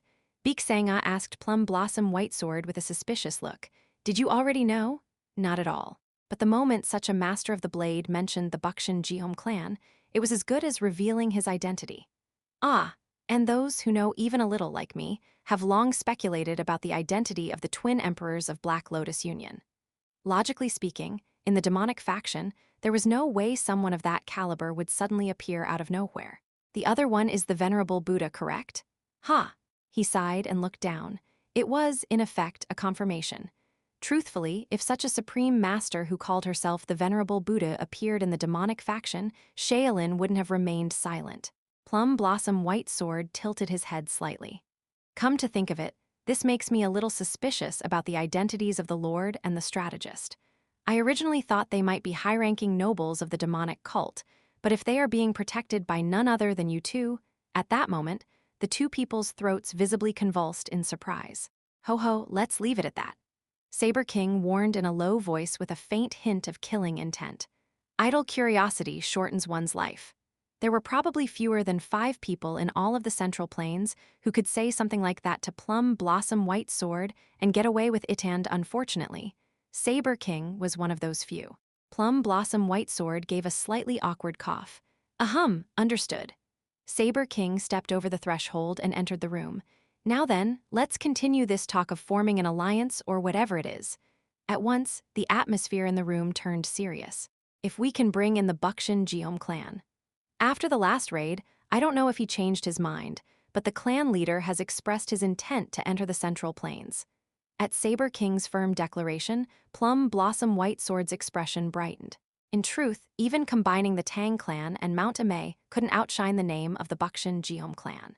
If those solitary wolves rooted in the northern reaches of the Central Plains were to join, this undertaking might truly be worth attempting.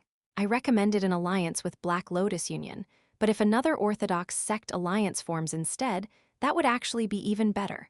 Like having 1,000 troops and 10,000 horses at your side. The name value of the Bukshin Jeom clan alone would draw countless sects eager to join. By the way, who will be the alliance leader? White Sword, are you going to take the role? How could I? Ordinarily, the clan leader of Bukshin should take on such a duty. He's not interested in such titles. In that case, the answer is already decided. Plum Blossom White Sword, Saber King, and Yeo-myung all turned their gazes in the same direction. Biksanga, with a slightly blank look, pointed a finger at herself.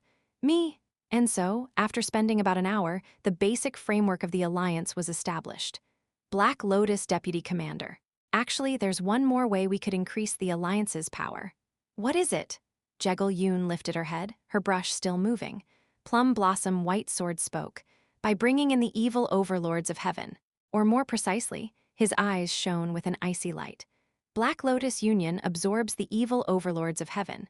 Yeo-myung paused and fell deep into thought at Plum Blossom White Sword's words. It's not an entirely impossible idea. Her gaze began to mirror his. Exactly. I originally believed the evil overlord was just a puppet of someone else. But that wasn't the case. Plum Blossom White Sword raised Lee Jae-sung's severed head with a serious expression. That's right. If he were truly just a puppet, he wouldn't have been able to summon such a monstrous creature. Plum Blossom White Sword gave a slight shudder. The death demon, Gungi. When he had faced the aura of that being, known only in legends shamefully, he hadn't been able to move a muscle. If it had targeted me, I probably would have been finished in an instant.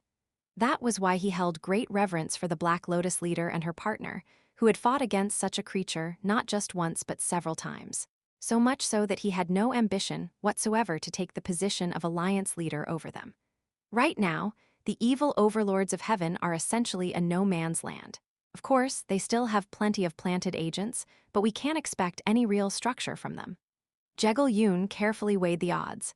If So-chin and Beak Sanga recovered, and Saber King and Plum Blossom White Sword gave their full support, that's 4 peak-level experts on our side. And on their side, the awakened bodies, once their hidden trump card, had all perished as sacrifices to summon Gungi. Only the Yaksha Heavenly Blade unit, the evil overlord's strongest force, remained intact. If it's just to tie them down, having concluded her thoughts, Yeo-myung raised her head. Third strategist. What is it, second strategist? Yeo-myung, who had been dragged out mid-sleep and looked displeased, raised his head. Prepare the Black Sky Command Unit. Yeo-myung's weary eyes instantly turned sharp. Yura planning a decisive battle? Exactly. The Black Sky Command Unit. It was a newly formed elite force, composed of only the finest warriors handpicked as the personal guard of the Black Lotus leader, born from a sweeping reorganization after the recent rapid growth of Black Lotus Union. Though young in history, they were already a symbol of the Hall's military strength. They still fell short when compared to the greatest elites like the Golden Dragon Heavenly Sword Squad of the Murim Alliance, the Yaksha Heavenly Blade Unit of the Evil Overlords of Heaven, or the Manjuk Special Command Corps of the 4 demonic halls. But she had no doubt that one day, the Black Sky Command Unit would rise to stand shoulder to shoulder with them in fame. Well, annihilate the evil overlords of heaven and absorb the remnants.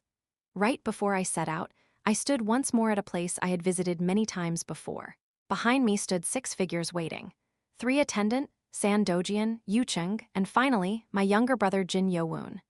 Jin Yeomyung seemed slightly displeased, perhaps not too thrilled about being lumped together with my subordinates, but he didn't voice any further complaints.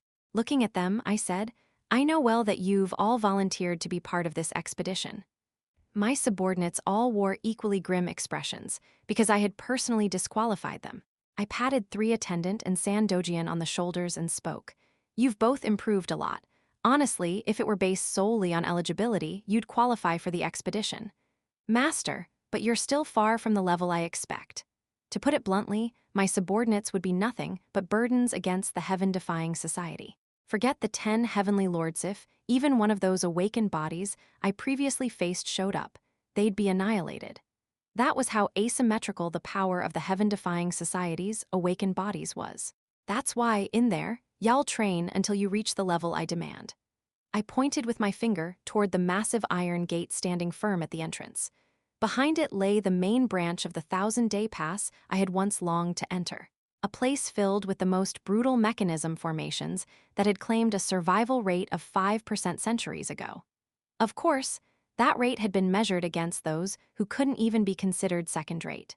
With my subordinates now far surpassing first-rate level, they should be able to overcome even the main 1,000-day pass. That was a conclusion I had drawn after thoroughly investigating the mechanisms inside in advance. I turned to the one standing before the gate and offered a respectful fist-palm salute.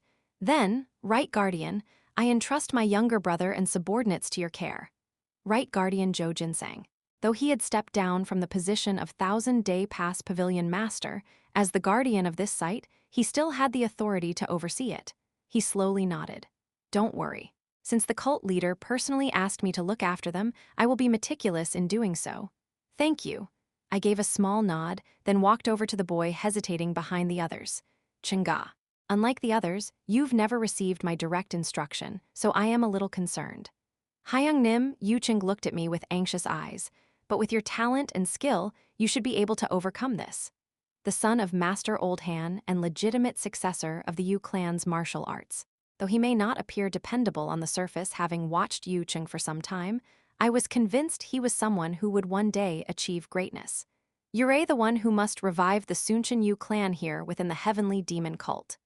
Chapter 395. Alliance 3, The Revival of the Yu clan. It was something I wanted, something Master wanted, and something Yeo-myung also wanted. I'm not sure if I'll be able to do well here. Yeo-myung sounded a little hesitant. This guy lacked confidence in his own talent. That was likely due to Master's influence. Master always ran around like a deadbeat father. No, now that I think about it, that old man really was a deadbeat. Clicking my tongue, I thought of my drunkard of a master who wasn't here. Let me say it again. Yeo-myung, you have talent, have confidence in yourself. Why yes, Hyungnam, there's no need to bear it all on your own. It's not just your burden many will help you. The others would take care of themselves just fine. I turned my gaze to Jin Yeomyung, who still wore that sulky face. Then, with a deliberately annoying smile, I provoked him. Are you okay where Cholsu hit you? Who's saying I lost to him? Jin Yeomyung roared in fury as if he were about to breathe fire. I snorted with shameless ease. I didn't even say he lost, yet that was his reaction. But if you brought out the Asura spirit and still got pushed back, then that's a loss. Tremble. Jin Yeomyung's shoulders began shaking with humiliation. In an instant, the attendants turned wide-eyed toward us. Their eyes clearly asked, when the hell did that happen? Oh, I just arranged a little duel recently. Truthfully, even if Jin Yeomyung had been obedient lately, had I suddenly told him to ditch the young clan leader classes and shut himself away here, he likely would have rebelled. To move him according to my will, I had to provoke his ambition and competitive spirit. As part of that, I summoned Ma Cholsu, currently the most prominent among the heavenly demon cult's younger generation, after Meend set him against Jin Yeomyung. And neither of those two ever refused a martial duel. There was already no love lost between the Jin and Ma clans. Ma Cholsu of the Blood Dragon Heaven-Slaying Sword. That title is too generous for a Ma clan brat. Today, I'll turn that blood dragon into an earthworm. Jin Yeomyung, mind if I kill your little brother? Ha, go ahead and try if you can. Thus began their duel, which ended in truth with Ma Cholsu's victory. Jin Yeomyung held his ground at first. But after about 30 seconds, when Ma Cholsu unleashed the blood-eyed manifestation, the first level of Heaven-Slaying Star, Jin Yeomyung was completely overwhelmed. Even bringing out the Asura spirit, he couldn't match it. Against the firepower of Heaven-Slaying Star, his Asura spirit was still too immature. Of course, Jin Yeomyung didn't collapse, remained standing until the end, but if Ma Cholsu hadn't held back at the last moment, Jin Yeomyung would have been in serious danger. Their difference in cultivation stage alone had already sealed the outcome. His defeat was inevitable. Hyungnam, Jin Yeomyung glared and asked, if I train here, can I really beat that damned bastard? I chuckled lightly and shook my head. No. What, are you messing with me right now? If it's just this, then no. Even the main 1000-day pass wouldn't suddenly make him reach the level of the extreme demon realm. There's a next stage waiting. Next stage? Y'all like it. Even you will have to stake your life.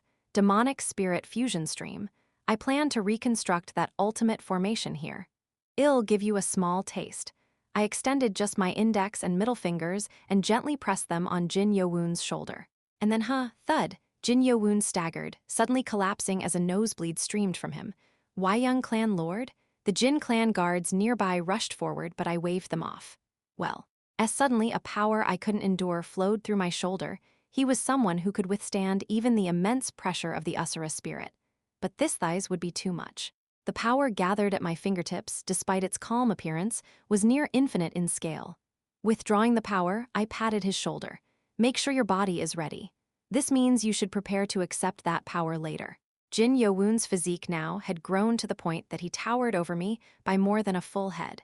But that was only thanks to the Jin clan's bloodlineal natural blessing. Jin Yeomyung had never once pushed his body beyond its limits. With your talent and skills, Yao'll obviously surpass the accomplishments of my other subordinates.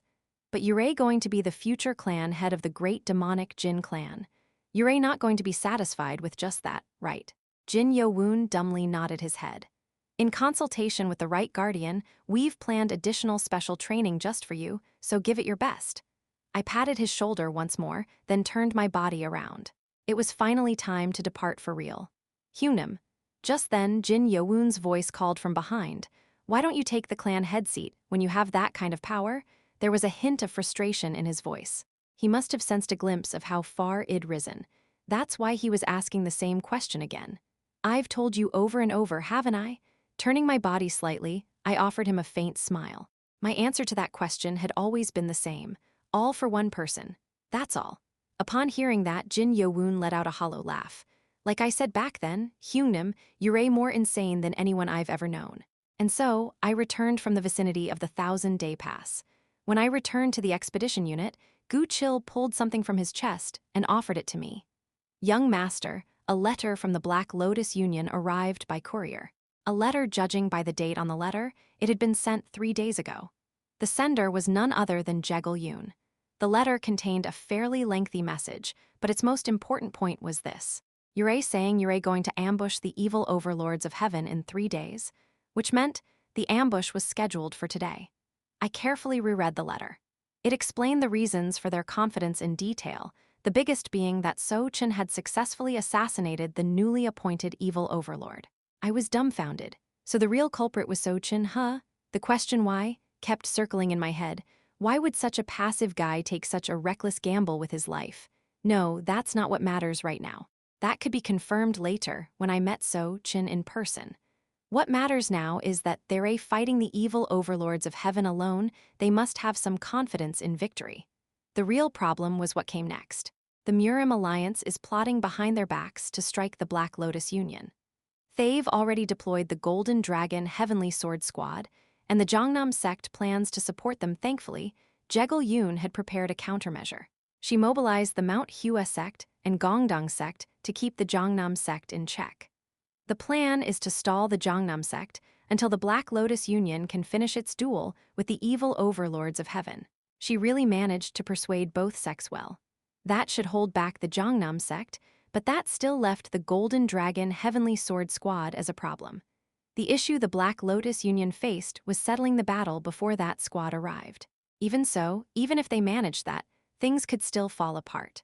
The title of strongest in the Murim Alliance wasn't earned through gambling. Even if they defeated the evil overlords of heaven, if they were worn down and half-crippled, the Golden Dragon Heavenly Sword Squad would wipe them out without resistance.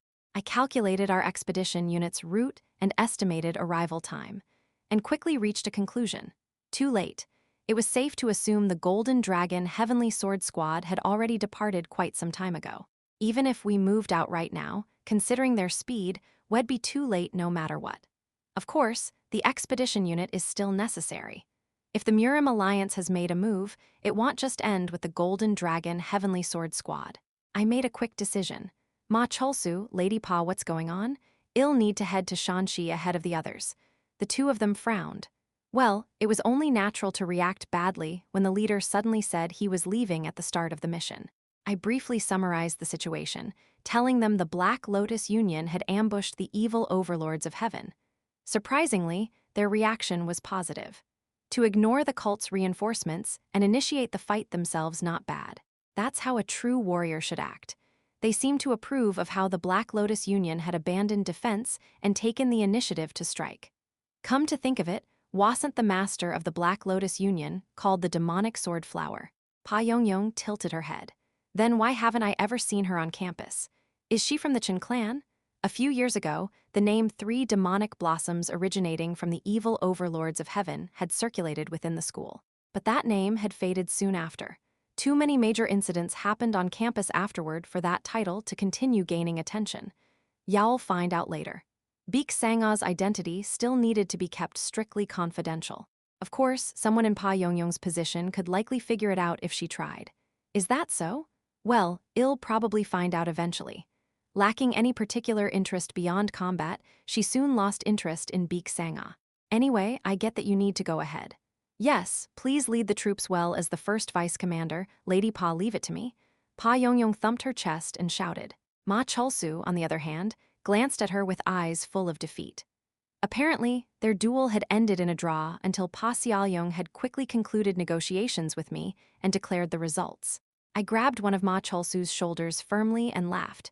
Just in case, I am warning you, if you throw a tantrum and ruin the expedition's morale, I won't forgive you. Ma Cholsu scowled. Do I look like a kid to you? Yeah, you're not the type to do that. Direct descendants of the 6 great demonic clans often cause trouble driven by their pride. Well, since I said that much, they should understand by now. All right then. Although the official leader of the expedition unit was the demonic faction Lord Jin Yeomyung, I couldn't use that identity while traveling alone through the Central Plains. I pulled out the Black Sky Master Mask, which I had kept sealed away inside my robes until now. This familiar and nostalgic feeling. Though honestly, it was neither familiar nor nostalgic. After a very long time, it was time to return as first strategist Black Thunder Myeongjin, military officer of the Black Lotus Union. They were nothing more than a disorderly mob. Kill them all. The second day of battle. The clash, which had begun with a surprise attack from the Black Lotus Union, entered a lull due to fierce resistance from the evil overlords of heaven. In the battles of martial artists, one full day was usually enough to decide the outcome in some form. Surprisingly, apart from the opening phase, the evil overlords of heaven managed to hold their ground against the ambush from the Black Lotus Union. This was because they were a tier above the Black Lotus Union in overall strength. Their command structure is still intact. Yeo-myung looked a little uneasy under the pressure of the evil overlords of heaven's fierce resistance. Still, their movements aren't as organic as before. Yeo-myung, looking at the map that showed the battle's status in real time, spoke with conviction. They were definitely linking up under the premise of buying time. Even if the cult leader was dead, the elder-level officers were still standing strong. They were just barely preventing the worst outcome being crushed separately. That's about right. Yeo-myung pointed at a spot on the map. There was a large game piece labeled Yaksha. As long as we can't do something about the Yaksha Heavenly Blade unit, we won't be able to collapse the evil overlords of heaven in a short time. Amazingly, the Yaksha Heavenly Blade unit had withstood the combined assault of Saber King and Plum Blossom White Sword the day before with minimal damage. They continued to function as the central unit controlling the overall formation of the evil overlords of heaven. Their performance certainly lived up to their reputation as the strongest force of the evil overlords. If this drags on to the end, we'll definitely win. But the Murim Alliance is the problem, right? Yes, they must know that too. That's why they're trying to stall time however they can. At that moment, Baek Sang-ah, who had been quietly observing the battlefield, finally spoke. Yuna, what's the status of the Black Sky aerial unit? They're on standby, waiting for the most opportune moment. Deploy them now. I'll lead them personally.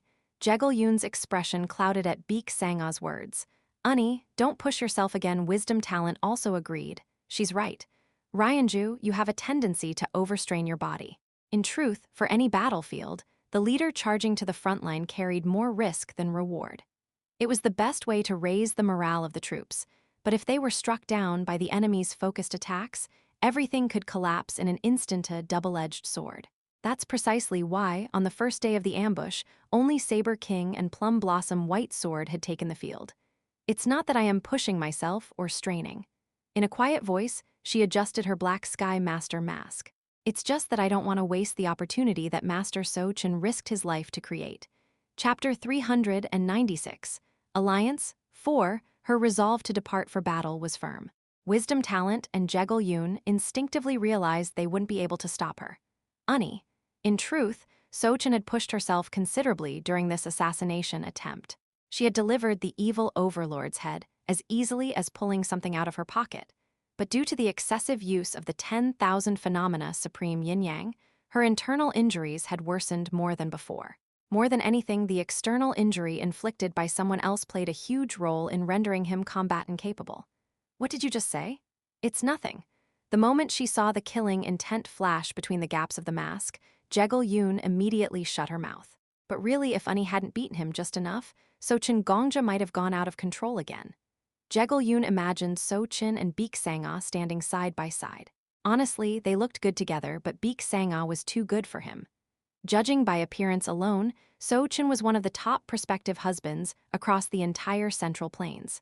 He was from the heavenly demon cult, yes, but even there, he was of direct descent from the 6 great demonic clans, with high likelihood of succeeding as clan head. His martial prowess had already reached above the peak master level, and putting aside his unkempt hair, his looks were rather fair. It was just that his damn laziness and that accursed hand habit cancelled out all of his merits. Too good for Unnie. Maybe if it were someone like young Master Jin, but wait, he's already Maridno, that's not the point. Smack! Realizing how deep her thoughts had wandered, Yeo-myung slapped both cheeks of her mask. Yuna.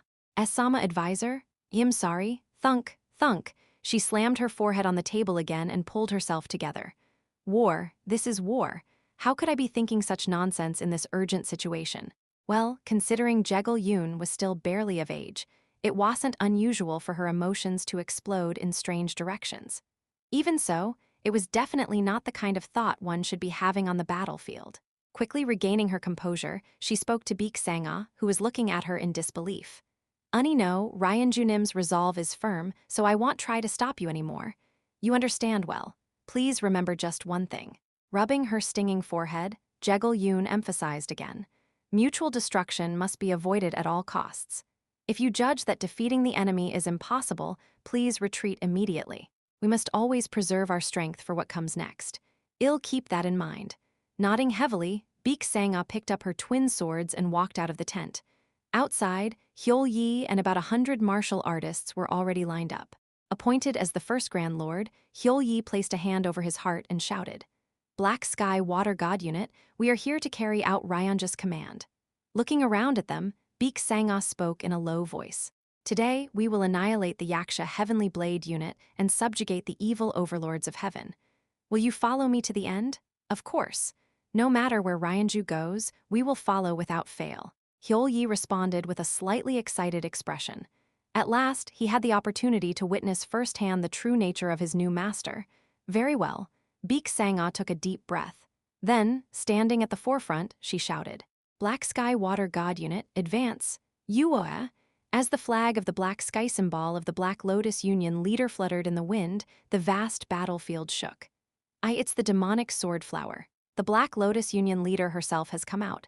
The moment Baek Sang-ah made her move, the Yaksha Heavenly Blade Unit was forced into a dire decision. Should they maintain their defense, or switch to an offensive? The current Grand Lord of the Yaksha Heavenly Blade Unit, the Golden Body Yaksha Ho Il-gwang, pondered. The Elder's order was clearly to hold the line. They insisted that if they could just endure, reinforcements from the Orthodox sects would arrive, and that would mark the evil overlords of heaven's victory. But Ho Il-gwang, with his warlike nature, didn't like that order. They had invaded Orthodox territory, didn't want to survive only because of help from those same Orthodox forces. Still, due to practical concerns, he had reluctantly followed the order.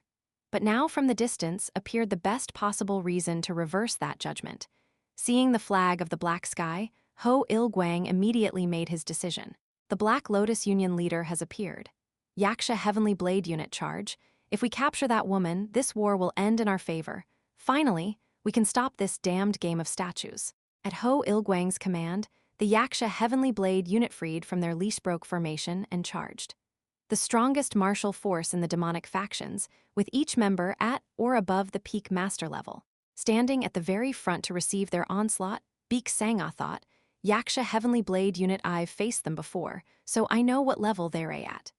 That was back when they were led by Jeoksun of the demonic Emperor Lord's army, at the ruins of the 9th, Heavenly Maiden. I can do this, with the strength I have now. Her movement skill accelerated. Starting from Yeoncheon to Baekwaeol with the heavenly demonic divine art as its foundation, her true chi surged through her meridians and exploded in power. "Follow Ryanju, do not fall behind," Hyol-yi shouted at the top of his lungs, urging the Black Sky Water God Unit. As the two forces charged toward each other, closing in to within 100 jang flash, Baek Sang-ah kicked off the ground and soared into the sky. The entirety of the Yaksha Heavenly Blade Unit, numbering over 100, came into her view in an instant. I'll go all in on the first strike. Originally, she preferred precise swordplay that wasted no strength. After awakening her demonic energy, her sword techniques had become somewhat more aggressive, but her overall style hadn't changed much. And after being instructed by Ancestor Murder Demon, her swordsmanship became even more silent and precise, characteristic of an assassin. But now, at this moment, she abandoned her usual inclinations. Kuwang. Dark energy condensed onto the once supple twin swords. That condensation now carried a force of an entirely different magnitude. A single word dominated her thoughts. Power, overwhelming power. Her twin swords slashed diagonally, drawing a cross. Heaven-slaying twin star sword art myriad Heaven Soul wav in front of the Yaksha Heavenly Blade Unit members charging at Baek Sang-ah. A massive black cross-shaped current appeared, blanketing the sky. What is that? Ho Il-gwang's mouth parted slightly. It was huge. Not far too huge. Just by sheer scale, it was comparable to 10,000 violent blood seas. The slanted cross slash that covered the sky momentarily blocked out the sun and cast an enormous shadow. Whether switching from defense to offense had been the right decision or not was decided in a single move from her. Kwagwagwagwang. As death descended upon the land, a deafening roar echoed across the entire battlefield. While Baek Sangha's power surged toward the evil overlords of heaven nearby Xi'an, in Shanxi province. Jongnam sect, foolish bastards. Sun Gok, one of Jongnam's elders and master of Six Directions sword, clenched his teeth and cursed toward the distance. In his view, hundreds of martial artists from Mount Hua and Gongdong sect were laying siege to the sect's entrance. They lay blind to the tides of the world. The Jongnam disciples who had been following him turned their heads away at his outburst. They were all thinking the same thing. Honestly, he's really shameless. They could fully understand why Mount Hua and Gongdong sect had come to make a life-or-death decision at the mountain gate. That was how disgraceful and fatal Jongnam sect's betrayal had been. Among the disciples, there were quite a few who hadn't accepted the last betrayal and had questioned the sect leader. Most of those who had done so were dragged to the Hall of Repentance and never heard from again. Regardless of whether he understood the disciples' sentiments or not, Sun Gok boldly shouted toward the mountain gate. Listen well, sect leader of Mount Hua. In no more than 7 days and nights, support from the Murim Alliance will arrive. Most of the disciples who didn't know the full story were relieved at the mention of the Murim Alliance. No matter how despicable the betrayal, if the Murim Alliance was offering support, there must be some justification, or so they hoped. Stop this foolishness and accept the natural order. The reply came instantly. Silence. Jian Wenjung, Mount Hua's sect leader and plum blossom sword of 100 blades, roared back. To ally with the evil overlords of heaven and stab your allies in the back, how dare you speak of order? Murmur, murmur. The disciples of Jongnam, who had been comforted by the word Murim Alliance, were now shaken by the sudden mention of the evil overlords of heaven. Do not panic, it's nothing more than a feint tactic. Sun Gok barked at his disciples, but their expressions didn't brighten in the slightest. To be honest, if the sect really had joined hands with the evil overlords of heaven and betrayed Mount Hua and Gongdong sect, then everything that had happened so far made perfect sense. Mount Hua's sect leader continued his lion's roar. Jongnam sect, before the Murim Alliance arrives, you will pay the price for your betrayal. Wipe your necks and sit quietly inside. Originally, he had opposed this operation, but after seeing the decision of the plum blossom sword of 100 blades, his actions quickly and decisively followed the respected elder's lead. Even before the plum blossom sword had moved, he had persuaded Gongdong sect, who had long been sharpening their blades, to completely surround the area near Jongnam Mountain.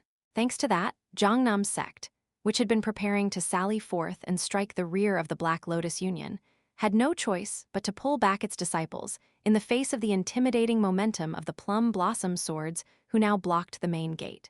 It's now riding the tiger. May the Black Lotus Union achieve victory, and may the Murim Alliance support arrive late. Jian Wenjung silently prayed while staring at the tightly closed mountain gate of Jongnam sect. Grand Lord, we will soon arrive in Shanxi province. But unexpectedly, the movement of the Murim Alliance's Golden Dragon Heavenly Sword Squad was faster than anticipated. Ignoring the affiliated martial forces assigned by the Alliance, they had crossed the border of Henan and Shanxi in just 2 days. Kyuhuhu, at one subordinate's report, an elderly man with a reserved expression chuckled. Monstrous Sword Lord Gongsun-su. He was the old monster of the martial world who had taken the seat of the newly appointed Golden Dragon Heavenly Sword Squad leader, replacing the retired Heavenly Knight Sword Baek Gongjin. Those foolish Black Lotus bastards, challenging a battle so recklessly without even looking back. Though he was well past 70, his eyes still gleamed with desire. If I bring back the Black Lotus Union leader's head, ascending to the position of Vice Alliance leader wouldn't just be a dream. Don't you think so, boys? For some reason, not a single squad member responded to that remark. They were utterly silent. Monstrous Sword Lord clicked his tongue at the sight of his subordinates. HMPH, dull little brats. In truth, the Golden Dragon Heavenly Sword Squad members weren't all that taciturn by nature. After Baek Gongjin, the previous Grand Lord, stepped down, Monstrous Sword Lord had been newly appointed. By seniority and skill, he certainly seemed qualified to lead the squad. However, Monstrous Sword Lord was a man of insatiable greed. Since his appointment, the Golden Dragon Heavenly Sword Squad had taken on numerous life-threatening missions, so many that multiple members had lost their lives. And once it became known that all of it stemmed from Monstrous Sword Lord's thirst for power, the discontent had greatly swelled among them. Naturally, Monstrous Sword Lord wasn't foolish enough to be unaware of the mood among his subordinates. This squad's state is deplorable. At someone's comment, Monstrous Sword Lord nodded instinctively. My thoughts exactly. For subordinates to dare glare at their Grand Lord like that who said that. Monstrous Sword Lord furrowed his brows at having agreed so casually. Which bastard dared to utter such nonsense? As he glared over the squad, he soon realized the voice hadn't come from any of them. It had sounded far too young for one of his subordinates. As befit their title as the strongest squad, the Golden Dragon Heavenly Sword Squad's average age was quite high. Over here. All eyes turned in unison. There, sitting casually on a large rock, was someone wearing a black mask. Black Sky Mask. The Black Sky Mask, a symbol of the Black Lotus Union's officers. As the name of the Black Lotus Union had grown, the fame of the Black Sky Mask had long since spread across the entire Central Plains. Who are you? In response to Monstrous Sword Lord's somewhat tense question, I answered politely. Black Lotus Union First Strategist Black Thunder, Myung-jin. Chapter 397. Alliance 5, Huff Huff. Beek Sang-ah gasped as sweat poured down her face. It felt like the blood in her entire body was being forcefully squeezed through her veins. It was the first time she had ever drawn out her full strength like this. She had fought with all she had against Gungi too, but that bastard never gave her the chance to concentrate her power like this. 10? No, maybe 20? Even as the wave of fatigue crashed over her, Beek Sang-ah calmly calculated the enemy's casualties. I thought I could at least wipe out half of them as expected. They weren't easy. One-on-one, they could have been taken down with tactical force, but once they formed a unit and moved as a cohesive squad, they became exponentially more difficult to handle. Still, I managed to open a gap. Myriad Heaven Chaotic Wave. This technique had originally been inspired by Cheon Yura's Heaven-Slaying Chi and Jin Yeomyung's Heaven-Piercing Annihilation. The sight of that enormous turtle-like monster being crushed by pure force beneath Qinghai Province had left a deep impression on Beek Sang-ah. Jin Yeomyung's Heaven-Piercing Annihilation had a small range, but its destructive power was absolute. I couldn't concentrate my strength properly. The range was also vague. There are still many parts to refine. Anyone else might have coughed up blood hearing her thoughts. But Beek Sang-ah seriously recognized that Myriad Heaven Chaotic Wave was still a technique riddled with flaws. Had it landed properly, there was no way the damage would have stopped at just 20. A sea-crazy monster, Ho Il-gwang shuddered as a chill ran up his spine. Had he rushed in like usual, he would have ended up just like his subordinates. Huff, huff, Ho Il-gwang brightened at the clearly audible sound of heavy breathing from beyond. She's exhausted. There's no way someone can pull off something that insane and remain unscathed. If the opponent, clearly peak master level, still hadn't recovered, it meant she had pushed herself to the absolute limit without looking back. Ho Il-gwang tightened his abdomen and roared like a lion. Hey, you bastards, look at that. The Yaksha Heavenly Blade unit, who had been spiraling into panic, responded to their commander's cry. The Black Lotus Union leader is exhausted. We can easily take her head now. They were all elite experts who had clawed through hellish battles and earned the name Yaksha. Though their frontline comrades had been decimated, they immediately reignited their fighting spirit at their leader's words. Follow me. I, the Golden Body Yaksha Ho Il-gwang, will lead the charge. Ho Il-gwang charged at Beek Sang-ah with full force, unleashing the ultimate move of his signature art, the Diamond Yaksha Divine Art. You've done well, Ryanju. Leave the rest to me. Hyol-yi stepped in front of Beek Sang-ah. He was one of the 10 talents. Though he hadn't reached the transformation realm yet, he was confident he could hold off Ho Il-gwang to some extent. No, I have no intention of stepping back. What? Golden Body Yaksha Ho Il-gwang is a master of the transformation realm. Even if he's only at the early stages, a tired Ryanju is no match. This is Ryanju's order. Faced with Beek Sang-ah's unwavering stance, Hyol-yi was left speechless. Didn't Uni tell you? To avoid mutual destruction. But indeed, if they fought on without her now, the best outcome would be mutual devastation. Beek Sang-ah raised her right sword and pointed it at the approaching Ho Il-gwang. That man ahead. I'll step back after I kill just that man. If Beek Sang-ah could kill Ryanju Ho Il-gwanger, even just hold him in Placeth, rest of the Yaksha, Heavenly Blade unit could be easily annihilated. After a brief moment of hesitation, Hyol-yi sighed deeply. Fine, but this time you must keep your promise. I have no desire to serve a Ryanju who treats suicide like a hobby. I'll remember that. Hyul-yi and the top elites of the Black Sky Beast Guard positioned themselves behind Baek Sang-ah. In an instant, a triangular formation was established. Only then did she finally steady her barely calmed breath and exhale deeply. In truth, Baek Sang-ah's body had yet to recover from the earlier fierce battle. She had even gone so far as to forcibly draw out her full strength in that statiso. It wasn't strange that her energy flow was twisted and her internal energy was in disarray. And yet, the reason she continued pushing herself on this battlefield was thump. Thump. Even now, my heart won't calm down. Even though Ho Il-gwang was within 20 steps, Baek Sang-ah looked up at the sky through half-lidded eyes. She was by no means slow-witted. If anything, though her actions were blunt, she was more perceptive than most. When Sochin had suddenly rushed out, declaring he would assassinate the evil overlord, she had understood what he was thinking. There was no way she didn't know, damn it. Before she realized it, Ho Il-gwang had closed the distance to 5 steps. There was a weighty pressure in his fist. Kwang.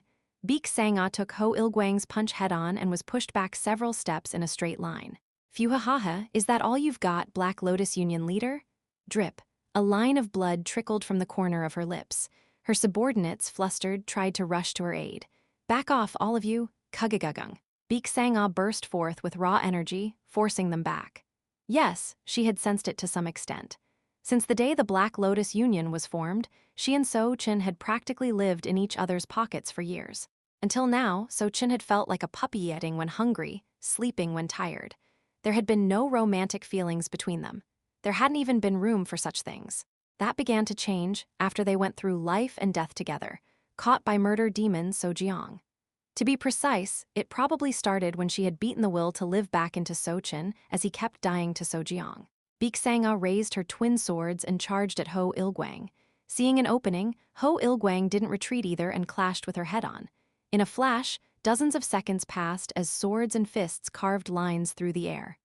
Thwack. Bang, bang, bang, bang, bang. Baek Sang-ah clenched her teeth. Continuing to fight a formidable opponent should have cleared her mind. Damn it, but the distractions only got worse. The day Sochin returned with the severed head of the new evil overlord. After pummeling him, Baek Sang-ah asked him when they were alone, "What on earth were you thinking when you did it?" Sochin's answer was beyond absurd. "I don't know." Sochin's actions had been purely impulsive. There hadn't been any calculation behind them. It was just I just thought Lady Sa would be happy if I did it from what she had heard from Jin Yeomyung. Sochin was actually a top-tier guest at a high-level juru even within the Sun and Moon divine sect. A man so used to women giving such a greenhorn-like answer. More than a direct confession, that one line had unsettled Baek Sang-ah's heart. Even in the middle of a violent battle, that feeling refused to settle. As her thoughts grew ever more clouded, Baek Sang-ah realized something. The man in front of her, Ho Il-gwang, wasn't someone capable of erasing her distractions. Phew-ha-ha. I'll show you the secret art of the next of the 5 kings of the Central Plains, the Yaksha King. A massive red fighting aura exploded from Ho Il-gwang's entire body. That aura was undoubtedly the manifestation of a domain proof of a true master. I'll take your head and become the new evil overlord myself. Diamond Yaksha, divine art shattered Yaksha. Thus, Ho Il-gwang boldly unleashed his ultimate technique and lunged at Baek Sang-ah. Thwack, only to have his heart pierced by Baek Sang-ah's sword. Huh? Ho Il-gwang blankly stared down at the sword embedded in his heart. Everyone around him also blinked in disbelief, staring at him. The strike had been so stealthy and sudden, his internal energy hadn't even registered the injury, and his domain continued rampaging uncontrollably. When? How? And since when How had a sword flown at a speed he, a transformation realm master, hadn't even sensed. For a brief moment, Ho Il-gwang met his opponent's eyes. A chill ran down his spine. Eyes black as death stared back at him. Yura loud, useless, and nothing more. What do you mean? Shut up and die. She yanked the sword out of Ho Il-gwang's heart without hesitation. The withdrawal was so clean, it barely caused any blood to spill. But it was undeniable his single blow had ended the life of the infamous master of the demonic path, Golden Body Yaksha Ho Il-gwang. Me dying like this so easily. Ho Il-gwang weakly groped at his chest before collapsing forward and dying on the spot. Ryanju? From behind, Hyul-yi cautiously called out to her. It had lasted only a moment, but during that time, Ryanju had seemed like a reaper devoid of all emotion. Swoosh. Baek Sang-ah turned to face Hyul-yi, Her eyes, unbelievably, had regained their liveliness. What are you doing? This is a perfect chance to crush the enemy. All right. Hyo-yi denied the unease welling up within and shouted to the subordinates. Black Sky Beast Guard, the enemy commander has fallen. Sweep away the remaining stragglers. Why, yes, sir. Regaining their senses, the Black Sky Beast Guard stormed the still confused Yaksha Heavenly Blade Unit. Having lost their leader in a moment of futility, the Yaksha Heavenly Blade Unit turned from fierce warriors into a pack of stray dogs, overwhelmed by the Black Sky Beast Guard. And so, as promised, Beek Sanga dealt with Ho Il-gwang and withdrew. Damn it, I almost fell for it, she covered her eyes with her palm, overwhelmed with self-loathing. The death energy she had inherited from murder demon So Jiang, of course, there was no way a power like that could be wielded without a price. This was a dangerous power that could devour its host at any moment and turn them into a murder demon beyond even Chinsalseong. Until now, she had carefully restrained it, preventing it from going berserk, but her feelings toward So Chin seemed to have momentarily weakened her control over the energy. Beek Sanga clenched her teeth and once again thought of someone. It seemed clear she would need to resolve these emotions soon, one way or another. You said first strategist Black Thunder. Monstrous Sword Lord tilted his head as he looked at the young man in the black mask who blocked his path. I've heard the name. Aren't you the boy who made a name for himself at the Southern Murim tournament? Yura well informed. Ha ha ha, what a strange thing. Monstrous Sword Lord laughed in disbelief and stroked his beard. When one thinks of the strategist of the Black Lotus Union, it's usually that wisdom talent Yeo-myung and that wench Black Lotus executor who come to mind. You, who supposedly played a role in founding Black Lotus Union, disappeared for years without a trace. People had their doubts snap. At Monstrous Sword Lord's signal, the Golden Dragon Heavenly Sword Squad members instantly surrounded me. I never imagined you were a stray dog bold enough to crawl into a death trap alone. Do I look like a stray dog to you? Of course you do. Some lowly military strategist who hasn't even reached 30, daring to block my path, and the Golden Dragon Heavenly Sword Squads by himself. You must be insane. Unless Monstrous Sword Lord, who had been leisurely watching me, suddenly began to speak more slowly. Unless you're not? The members of the Golden Dragon Heavenly Sword Squad looked at their leader in confusion as he trailed off. Though he was someone they didn't want to be close to due to his greed, his skill as one of the 8 lords was undeniably real. After a moment of silence, Monstrous Sword Lord spoke in a low voice. What are you? Heh heh, I gave him a soft chuckle instead of an answer. If I was going to play the role of a shadowy mastermind, a subtle laugh was appropriate. And a sudden, piercing question was essential. Monstrous Sword Lord Gongsun-su? Flinch. Monstrous Sword Lord's shoulders suddenly stiffened. His body instinctively shifted into a defensive posture, sensing the disparity in power. Such intuition was certainly commendable, but unfortunately, depending on what came out of his mouth next, I might have to kill him. Did you receive any separate instructions from the new Alliance leader? What? Not as the Golden Dragon Heavenly Sword Squad leader, then, I continued, but as a collaborator of the Heaven-defying society. His expression vanished. Chapter 398. Their relationship. 1. Who are you? Monstrous Sword Lord asked me again. It was a similar question to earlier, but the meaning was entirely different. Instead of answering, I swept a glance over the Golden Dragon Heavenly Sword Squad. Truly deplorable. What? To think there would be traitors even within the Golden Dragon Heavenly Sword Squad, the supposed pinnacle of the orthodox sects. At the mere mention of the name Heaven-defying society, several of them visibly reacted. It was only for a brief instant, but there were certainly some who flinched. TR traitor? What kind of bullshit is he spouting? Naturally, the innocent ones with no connection to the matter looked at each other in confusion. Silence. As the atmosphere grew increasingly strange, Monstrous Sword Lord roared. Rumble. A powerful wave of chi immediately surged from Monstrous Sword Lord's entire body. So you're not someone we can reason with. Monstrous Sword Lord's expression contorted grotesquely. Y'all pay the price for wagging that vile tongue and trying to divide us. Are you one of the new 10 Heavenly Lords? This time, Monstrous Sword Lord's face truly stiffened as he struggled to maintain a blank expression. This discomfort you're no mere collaborator. From 3rd Heavenly, Lord Gam Unbai to the lowest-ranked colorful Flower Lord.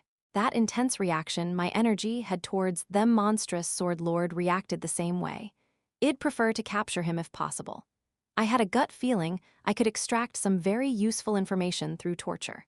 Even if it wasn't related to the heaven-defying society, I might still uncover internal secrets of the Murim Alliance.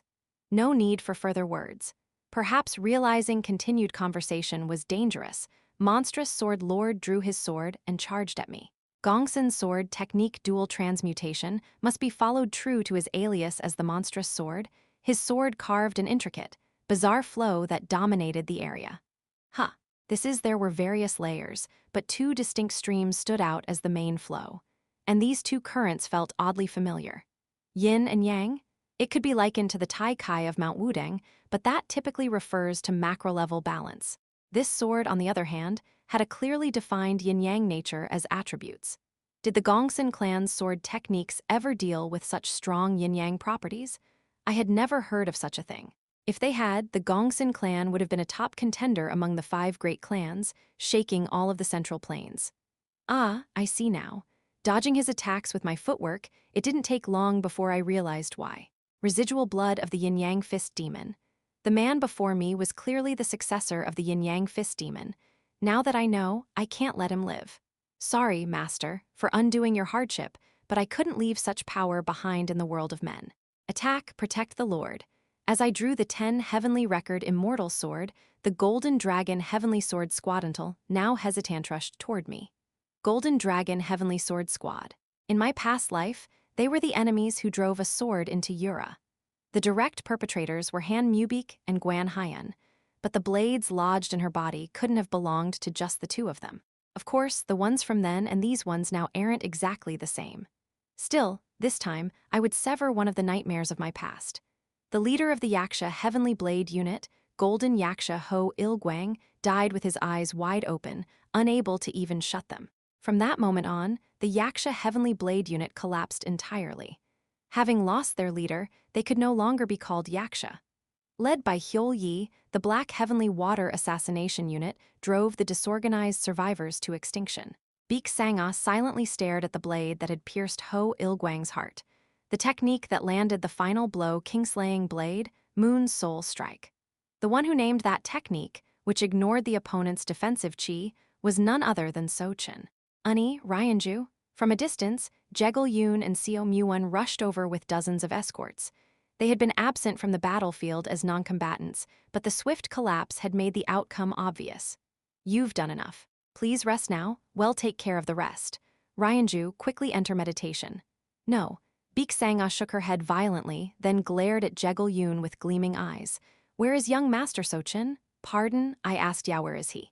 He's in the rear. Recovering from injuries, is that so? Yeo-myung, who had always respected Ryanju as her elder sister, sensed something strange in her expression. Why was she suddenly looking for Sochin after such an intense battle? Yeo-myung couldn't help but see a flash of her own mother's face when she had once charged toward the patriarch of the Jegel clan, who had committed adultery in the past. And no, wait, you're going to kill young Master Sochin, aren't you? No matter how recklessly he acted, that's going too far. What are you talking about, Yuna? Beek Sangha let out a sigh and flicked Yeo-myung's forehead. Ow. As if it'd do something like that. That's true, but did I imagine it, or did I just feel the will to grind Sochin into dust? In truth, it was indeed Yeo-myung's imagination. The fierce energy from the battlefield, filled with heat and murderous intent, hadn't fully dissipated yet. Rear support, Beek Sangha gazed somewhere toward the base of the mountain behind them. The true rear base, the headquarters of the Black Lotus Hall, lay beyond that mountainside. However, there he is, at the entrance of the mountain path. Within a stone's throw from here, Sochin was stealthily hiding. Really? I don't see anyone, even wisdom talent Yeo-myung, who had reached peak master level, hadn't noticed the presence. That was how well hidden it was. Among everyone on this battlefield, only Beek Sangha had sensed Sochin's position. Beek Sangha took a deep breath. I'm going to step out for a bit. You two hold the battlefield. Understood. Leave it to us. Now that the Yaksha Heavenly Blade Unit had collapsed, the evil overlords of heaven were essentially finished. The nearby forces allied with the evil overlords of heaven had started dispatching reinforcements upon noticing the fall of the Yaksha Heavenly Blade Unit. But the Black Lotus Hall had likewise sent in their main force to block their intervention. Barring any unexpected developments, the Black Lotus Hall's victory was virtually guaranteed. Beek Sangha ran toward the rear without hesitation. Sochin, who had been sitting on a fallen tree trunk, came into view. Sochin did not avoid Baek Sang-ah. If he had anything to feel guilty about, or if he were ashamed, he would normally have hidden himself away. But for some reason, just this once, he faced her gaze with calmness. Baek Sang-ah arrived before Sochin. "What are you doing here?" "Watching." "Watching who? You, my lady." "Why?" "Because if it got dangerous, I was planning to save you." "Why?" As she persistently pursued him with questions, Sochin quietly countered her with one of his own. "Do I need a reason?" "Yes, you do." Baek Sang-ah nodded without hesitation. This time, Sochin asked her a question. "Why?" "Because I was taught since I was little never to accept favors without a price." Baek Sang-ah answered coldly on purpose. But as soon as the words left her mouth, she felt disappointed in herself. It wasn't cold rejection, nor was it the kind of response that expected something from the other person. It was neither here nor there. Yet contrary to her thoughts, Sochin responded with even more boldness. "What if I want a relationship that doesn't require compensation?" Baek Sang-ah was at a loss for words. The clarity she had longed for in the midst of battle, her mind going completely blank, had just occurred. This wasn't the time or situation she had wanted that to happen, but that I know, that you liked that bastard. Sochin rose to his feet and approached her. Then, with his hand, he gently wiped the sweat and dust from her forehead. "Even if I seem like I live carelessly, it doesn't mean I am clueless." Sochin had survived that brutal house of slaughter. If he lacked awareness, he would become a corpse buried somewhere in the house of slaughter over a dozen years ago. But after surviving, thanks to his birth mother who dreamed of avenging the former cult leader by surpassing the hidden shadow So clan, Sochin had donned a lazy mask. He deliberately roamed outside, indulging in drinking and women, and bonded with the similarly debauched Jin Yeomyung. Well, Jin Yeomyung had eventually changed so drastically it was like he became a different person, and Sochin had lost a drinking buddy, but still. "I don't really understand why you fell for that delinquent from the Jin clan." At those words, denying her judgment, Baek Sang-ah furrowed her brow. "Do you want to die?" It was a menacing line, yet oddly there was no killing intent in her voice. Because of that, Sochin found the courage to say more.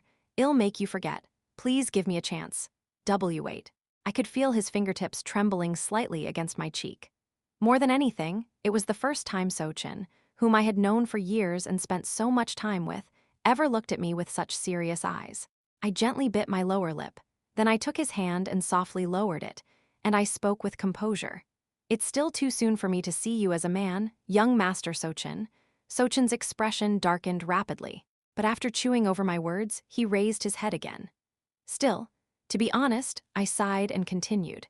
"With your worst habits, always lying around doing nothing, acting however you please while ignoring other people's will, how could I possibly see someone like that as a man?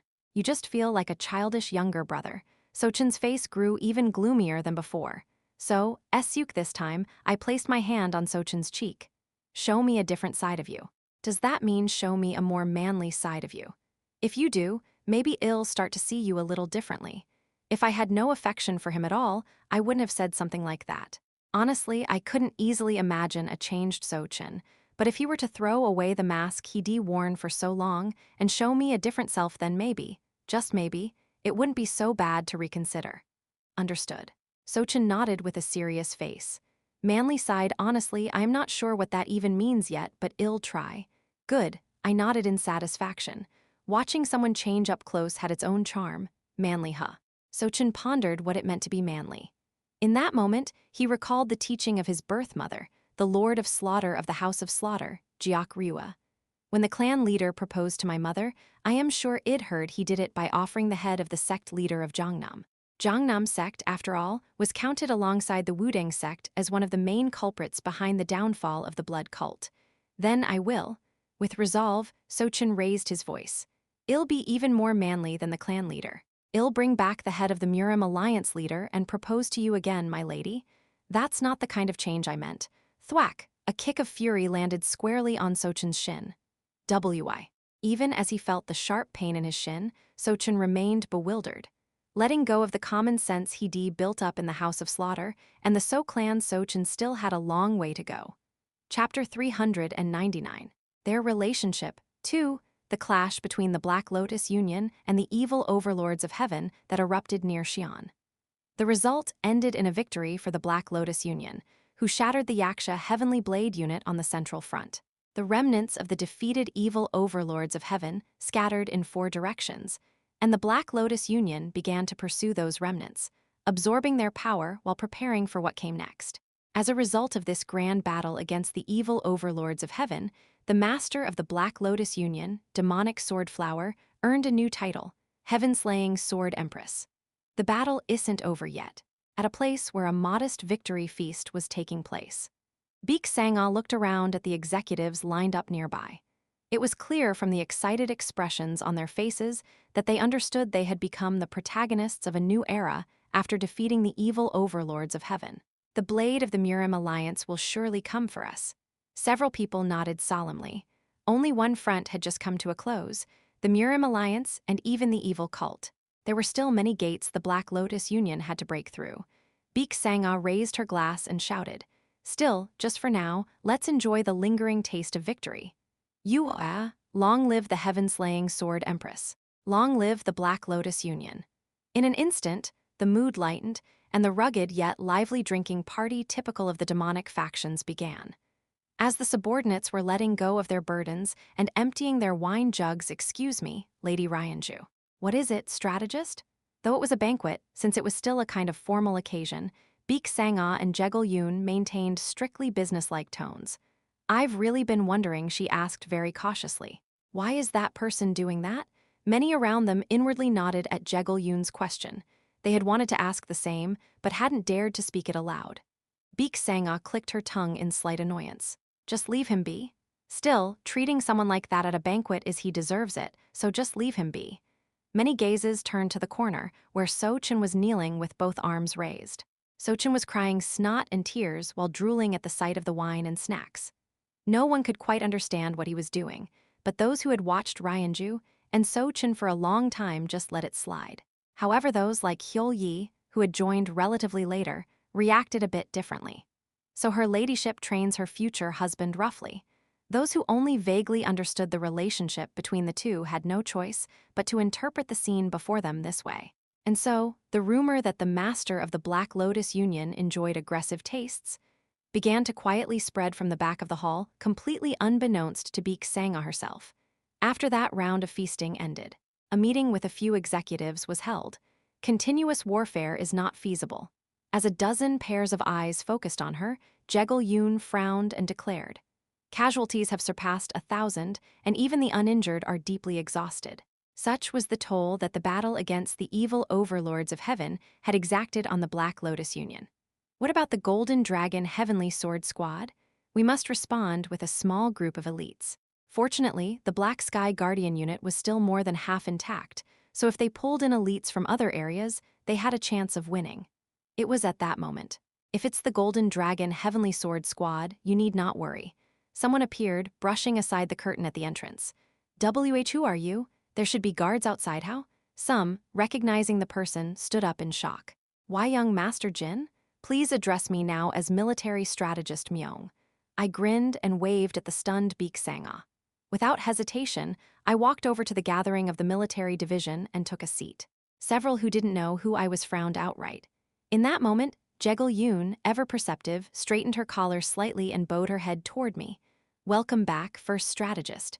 The room was rocked by gasps. First strategist? Don't tell me that person is the first strategist Black Thunder." Even within the Black Lotus Union, Myung-jin was regarded as an eccentric. Given that Jegul-yoon, the de facto highest authority in the Black Lotus Union, still referred to him as first strategist, rumors about who this man was had long permeated the entire organization, regardless of rank. Especially since he hadn't shown his face at all since the hall's founding, the rumors had escalated to the point that some even speculated he was fictional. Jegul-yoon, seated beside me, whispered with concern, "Master, there's a smell of blood." There were circumstances. But anyway, I glanced over at So-chin, who sat sulking at the upper corner of the table. "What's with that guy?" So-chin murmured in a dying voice. "Please let me live, don't worry about it." Baek Sang-ah smiled brightly and tugged on So-chin's ear.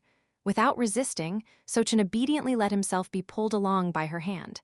Seeing that, I quietly looked away. Whatever it is, he probably deserves it. Just as I was about to ask So-chin how he had assassinated the evil overlord's lord, I sensed a strange atmosphere flowing between the two of them. "What is this?" Despite having his ear pulled, that guy didn't seem to hate it.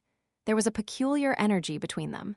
Just as I was beginning to grasp something, Jin, as if she realized something different, asked in shock.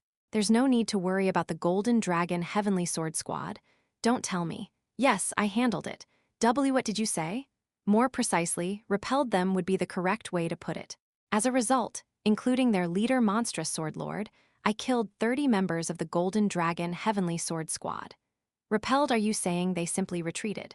The Golden Dragon Heavenly Sword Squad represented not only the Murim Alliance, but the pride of the entire Orthodox faction. Though units like the Yaksha Heavenly Blade Unit and the Manjuk Command Unit were considered to be on equal footing in terms of sheer combat power, they could not compare to the Golden Dragon Heavenly Sword Squad. Moreover, their pride in protecting the Orthodox sects matched their martial strength. They were the kind of people who would rather perish to the last man than retreat. There was a method. I shrugged. If the Golden Dragon Heavenly Sword Squad had truly charged in prepared to die, it could have been dangerous. But I had one method that could make them turn their feet away. In any case, judging by the atmosphere, it seems things went well. I had been somewhat concerned. But the moment I entered the city of Xi'an and felt the atmosphere of victory, I instinctively knew that the Black Lotus Union had achieved a major triumph. There's still something left to settle. Beek Sangha told me what she had agreed upon with the Plum Blossom White Sword. They were forming a new Murim Alliance with Luoyang as the starting point. Not bad. If it centered around the Black Lotus Union, with Mount Hua, the Gongdang sect, and even the Bukshin Jihom clan joining in, it would take decent shape. Of course, if the Murim Alliance cooperated with the evil cult, it could quickly turn into a disadvantage, but that much could be balanced if our cult supported from behind. If that's the case, I might be able to help. Jin blinked. What? But if the Heavenly Demon cult joins the newly formed alliance, wouldn't that defeat the purpose? No, that's not it. I waved my hand firmly. If our cult openly declared we were joining this new alliance, the entire Orthodox Siddhi sept for the Bukshin Jihom clan would drop out immediately. Where I could be helpful was actually in a different aspect. In fact, there are some I've been in contact with for a while. Those who could completely weaken the Murim Alliance's power. People who know justice and righteousness, and above all, if they came over to our side, a true alliance of both orthodox and unorthodox martial arts would be born. They are very well known. Henan Province, Murim Alliance. Monstrous Sword Lord is dead. Jegelchen, who had ousted Guan Haiyan and taken over as acting alliance leader, tilted his head. Even those we planted inside the Golden Dragon Heavenly Sword Squad have lost signal. Who did it? Judging by distance, it wasn't the demonic cult, nor was it the Black Lotus Union. Most importantly, Monstrous Sword Lord, newly appointed as 8th Heavenly Lord, was so strong that even alone with his awakened body, he could rival one of the 5 kings of the Central Plains. If I had known, I should have embedded a clone. But due to the prestige of the Golden Dragon Heavenly Sword Squad, they were strict about one's origins, so inserting a clone was too difficult. So they had settled for embedding collaborators instead. This is troublesome. Jegelchen turned his eyes and asked someone. What do you think, 5th Heavenly Lord? GRRRK, GGHK. At the end of Jegelchen's gaze was Guan Haiyan, coughing up blood-mixed phlegm inside the dungeon. Ever since the disciples of the Wudang sect had been taken hostage, there was nothing Guan Haiyan could do. Incredible. To survive even after your essence was extracted. My disciples, what of them? Oh, you mean the Wudang disciples. Jegelchen smiled softly. They're perfectly fine, of course. I am someone who keeps promises. Just as relief settled over Guan Haiyan's face, but who knows what will happen from now on? In the upcoming war, Wudang will have to stand at the very front. What? A vile smile formed at Jegelchen's lips. The Wudang sect, the Polaris of the martial world, will step forward waving the banner of eradicating the demonic path. How many orthodox sects will be moved and join the cause? In short, he was planning to use the Wudang sect as a meat shield. Why, you bastard? Bang, bang, his essence extracted, his limbs and meridians severed. His life as a martial artist was already over. But Guan Haiyan still desperately pounded on the dungeon door. Jegelchen felt a filthy pleasure at the sight. Ha ha ha, as promised, I haven't personally done anything to you. Why you dare? How dare you do this to our Wudang? The one Jegelchen was preparing to wage war against wasn't the Black Lotus Union. It would most likely be the demonic cult. If that happened, Wudang would be finished. just as Guan Haiyan was about to unleash a fury mixed with blood master. Urgent news. Someone burst into the dungeon in a hurry. What is it? The one who appeared was an elder of the Jegal clan, someone who had been planted in the military division long ago. Wudang sect has declared their withdrawal from the Murim Alliance. What? Guan Haiyan and Jegal Cheon reacted identically. They stared at each other wide-eyed, but unfortunately, neither could provide answers to the other's questions.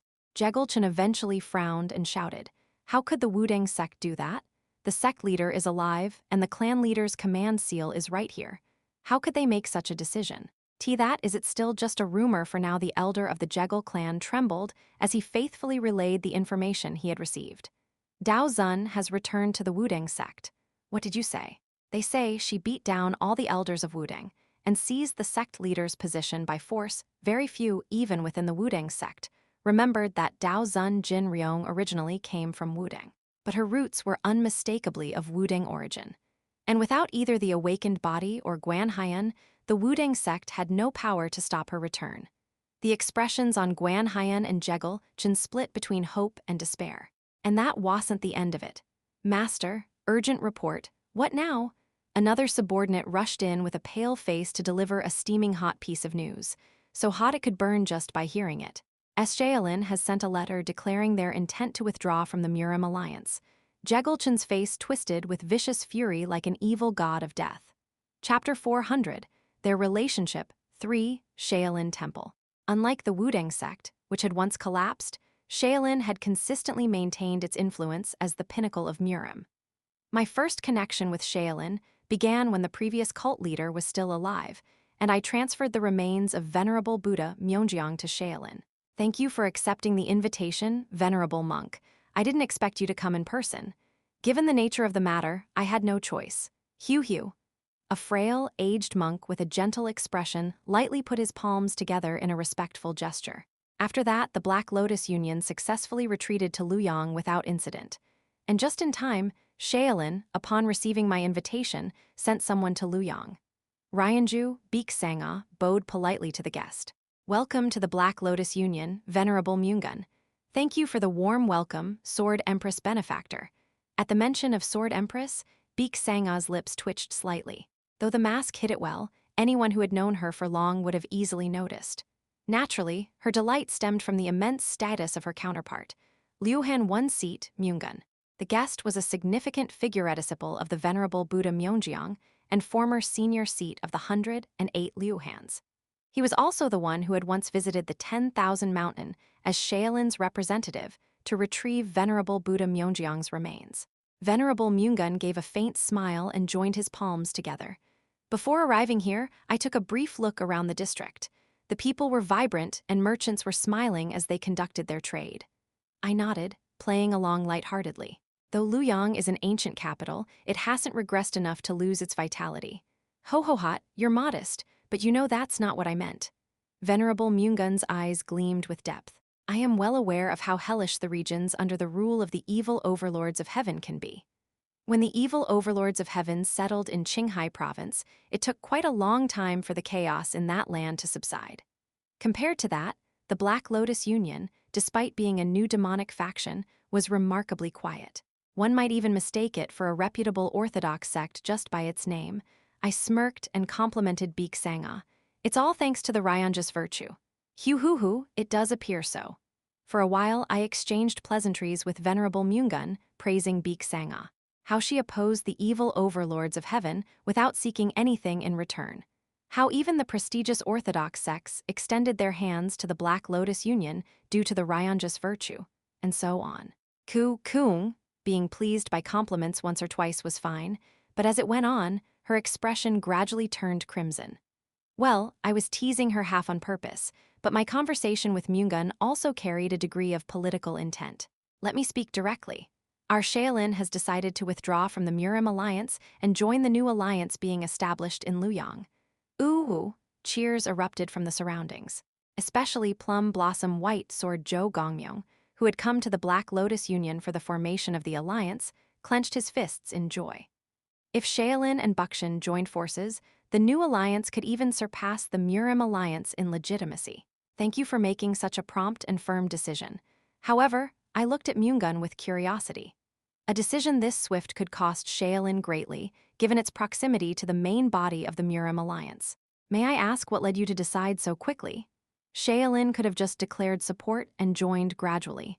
A drastic step like this benefited us, but for Shaolin, it was a hasty move. Myungun closed his eyes slightly and spoke. Recently, unsettling incidents have been occurring near Mount Song. Unsettling incidents? Not mere rumors, but actual incidents. Mysterious monsters have been appearing in the middle of the night, frequently attacking civilian homes. Some tilted their heads. After all, being one of the 5 great mountains, Mount Song was not unfamiliar with attacks by tigers or spiritual beasts. But if someone like Venerable Myungun mentioned it, the damage couldn't have been ordinary. Having a hunch, I slightly furrowed my brows and spoke. So they aren't spiritual beasts. Indeed.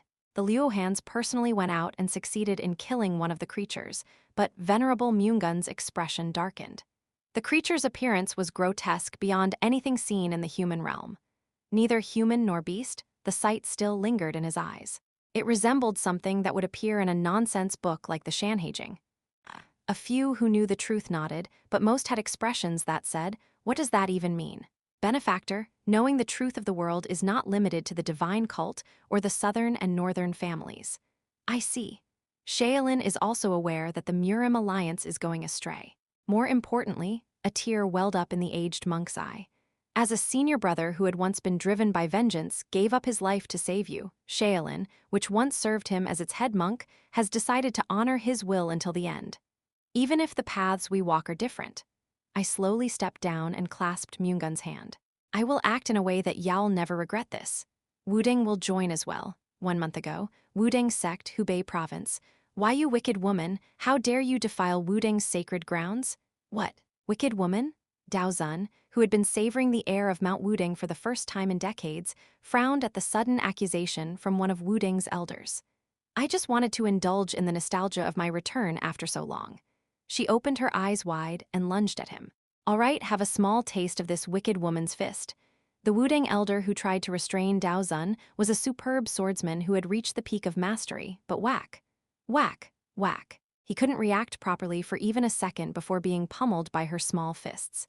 Ki Kahyak, I am immeasurable temple Buddha. Immeasurable temple Buddha? It didn't take even half a beat before that elder ended up just like the dozen or so second and third-generation disciples sprawled around him. What is this?